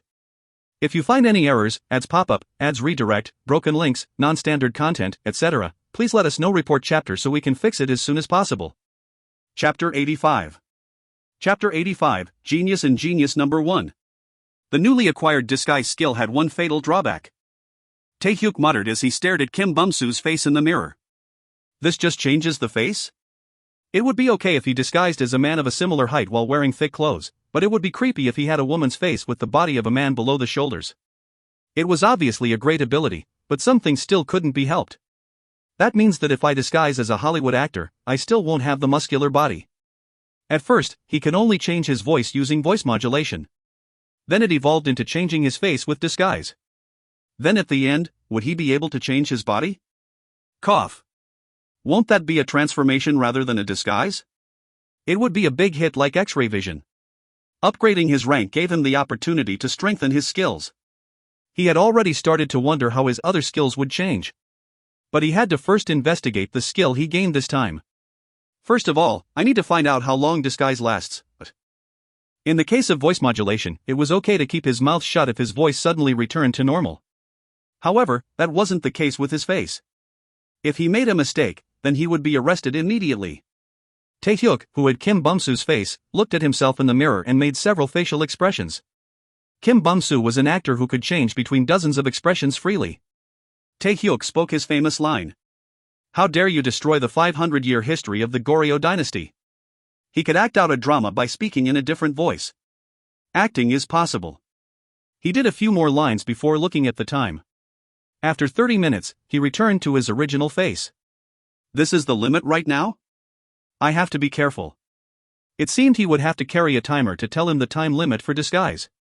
Next, he changed his face to people he met such as Yoo Cheol-ho, Park Sung-kwon, and Choi Sung-il. Then he tried some nice faces. I can't tell Big Mama and Moonlight Flower about this. The proficiency test was sufficient. Tae-hyuk had shattered T Medical Center around a week ago. Obviously, it was one of the business sites managed by the Chinese mafia, the Triads. Furthermore, he appeared on TV under the name Phantom. The video had spread around various streaming sites and received hundreds of thousands of views. It is highly likely that the Triads is prepared for war. Tae-hyuk lived in prison and was exposed to information that the public didn't know about. One of them was the mafia war that occurred around 2 years later. The Triads, who secretly infiltrated Korea, was enjoying enormous profits. The Russian mob and Japanese Yakuza then mobilized their forces to fight them. Thus, the criminals of 3 countries waged a war in South Korea. Tae-hyuk had smashed one of the businesses of the Triad, which could be considered as the starting point of the war. He didn't know what effect it would have, even with Tae-hyuk's future knowledge. The so-called butterfly effect, a scientific theory stating that a butterfly flapping its wings in Brazil might generate a tornado in Texas. In addition, Tae-hyuk's actions weren't at the level of a butterfly flapping its wings, but a devastating tornado. Then the result might be even more destructive. Either way, I need to pay close attention to the movements of the Triads. Once all the tests were finished, Tae-hyuk wore his leather jacket and left the house. First of all, he needed to keep his promise with Eun Young. At Joo Hyun-ho met with a professor of criminology at his alma mater, S University. The female professor laughed as she looked at her best pupil. Then I would like to ask you to do the freshman orientation. S University would hold an orientation for their freshmen in the middle of February. The schedule included inviting graduates to give a lecture on their related occupation. The person who would shine this year was Joo Hyun-ho, the genius investigator who solved many cases. I have plenty of time. But aren't the police in an uproar due to Phantom? Joo Hyun-ho shook his head. It is the first time I've seen such a disruptive criminal. Countless people took off their clothes because of him. Then isn't investigator Joo Hyun-ho also in danger? It isn't too bad if I can play and eat at home. As expected of a building owner. I suppose I can get you a job as a security guard here if you retire. Ha ha. Then do you have a schedule after this? I am going to visit my school club for the first time in a while. The young professor nodded. She wanted to have a meal with her pupil, whom she hadn't seen in a long time, but Hyun-ho didn't realize this fact. He understood the psychology of criminals but had no understanding of women. If possible, she wanted to teach him for a few more years. Then go after having a drink. If you wait, then my assistant will bring it. Yes, I understand. While waiting, Joo Hyun-ho used his smartphone to look up the T Medical Center case. As for the related terms, more than half of it was about the criminal wearing the opera mask, Phantom. Despite the fact that the article was just published, there were hundreds of comments already. Amazing. Then they kidnapped orphans and sold their organs? It is good that the scum died. Yes. Even if they were arrested by the police, they would just be sent home. I've watched Phantom's video 20 times already. By the way, didn't his voice strangely sound like Kim Bum-soo? In the end, isn't he just a murderer? I don't understand why people are regarding him as a hero. He didn't kill them himself, so how is he a murderer? Besides, he caught the criminals that the police couldn't. Isn't that great? The debate about Phantom was constantly ongoing. Joo Hyun-ho sighed. It was such a perfect defeat that he couldn't even feel resentful. He conducted an investigation to catch the culprit who decorated a tree with dead bodies. However, what he thought was a bizarre mutilation murder was actually organ trafficking. He had been able to solve Ryu Myung-hwa's disappearance, but that was only due to Cho Kong-suk's senses. In the end, Ju Hyunho had done nothing in this case. Who? I should return the title of genius investigator. At that time, the assistant knocked and entered with cups of coffee. After drinking it, Ju Hyunho stood up and said, "Thank you. Then I will be going now." "Ah. Thank you for today, Investigator Ju Hyunho." "No, thank you for agreeing." Ju Hyunho decided to take a walk around the campus to sort out his complicated head. Phantom. An unidentified criminal who suddenly appeared. Although the media only knew about the trafficking case, he had been active for a while before. His first appearance was when he caught the hippo for the police. It was also clear that Phantom was the one who saved young Yuri. Ju Hyunho had met with young Yuri and asked what happened, but she only replied that she couldn't remember. There is obviously something. The Phantom had bombs containing immense destruction. He was a criminal that absolutely had to be arrested, but his whereabouts were unknown. In the end, it was a situation where only the bottom-tier employees suffered. Oh. Damn. Ju Hyunho, whose head was hurting, kicked a stone on the ground. As he glanced up, he saw a man and woman who seemed to be high school students. The man was in plain clothes but the woman was wearing a uniform. Maybe it was a field trip to the university. Tae-hyuk. There is an art exhibition. Robots will also be displayed there. Great. Let's go see it together. Is that so? Yes, let's go. The male high school student was looking around with a nonchalant expression, but the female high school student couldn't keep her eyes away from the man's face. Ju Hyunho laughed at the sight. Why couldn't the male student notice when it was just so obvious? At this point, Ju Hyunho and the high school students passed by each other. Then the girl lost her balance and stumbled. Ju Hyunho reflexively reached out and caught her shoulder. It was the same with the male student. Ju Hyunho and the male student's hands touched for a brief moment. The girl bowed with a sorry expression. "Ah. I'm sorry. I think it was due to a stone." "Ha, it's nothing." It seemed like she wasn't paying to her feet while looking at the man's face. "Class president. Are you hurt anywhere?" I'm fine." Ju Hyunho looked at the male student, who was wearing a leather jacket. It was an appearance that didn't look neat. At that time, the man said something. "You seem to have dropped this." When did that fall?" "I think it fell when we bumped into you just now." "Then we will be going." Ju Hyunho scratched his head. He thought it had been placed securely in his Burberry coat. "It would be bad if I lost this." "Thanks for picking it up. Are you touring the campus?" The female student replied. "Yes. I will be attending next year." "It is January yet you already passed? Isn't that great?" He. "In fact, I am a graduate of this school. If you don't mind, would you like me to guide you around? Is it okay?" Ju Hyunho looked at her and said.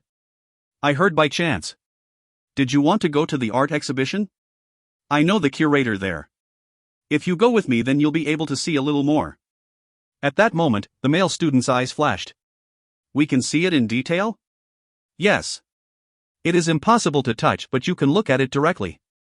Think of it as the price for a police investigator not noticing that his police badge dropped." Right. I am Ju Hyunho. En Young. I am Seo Tae-hyuk. The three people who met by chance introduced themselves to each other, but their meeting wasn't a coincidence. The young boss of Hua-ching, one of the 12 branches of the triads, listened to the report from his subordinates. Then in the end, the whole place didn't blow up? Yes, boss. It was the title for the leader of the organization. The culprit is this bastard. Li Zhang watched the video of Phantom on his laptop and muttered. He had lost a business that earned him billions of dollars every year because of some stupid bastard. Li Zhang was furious. The leader of his subordinates asked him, "What would you like to do?" "He killed 7 of our people. It can only be repaid with blood." "I understand. I will give you a month. Present the Phantom's head to me. And this time, bring Big Brother." Li Zhang glared at his subordinates as he spoke. "Be Big Brother?" "Yes." "Be but he?" His subordinate's voice shook with fear. Big Brother was the best killer in Hua-ching. However, he was cruel and violent so he wasn't easily handled. It showed how angry boss was due to this incident. "We have to catch Phantom even if we burn Korea in the process. That is no." Watchings will. As boss commands. His subordinate bowed to Li Zhang before gathering the other members. If you find any errors, ads pop up, ads redirect, broken links, non-standard content, etc., please let us know. Report chapter so we can fix it as soon as possible. Chapter 86. Chapter 86, Genius and Genius Number 2. What's the trend among high school students these days? Zhu Hyunho suddenly asked as he guided them around the school. However, he had prepared this question from the moment he met them. It was the reason why he was accompanying the high school students. The answer would naturally be Phantom, allowing Hyunho to hear about him. Setting aside the public opinion on the internet, he wanted to know what ordinary students thought about Phantom. Therefore, he would hear the answer from the high school students he met by chance. And Eunyoung tapped her lips with a finger and thought for a moment. It is calculus? Once it is learned properly, it is helpful in studying for university and is surprisingly fun. Interesting things like linear algebra and ordinary differential equations. In particular, I like the Laplace transform the most. Is that so? Zhu Hyunho started sweating at the unexpected response. These days, high school girls seem to be learning university-level maths as a hobby. In recent years, there is a tendency to have complex problems that can't be solved by just one area, such as the matrix, function, derivative and integral. You need to know the exact intentions. And Eunyoung suddenly bowed with a flustered face. I am sorry. I don't think that is what you were asking. Ha ha. And Eunyoung's interest is studying. I suppose that is how you passed the special admission. That is how you passed, right? Yes. Zhu Hyunho nodded, and looked at the girl again. Come to think of it, the place where they were currently walking was S University. Those who entered through special admissions were considered to be the best of the best in the country. On the other hand, the boy she was with had a different atmosphere. How did they become so friendly? Zhu Hyunho laughed at the thought. He was analyzing children. It was the so-called occupational disease. Come to think of it, he was like this before becoming an investigator. Then what is Seo Tae-hyuk interested in these days? This time, Hyunho shifted his gaze to Tae-hyuk. Interested? You don't have to be so nervous. I'm just asking as a personal interest. Tae-hyuk coughed. His heart was still wary after he accidentally stole a police badge before. When he first got the crime skills, he stole wigs, handcuffs, underwear and various other things, but he had rarely made mistakes recently. However, he had accidentally bumped into Zhu Hyunho. In the end, robbery was triggered. He was able to steal the other person's belonging in one try thanks to his 50 points in dexterity. Zhu Hyunho might have been suspicious if it wasn't for an Eunyoung's innocent face. It seemed like Hyunho had relaxed after talking to an Eunyoung a little bit. Ha! Wait a minute. He feels comfortable with class president. Is this also the impact of the studying skill? It hadn't been to this degree before, so maybe her skill had also evolved. By the way, what am I interested in? Tae-hyuk thought for a moment before answering Zhu Hyunho's question. Isn't it money? I want to buy a house. In today's low-growth era, cash is the best. I recently found a good way to make money. I'm thinking of earning money whenever I can. These days, children are growing up prematurely. I was busy talking about games all day when I was younger. I love games. What games? Poker, Go, Texas Hold'em, Blackjack. Well, anything that makes money. But rumors spread since I keep winning, so it wasn't always good. Cough. In my time, it was just flipping coins on a book. Well, it is similar. In the end, Zhu Hyunho's expression turned grumpy because he couldn't get the information he wanted. Were all kids like this these days? Once they arrived at the destination, Zhu Hyunho started to give an explanation. Why is there a museum on school grounds? It says here. Tae-hyuk waved the pamphlet about the school. In order to do community service, this university opened up some facilities for the public. It is a multi-purpose space boasting a unique architectural style and displays modern and contemporary art. Hyunho ignored Tae-hyuk and continued the explanation. Especially in the winter, it is displaying various works of art from the Baroque period in cooperation with the Russian Hermitage Museum. It was a strangely familiar name. Tae-hyuk searched through his future memories. Isn't it the museum created by Catherine the Great? Hyunho asked with wide eyes. Oh. You surprisingly have a lot of interest in art. Do you plan to pursue this path? That's not it. I just found out by chance. I thought you were a chrysalis for a moment. Tae-hyuk narrowed his eyes. Obviously, the Hermitage contained a collection of artworks from all over the world, causing it to be called one of the world's 3 largest museums. And if his memories were right, Russia's Red Mafia operated there. Ironically, the owner of the museum was the world's foremost forgery specialist. Then the works of Leonardo da Vinci, Michelangelo, Raphael, Rubinson, Picasso, Van Gogh and Renoir are displayed here? Aish, no way. No matter how cooperative, they wouldn't lend us something so famous. At best, they have Poussin or Rubens pieces. I am sure that the value of the paintings in the Hermitage Museum is close to $1 trillion in terms of money. Tae-hyuk's eyes shone. As Ju Hyun-ho said, famous paintings were worth billions of won. The reason he came here was to get information on the machine machina for Kim Subin. However, it was possible to raise his discerning eye by viewing artwork. He never knew when he needed forgery again. It would be better if he could make some preparations in advance. Director. It has been a long time. Ju Hyun-ho greeted the man dozing at the entrance of the museum. The old man with gray hair acted ignorant. Who is this? If it isn't Investigator Ju? But the people with you. They are touring the school and wanted to see the museum. It is break time right now, so is it okay for them to look? Of course. But Investigator Ju owes me. Thank you. Kim Hyun-do, the curator of the art museum, easily nodded. Students are good at observing.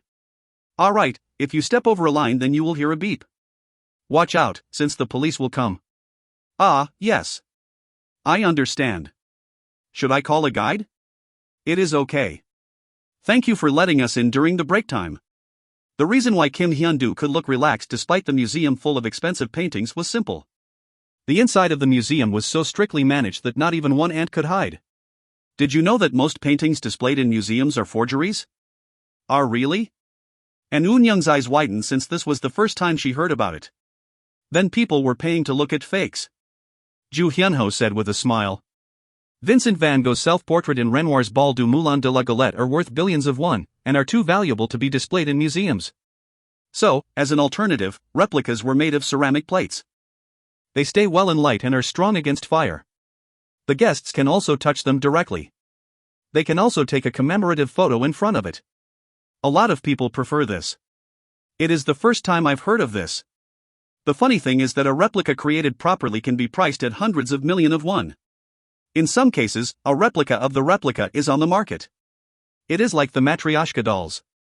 Isn't it funny? And Eun-young smiled without making a sound. Then she noticed Tae-hyuk staring silently at a painting. Ha! Tae-hyuk? Most of the paintings displayed here were authentic. They were surrounded by a barrier to prevent access. If someone stepped inside, then the warning system installed would go off. Seo Tae-hyuk looked at the painting with a serious expression and said in a quiet voice. It is a wonderful painting.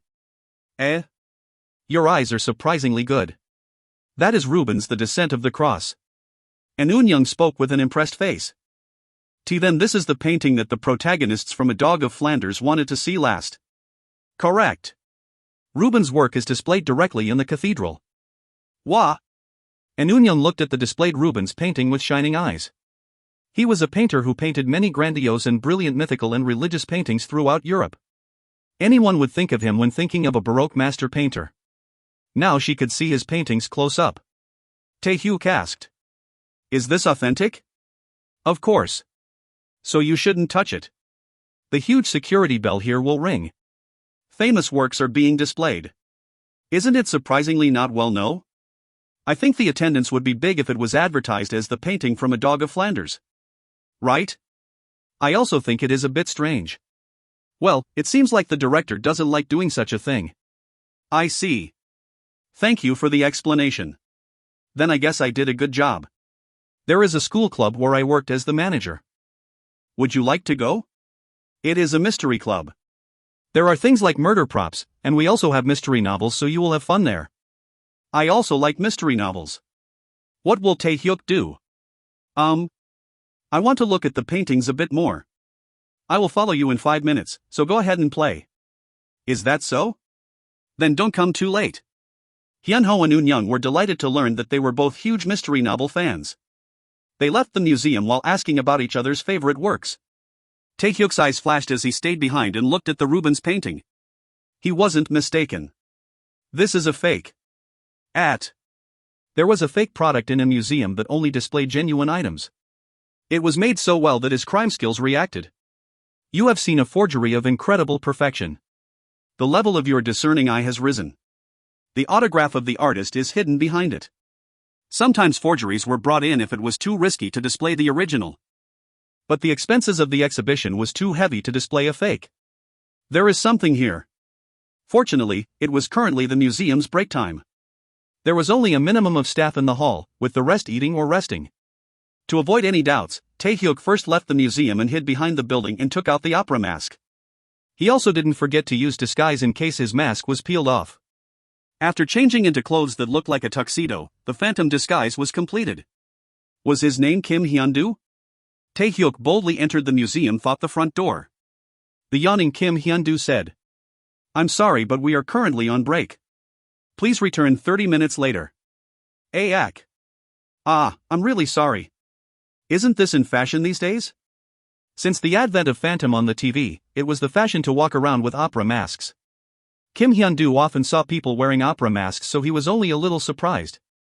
I am the original product. Taehyuk smiled as he slowly took off his mask. The face behind it was Kim Hyun-do's. Ayak G-ghost, ghost. Kim Hyun-do shrieked and fell off his chair. Then he stuttered out. Here, did you come here to blow it up? Taehyuk shrugged and replied. I don't always bomb people. I just wanted to have a private talk with director. Don't worry. It will end very soon. The mouth below the mask slowly curved upwards.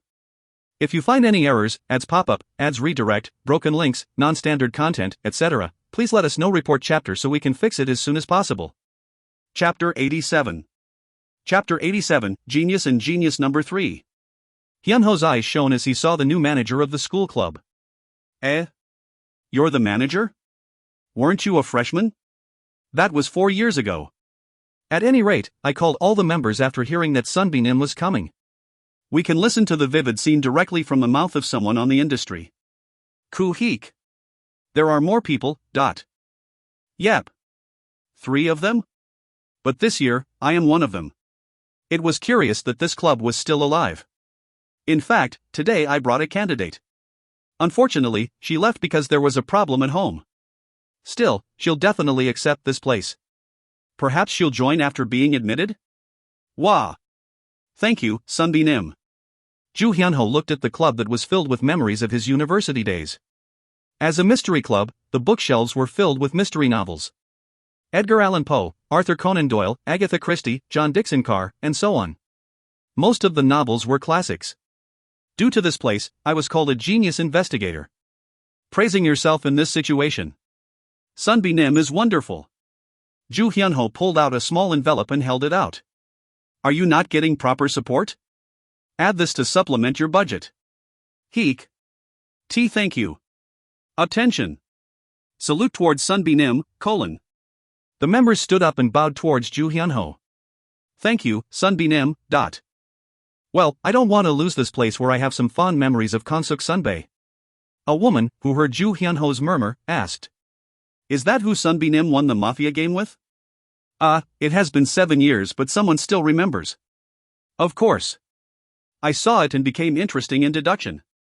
Whoa. In this type of place, the best stars of the mafia game. Who? Do you want my signature? Yes. Please. Mafia Game was the name of a popular TV entertainment program a few years ago where the contestants were divided into police or mafia and played a variety of reasoning games. National MCs with an IQ of 150, comedians, politicians, etc. were all contestants. There were hundreds of participants, started from broadcasters to ordinary people. After Ju Hyunho won it twice, he was called the genius of deduction. Even now when he was an investigator, he would recall that experience and sometimes a flash of inspiration would come. So there was a connection like this. It was a vivid scene for a club junior. At that moment, he received a call from Kim Do-shik. Ju Hyunho had been planning to tell his juniors some exciting stories. This was my only vacation. Indeed, if I'm not present then there is no investigation. Excuse me while I take this call. Ju Hyunho pressed the call button on the phone as he left the room. Then he heard Kim Do-shik's agitated voice. Investigator Ju Hyunho. I'm sorry to call on your day off. But aren't you at S University right now? Ha ha. Inspector. This isn't like you. It hasn't even been a day and yet. Stop joking. At any rate, if you are at S University, then go to the museum there. Has something happened? Do you know the Rubens painting there? Yes. I was just looking at it. There is a chance that the painting is a forgery. I arrested a Russian smuggler this morning and many Rubens paintings were found. I'm not sure yet, so I wanted you to go and see if there is anything suspicious. Can't you read them using human psychology? Ju Hyunho's eyes sharpened. I think it will be hard for me alone. It isn't my area of expertise. An expert will soon arrive on the scene. I don't have a warrant yet, so just talk to people. I understand. You can hear the details from the expert. Then do your best. Ju Hyunho sighed as Kim Do-shik hung up. It was a place where he was meeting his club juniors after a long time, yet there was a new case. Art forgery. His heart started to beat faster at the thought of meeting his rival. See, can I call you Phantom? Tae-hyuk replied while blindfolding Kim Hyun-do. Let's talk comfortably. Yes, I understand. Why are my eyes? Don't worry too much. It is just a safety device. It will be tiresome if there is some trouble. The tuxedo suit that Tae-hyuk was wearing now had been made using his leather jacket and counterfeit. It would last exactly 300 seconds. It was impossible to make something else with it using the forgery skill, so no matter how fast he used the skill, he wouldn't be able to prevent his clothes from suddenly changing. Originally, I wanted to finish this in 5 minutes. But it seems like the situation is more complicated than I thought. He sent a message to an Unyoung using his phone. A reply came back in less than 10 seconds. I suddenly had to go home, so I will be leaving first. I'm really sorry. Fortunately, it seemed possible to investigate the imitation art without a time limit. First of all, I want to ask director something. The Rubens painting displayed here is a fake, a finely crafted fake. Do you know anything about it? That can't be. The exhibition here is scheduled to be displayed for 2 months with the cooperation of the Hermitage Museum in Russia. Surely there wouldn't be anything wrong. Tae-hyuk had wondered if Kim Hyun-do was Red Mafia's accomplice. He was suspicious because there was no publicity, despite displaying one of Rubens' works. It was as if he didn't want a lot of guests here. HRMM. Tae-hyuk looked around the director's room. He could see the personality of the person by looking at their room. First of all, the room was very tidy. The broom in the corner indicated he cleaned it directly. A very neat and meticulous person. Then he noticed a book that was on the desk. It turned out to be a Dog of Flanders, a book where Rubens' painting appeared. Tae-hyuk went through the desk and found some additional clues. On the calendar, there was a museum schedule written by Kim Hyun-do. He is inviting kindergarten and elementary school children nearby to see the painting for free. By default, the art museum belonged to S University and operated with the aid of the university. His financial status is also clean. This means, Considering all the information, Kim Hyun-do was very sincere in operating this museum. Tae-hyuk finally said. You like A Dog of Flanders? Yes. It has been my favorite novel since I was a child. I applied to be the director of an art museum before I wanted to make other children feel the same emotions. Fortunately, I was able to acquire a Rubens painting for this museum. I was so excited that I couldn't sleep properly for several days. It was the reason why he had been dozing off. With this, Tae-hyuk was convinced that Kim Hyun-do wasn't related to Red Mafia. If he was wrong. No. I trust my judgment. Director Kim Hyun-do isn't a criminal. Tae-hyuk released Kim Hyun-do's blindfold. How long until the other guards return? There are around 20 minutes. Then I'll finish it before that. First, let's take a look at the Rubens painting. You didn't come to blow this place up? I told you. I came to help you. Kim Hyun-do was still confused. The man called Phantom wasn't a simple criminal. The two people headed to where the Rubens painting was displayed. Tae-hyuk said. Looking again, it really is well made. The parchment it is drawn on is actually more than 500 years old. It really looks like an old masterpiece, but I would like to take a closer look. Yes. For the sake of a perfect masterpiece, a craftsman with considerable ability would have suffered for a few months to create this, so of course they would feel attached to it. Then they will play a joke. I'm sorry, I don't understand what you mean. No matter how he looked, he couldn't find any differences. Look at this. Taehyuk pulled red sunglasses out of his pocket. When he used it, hidden initials showed up. Heek. Don't tell me. In the painting, some Chinese characters were hidden. It was written with special ink that could only be seen through red glasses. I doubt that Rubens would have learned this language. Do you know what that means? This was a very sophisticated forgery. Rubens' paintings were extremely expensive. He left behind more than 2,000 works in his lifetime. Even so, he was still one of the most popular artists when it came to auctions. Rubens' works had one of the best records at the famous auction house Sotheby's. Then what should I do? Taehyuk tried to figure out the purpose by combining his knowledge of the future actions of Red Mafia. Maybe they are preparing for a huge scam. Then let's return to your office to talk more. Yes, I understand. He didn't know when the other guards would return. The situation would become complicated if he was discovered by others. Taehyuk and Kim Hyun-do returned to the original location. Would you like a cup of coffee or something? No, I'm fine. First, I will briefly sum up the situation. Taehyuk wrote down the name Red Mafia on a piece of paper. It is the largest criminal organization in Russia. They have committed many crimes in this world. Yes. What are they? From now on, the secret I will tell you has been classified as a Class 1 secret by the CIA. Hup. Kim Hyun-do's eyes widened and he closed his mouth. It's the Red Mafia that runs the Hermitage Museum. Oh my god. I think I know what their purpose is. Sooner or later, I think there will be a tremendous amount of imitation art in the world. In particular, there will be a lot of Rubens' works. There will be no rumors about fakes circulating. What if Leonardo da Vinci's Mona Lisa was copied and released on the market? It was such a famous work that everyone would know it was a fake.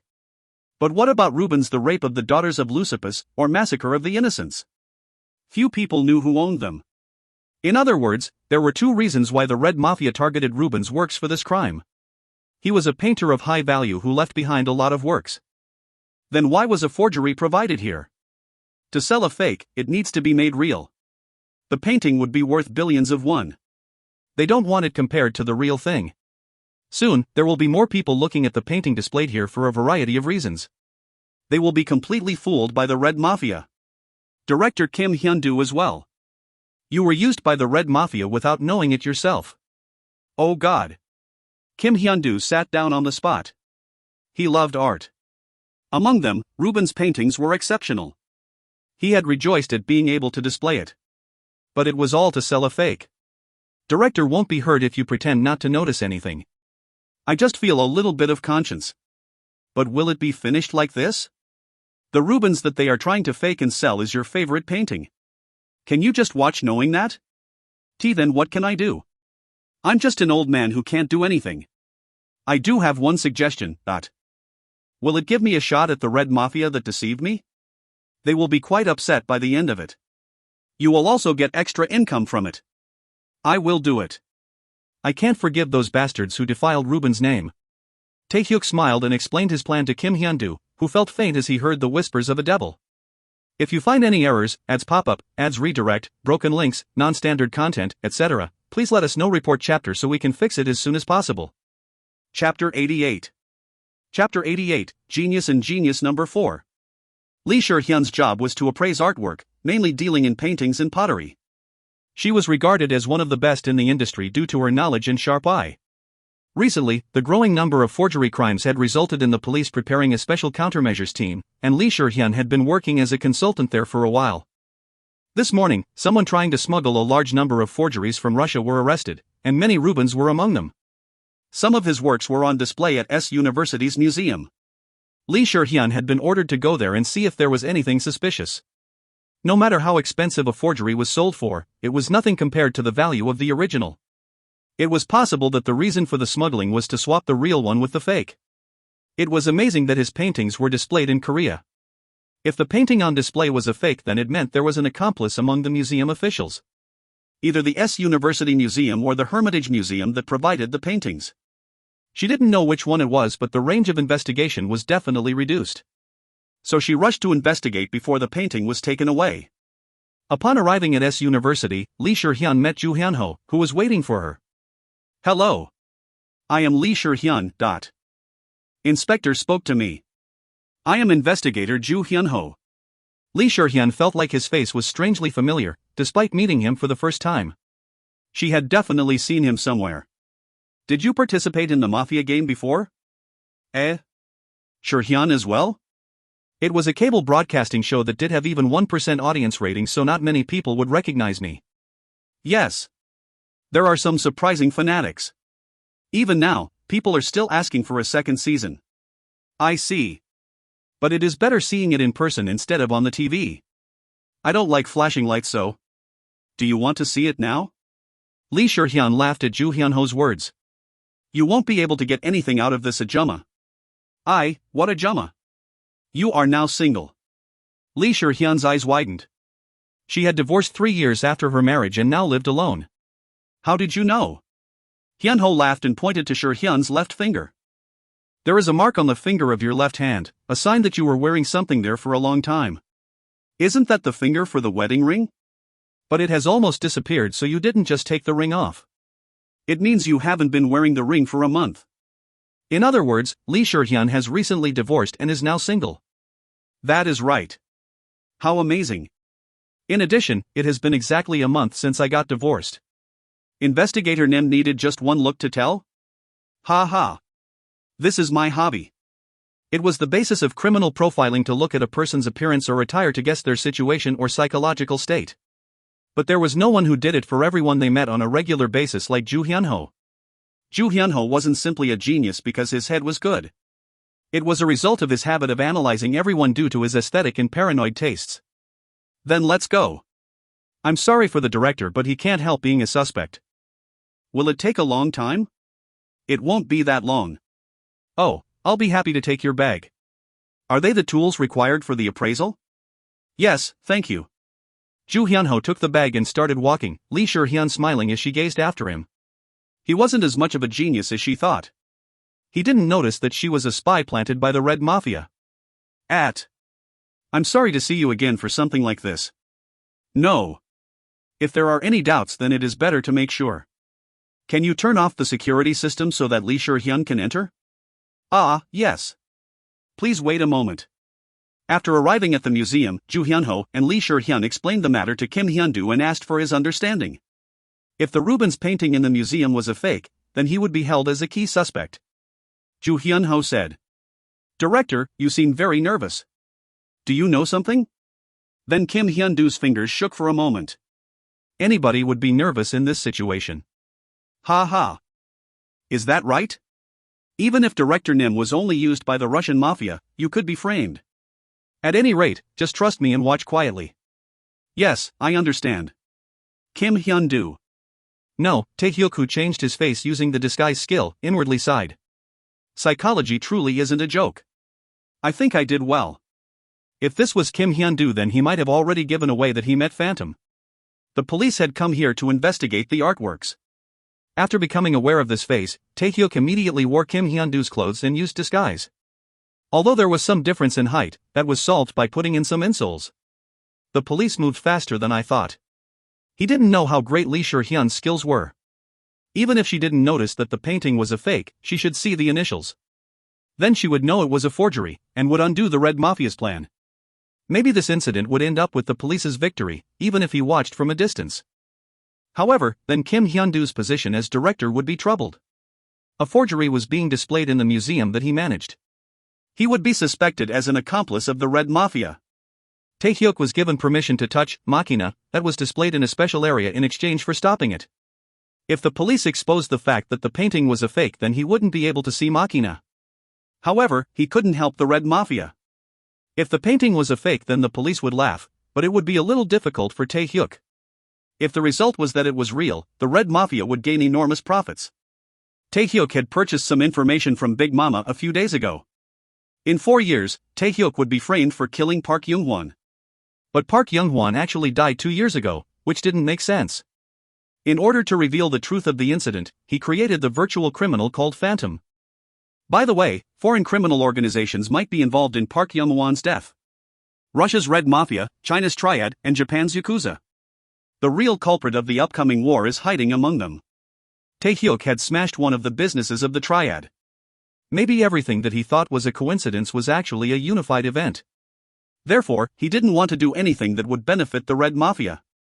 Still, do I have no choice but to cooperate with the Red Mafia here? Taehyuk's worry was solved in a strange manner. Lee Sher-hyun, who was looking at Ruben's work with tools from her bag, had taken out a strange object. It was a pair of red sunglasses, a fashion item with a primitive design. The lens were covered with scratches from where it had been carelessly placed in the bag. Taehyuk approached Lee Sher-hyun and asked her, "What is the result?" "I think it will take a little longer to find out. However, the parchment paper is actually 500 years old and the ink is exactly the same as the original. I think Director Nim can rest assured."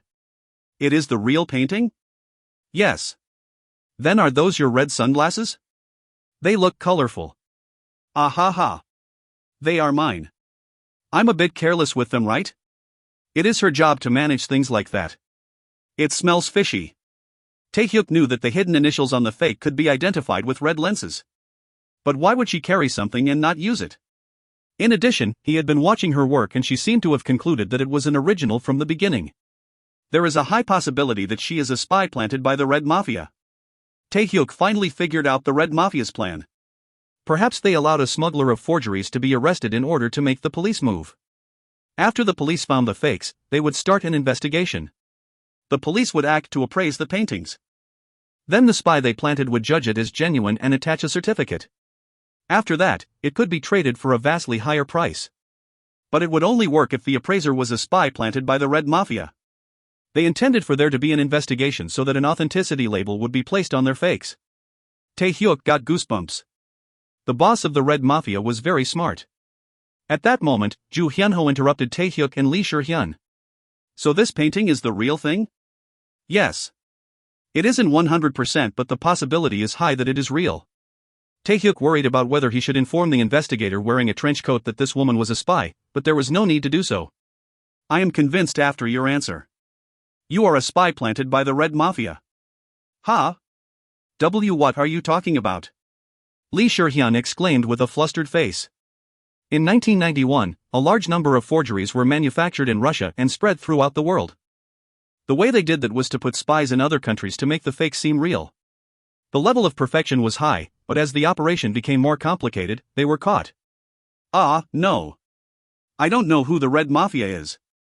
Ju Hyunho explained with a confident look. "I was suspicious from the moment I met you. No, to be precise, I live with the suspicion that everyone I meet is a criminal." First of all, Lee Sher-hyun made two mistakes.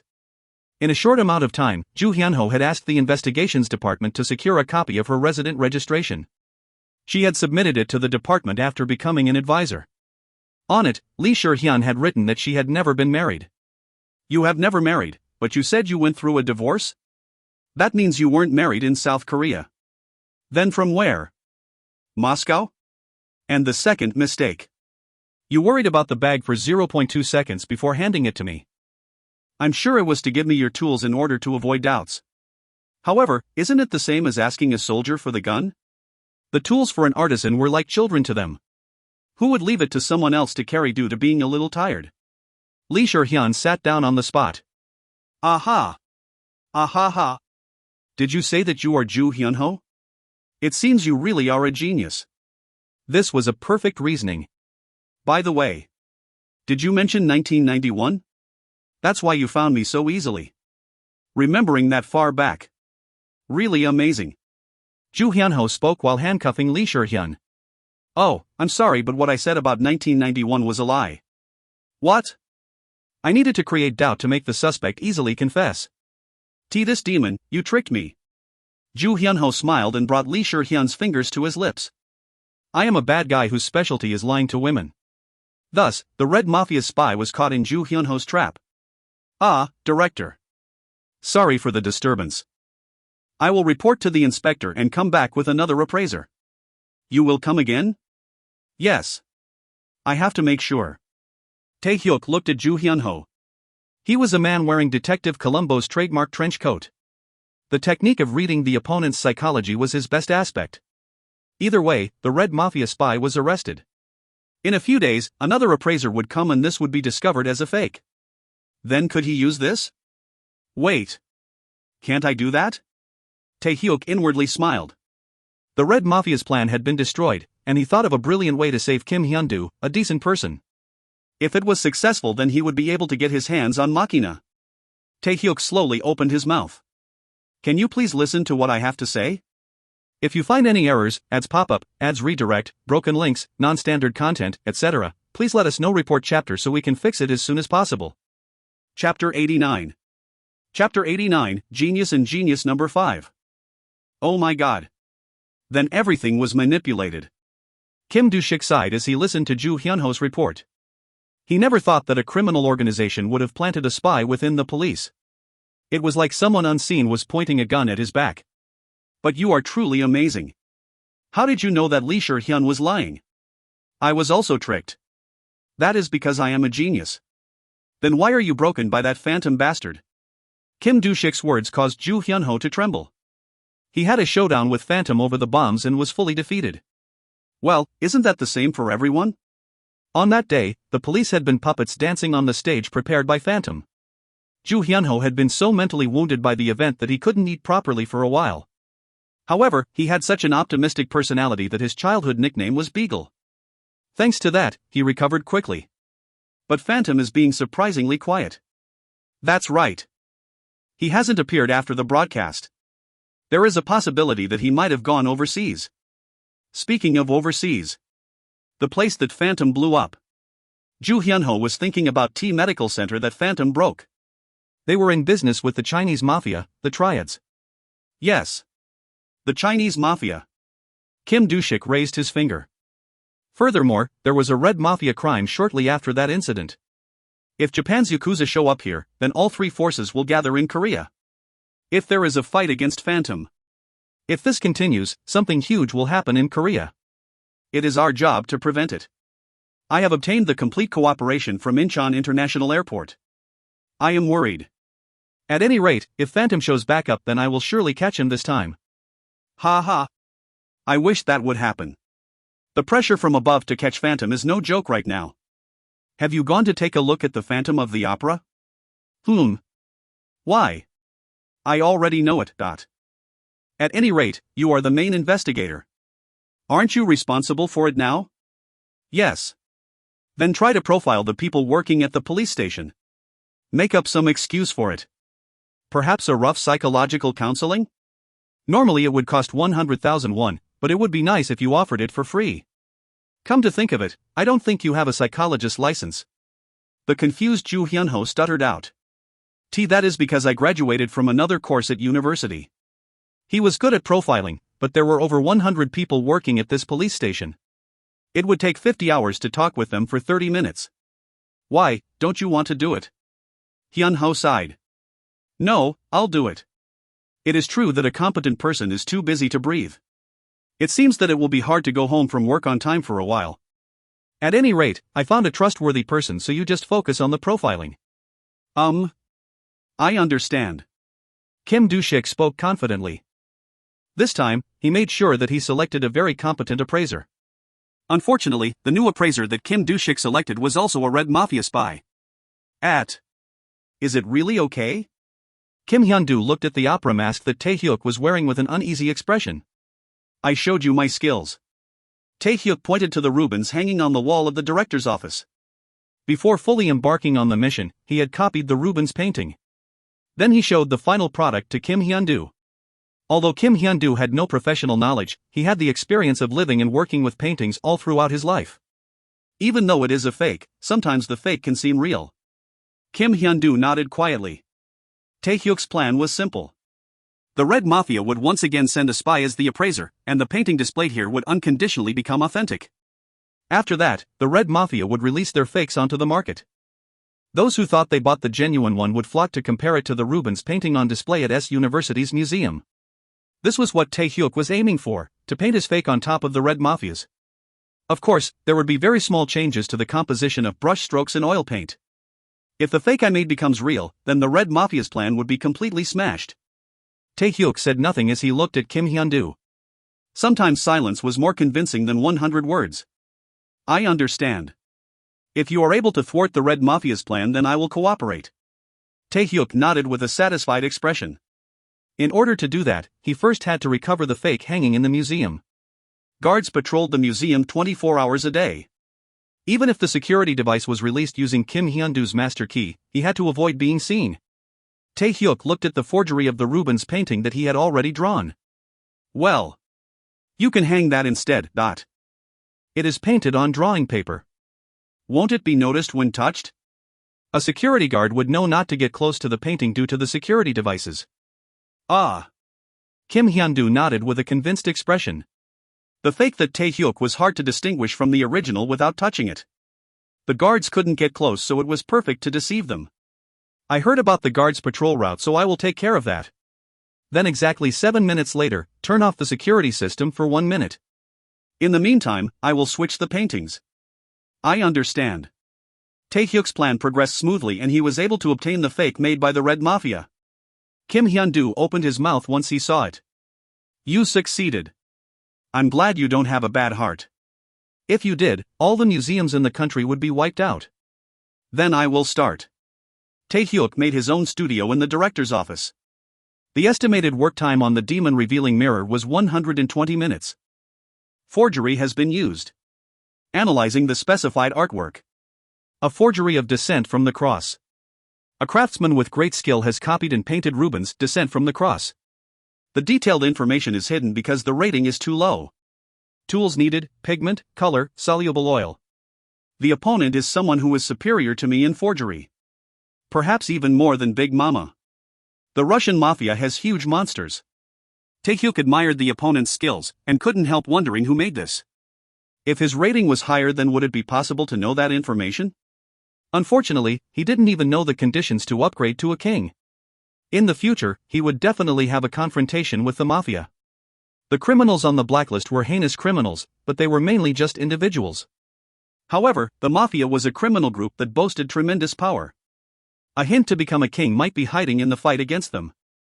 Once the crime skill was activated, Tae-hyuk's body started moving at a tremendous speed. Oh God! Is that the movement of a human? Kim Hyun-doo stared at Tae-hyuk with a blank expression. Tae-hyuk's hands moved at a tremendous speed. However, there was no change in the painting. It was a great thing. He was putting pigments on the painting, but the place where his brush passed was still the same. Kim Hyun-doo wouldn't have believed it if he wasn't seeing it with his own eyes. Phantom. You? After 2 hours, Tae-hyuk looked at his work with a satisfied expression. He didn't touch the things that the Red Mafia's artist used to make it look like an old masterpiece. However, the color of the Phantom was coming out. This was now the work of Phantom instead of the Red Mafia. The demon revealing mirror popped up in front of Tae-hyuk. Ha! A great work of art has been completed. Dexterity has increased by 1. You have exceeded the 100% limit and a new attribute is born. The Hawkeye's attribute can be learnt. Hawkeye's? It seemed like something new had been added to the attributes that formerly could only be raised by affinity points. When he checked, the spying skill was shining. Hawkeye's. Able to see the abilities of the specified target in detail. If the other person is using a pseudonym, then you can confirm their true name. Necessary affinity points required, 10. Tae-hyuk's eyes widened. The Hawkeye's attribute could increase the number of details that he saw.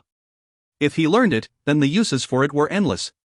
Is this DLC, downloadable content? Shouldn't a great ability like this be the default? By the way, I didn't know that forgery would strengthen spying. Indeed, there is truly something about the growth of the crime skills. His skills had been constantly growing after becoming a noble. Voice modulation evolved into disguise. Now a new spying added. What the hell is the criteria? Tae-hyuk licked his lips. As Phantom stared into the air for a while, Kim Hyun-doo asked in a quivering voice. Is it completed? Yes. It is perfect. Now I just need to put this back in the original place. Is it truly possible to destroy the Red Mafia's plan with this? Very interesting things will happen soon. Director Kim Hyun-doo, you should eat popcorn while you're watching. Popcorn? After repeating what he did 2 hours ago, Tae-hyuk's imitation was displayed in S University's museum. Tae-hyuk muttered as he watched it. This time, there is no flashy reversal or colorful explosions. That is why it is even more enjoyable. From now on, it's showtime. A few days later, as Phantom said, another appraiser showed up. After spending 1 hour looking at the Rubens, he said with a smile, "This is authentic." Director Kim Hyun-doo swallowed his saliva. It meant that the person in front of him was a spy from the Red Mafia. It felt like he exposed to the dark side of the world. Phantom's presence felt even scarier. The next day, a huge number of VIPs from all over the world came to the museum where Kim Hyun-doo worked. "Hello? I am James Trevor, a spokesperson for Pineapple." The blonde man, James, smiled brightly and shook Kim Hyun-doo's hand. He was very fluent in Korean for an American. Pineapple was an industry giant famous for their smartphones, so Kim Hyun-doo was stunned by their visit. "I heard that you have Rubens' Descent of the Cross on display? I got permission from the Hermitage Museum. Can I look at the painting directly for a while?" In the first place, the Rubens painting was from the Hermitage Museum. If they gave permission, then Kim Hyun-doo couldn't say no. Kim Hyun-doo contacted the director of the Hermitage Museum and told him that James had come. Then he heard that it was okay to show the painting. He has confirmed it. "I will turn the security devices off for a while." James told the man standing behind him something in English. Then the man nodded and started to look at the Rubens painting. How much time passed? The man looking at the Rubens painting turned pale. He walked over to James and whispered something in his ear. "What? Son of bitch." James, who was wearing a neat suit, pulled at his tie and started screaming curses. He left the museum without a proper goodbye and called someone. Kim Hyun-doo didn't speak English, but he seemed to know what the man was saying. It is Mr. James. The painting we purchased is a fake." That would obviously be the content of the call. After James left, 3 Arab oil kings and a wealthy person from China appeared in front of Kim Hyun-doo. If all their possessions were combined, then it would be possible to buy a country. Kim Hyun-doo felt like he was losing his mind. And the reactions of the guests were all the same. "I heard curse words from all over the world today." Kim Hyun-doo laughed. The Red Mafia was screwed. It grew very big. Thanks to Phantom, the billions of dollars they would have earned had turned into tissue paper. The boss of the Red Mafia would know what it was like to be struck from heaven. It was literally a disaster. If you find any errors, ads pop up, ads redirect, broken links, non-standard content, etc., please let us know. Report chapter so we can fix it as soon as possible. Chapter 90. Chapter 90, A Big Brother's Raid Number 1. Did you enjoy seeing the people? Kim Hyun-doo was as happy as he was when he was a child. "I didn't expect so many people to come. I met some of the world's richest people today." Tae-hyuk inwardly sighed. The Red Mafia plot to sell fakes of the Rubens painting had been smashed by Phantom. If he got machine and left, then it would be the end. However, the remaining people here would be the target of the Red Mafia. Director Kim Hyun-doo. "Not long after, the Red Mafia will come looking for you." Really? "Don't worry, Phantom. I absolutely won't say that you came here." Tae-hyuk shook his head, as Kim Hyun-doo would be in danger if he did so. If they didn't know who the enemy was, then they would target the innocent people here. "No. Tell them that everything is Phantom's doing." "Huh? So that you can be safe." Heek. Kim Hyun-doo's eyes widened as he looked at Phantom. A man who he simply thought of as a criminal was worrying about him. Despite the mask, Phantom seemed to be gently smiling. Tae-hyuk laughed as he realized that Kim Hyun-doo's heart was now his. "I would be a villain if I discard my ally." In the future, University would continue to do research into artificial body parts, machina. He could do this much lip service if it meant that he could keep having access to it. "Then can you please show my machina as promised?" "Understood." Kim Hyun-doo cried out in enthusiasm. They arrived at the special exhibition hall of the museum. It was a place to release the results of projects from the laboratories. It was in order to get funds for their research. The artificial body machina is displayed in that area. "Thank you. You have been very useful." Kim Hyun-doo wondered why Phantom would be interested in machina. By linking the nerves, humans could control the machine using their will. Although it was listed as a new chapter in biomechanics, it was still in its infancy stage. The result was slightly better than normal. It would be nice if he told me why he needed the machina. As he thought that, Tae-hyuk opened up. "You know that a while ago, I blew up some organ trafficking." Of course. There was a lot of excitement about Phantom's actions. There was some criticism, but Kim Hyun-doo didn't mention it. "Then you will know that the children lost one of their body parts. I didn't want it to end with just rescuing them from hell. Humans can live due to hope. Kim Hyun-doo almost coughed. Most people were enthusiastic about the fact that Phantom hid a criminal organization. He also thought that. But Phantom was working to heal the wounds of those who suffered. He even risked becoming enemies with the Red Mafia, a huge organization. Oh. Phantom. Taehyuk laughed at Kim Hyun-doo's reaction. His original purpose for giving Subin Machina was so that Kang-suk and Haran could date. Then he got the information that Park Young-hwan and the Mafia were related. He didn't know what type of forces they had, but it was certain that he would need to confront them. He just pulled it forward a little bit. It is also good at introducing Phantom. Without the masked criminal, he wouldn't be able to face the Mafia.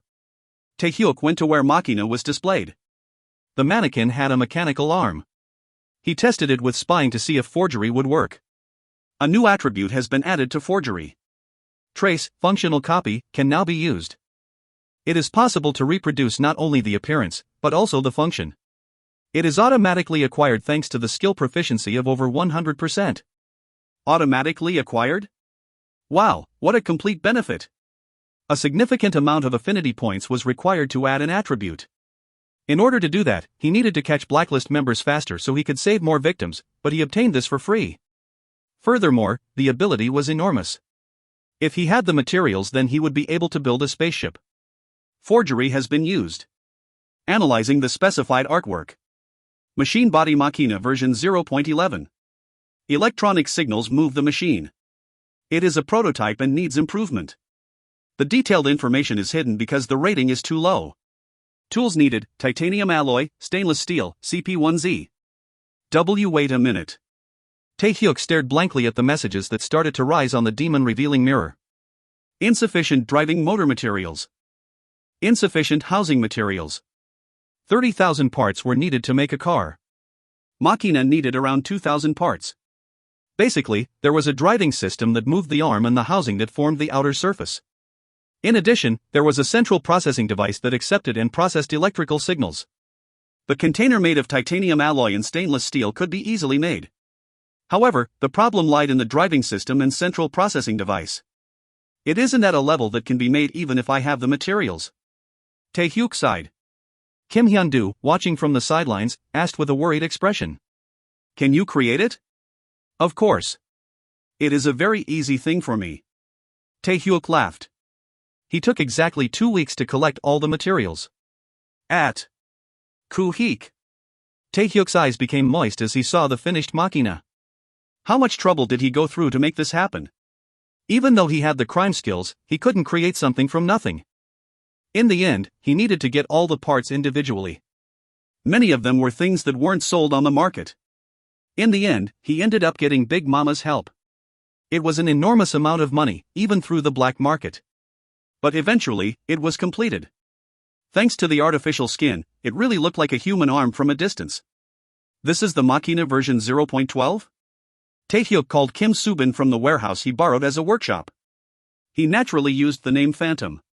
Come over there? Are you going to do anything strange? There is something I want to give you. Ha? If possible, please come alone. Kim Subin had now recovered enough to walk around without the help of others, but there was a lump attached to her. Taehyuk licked his lips. I thought I told you to come alone. Song Haimi was attached to Kim Subin's side. Was she nervous about meeting a criminal who turned South Korea upside down? Her hands were trembling. Uni's body is uncomfortable. I understand. It can't be helped if you are her guardian. Taehyuk patted Song Haimi's head before turning on the lights of the warehouse. Ha! You are a surprisingly good person. Song Haimi looked at Phantom's back with a blank expression. She had come prepared to defend her sister. However, his reaction was unexpectedly tender. She thought he would be a demon-like person from hell.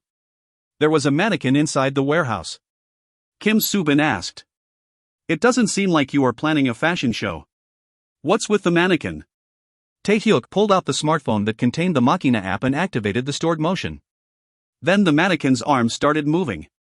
What the? The Machina unbuttoned its clothes, tied a shoelace, and poured water into a cup. They were actions that were hard to do with one hand. Tears dripped from Kim Subin's eyes as she realized what it meant.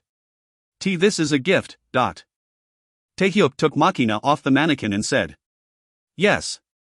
This will be your arm from now on. Unfortunately, it was impossible to connect the nerves and move them freely. The movements had to be registered in advance on the smartphone. However, just that alone would be a tremendous help. From now on, this is going to be my arm. Kim Soo-bin gently patted the machina. There was the distinctive coldness of metal, but it was strangely warm. I'm sorry, but I didn't say it was for free. Surely he didn't want money? Song Jaime exclaimed. We don't have money. Hoo. I'm sorry, but there is something else more important. Don't tell me. Song Jaime's face turned bright red. It seemed like there was a strange misunderstanding. Kim Soo-bin had taken off her outerwear so that the machina could be installed. It was obviously embarrassing to be standing in her underwear in front of a man. However, he didn't have the slightest thoughts about that. What I want is data. The machina will continue to develop in the future, so I will test every version with Kim Soo-bin's body. Kim Soo-bin laughed as she sat down on the chair prepared by Tae-hyuk. It would be nice if you were a little honest. The work of attaching the machina was over. It was originally designed so that it could move freely through willpower without any other aids. But a significant amount of time was required for it to develop into that. Of course, Tae-hyuk would be eating popcorn and watching the research. Be patient even if it hurts a little bit. The machine was firmly attached to the cut surface of the body. Most of the pain came from the healed flesh being torn again. Yes, this is nothing. I had my arm cut off without anesthesia, after all. He had checked Kim Soo-bin's size in advance so machina fit her body perfectly. Kim Soo-bin realized this and asked. When did you examine my body, Audot? He couldn't tell her that when she was at his house a while ago, he fed her sleeping pills and measured her size. I can tell just by looking. HRMM. Kim Soo-bin gazed at the masked phantom suspiciously, but she couldn't see what expression the person inside was making. This is how it moves. Tae-hyuk installed the Machina app on Soo-bin's smartphone. There were 10,000 movements required in real life installed. Kiririk. There was the sound of gears turning in Machina. Kim Soo-bin's right arm moved. Now I have to oil the arm every morning. I made a manual for it, so please read it carefully. In particular, you should always pay attention to warmth. If you go outside without any equipment in winter, then it might become icy and stop working. Thank you, Phantom. Then you can go back. I will send you a message if I need to contact you in the future. Jaime, who was hiding behind Soo-bin, stuck her head out and said, I want to say something to Phantom. Thank you for saving Uni. Ha? I'm sorry, but I didn't hear it well. Thank you. Jaime was embarrassed and hid behind Soo-bin again. The scars inflicted by the organ trafficking incident would never disappear. However, Kim Soo-bin now had a new arm, and would be able to hold Jaime's hand. Tae-hyuk looked at the two people leaving with a small smile. It seemed like the doll play incident was completely finished now. Phantom. Sorry, but could you open this? Kim Soo-bin asked as she got to the locked warehouse door. Just wait. I'll open it soon. No. I can open it. I want to test the power of the arm that Phantom gave me. Kim Soo-bin manipulated Machina so it would open the shutter. It seemed like she thought that the shutters were just down. Wait a minute. There is a lock. The confused Tae-hyuk cried out, but it was too late. Crunch. Machina completely ruined the iron shutters and the lock. Oh my god, Dot. He wanted her to live a strong life, but it seemed to be a bit too strong. A new stewardess on a plane departing from China muttered as she watched the first-class passengers. He looks like a movie star. What does Uni think? The senior stewardess next to her replied. Yes. Unbelievably handsome. I think he has a lot of money. The clothes he is wearing are all brand names. Furthermore, he is in his mid-30s. The stewardess spent most of her days on a plane. As a result, she couldn't go on blind dates once she was at a marriageable age. Thus, she used to actively dash at young men in the business seats. However, the customer in front of her was sitting in the first-class seats. In business class, there were many people who had to go on business trips quickly, but there was no room in economy. But first class was different. If someone wasn't born with a gold spoon, it would be hard for them to buy it easily since it cost a large amount of money. Business is bad right now, so he is the only one in first class. Isn't this a big hit? Dom Perignon 2004? Take the whole bottle. It was the best champagne served only to first-class guests. You Uni. Perhaps. I am definitely serving him. How petty. I saw him first. I am turning 30 next year. There is an urgent fire. Hying. I understand. The senior stewardess fixed her makeup in the hand mirror. Then, armed with her best smile, she headed to the first-class customer. After 5 minutes, the senior stewardess returned with a face full of smiles. What should I do? Too amazing. He is a complete gentleman. Did you get his number? Ha! I got his business card. The senior stewardess proudly extended a black card. Let's see. Is he a second-generation chaebol? Or an actor? Maybe he is both. The business card contained one word in Chinese and a phone number. Big brother? Chinese. H. Hyun Nim? The stewardesses panicked. There was nothing that stated the person's identity. I still want to contact him. The customer bought a one-way ticket. He is obviously going to spend a long time in South Korea. Uni, please ask if he has any friends. While the stewardesses were gossiping, he was drinking his glass.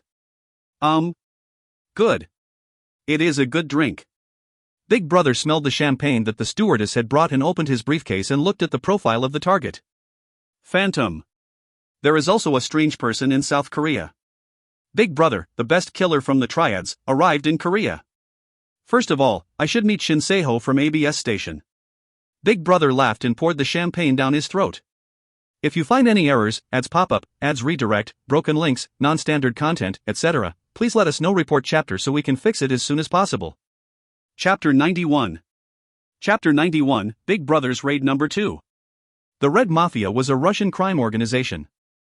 Decades ago, they were a hydra with multiple heads, and were notorious for committing all types of evil deeds throughout the world. They would incorporate the beliefs of Zvezda, the symbol of the Ivankov family. Zvezda equals star in Russian apparently. After a bloody struggle, he became the godfather with tens of thousands of members. Ivankov recruited Soviet troops, who had been unemployed since the collapse of the Soviet Union, into his large organization. Then he acquired large quantities of scattered weapons to make a private army that he would use as mercenaries in the world's conflict zones. The war came to an end. Zvezda accumulated tremendous wealth as an arms dealer and mercenary leader. After Ivankov's death, the hydra's neck that he had cut off started to regrow. The people that Ivankov trained aimed their guns at each other in conflict swallowed the Red Mafia again. The difference was that the weapons were guns and missiles, not swords. If the war persisted, only ruin would be left in its wake. Ivankov's legal successor, the young boss Kataros, was well aware of this. An old castle, Winter, hundreds of kilometers away from Moscow, was Zvezda's home. As the name suggested, it was surrounded by white snow all year round. Boss. Our plan was completely foiled by Phantom. Kataros sat on his office chair and looked at Seaman, his second in command. He was a genius with an IQ of 160 and had 3 doctoral degrees in economics. Since Ivankov had been the boss, Seaman had managed the organization's economics and was notorious for weapons smuggling around the world. There were rumors that he could supply submarines, tanks, and nuclear weapons at any time. The only one he bowed to was the boss of Red Mafia, Kataros. Seaman said with an angry face. Revenge is necessary. The damage he inflicted is millions of dollars. Killing the Phantom won't make all that come back, Seaman. But Kataros, it is dangerous if you ignore this. The other bosses won't stand it. Apart from the godfather of the Red Mafia, there were 9 representative bosses. Kataros had legitimacy as Ivankov's successor, but his forces were the weakest. He only kept his position due to the absolute support of Seaman. The Red Mafia dealt with high-risk crimes such as drugs, prostitution, trafficking, arms trading and casinos. However, Kataros was interested in the so-called brain business. He supported students who were smart but had no money to study things like law and economics. After graduation, they would work in the Russian Mafia. It took a long time to see the results. Of course, the other bosses objected violently. Kataros and Seaman just prepared it silently. The world is changing. I want talent. But it is money that moves the world. If there isn't a large amount of money available, then boss won't be able to do what you want. That's why you started the forgeries. He stopped before pointing out that it was the boss failure. And it failed. I know. Phantom hit us perfectly. So I've prepared some extra budget. Seaman was the man who handled the biggest amount of money among the 9 bosses of the Red Mafia. He couldn't understand why Kataros was refusing his aid. Kataros said with a laugh. I told you. I love talent. It is the same with me. Everything I'm doing is to prove that I am fit for the position of the boss. Ah. Kataros had only been one of the 9 bosses for 1 year. He didn't have any achievements. If this situation persisted, then Kataros would be forced out by the other bosses. Of course, it wasn't like someone being fired from work. Rather, his neck would be sliced and he would be displayed on the streets of Moscow. That phantom person is very interesting. It feels like he enjoys having people play in the palm of his hand. If boss commands it, then I will cut off his head right away and decorate it in a well-visible place. Kataros coughed. Seaman was highly loyal, but sometimes it was a bit intense. Let's just watch first. We are not the only ones aiming at him. Do you mean the triads? That's right. The long-term organ trafficking business they were running was blown up. It seems like the damage is considerable. The damage is bigger here. Kataros coughed again. He spoke in a strangely sweet but sarcastic tone. They boasted that they sent their strongest killer to South Korea. He bought a lot of weapons from us. A high number of explosives. He can fight a war in order to get Phantom. If Phantom manages to defeat the killer from the triads, then I will go and see for myself. Maybe he is the person I have been looking for. Seaman narrowed his eyes. South Korea will be set on fire. Yes. The movements of the triad and the Yakuza are strange. Soon there will be a war. Kataros said prophetically. Inside the hotel room, Conquest of Paradise was playing. It was classical music that expressed the joy of Columbus discovering the new world. Big Brother was moving his body on top of a woman while listening to the music. Heek. Heok. The girl panted roughly before becoming quiet. Big Brother, who had been choking her from above, released his grip. Then the woman's body flailed like a broken doll. So don't just follow anyone. By the way, what was your name? Well, it doesn't matter. Big Brother inserted his fingers into an eye and pulled out the eyeball. He pulled out a combat knife and cut the connected optic nerve. He always carried a bottle of formalin in his bag. It would be okay as a souvenir. Big Brother picked up the phone on the floor and called the janitor. Why weren't you picking up? What can I do for you? There is some garbage to clean in the K Hotel suite. She hasn't died yet, so you can sell her, but I guess you didn't have a favorite part this time. Just before. Hey. Just do what your job is. If you have a long tongue, then I will shorten it. Hick. I am really sorry. I understand. Then please have a shower and I will clean it up nicely. Big Brother went to the shower and turned on the cold water. His body was hot with excitement. Schwahak. The icy cold water poured on his head, but it didn't cool the dark desires in his blood. It was a long trip and he could kill dozens of people. Well. It is clean. After finishing out the shower, he found that his room was tidy. The bedsheet that had been dirted with something red had been changed. The janitor did a good job. The table had a report that listed everything about his target, Phantom. Big Brother wore a dressing gown and sat down to read it. He touched the Russian mafia? This brat is putting himself out in the open. I should check him out once. As he drank wine in the suite, attendants emerged from the darkness. They placed various weapons on the table and disappeared. Big Brother saw the familiar Russian semi-automatic gun Tokarev TT-33 among them. He aimed it at one of the attendants and pulled the trigger. Tang! The head of the attendant scattered like a smashed watermelon. The faces of the other attendant turned white. He was terrified of the man who laughed like killing one person was a fun game. Who? Now I am a little calm. I'm sorry, but can you call the janitor? Yes. You understood. The survivor sighed with relief. Tang. I'm sorry, but I like killing those who think they survived the most. After killing the 2 attendants, Big Brother realized that he had no one to call the janitor. Was this a little too much? Big Brother laughed. Anyway, his killing spree was just starting. He laughed like a child receiving a new toy. The Triads had dispatched a skilled killer to catch Phantom. He was armed with a large number of firearms distributed from the Red Mafia. An enemy different from the criminals so far had emerged. Taehyuk didn't know this and was handling the enemies in front of him with a serious expression. No matter how delicious tteokbokki is. Isn't it a little too much to make it for all the children in the orphanage? The one who spoke was Sister Viviana, a nun who cared for the children at St. Mary's Orphanage. I am always thankful. After Jaime ate it last time, she was bragging loudly. Still, no matter how simple the food, it was more than 30 servings. Taehyuk put the sauce into the large pot of boiling rice cakes. He grunted as he started to stir the contents with a large spatula that was more like a shovel. The smell is unbelievably good. I used a good hot pepper paste. And this seasoning. Taehyuk sprinkled some white powder into the pot. Sister Viviana tilted her head and asked, "What are you putting in now, Dot?" "It is a secret." "Do you know any chefs who would tell their secrets?" "A's. Surely it isn't cocaine or..." Taehyuk laughed. This nun. She had a naive face and harsh manner of speaking. He wasn't the Red Mafia who dealt with such things. "It is my one. MSG is good for your mouth, regardless of your body." Right, some people treat it as a crime. Oh mo. No? Anyway, it is now completed, so please help me put it on the plates. I understand. I can help.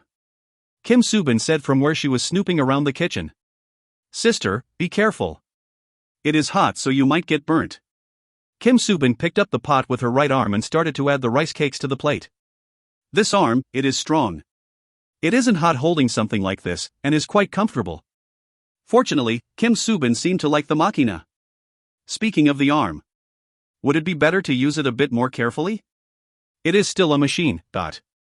A friend gave it to me, so it won't be respectful if I don't use it. Friend. Taehyuk sighed. It was good if she liked it. Kim Subin looked around the orphanage. I am leaving here soon, so I wanted to give them a last present.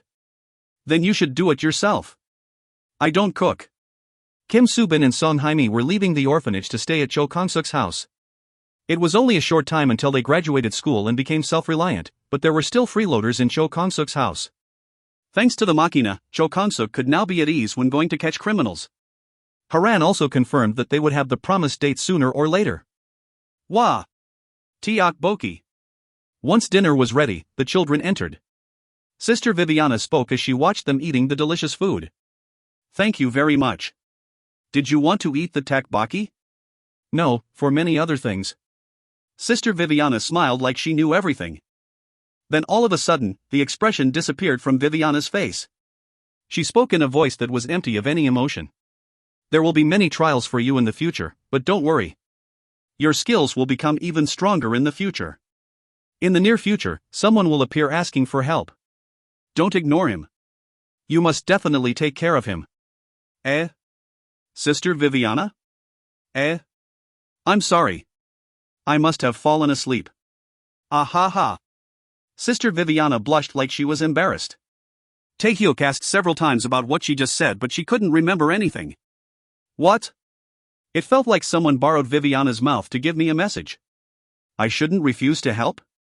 Taehyuk scratched his head. Viviana's words were strangely embedded in his head.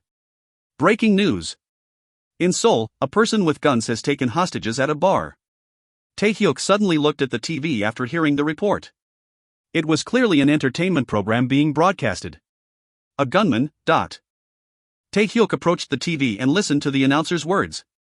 I am sorry. We are eating. I'll turn to another channel.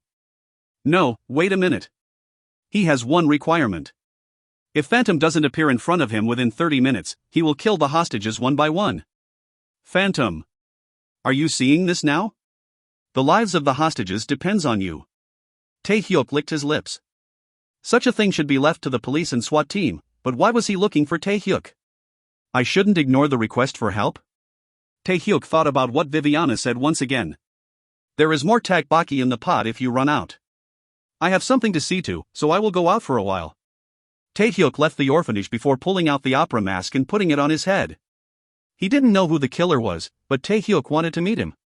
Of course, the price would never be cheap. If you find any errors, ads pop up, ads redirect, broken links, non-standard content, etc., please let us know. Report chapter so we can fix it as soon as possible. Chapter 92. Chapter 92, Big Brother's Raid Number 3. Shin Seiho felt great. Ha ha ha. Drink, drink. I will pay for it today. Can Sunbae really do it? Of course. ABS station's AD, Kwon Junhyuk, pulled the girl sitting next to him closer to him. Aish, what is Appa doing? Shin Se-ho PD. No, this news department head will treat you. Let's drink. Alcohol was consumed and the girl's breath smelled of alcohol. The waiter came over with bottles of alcohol and fruit snacks. Tea here was already beer on the table. Then the appetizing snacks were placed down. Beer service. A female extended some bomb shots to Shin Se-ho and Kwon Junhyuk. Shin Se-ho gulped it down with a red face and a breath that was stinking of alcohol. Kwon Junhyuk. What did I say? Didn't I say to trust in and follow Hyung? Shin Se-ho had been on the rise after revealing the secret hobbies of domestic conglomerates. Soon after, he revealed the truth about the hippo case that the police had been trying to conceal. That alone was tremendous. Usually, PDs only reported exclusive scoops once or twice a year. However, Shin Se-ho had several jackpots successively. There was an exclusive interview with Phantom. How did you get that? I'll just say it here. I'm close to Phantom, so if I call him, then he will come running right away. Wah! Shin Se-ho worked as a PD at ABS station. As a PD, he had to follow most general events. It had been 2 years since he started stalking detectives in order to get a scoop. He finally got recognized due to meeting Phantom. I was originally going to try other stations, but the chief held my leg and asked for me to remain at ABS station. Kia. As expected from Shin Se-ho Hyungnim. Now the world recognizes Hyungnim. Shin Se-ho laughed at the compliments and ate the fruit snacks. His title at the station was PD, but now he was promoted up 2 levels. Starting today, he was a chief producer, a CP, not a PD. The CP managed the PDs, and was in charge of the total production of the broadcasts. It could be said that his position would be equivalent to a general executive at other companies.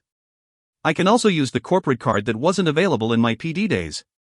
Shin Se-ho waved a luxurious gold-plated credit card that was held between his fingers. Kwon Junhyuk hadn't heard the contents of the deal between Shin Se-ho and Phantom. Why had Phantom given Shin Se-ho the right to interview him?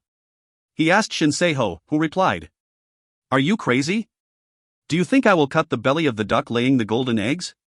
Is that so?" At that moment, a female grabbed Shin Se-ho's arm. Appa. Let's sing. I want to hear 18 times. Yes. The 2 people went on stage and started singing a slow blues song. Kwon Junhyuk licked his lips. Such a person was now the chief producer. He started to worry about the future of ABS station. I don't know. Today is a day to play. Now, let's go and sing. Yes. Kwon Junhyuk put an arm around a woman's shoulders and walked towards the stage. Then the door opened and a man in a sharp suit entered. He had such a strong physique that he could be in an action movie right now. Shin Se-ho, who was playing with the female, turned and looked at the man. What? I didn't call for the waiter. The man, who was mistaken as a waiter, looked around the room. Are you Shin Se-ho? The unpleasant pronunciation showed that he wasn't familiar with Korean. That is me. Did rumors about me already circulate? I am a bit famous. Hoo. Shin Se-ho felt proud and took out a 50,000 won bill from his pocket. Can you buy me a pack of cigarettes? Marlboro Red. You can keep the remaining change as a tip. The man, no, Big Brother laughed. He pulled out the Tokarev TT-33 and aimed it at Shin Se-ho's head. It seems like I've come to the right place. The tip is for your life. Big Brother quietly closed the door and entered. The people inside screamed until their throats were sore. However, it was a place with good soundproofing so the screams didn't escape outside. There were a few reasons why Big Brother chose the karaoke bar as the place to keep the hostages. In Korea, a karaoke bar has girls working there, sort of like an escort bar. It sold alcohol, snacks, and other illegal things. Thus, CCTV were installed everywhere to avoid a police crackdown. There were devices installed inside the room and the structure outside was unknown. Instead was like a maze with multiple random passages. It was a fortress that didn't allow enemy penetration. There were 30 hostages in the room, including Shin Se-ho and Kwon Junhyuk. Most of them were employees and girls working at the karaoke bar. Unfortunately, some students who used the convenience store on the first floor were also trembling among the adults. One young man whispered to another. Did you hear? If Phantom doesn't show up, then he will kill the hostages one by one. Before that, we have to neutralize him somehow. That's right. Even if he has guns, aren't we more numerous? I think we can neutralize him if we strike at the same time, but I think there will be good enough odds if 10 people join together. I agree. Me too. Big Brother hadn't tied up the hostages. He was just blocking the entrance so that no one could leave the room. The hostages were talking so low that Big Brother couldn't hear them. They would jump from 4 directions at the same time, suppressing the opponent and taking his guns. It was better to risk one's life fighting than to die one by one. On the right, the man who decided to strike Big Brother was anxious. Among the hostages here, there were many men working as waiters, their numbers reaching more than 10 people. How confident was that person in his ability that he didn't even tie them up? Still, they would just die at Big Brother's hand if time kept passing. If so, he would rather risk his life to fight. The determined man bit his lip. He nodded towards the other hostages. Someone counted down in a low voice. 3, 2, 1. Pounce. A dozen people instantly jumped towards Big Brother. They lowered their bodies as much as possible and focused on making it difficult for the opponent to hit them with his gun. Big Brother held the gun in one hand and slowly opened his eyes. He didn't seem confused at all by the hostages' actions. Then he muttered. There are a lot of people, so killing a few hostages should be okay.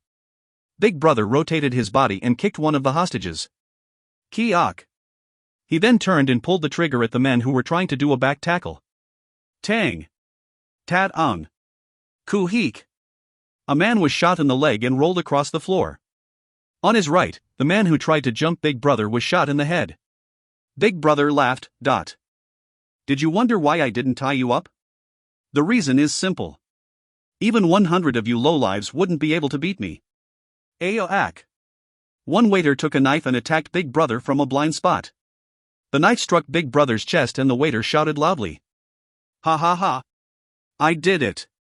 My attack. Big Brother casually looked back and fired his gun. It pierced the waiter's waist precisely. The hostages started to feel despair. I'm sorry, but your attacks won't work on me while I'm wearing this. Big Brother took off his suit and showed the trembling hostages.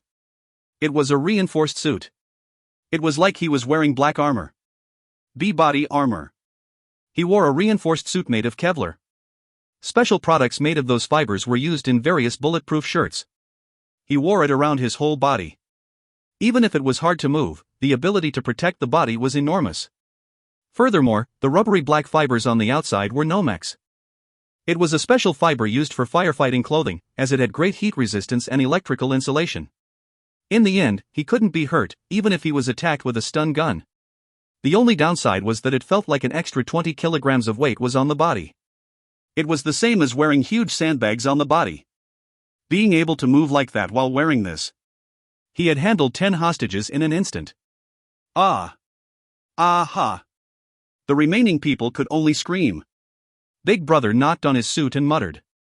If you want to knock me down while wearing this, you should bring an anti-tank rocket. Kwon Junhyuk, who was hiding among the hostages, groaned. Then he spoke to the injured Shin Se-ho. Shin Se-ho had several bullets in his shoulders and thighs. Despite that, he didn't give Phantom's contact details. Therefore, Big Brother took hostages and made an announcement to the police. If Phantom doesn't come here within 30 minutes, then I will kill the hostages one by one. This was the condition that Big Brother gave to the police. Department head. Do you really not know Phantom's contact details? You. I said I don't know. You said you were friends. Shin Se-ho had no words to say and could only bite his lips. Big Brother didn't seem to believe him, but what he said was real. The relationship with Phantom was only one way. Shin Se-ho couldn't do anything unless he was contacted. Phantom. Shin Se-ho called out Phantom's name in his pain-filled state. Would Phantom come here to save him and the hostages? If he did, Phantom wasn't just a criminal. Taehyuk arrived at the scene to find the neighborhood completely sealed off by police and soldiers. No. I told him to release the hostages. Block it off completely to stop anyone from entering. The soldiers were the 35th Battalion of the Capital Defense Command. He had encountered them during the bomber case. They were a special unit specialization in street warfare and counter-terrorism, but now they were just blocking off the road. First of all, I have to somehow enter. He could go up to the police. I am Phantom. From now on, I will plunge into enemy territory. That wouldn't happen. It was impossible for an average person to get past that surveillance and enter, but it was possible for Tae-hyuk, who had the crime skills. Then let's use my newly acquired skill. First of all, he used counterfeit to change his leather jacket into a soldier uniform. Then he used disguise to get the face of Sergeant Kim Ha-se, who he met several times. The demon-revealing mirror showed that he had become a completely different person. There is a bit of height difference. Was he originally taller due to his combat boots? Tae-hyuk approached a soldier who formed part of the blockade. The road is fully sealed off, and not even a single ant will be able to enter, but Park Jong-se, who was maintaining the barrier, looked at Tae-hyuk and said, "Sergeant Kim, didn't I tell you to make a barrier on the roof? Why did you come down here?" Tae-hyuk didn't panic and said, "The captain asked me to check the blockade." Really? In this situation, it was good to borrow the name of the boss. It was even better if they were a very high-ranking person that couldn't be questioned. Sergeant Park pointed inside with his thumb. It was a quick signal telling him to go inside. Then keep up the good work. Charge. Park Jong-se clicked his tongue as he saw Tae-hyuk saluting. Agu, look at that salute. This is a real situation. He should go back to basic training. Tae-hyuk had a moment of silence for Kim Ha-se before moving to the back of the karaoke bar. The killer is sent by the triads. It was obviously that the opponent would possess a great deal of firepower that he couldn't deal with. Tae-hyuk wouldn't be able to fight him with the violence skill and iron pipe. But for weak people, there is a weak way of fighting. 5 minutes later, counterfeit was released and his leather jacket was restored. Tae-hyuk took the phantom mask from his pocket and placed it on his face. Phantom and Big Brother. The two criminals' fight was about to start. If you find any errors, ads pop up, ads redirect, broken links, non-standard content, etc., please let us know. Report chapter so we can fix it as soon as possible. Chapter 93. Chapter 93, Big Brother's Raid Number 4. The police couldn't work properly due to the numerous hostages being trapped. Furthermore, most captors only asked for money or a means of escape. However, the person in the building declared that he would kill all the hostages if Phantom wasn't brought here. Damn. After completing a call with the police commissioner, the commando leader spat out words of frustration. No matter how he thought about it, the opponent was from a terrorist organization with a grudge against Phantom. About 30 minutes ago, a commando strike team was dispatched after hearing the news story that an armed villain was holding hostages in the middle of the city. The leader of the commandos thought that the other person was just a gangster with a gun, and that they would be able to easily overpower him. Therefore, the first squadron consisting of 12 people entered the building. The commandos were a group that went through high-intensity training. They were above ordinary soldiers in terms of combat skills, and all of them had exceptional skills. When it came to suppressing terrorism, they were confident that they wouldn't fall behind the special forces of other countries. However, the commandos' leader soon realized that his judgment was wrong. "I'm sorry, Chief Nim. The opponent installed booby traps in the building and completely blocked all access routes. He has AM-60 machine gun." The commandos' leader felt dizzy at the report from his deputy. "What about the damage to us?" 2 people slightly wounded. 4 people severely wounded. Fortunately, there were no casualties. "How can you say that?" "I'm really sorry. The number of enemies was at most 3. However, 6 of the 12 people had come back with injuries. The nation's largest counter-terrorism force." The deputy started making excuses. It is a structure that is difficult to break into, due to the narrow passages inside. Furthermore, the opponent isn't a mere terrorist. The machine gun was aimed precisely at areas where there was no protective clothing. Furthermore, there aren't just machine guns, but rifles and shotguns. Stop your excuses. Prepare a second team to strike. Why isn't Detective Cho Konsuk coming? There were only 2 people who could get in touch with Phantom. One of them was being held inside the building. Then somebody blocking the scene cried out loudly. "Detective Cho Konsuk has arrived." The commando's leader looked at the place where the voice was heard. The person he had been waiting for rushed in. "I'm sorry. I am late." Detective Cho Konsuk was accompanied by investigator Ju Hyunho. He was a criminal profiler and came along for negotiations with the criminal.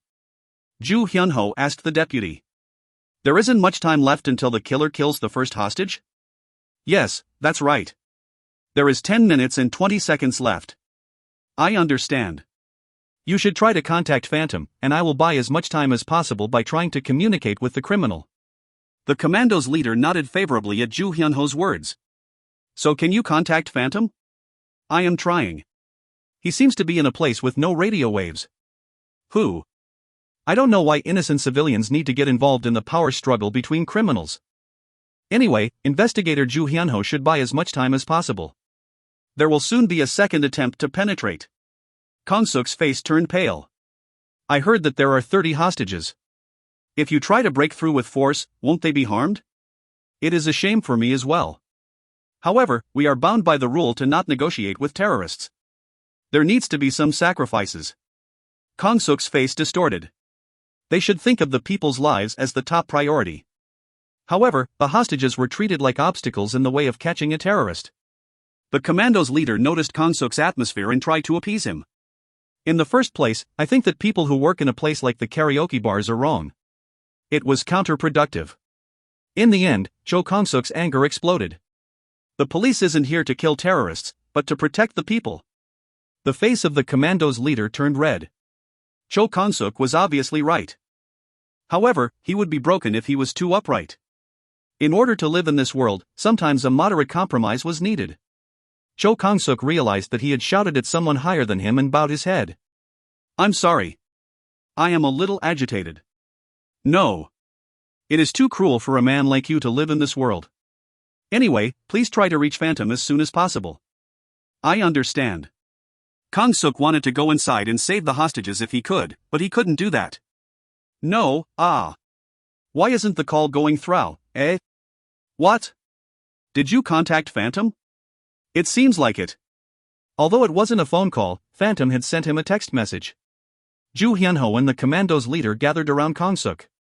The culprit is a killer sent by the triads, and there is only one person. Ha ha. A single person did all this? Kong-suk ignored the commando's leader and continued to read Phantom's message. He has already killed 10 hostages.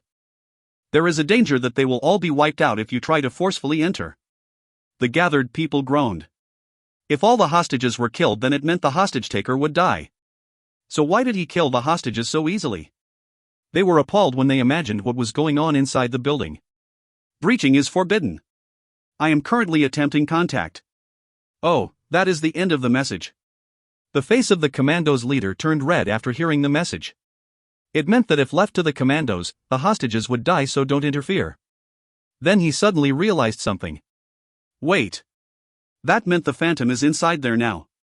It seems like it. Damn. Does this make sense? The blockade is so tight that not even a single ant can get in. How did he get in there? The gathered people gulped and looked at the building where the hostages were being held. Inside was the terrorist and the hostages.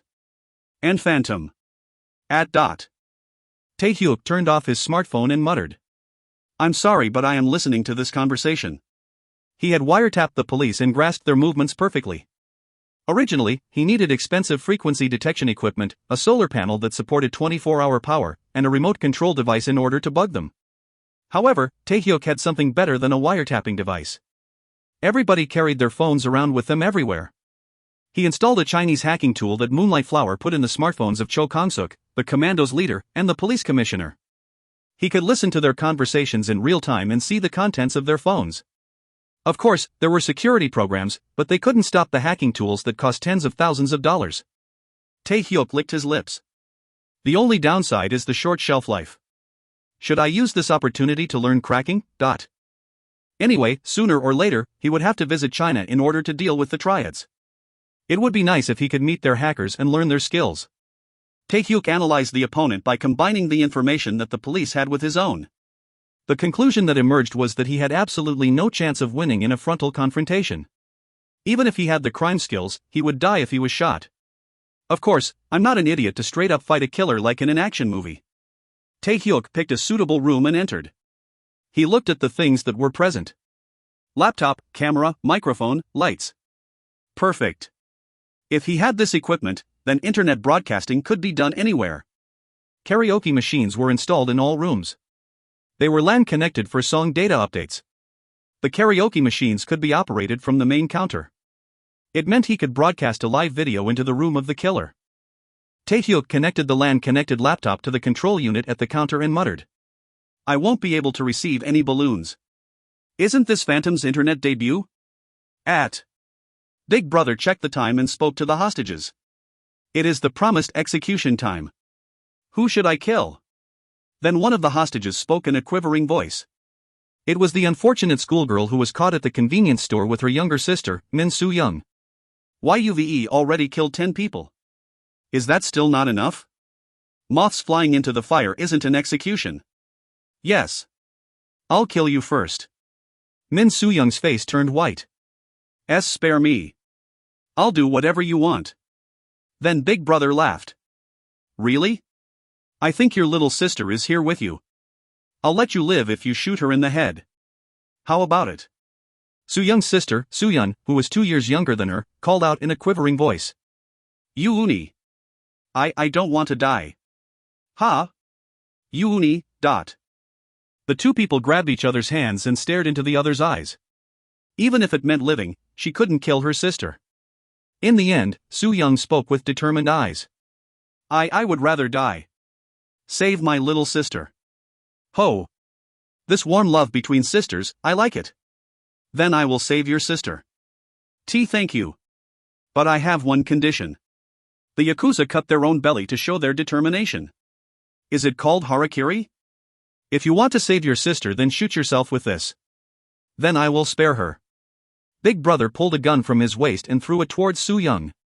Big Brother laughed happily like he was enjoying this. Soo-young picked up the gun and stared at the demon in front of her.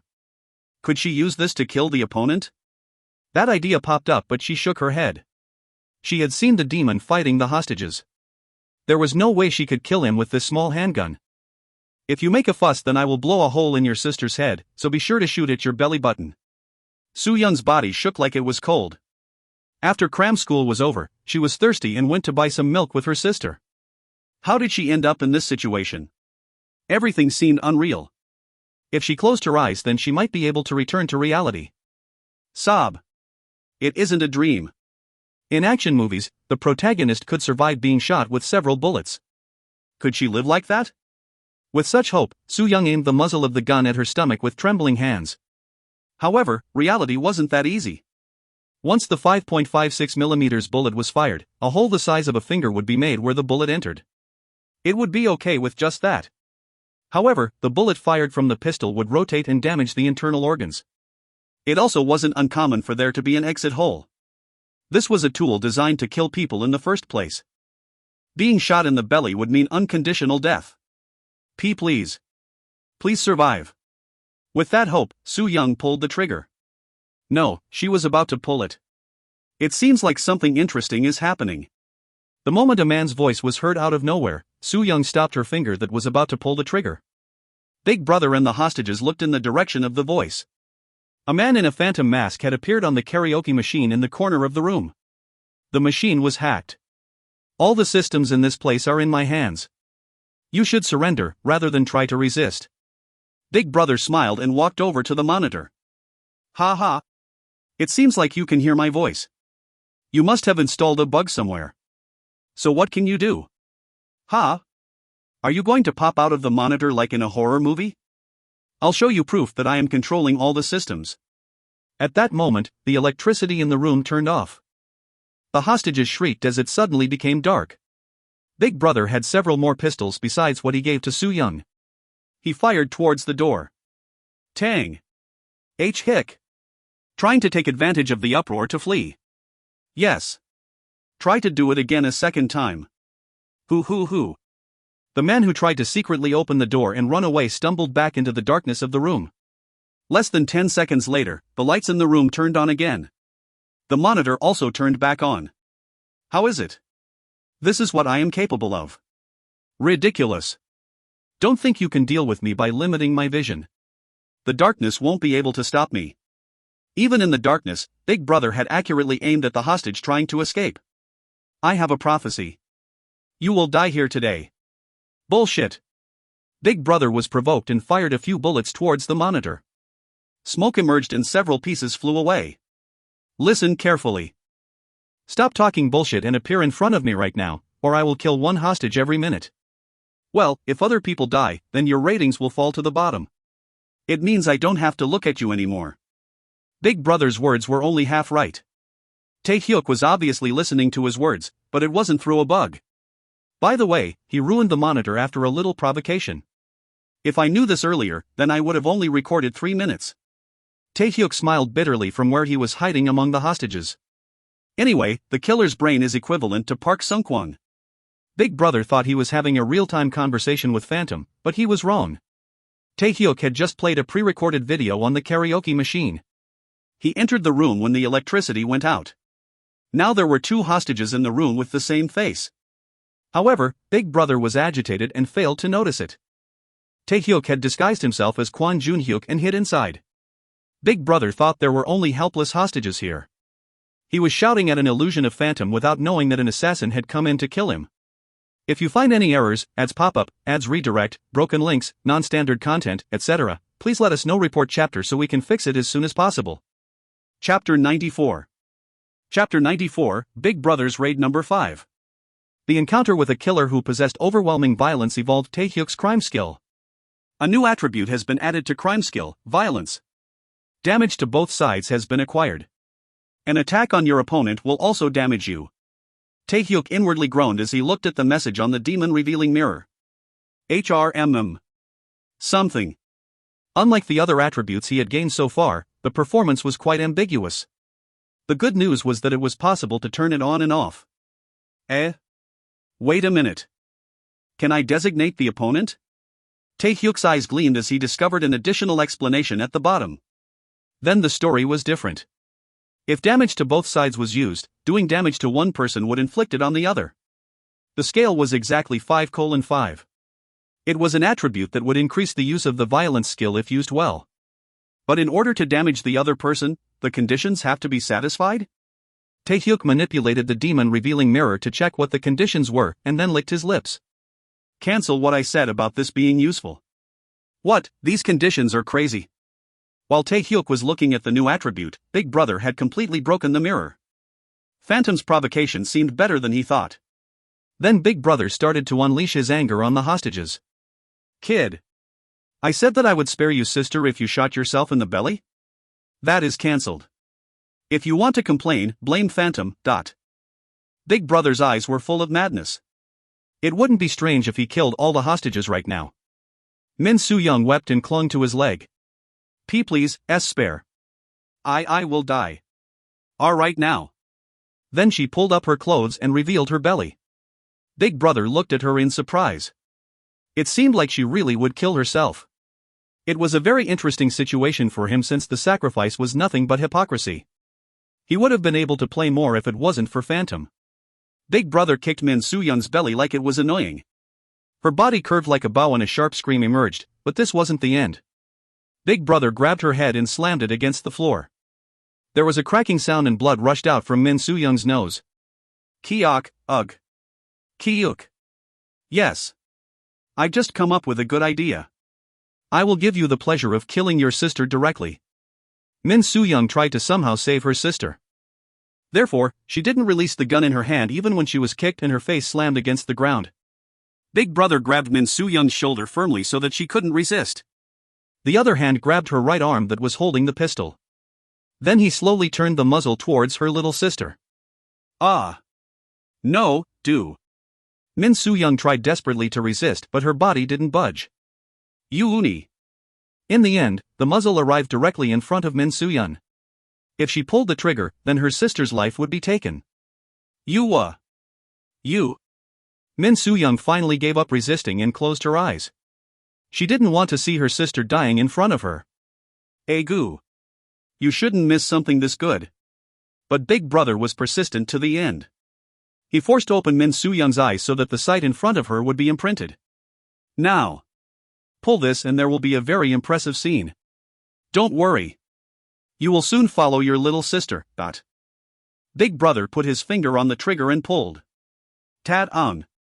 The bullet fired from the muzzle struck the wall above Soo-young's head. What, did she avoid the attack just now? Big Brother glared at the man who had pushed Soo-young out of the way. He was the only one who knew what that person did.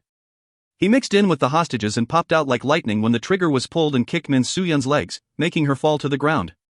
As a result, she was bleeding from the nose like her sister, but she was able to avoid being shot. Big Brother looked at the man with a strange expression. What, this guy? If the other person's response was too early, then Big Brother would have seen it and changed the direction of the muzzle. If he was too late, then the girl's head would literally be like a cracked watermelon. It was impossible for a human to react that fast when a bullet was shot. HRMM. How did you notice the moment of attack? Min Soo-young's gun was loaded with 5.56mm bullets that had a speed of 945 meters per second. It was a tremendous speed that was 3 times the speed of sound. It was normal for the head to already burst the moment the firing sound was heard. That meant the other person knew exactly when he was shooting. But was that possible? Big Brother looked at the opponent like he had seen a magic trick. You are the one who was with Shin Se-ho. He was the one who urinated himself after being threatened with a few bullets. Therefore, it must just be a coincidence. It is funny. Very funny. Kohaha. You made me feel very amused. He was lucky with the first bullet, but Big Brother still had many bullets remaining.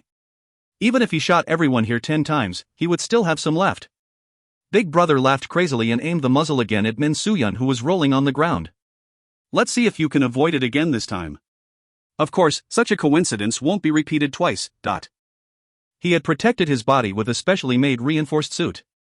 In such a situation, murdering other people gave him a pleasure which couldn't be explained by words. But what are you going to do after killing everyone here? What? Big Brother thought he heard wrong for a moment. That crazy bastard was making strange noises as he was staring straight into Big Brother's eyes. There are many police officers outside who are trying to save the hostages. If the hostages are alive, then there is a possibility of escape. But that will change if they are all dead. So how are you doing to run away? Hoo. A rat is worried about a cat. If you have questions, then I'll let you know in the afterlife. At the very least, you should know why you died. I came here to catch the phantom. Well, do you already know that much? Whether successful or not, a helicopter is going to pick me up. That is great, but what should I do? I blew up your rescue helicopter. What? The pilot's name is Wei Chang. This bastard. How do you know that? The bastard put his hand into his clothes and pulled out something white. Phantom mask? Don't tell me. Do I still look like your hostage? The confused Big Brother slowly counted the number of hostages. There were 30 people, and he killed 11 rebellious ones, so 19 people should be remaining. But no matter how much he counted, the number remained the same. 2 to 20? I told you. I came here to kill you. The bastard who put on the mask was Phantom. Kahahaha. You walked in here of your own volition. Big Brother picked up the submachine gun that he had left in the corner. It was the German-made MP5 that boasted high precision and reliability. It was used in numerous special forces and counter-terrorist units since the 1970s. Most of them were retired and disappeared into history, but they were still active in the mafia.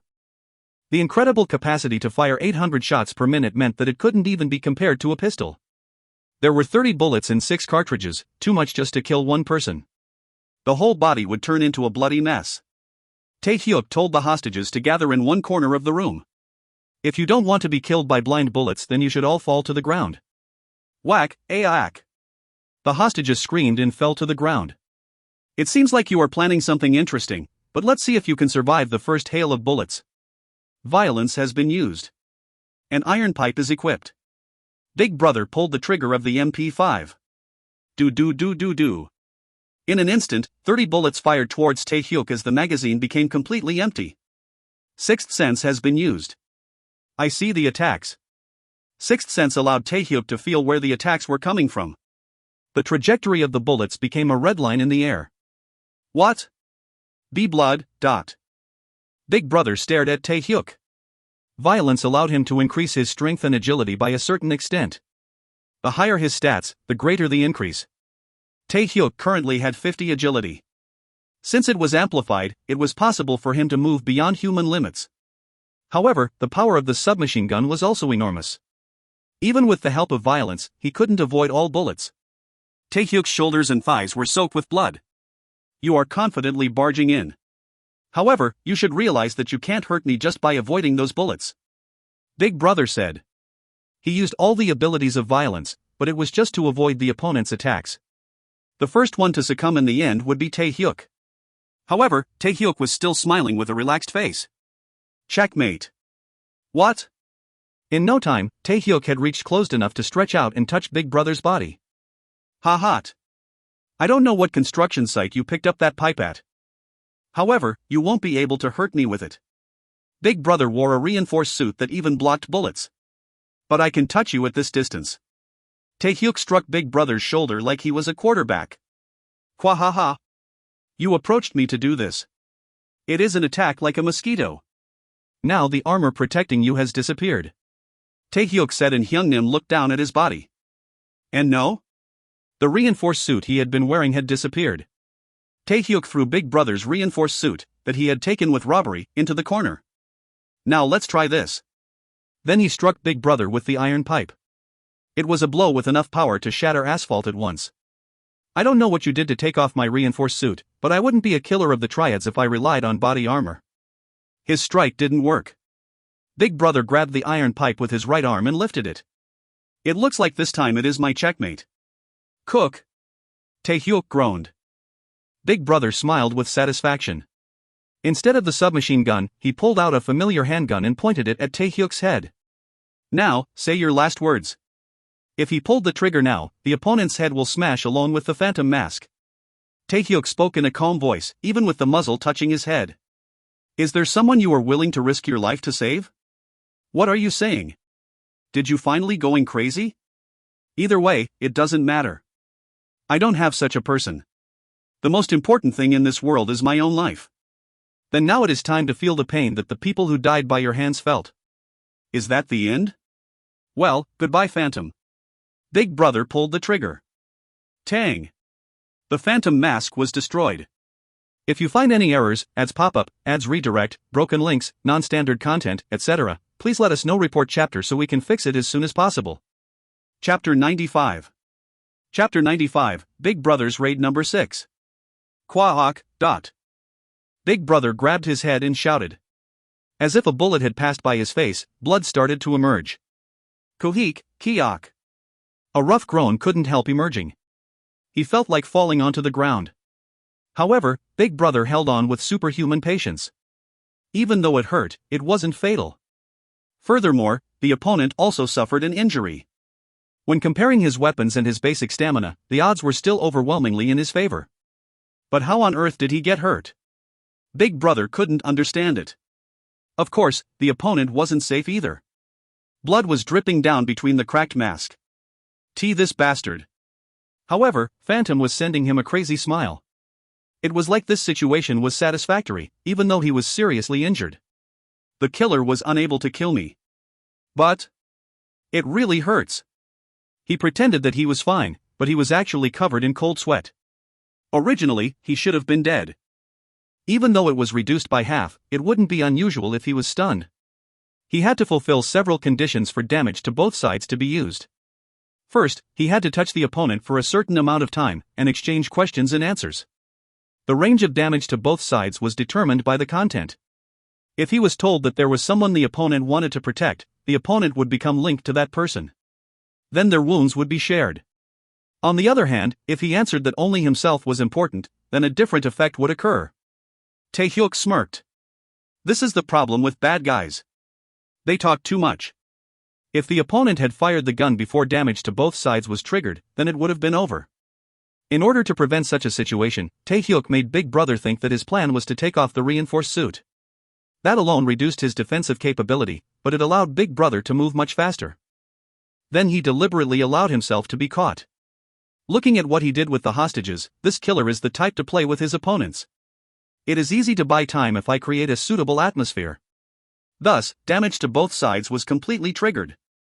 Tae-hyuk pointed a finger at his chest and said, Now you can't kill me. Fire one more shot if you are curious. Kwak, do you think I won't do it? Big Brother aimed at Tae-hyuk's body and pulled the trigger. However, his target was the shoulder, not the heart. The gunshot rang out and blood simultaneously appeared on both Tae-hyuk and Big Brother. Kuhak. The one shooting is the one who is suffering. How? Did it do nothing? Wasn't it a clear shot? Only you are hurt, you clown. Taehyuk's taunt stunned Big Brother. He attacked the opponent only to get wounded himself. In addition, it seemed like he was the only one feeling pain. It was the first time Big Brother felt fear since he was born. Thank God for the medicine. The two people suffered the same damage due to damage to both sides. The reason why Big Brother's suffering was overwhelming was simple. While hiding among the hostages, Taehyuk had injected medicine into his body to reduce the pain in advance. It was an anesthetic that he got from T Medical Center. Thanks to it, Taehyuk was able to bluff like he didn't get hurt at all. It worked very well. Cook. Big Brother was in a panicked state. No matter how he attacked the opponent, he would only get hurt himself. He didn't know what witchcraft was used, but he couldn't attack. In fact, Taehyuk was the same. It was literally damage to both sides. If he attacked Big Brother now, then the damage would return to Taehyuk. But he doesn't know that. Then my bluff will work. Taehyuk looked at Big Brother with mocking eyes. He was an elite killer with the best skills. When had he ever received such humiliating treatment? In the end, all of Big Brother's patience disappeared. Big Brother glared at Taehyuk. Still, I'm glad. I was able to protect my precious people. Precious people? Taehyuk turned and looked at Min Soo-young and Min Soo-yeon, who were shaking in place. Then he muttered in a soft tone. I came to save these children. It is impossible to allow a killer to murder them. The two sisters looked at Phantom with wide eyes. The whole reason Phantom was here was in order to save them? It was so surprising that they couldn't say anything. Big Brother looked between Phantom, Min Soo-young, and Min Soo-yeon. He then started laughing like crazy. He didn't know what magic Phantom was using to protect his body. Still, the reason he came here was to protect those children. Kwahahaha. A criminal trying to save someone is funny. Then, let's see if you can save them. Big Brother laughed and pointed his gun at the two sisters. He no longer hesitated. First, 1 foot forward. There was a tang and blood emerged from Min Soo-young's head. And another foot. Blood covered Min Soo-yeon's chest as she held her sister's hand. The two people, who the Phantom was trying to protect, were killed at the same time. How about this? His purpose. P. K-ku-heek.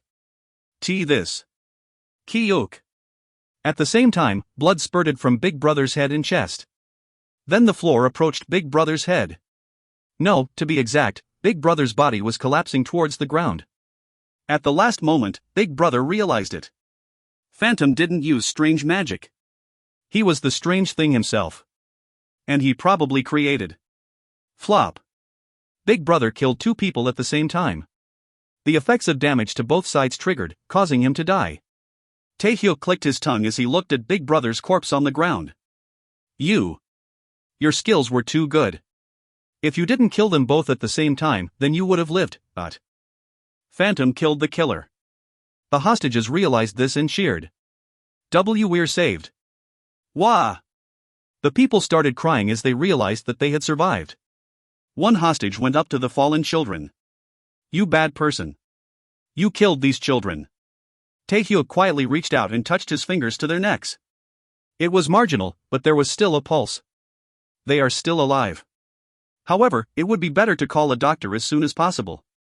Go outside and tell the police there are two severely wounded people.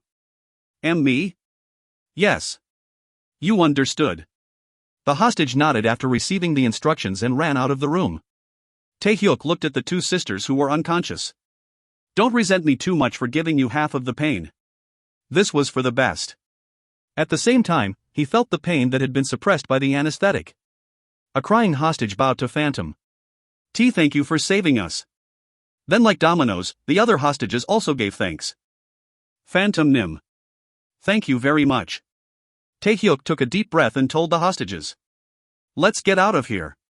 The killer seems to have set up bombs. Take these children as well. They are seriously injured, so be careful not to shock them. Leave it to us.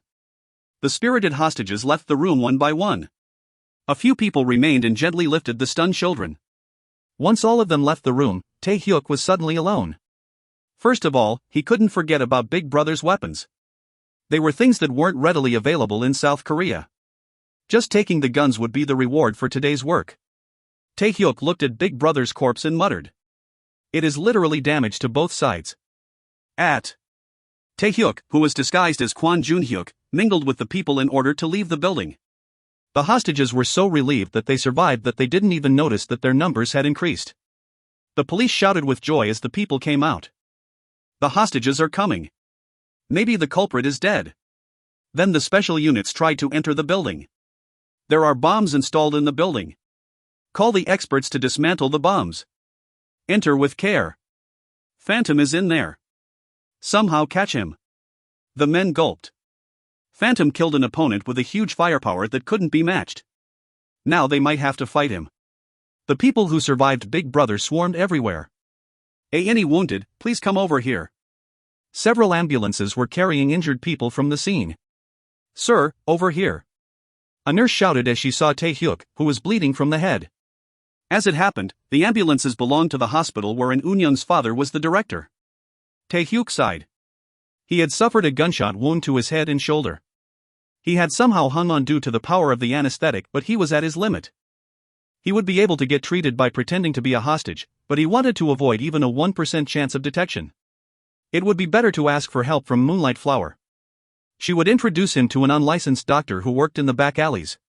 The nurse held out her hand to grab his bag. Give me the bag. However, he couldn't give it to her since the bag contained guns.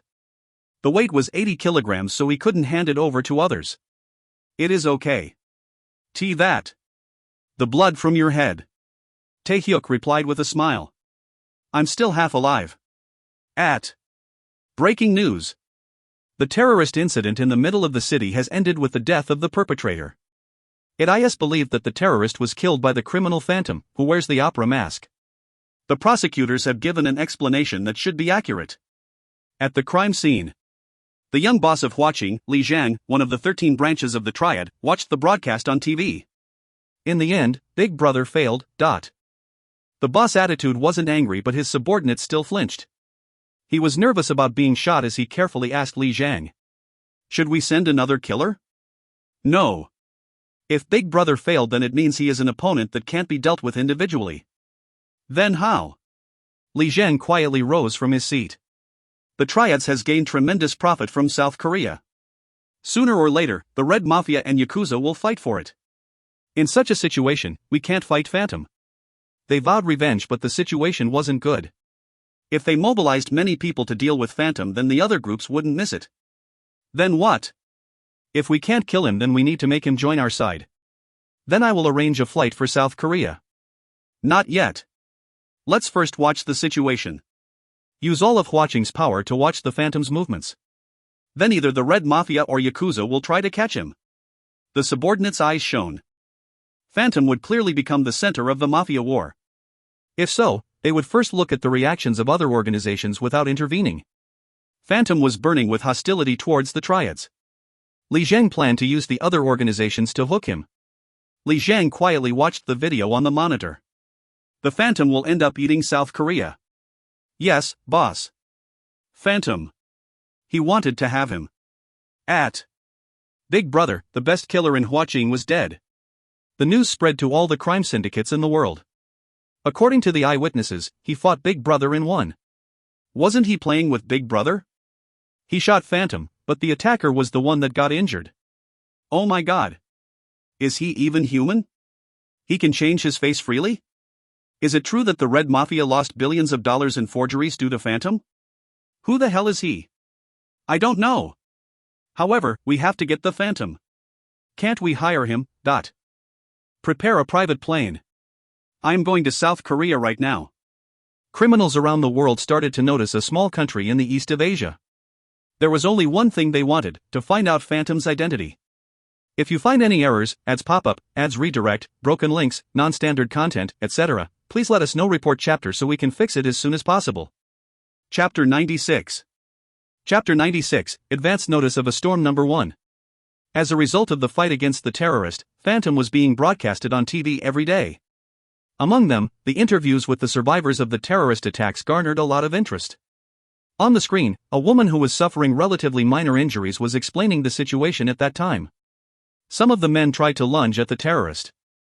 They thought that despite the fact that he had a gun, he was still a human, and could be beaten. When they failed, I really thought that I would die. A reporter holding a microphone asked from next to her. Then he appeared? Yes. He emerged from a place that the terrorist never expected. The reporter knew the outline of the case, but shivered and pretended ignorance. Did he break through the ceiling? Nope. He was mixed in among the hostages. The person that the culprit thought was ordinary suddenly pulled out a phantom mask and put it on his face. Oh, ooh. Then did you see the phantom's face? Yes. But I don't think it is his original face. What do you mean? The woman hesitated for a moment before replying. That, there was a man who was groaning next to me, and Phantom had the same face as him. They obviously aren't twins. Maybe Phantom has the ability to disguise himself with another's face. Perhaps it is special makeup or something like that. I don't know. Then he suddenly pulled an iron pipe from somewhere and started fighting the terrorist. He fought that monster with an iron pipe? Yes. It is certainly a famous weapon, but using it to fight a terrorist armed with powerful weapons. It sounds a little reckless. I thought so as well. No matter how great Phantom is, I thought that he couldn't beat a gun with an iron pipe. Then an amazing thing happened. The terrorist shot Phantom's face. Blood appeared on the face of the shooter. Changing his face could be explained with special makeup. However, not only did he survive a gunshot, but he also wounded the opponent? It was a mystery that was impossible to prove with modern science. The reporter finished the interview with some last words. Thank you for the good words in the midst of the confusion. Then, let's connect to a correspondent who will take you inside the building where the incident took place. Now, shall we see how the Phantom fought the terrorist? Come out. The screen faded out before changing scenes. Shinseho turned off the TV from where he was lying down on the ICU bed. Damn. Phantom came to my rescue, but I couldn't interview him properly. I'm not qualified as a journalist. Kwon Junhyuk, who was lying on the next bed, raised his body halfway up. It seems so. It would have been a much more plausible scene if you were there. At any rate, didn't Phantom know my heart? He risked his life in order to protect me. Ha? Really? Kwon Junhyuk barely refrained from saying the words. Ugh. There is no time for this. Ask the doctor when I can be discharged. If I can just get an exclusive interview, then the ratings. He hadn't changed despite almost dying. He was still Shinseho. Kwon Junhyuk sighed and quietly muttered. Goo. It is the same as you smearing dung on the wall. Can you really catch that guy? Unfortunately for Shinseho, he wouldn't get the desired interview with Phantom for some time. When I think about it again, this skillet too crazy. Taehyuk was lying on a bed and looking at the demon revealing mirror. He wasn't aware due to the anesthetic, but he had suffered serious injuries. Even if the damage was decreased by half, he was still shot at close range. His shoulder bones were broken and the muscles had ruptured. The problem was his head. After an X-ray, the doctor said that it was amazing that he was still alive. Taehyuk recalled the situation at that time and shivered. I was definitely shot in the head. If it wasn't for the skill, then I would be riding the express train to hell. The doctor said that his skull was cracked and the optic nerve shocked. For the time being, more medical treatment was needed. Just lying still would cause him to feel dizzy and nauseous.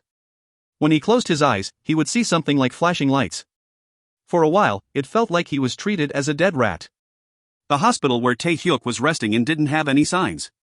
It was a place for criminals who couldn't go to a proper hospital, or those who needed illegal treatments. The facility was unexpectedly very neat. Despite the lack of signs, it was better than a general neighborhood hospital. Co. Taehyuk. It is time for your regular checkup. The door opened and a man with thick horned glass entered. He was Taehyuk's primary doctor, Young Euidu. Is there any particular place where you are feeling pain? A nurse with a brusque expression untied the bandage wrapped around Taehyuk's head. Then Young Euidu asked with shining eyes. You said that you rolled down the stairs, right? You weren't shot with a gun? Taehyuk replied with a smile. I really did roll down the stairs. I thought you didn't ask that type of thing here. Goo.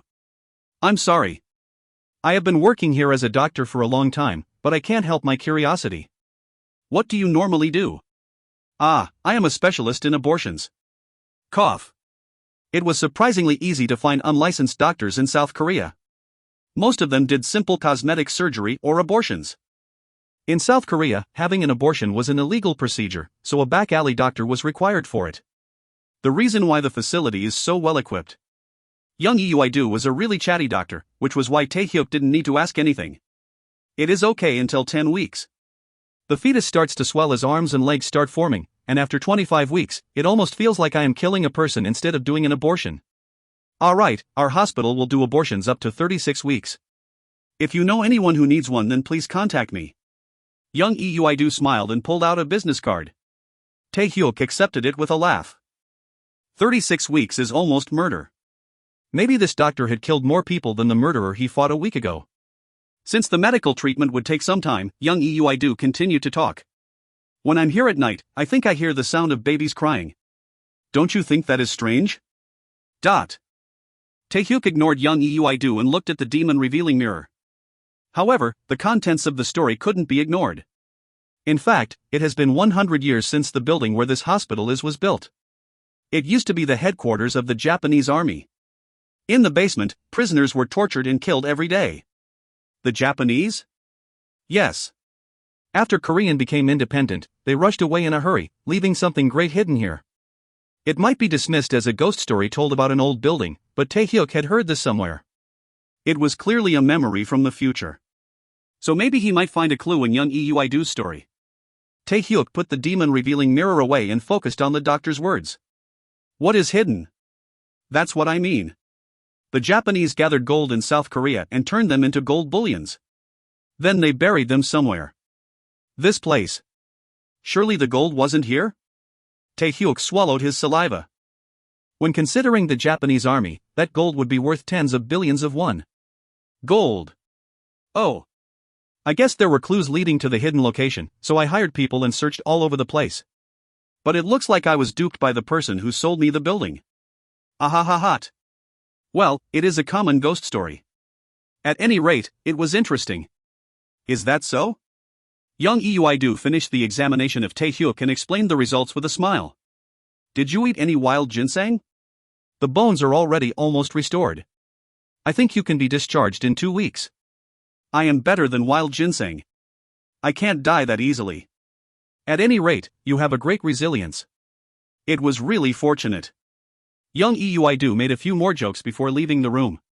Taehyuk was left alone to think quietly with a very serious expression. It would be nice if it was a story that could be ignored. The Japanese fleeing without their treasure. They left clues behind to where it was buried. The old Japanese army. Wasn't there something like this? Co Taehyuk had memories of the future. There were definitely something about the Japanese army in it. Was it 2 years later? Some gold that the Japanese army hid was found, causing the whole country to become noisy for a while. The full amount was returned to the nation's treasury, with the finder only being given 50 million won. I forgot the spot where it was discovered. If young Uidu's story was true, maybe Taehyuk could find something enormous. Wasn't the original finder only given a pittance? But if I were the one to find it, he could swallow it up alone without the government noticing. He never imagined that his future memories would help in this way. I am going to be here for a while anyway. Should I start searching for a treasure map? The gold was said to be discovered by chance when the building was renovated. If so, the clue was hidden in a place with no light. A treasure map that no one else has found. Isn't this amazing? Taehyuk's eyes lit up. Anyway, there would be no damages.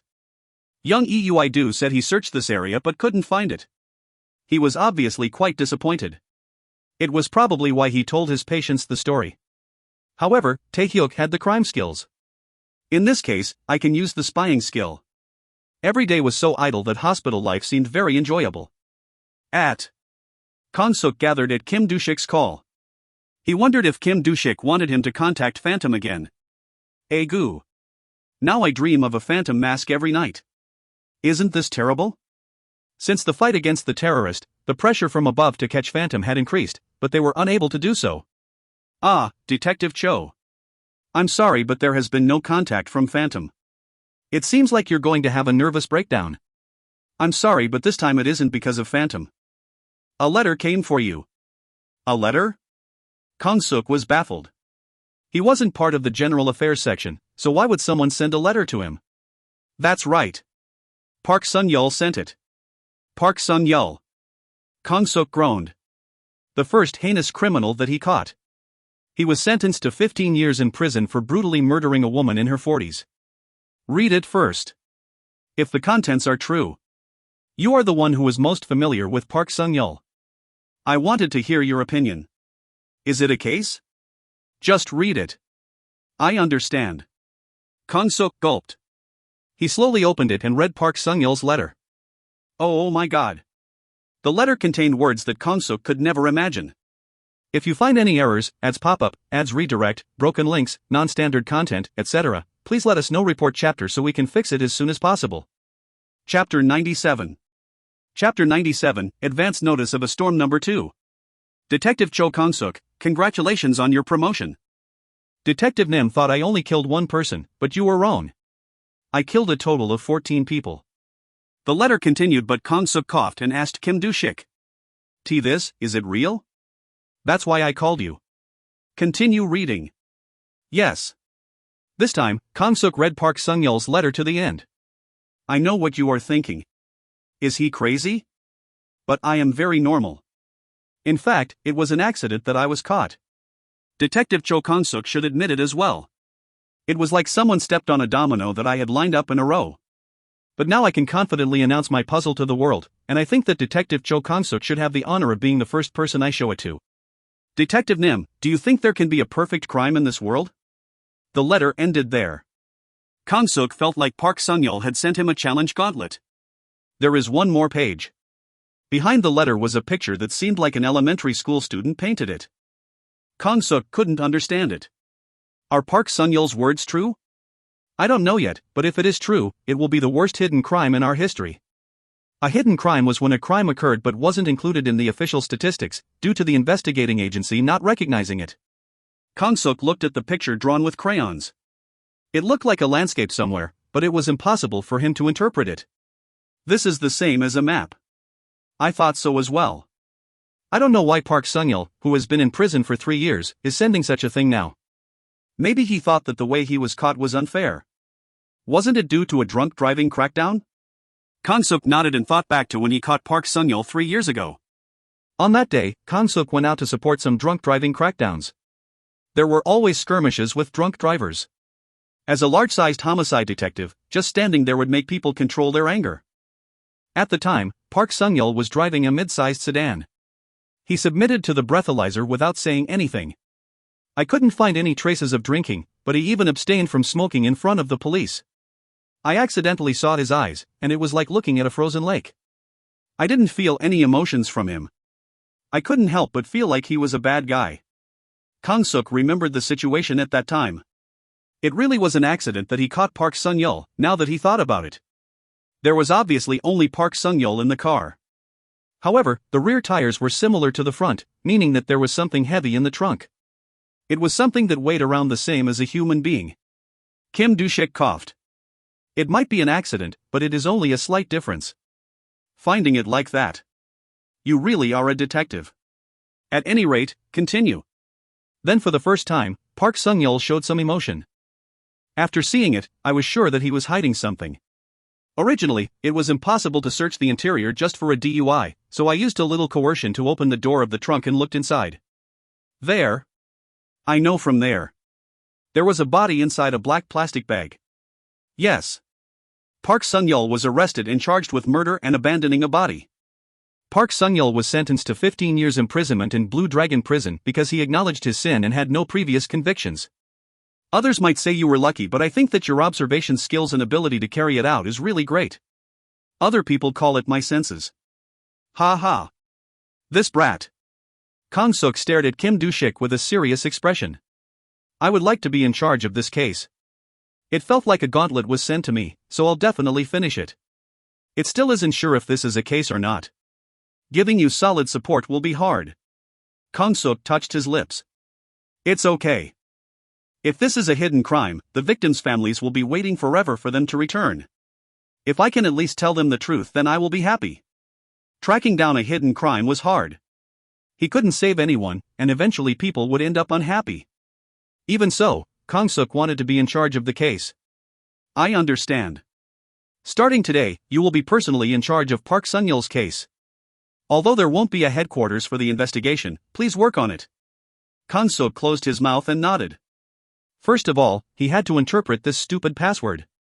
There is a child who likes these type of things.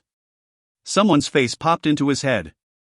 It sounds interesting, let me help you. Ju Hyunho accepted Kang-suk's offer in an instant. I feel relieved now that you have accepted, although it will be hard to get any proper support. Originally, I wanted to catch Phantom together. But before that, we have to solve this. You? Aren't you lacking sincerity? Sunbae is too serious. Wouldn't it be better to clean this place up first? Kang-suk coughed and looked around. He built a temporary investigation headquarters by borrowing a place that was originally a warehouse. It was inevitable that it would be filled with dusty boxes. Have you read Park Sun-yeol's letter? Yes. I think he is overly self-conscious. Then let's work on deciphering this. Kang-suk placed the Park Sun-yeol's letter and picture on the table.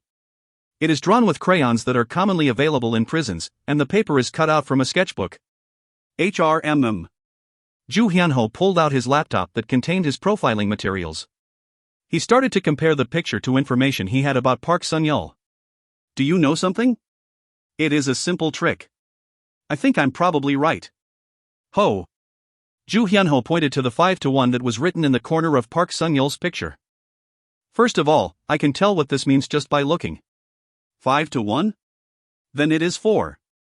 But why did he write his name after that? It indicates the grade. In a picture contest at school, this information is often written down in the corner. That's right. Grade 5-to-1.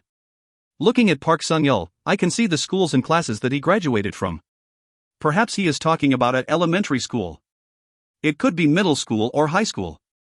There is no 5th grade. Kang-suk nodded with a convinced expression. First of all, we should go to the school. The two people headed to Park Sun-yeol's elementary school.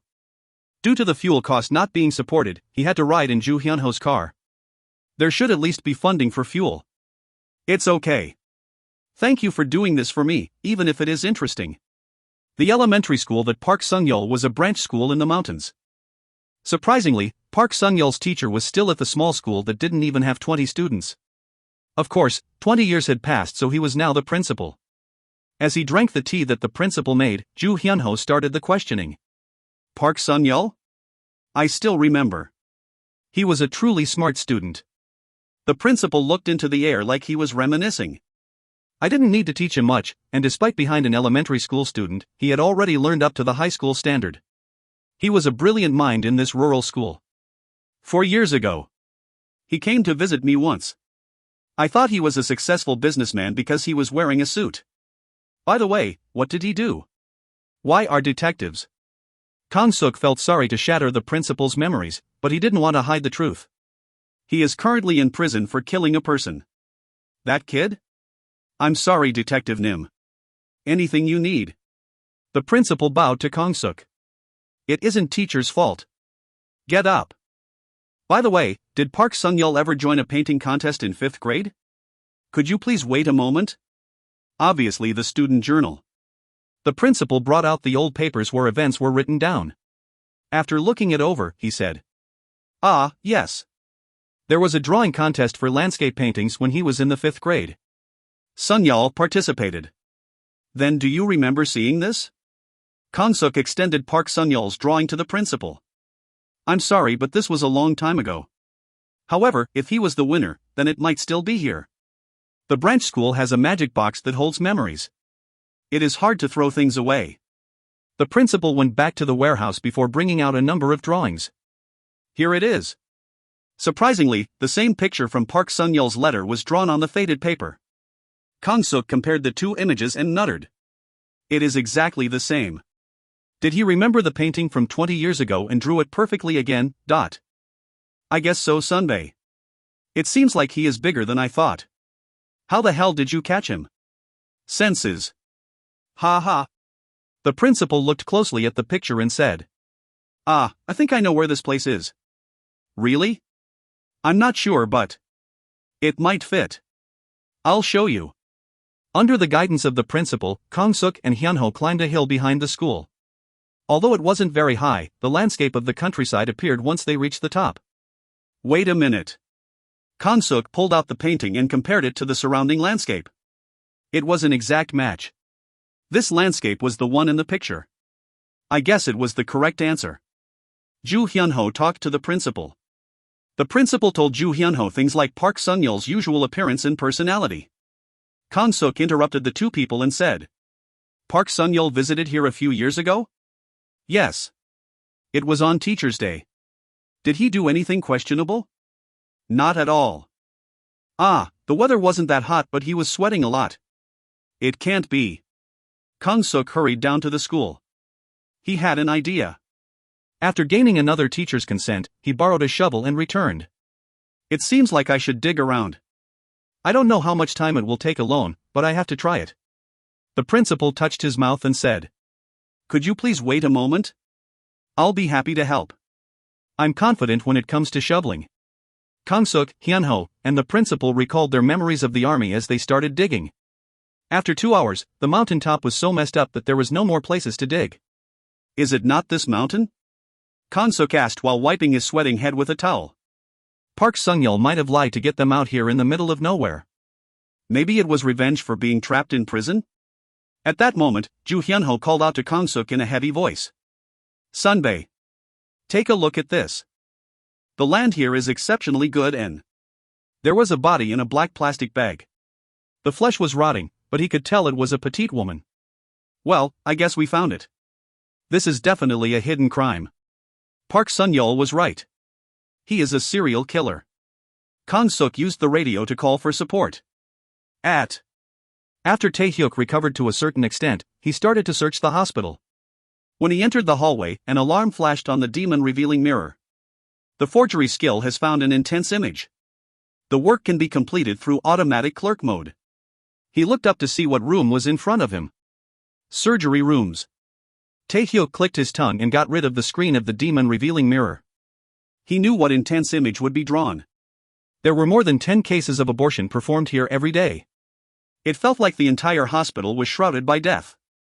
It was harder than expected to find a hidden passage. I guess I should use that. He was going to draw the entire hospital, just like how he drew all of Atlantis in order to escape. In order to do that, he needed a large drawing paper and a pencil. Excuse me. You shouldn't be here. A nurse came running over after finding Taehyuk snooping in front of the operating room. Taehyuk put on as innocent an expression as possible and said, Noonim. I'm sorry. Do you have any pencil and paper? And Noonim. Are you the patient from room 207? I understand. I'll try. Can it be as big as possible? The nurse blushed and nodded. He went back to his room and waited. The nurse came back with drawing paper and a pencil after 10 minutes. Is this okay? Thank you, Noonim. Taehyuk bowed his head. The nurse smiled and sat on a chair in the corner of the room. Even if it was a back alley hospital, he was someone wealthy enough to be admitted to a single room. In addition, he had a fairly handsome face. It seems like drawing is your hobby, I was in the art department at school. I was bored lying in bed. The two people chatted for a while. The nurse looked back just as she was about to leave the room.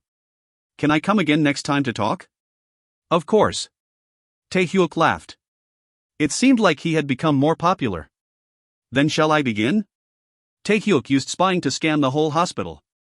He used the range-expanding attribute that could only be used once a day and started to draw the place using the automatic function of forgery. Now that he was fully accustomed to the skill, he could complete it easily. HRMM. The hospital consisted of 3 levels. While looking around, he had felt the unique atmosphere of an old building. It really seemed like there would be secret rooms hidden somewhere. Taehyuk's eyes shone as he looked at the blueprint. It was something that only Taehyuk could obtain with his crime skills. There really are hidden rooms. There weren't just only 1 or 2 rooms, but 3. Wasn't this built by the Japanese? I guess they like things like this. Japan had constantly been at war since ancient times. Therefore, the shoguns directed soldiers to make pathways to escape and places to hide when building. It was the same here when this building was built 90 years ago. The problem is that the treasure map can be hidden in any of these 3 areas. Taehyuk laughed. Well, I have a lot of time. I can look at all of it. One of the places was on the ground floor, and 2 were in the basement. Among them, the clue to the gold left behind by the Japanese army was hiding. If you find any errors, ads pop up, ads redirect, broken links, non-standard content, etc., please let us know. Report chapter so we can fix it as soon as possible. Chapter 98. Chapter 98, Advance Notice of a Storm Number 3. A few days later, it was Saturday night.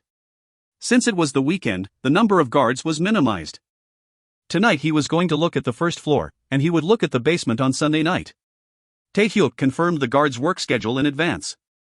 It would be a pain if I disguised myself as a guard and then caused a stir with a doppelganger.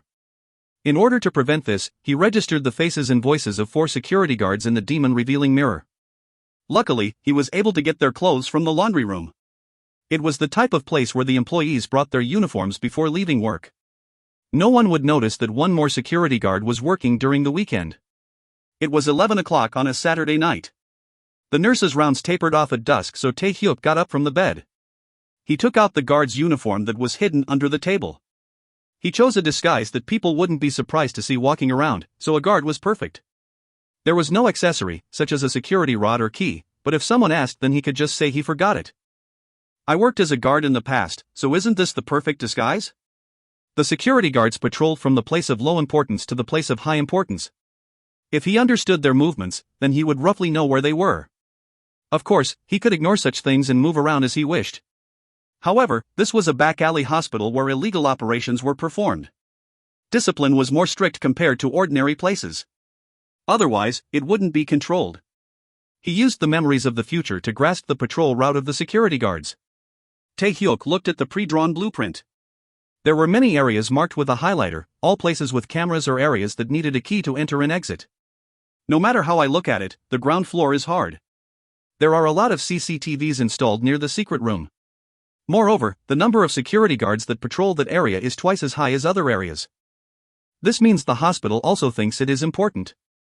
Young Euidu had clearly said that he couldn't find any relics of the Japanese here, but why did he need to install so much equipment near that area? It was literally a contradiction. It means that he must be hiding something. Maybe he would obtain a clue to a crime. I haven't got any crime skills recently. Oh ho hoo. Tae-hyuk quietly slipped from his room and acted as a guard patrolling. The on-call nurse was dozing off at the desk. You worked hard. The nurse turned and glanced at Tae-hyuk. HMPHH. Work hard now. Oh, can you go to the boiler room and raise the temperature of the radiator? It is a bit chilly. I understand. The nurse's head started to shake like a pendulum again as she dozed off. She couldn't imagine that the security guard she was talking to had been a fake. She wouldn't know if a bandit was having a feast in the next room. Tae-hyuk was able to safely pass the nurse and enter the warehouse. The blueprint showed that the secret room was in a corner. The size wasn't so big, so it was tight with 2 adult men. But it was perfect for hiding something. Tae-hyuk tapped the wall while listening carefully, then he found a different reaction. Well, here it is. Once he arrived at a certain area, he heard a blunt sound, as if he was hitting an iron plate.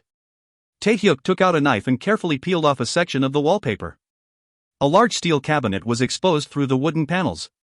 He touched the surface, but it didn't seem that old. HRMM. Tae-hyuk cautiously opened the door.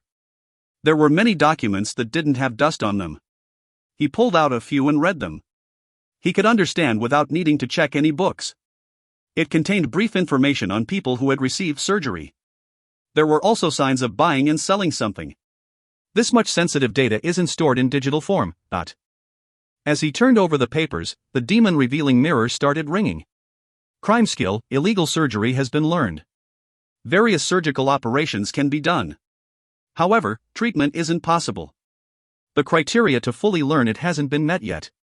Illegal surgery? It seems to be an obscure skill.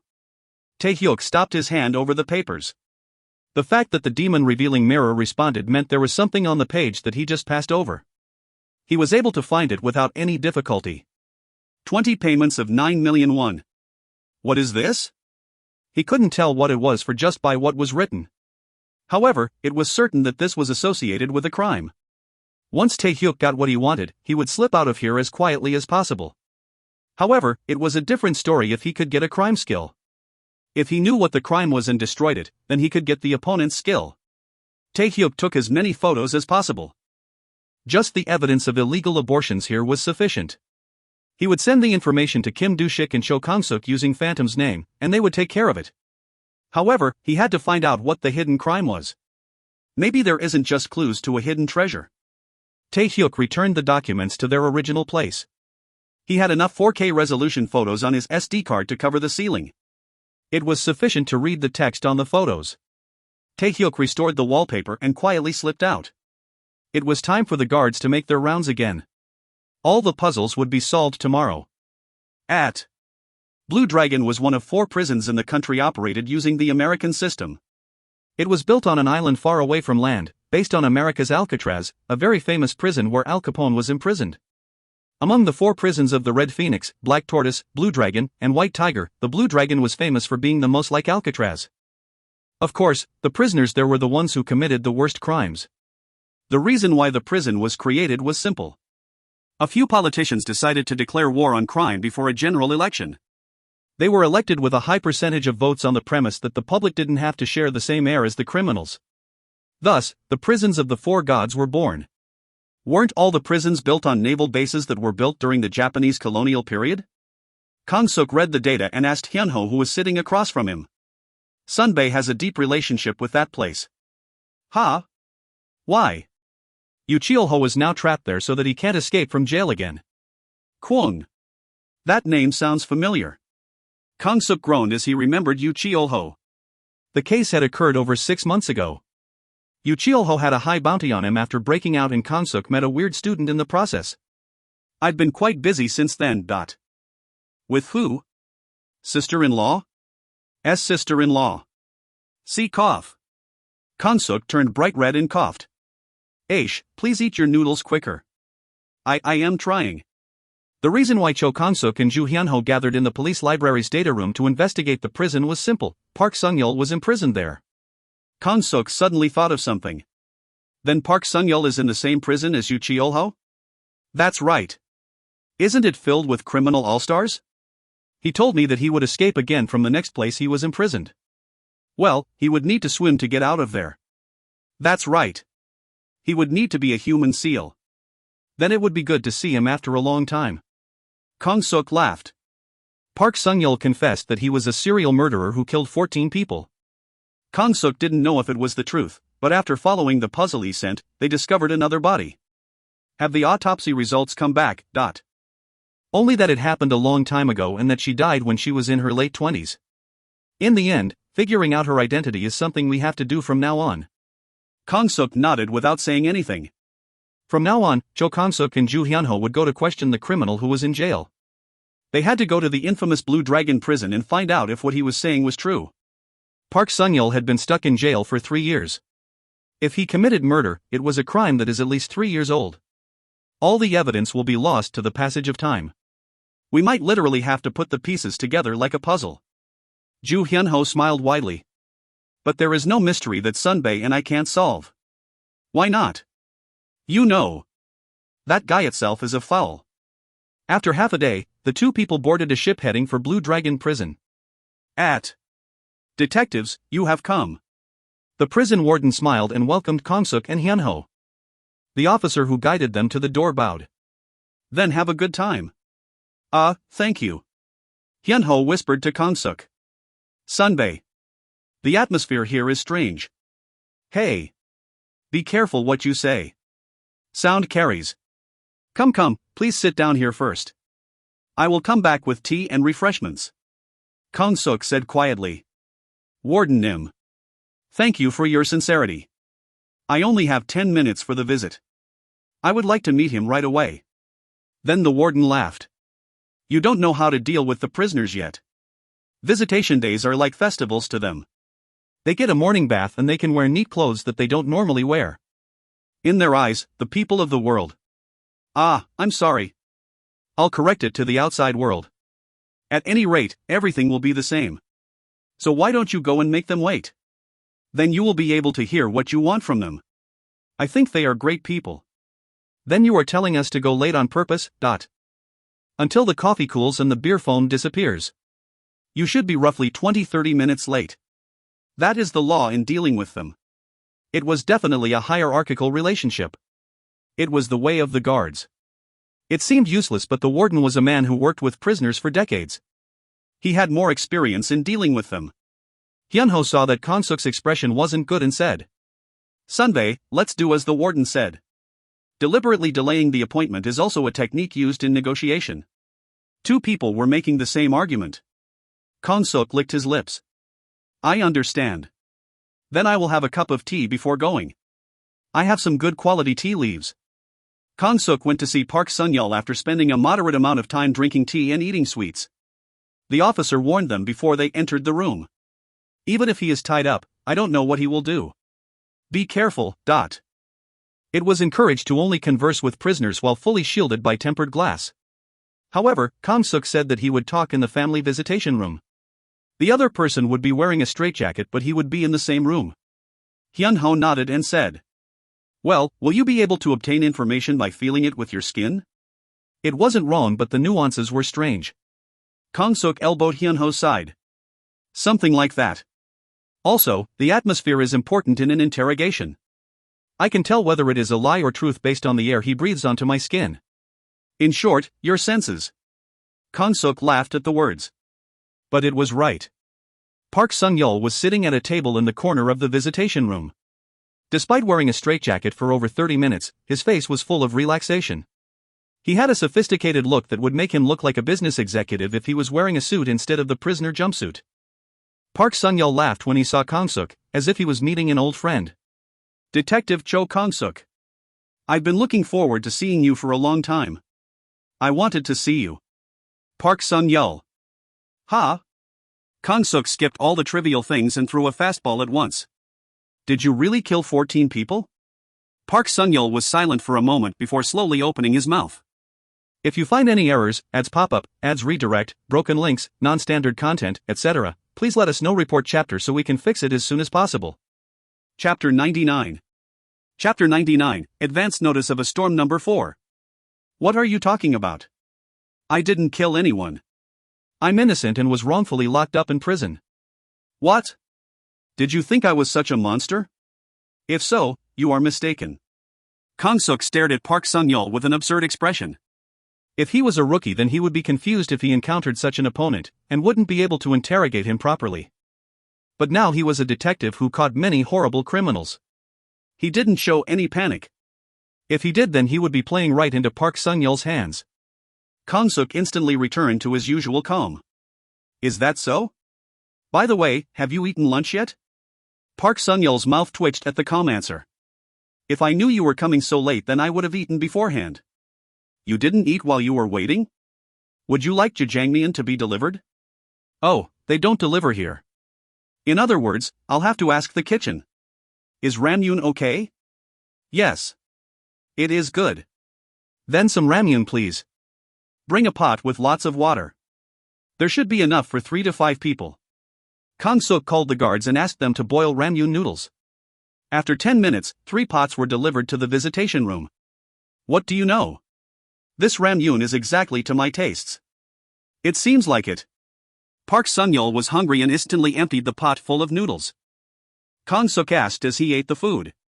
"Since you are so far away, I guess you don't have many people visiting?" "Even if I was on land, no one would come." "Is that so? Weren't you close to the daughter of your old boarding house landlord?" "I'm sorry, but I don't remember since it was so long ago." "Well, I understand. At any rate, tell me if you want more. I'll have them boil extra." "It is okay, I'm full." Since then, the detective and criminal talked like they were old friends. Kang-suk didn't ask any more about Park Sun-yeol's letter, and soon, the 1 hour of visitation time was over. Kang-suk got up and asked, "Is there anything else to talk about? I had a great time meeting a person after a while. See you next time." "Next time?" "Yes." "Well, I'll see what happens first." "Yes, detective, take care." Hyunho, who was sitting at the table next to Kang-suk, also got up and gave a thumbs up. It meant that Kang-suk was as good of an interrogator as he said beforehand. Cho Kang-suk sighed slowly. This really didn't suit him. After the interrogation, the detective and investigator talked about it in the waiting room. "Is it truly the boarding house? I think it is obvious from his reaction. By the way, your brain is very good. Don't even say it. The two men had decided in advance what direction to take the conversation, based on Park Sung-yeol's answer. Kang-suk was well aware of what he was lacking. Therefore, he left the thinking to Ju Hyun-ho. After reading the letter from Park Sung-yeol, Hyun-ho had investigated everything about him. In particular, he looked for any people who went missing in the vicinity of Park Sung-yeol. The one who caught Ju Hyun-ho's attention was the daughter of the landlord of a boarding house where Park Sung-yeol stayed for a while. Hyun-ho read her profile and muttered. Her age at the time of her disappearance is consistent. It was found that she had an argument with Park Sung-yeol a few days before she went missing. Then why was the incident buried when Park Sung-yeol was arrested? There was only circumstantial evidence, no physical ones. Furthermore, he had a decisive alibi. At the time she went missing, Park Sung-yeol was in China. Anyway, I requested a DNA test so we should figure out the correct identity in a few days. This makes it more likely that Park Sung-yeol's words are true. But why did he suddenly change his words? I'm not sure what Park Sung-yeol is thinking. Besides, I think he also wanted to slip into the conversation that he killed the landlord's daughter. Kang-suk quietly groaned. Ahem. A criminal had confessed his sins in a letter.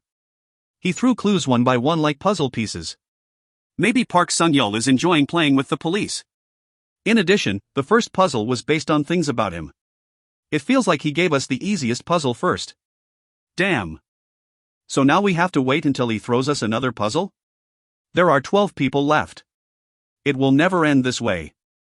However, he didn't want to give up. He didn't want the 12 murders committed by Park Sung-yeol to forever remain as hidden cases.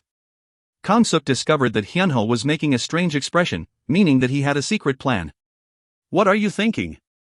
Hyun-ho licked his lips and his eyes lit up. It looked like he was enjoying the puzzle made by Park Sung-yeol. Park Sung-yeol wants to play with us.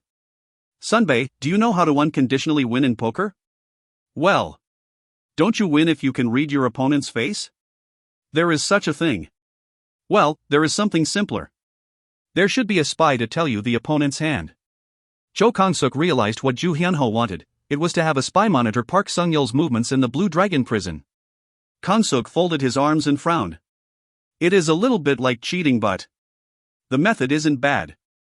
The problem is finding someone to spy on Park Sung-yeol in Blue Dragon prison. It was best to use a prisoner as a source of intelligence. The guards were considered public enemies by the monitored and controlled prisoners. So there was a strange sense of fellowship and they often exchanged stories in secret.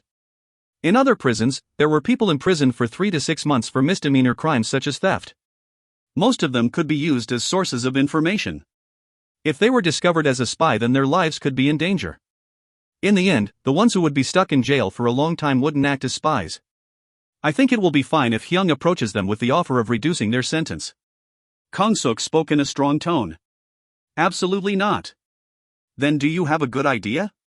If we can't get it from the inside, can't we get it from the outside? In other words, imprison someone in Blue Dragon prison who would act as their spy. Oh, that is good.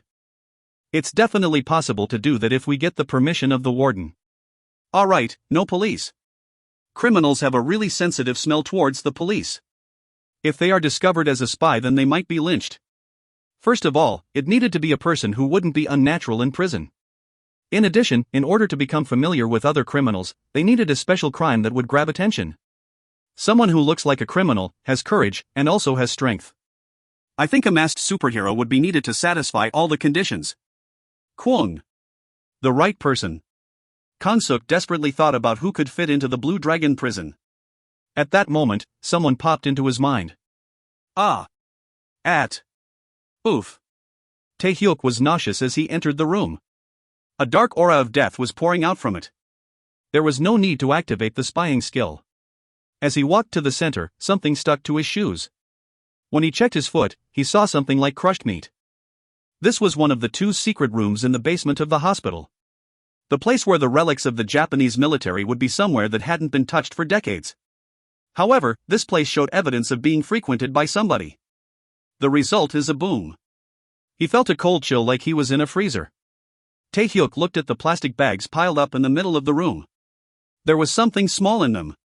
He brought his hand to a bag to see what it was. At that moment, a strange illusion emerged in front of Tae-hyuk's eyes. Heek. It was the same as when he entered the bathroom that the hippo had killed in. However, unlike then, he didn't see anybody being killed. Instead, he heard a conversation. I need a liver. The shape can't be broken. You don't want finely chopped pieces? Yes, that's right. Of course, all organs are extracted as they are. You don't have to be worried. If you wish, then we can do a wholesale trade. I would like to do it if the price is worth it. Is 10 possible? Taehyuk was at a loss for words. He figured out what they were trading. It was the organs of the aborted fetuses. The words of young Euidu momentarily popped into his head. Our clinic does abortions up to 36 months. This was the reason. Taehyuk had seen a similar sight not long ago. T Medical Center had kidnapped children and extracted their organs for transplant surgery. However, the purpose of the ones buying the fetuses here. Sheesh, I can't unsee this. The bags were filled with the bodies of those who weren't born. They were piled up in a frozen warehouse like pig and cattle meat. Taehyuk captured it all on camera. Once this was revealed, the media would become heated up for a while. Taehyuk left the room and pulled out the blueprint in his back pocket. In the end, the last remaining place was definitely where the Japanese army hid the treasure map. I know why it went unnoticed for decades. The entrance was the bottom of an old well in the backyard. There was a passage to enter from the basement, but it seemed to have been covered over with concrete when a boiler room was made. In the end, it was either go down the well, or smash the concrete floor with a pickaxe. It was one of the reasons why he left it for last. Everybody in the building would come running if I use a pickaxe. I have to use the well. Taehyuk walked towards the backyard. The well wasn't difficult to find. It hadn't been used for a long time, so there was a rusty chain around it. Weeds were growing around it. Anyone who didn't know there was a well here would mistake it for someone's grave. Taehyuk equipped the iron pipe using the violence skill and struck the chain surrounding the well. Kong! It was rusty, so the chain was removed more easily than he thought. Then let's go down. Whether it was completely dry or filled with water, the depths of the well looked like an abyss. Taehyuk held a flashlight in his mouth and climbed down. After 10 meters, he reached the bottom. Isn't it okay if I am a little noisy at this depth? He placed the iron pipe between the pipes and put strength into it. The stones cracked and the well wall collapsed. The result was a passage leading somewhere. Taehyuk widened the hole so that his body could fit through and entered. Damn! Rat pellets! Taehyuk rubbed the foreign matter on his hands against the wall and straightened his body. There was a small space that was only 1 paon large. Several wooden boxes were stacked. Well, these are canned foods.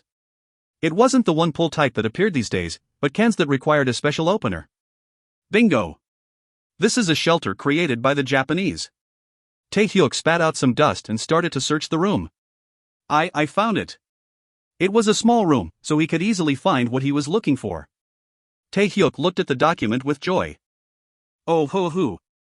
I imagined something like a rolled parchment paper. Isn't this a plain file folder? It was a little yellow, which wasn't surprising, but the state of preservation wasn't bad. Taehyuk quietly started to read it. It was written in Japanese, so he had to get help from a translation application installed on his smartphone. We have decided to keep all the remaining war funds in a designated place. The general manager is Yamashita Toshiro. Taehyuk's hands trembled. This is Yamashita's gold. During a building renovation, an astronomical amount of gold was found. Now it was sleeping in a place where no one could touch it. He held the location where it was hidden. Taehyuk's fingers started shaking. Aha, aha ha ha. He burst out laughing. A few billion. There was treasure worth billions of won, and it would soon enter his hands. It looks like I can build a castle for my sister's wedding gift, not just buy her a house. But this wasn't the end. Everything he imagined could become possible. It wasn't just changing his future. With this, he could have a completely new life. It wouldn't be too difficult to dispose of it using the Phantom's ability. Now, where is the treasure actually hidden?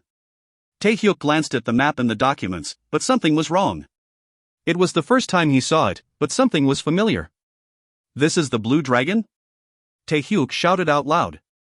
The place on the map was the Blue Dragon prison where he would be imprisoned in the future. I see. So that's what happened. Taehyuk realized why Yamashita's gold was only discovered 2 years later. It was a ruin that no one had entered for decades before the Blue Dragon prison was built. 2 years later, the Blue Dragon prison started a massive expansion. It was during the construction that Yamashita's gold was found. Taehyuk lived in Blue Dragon Prison for 10 years. The expansion work continued even when Taehyuk was imprisoned, so he definitely remembered where it was. In the end, I need to go back to where I died to get the gold. Taehyuk quietly smirked. If you find any errors, ads pop up, ads redirect, broken links, non-standard content, etc., please let us know. Report chapter so we can fix it as soon as possible.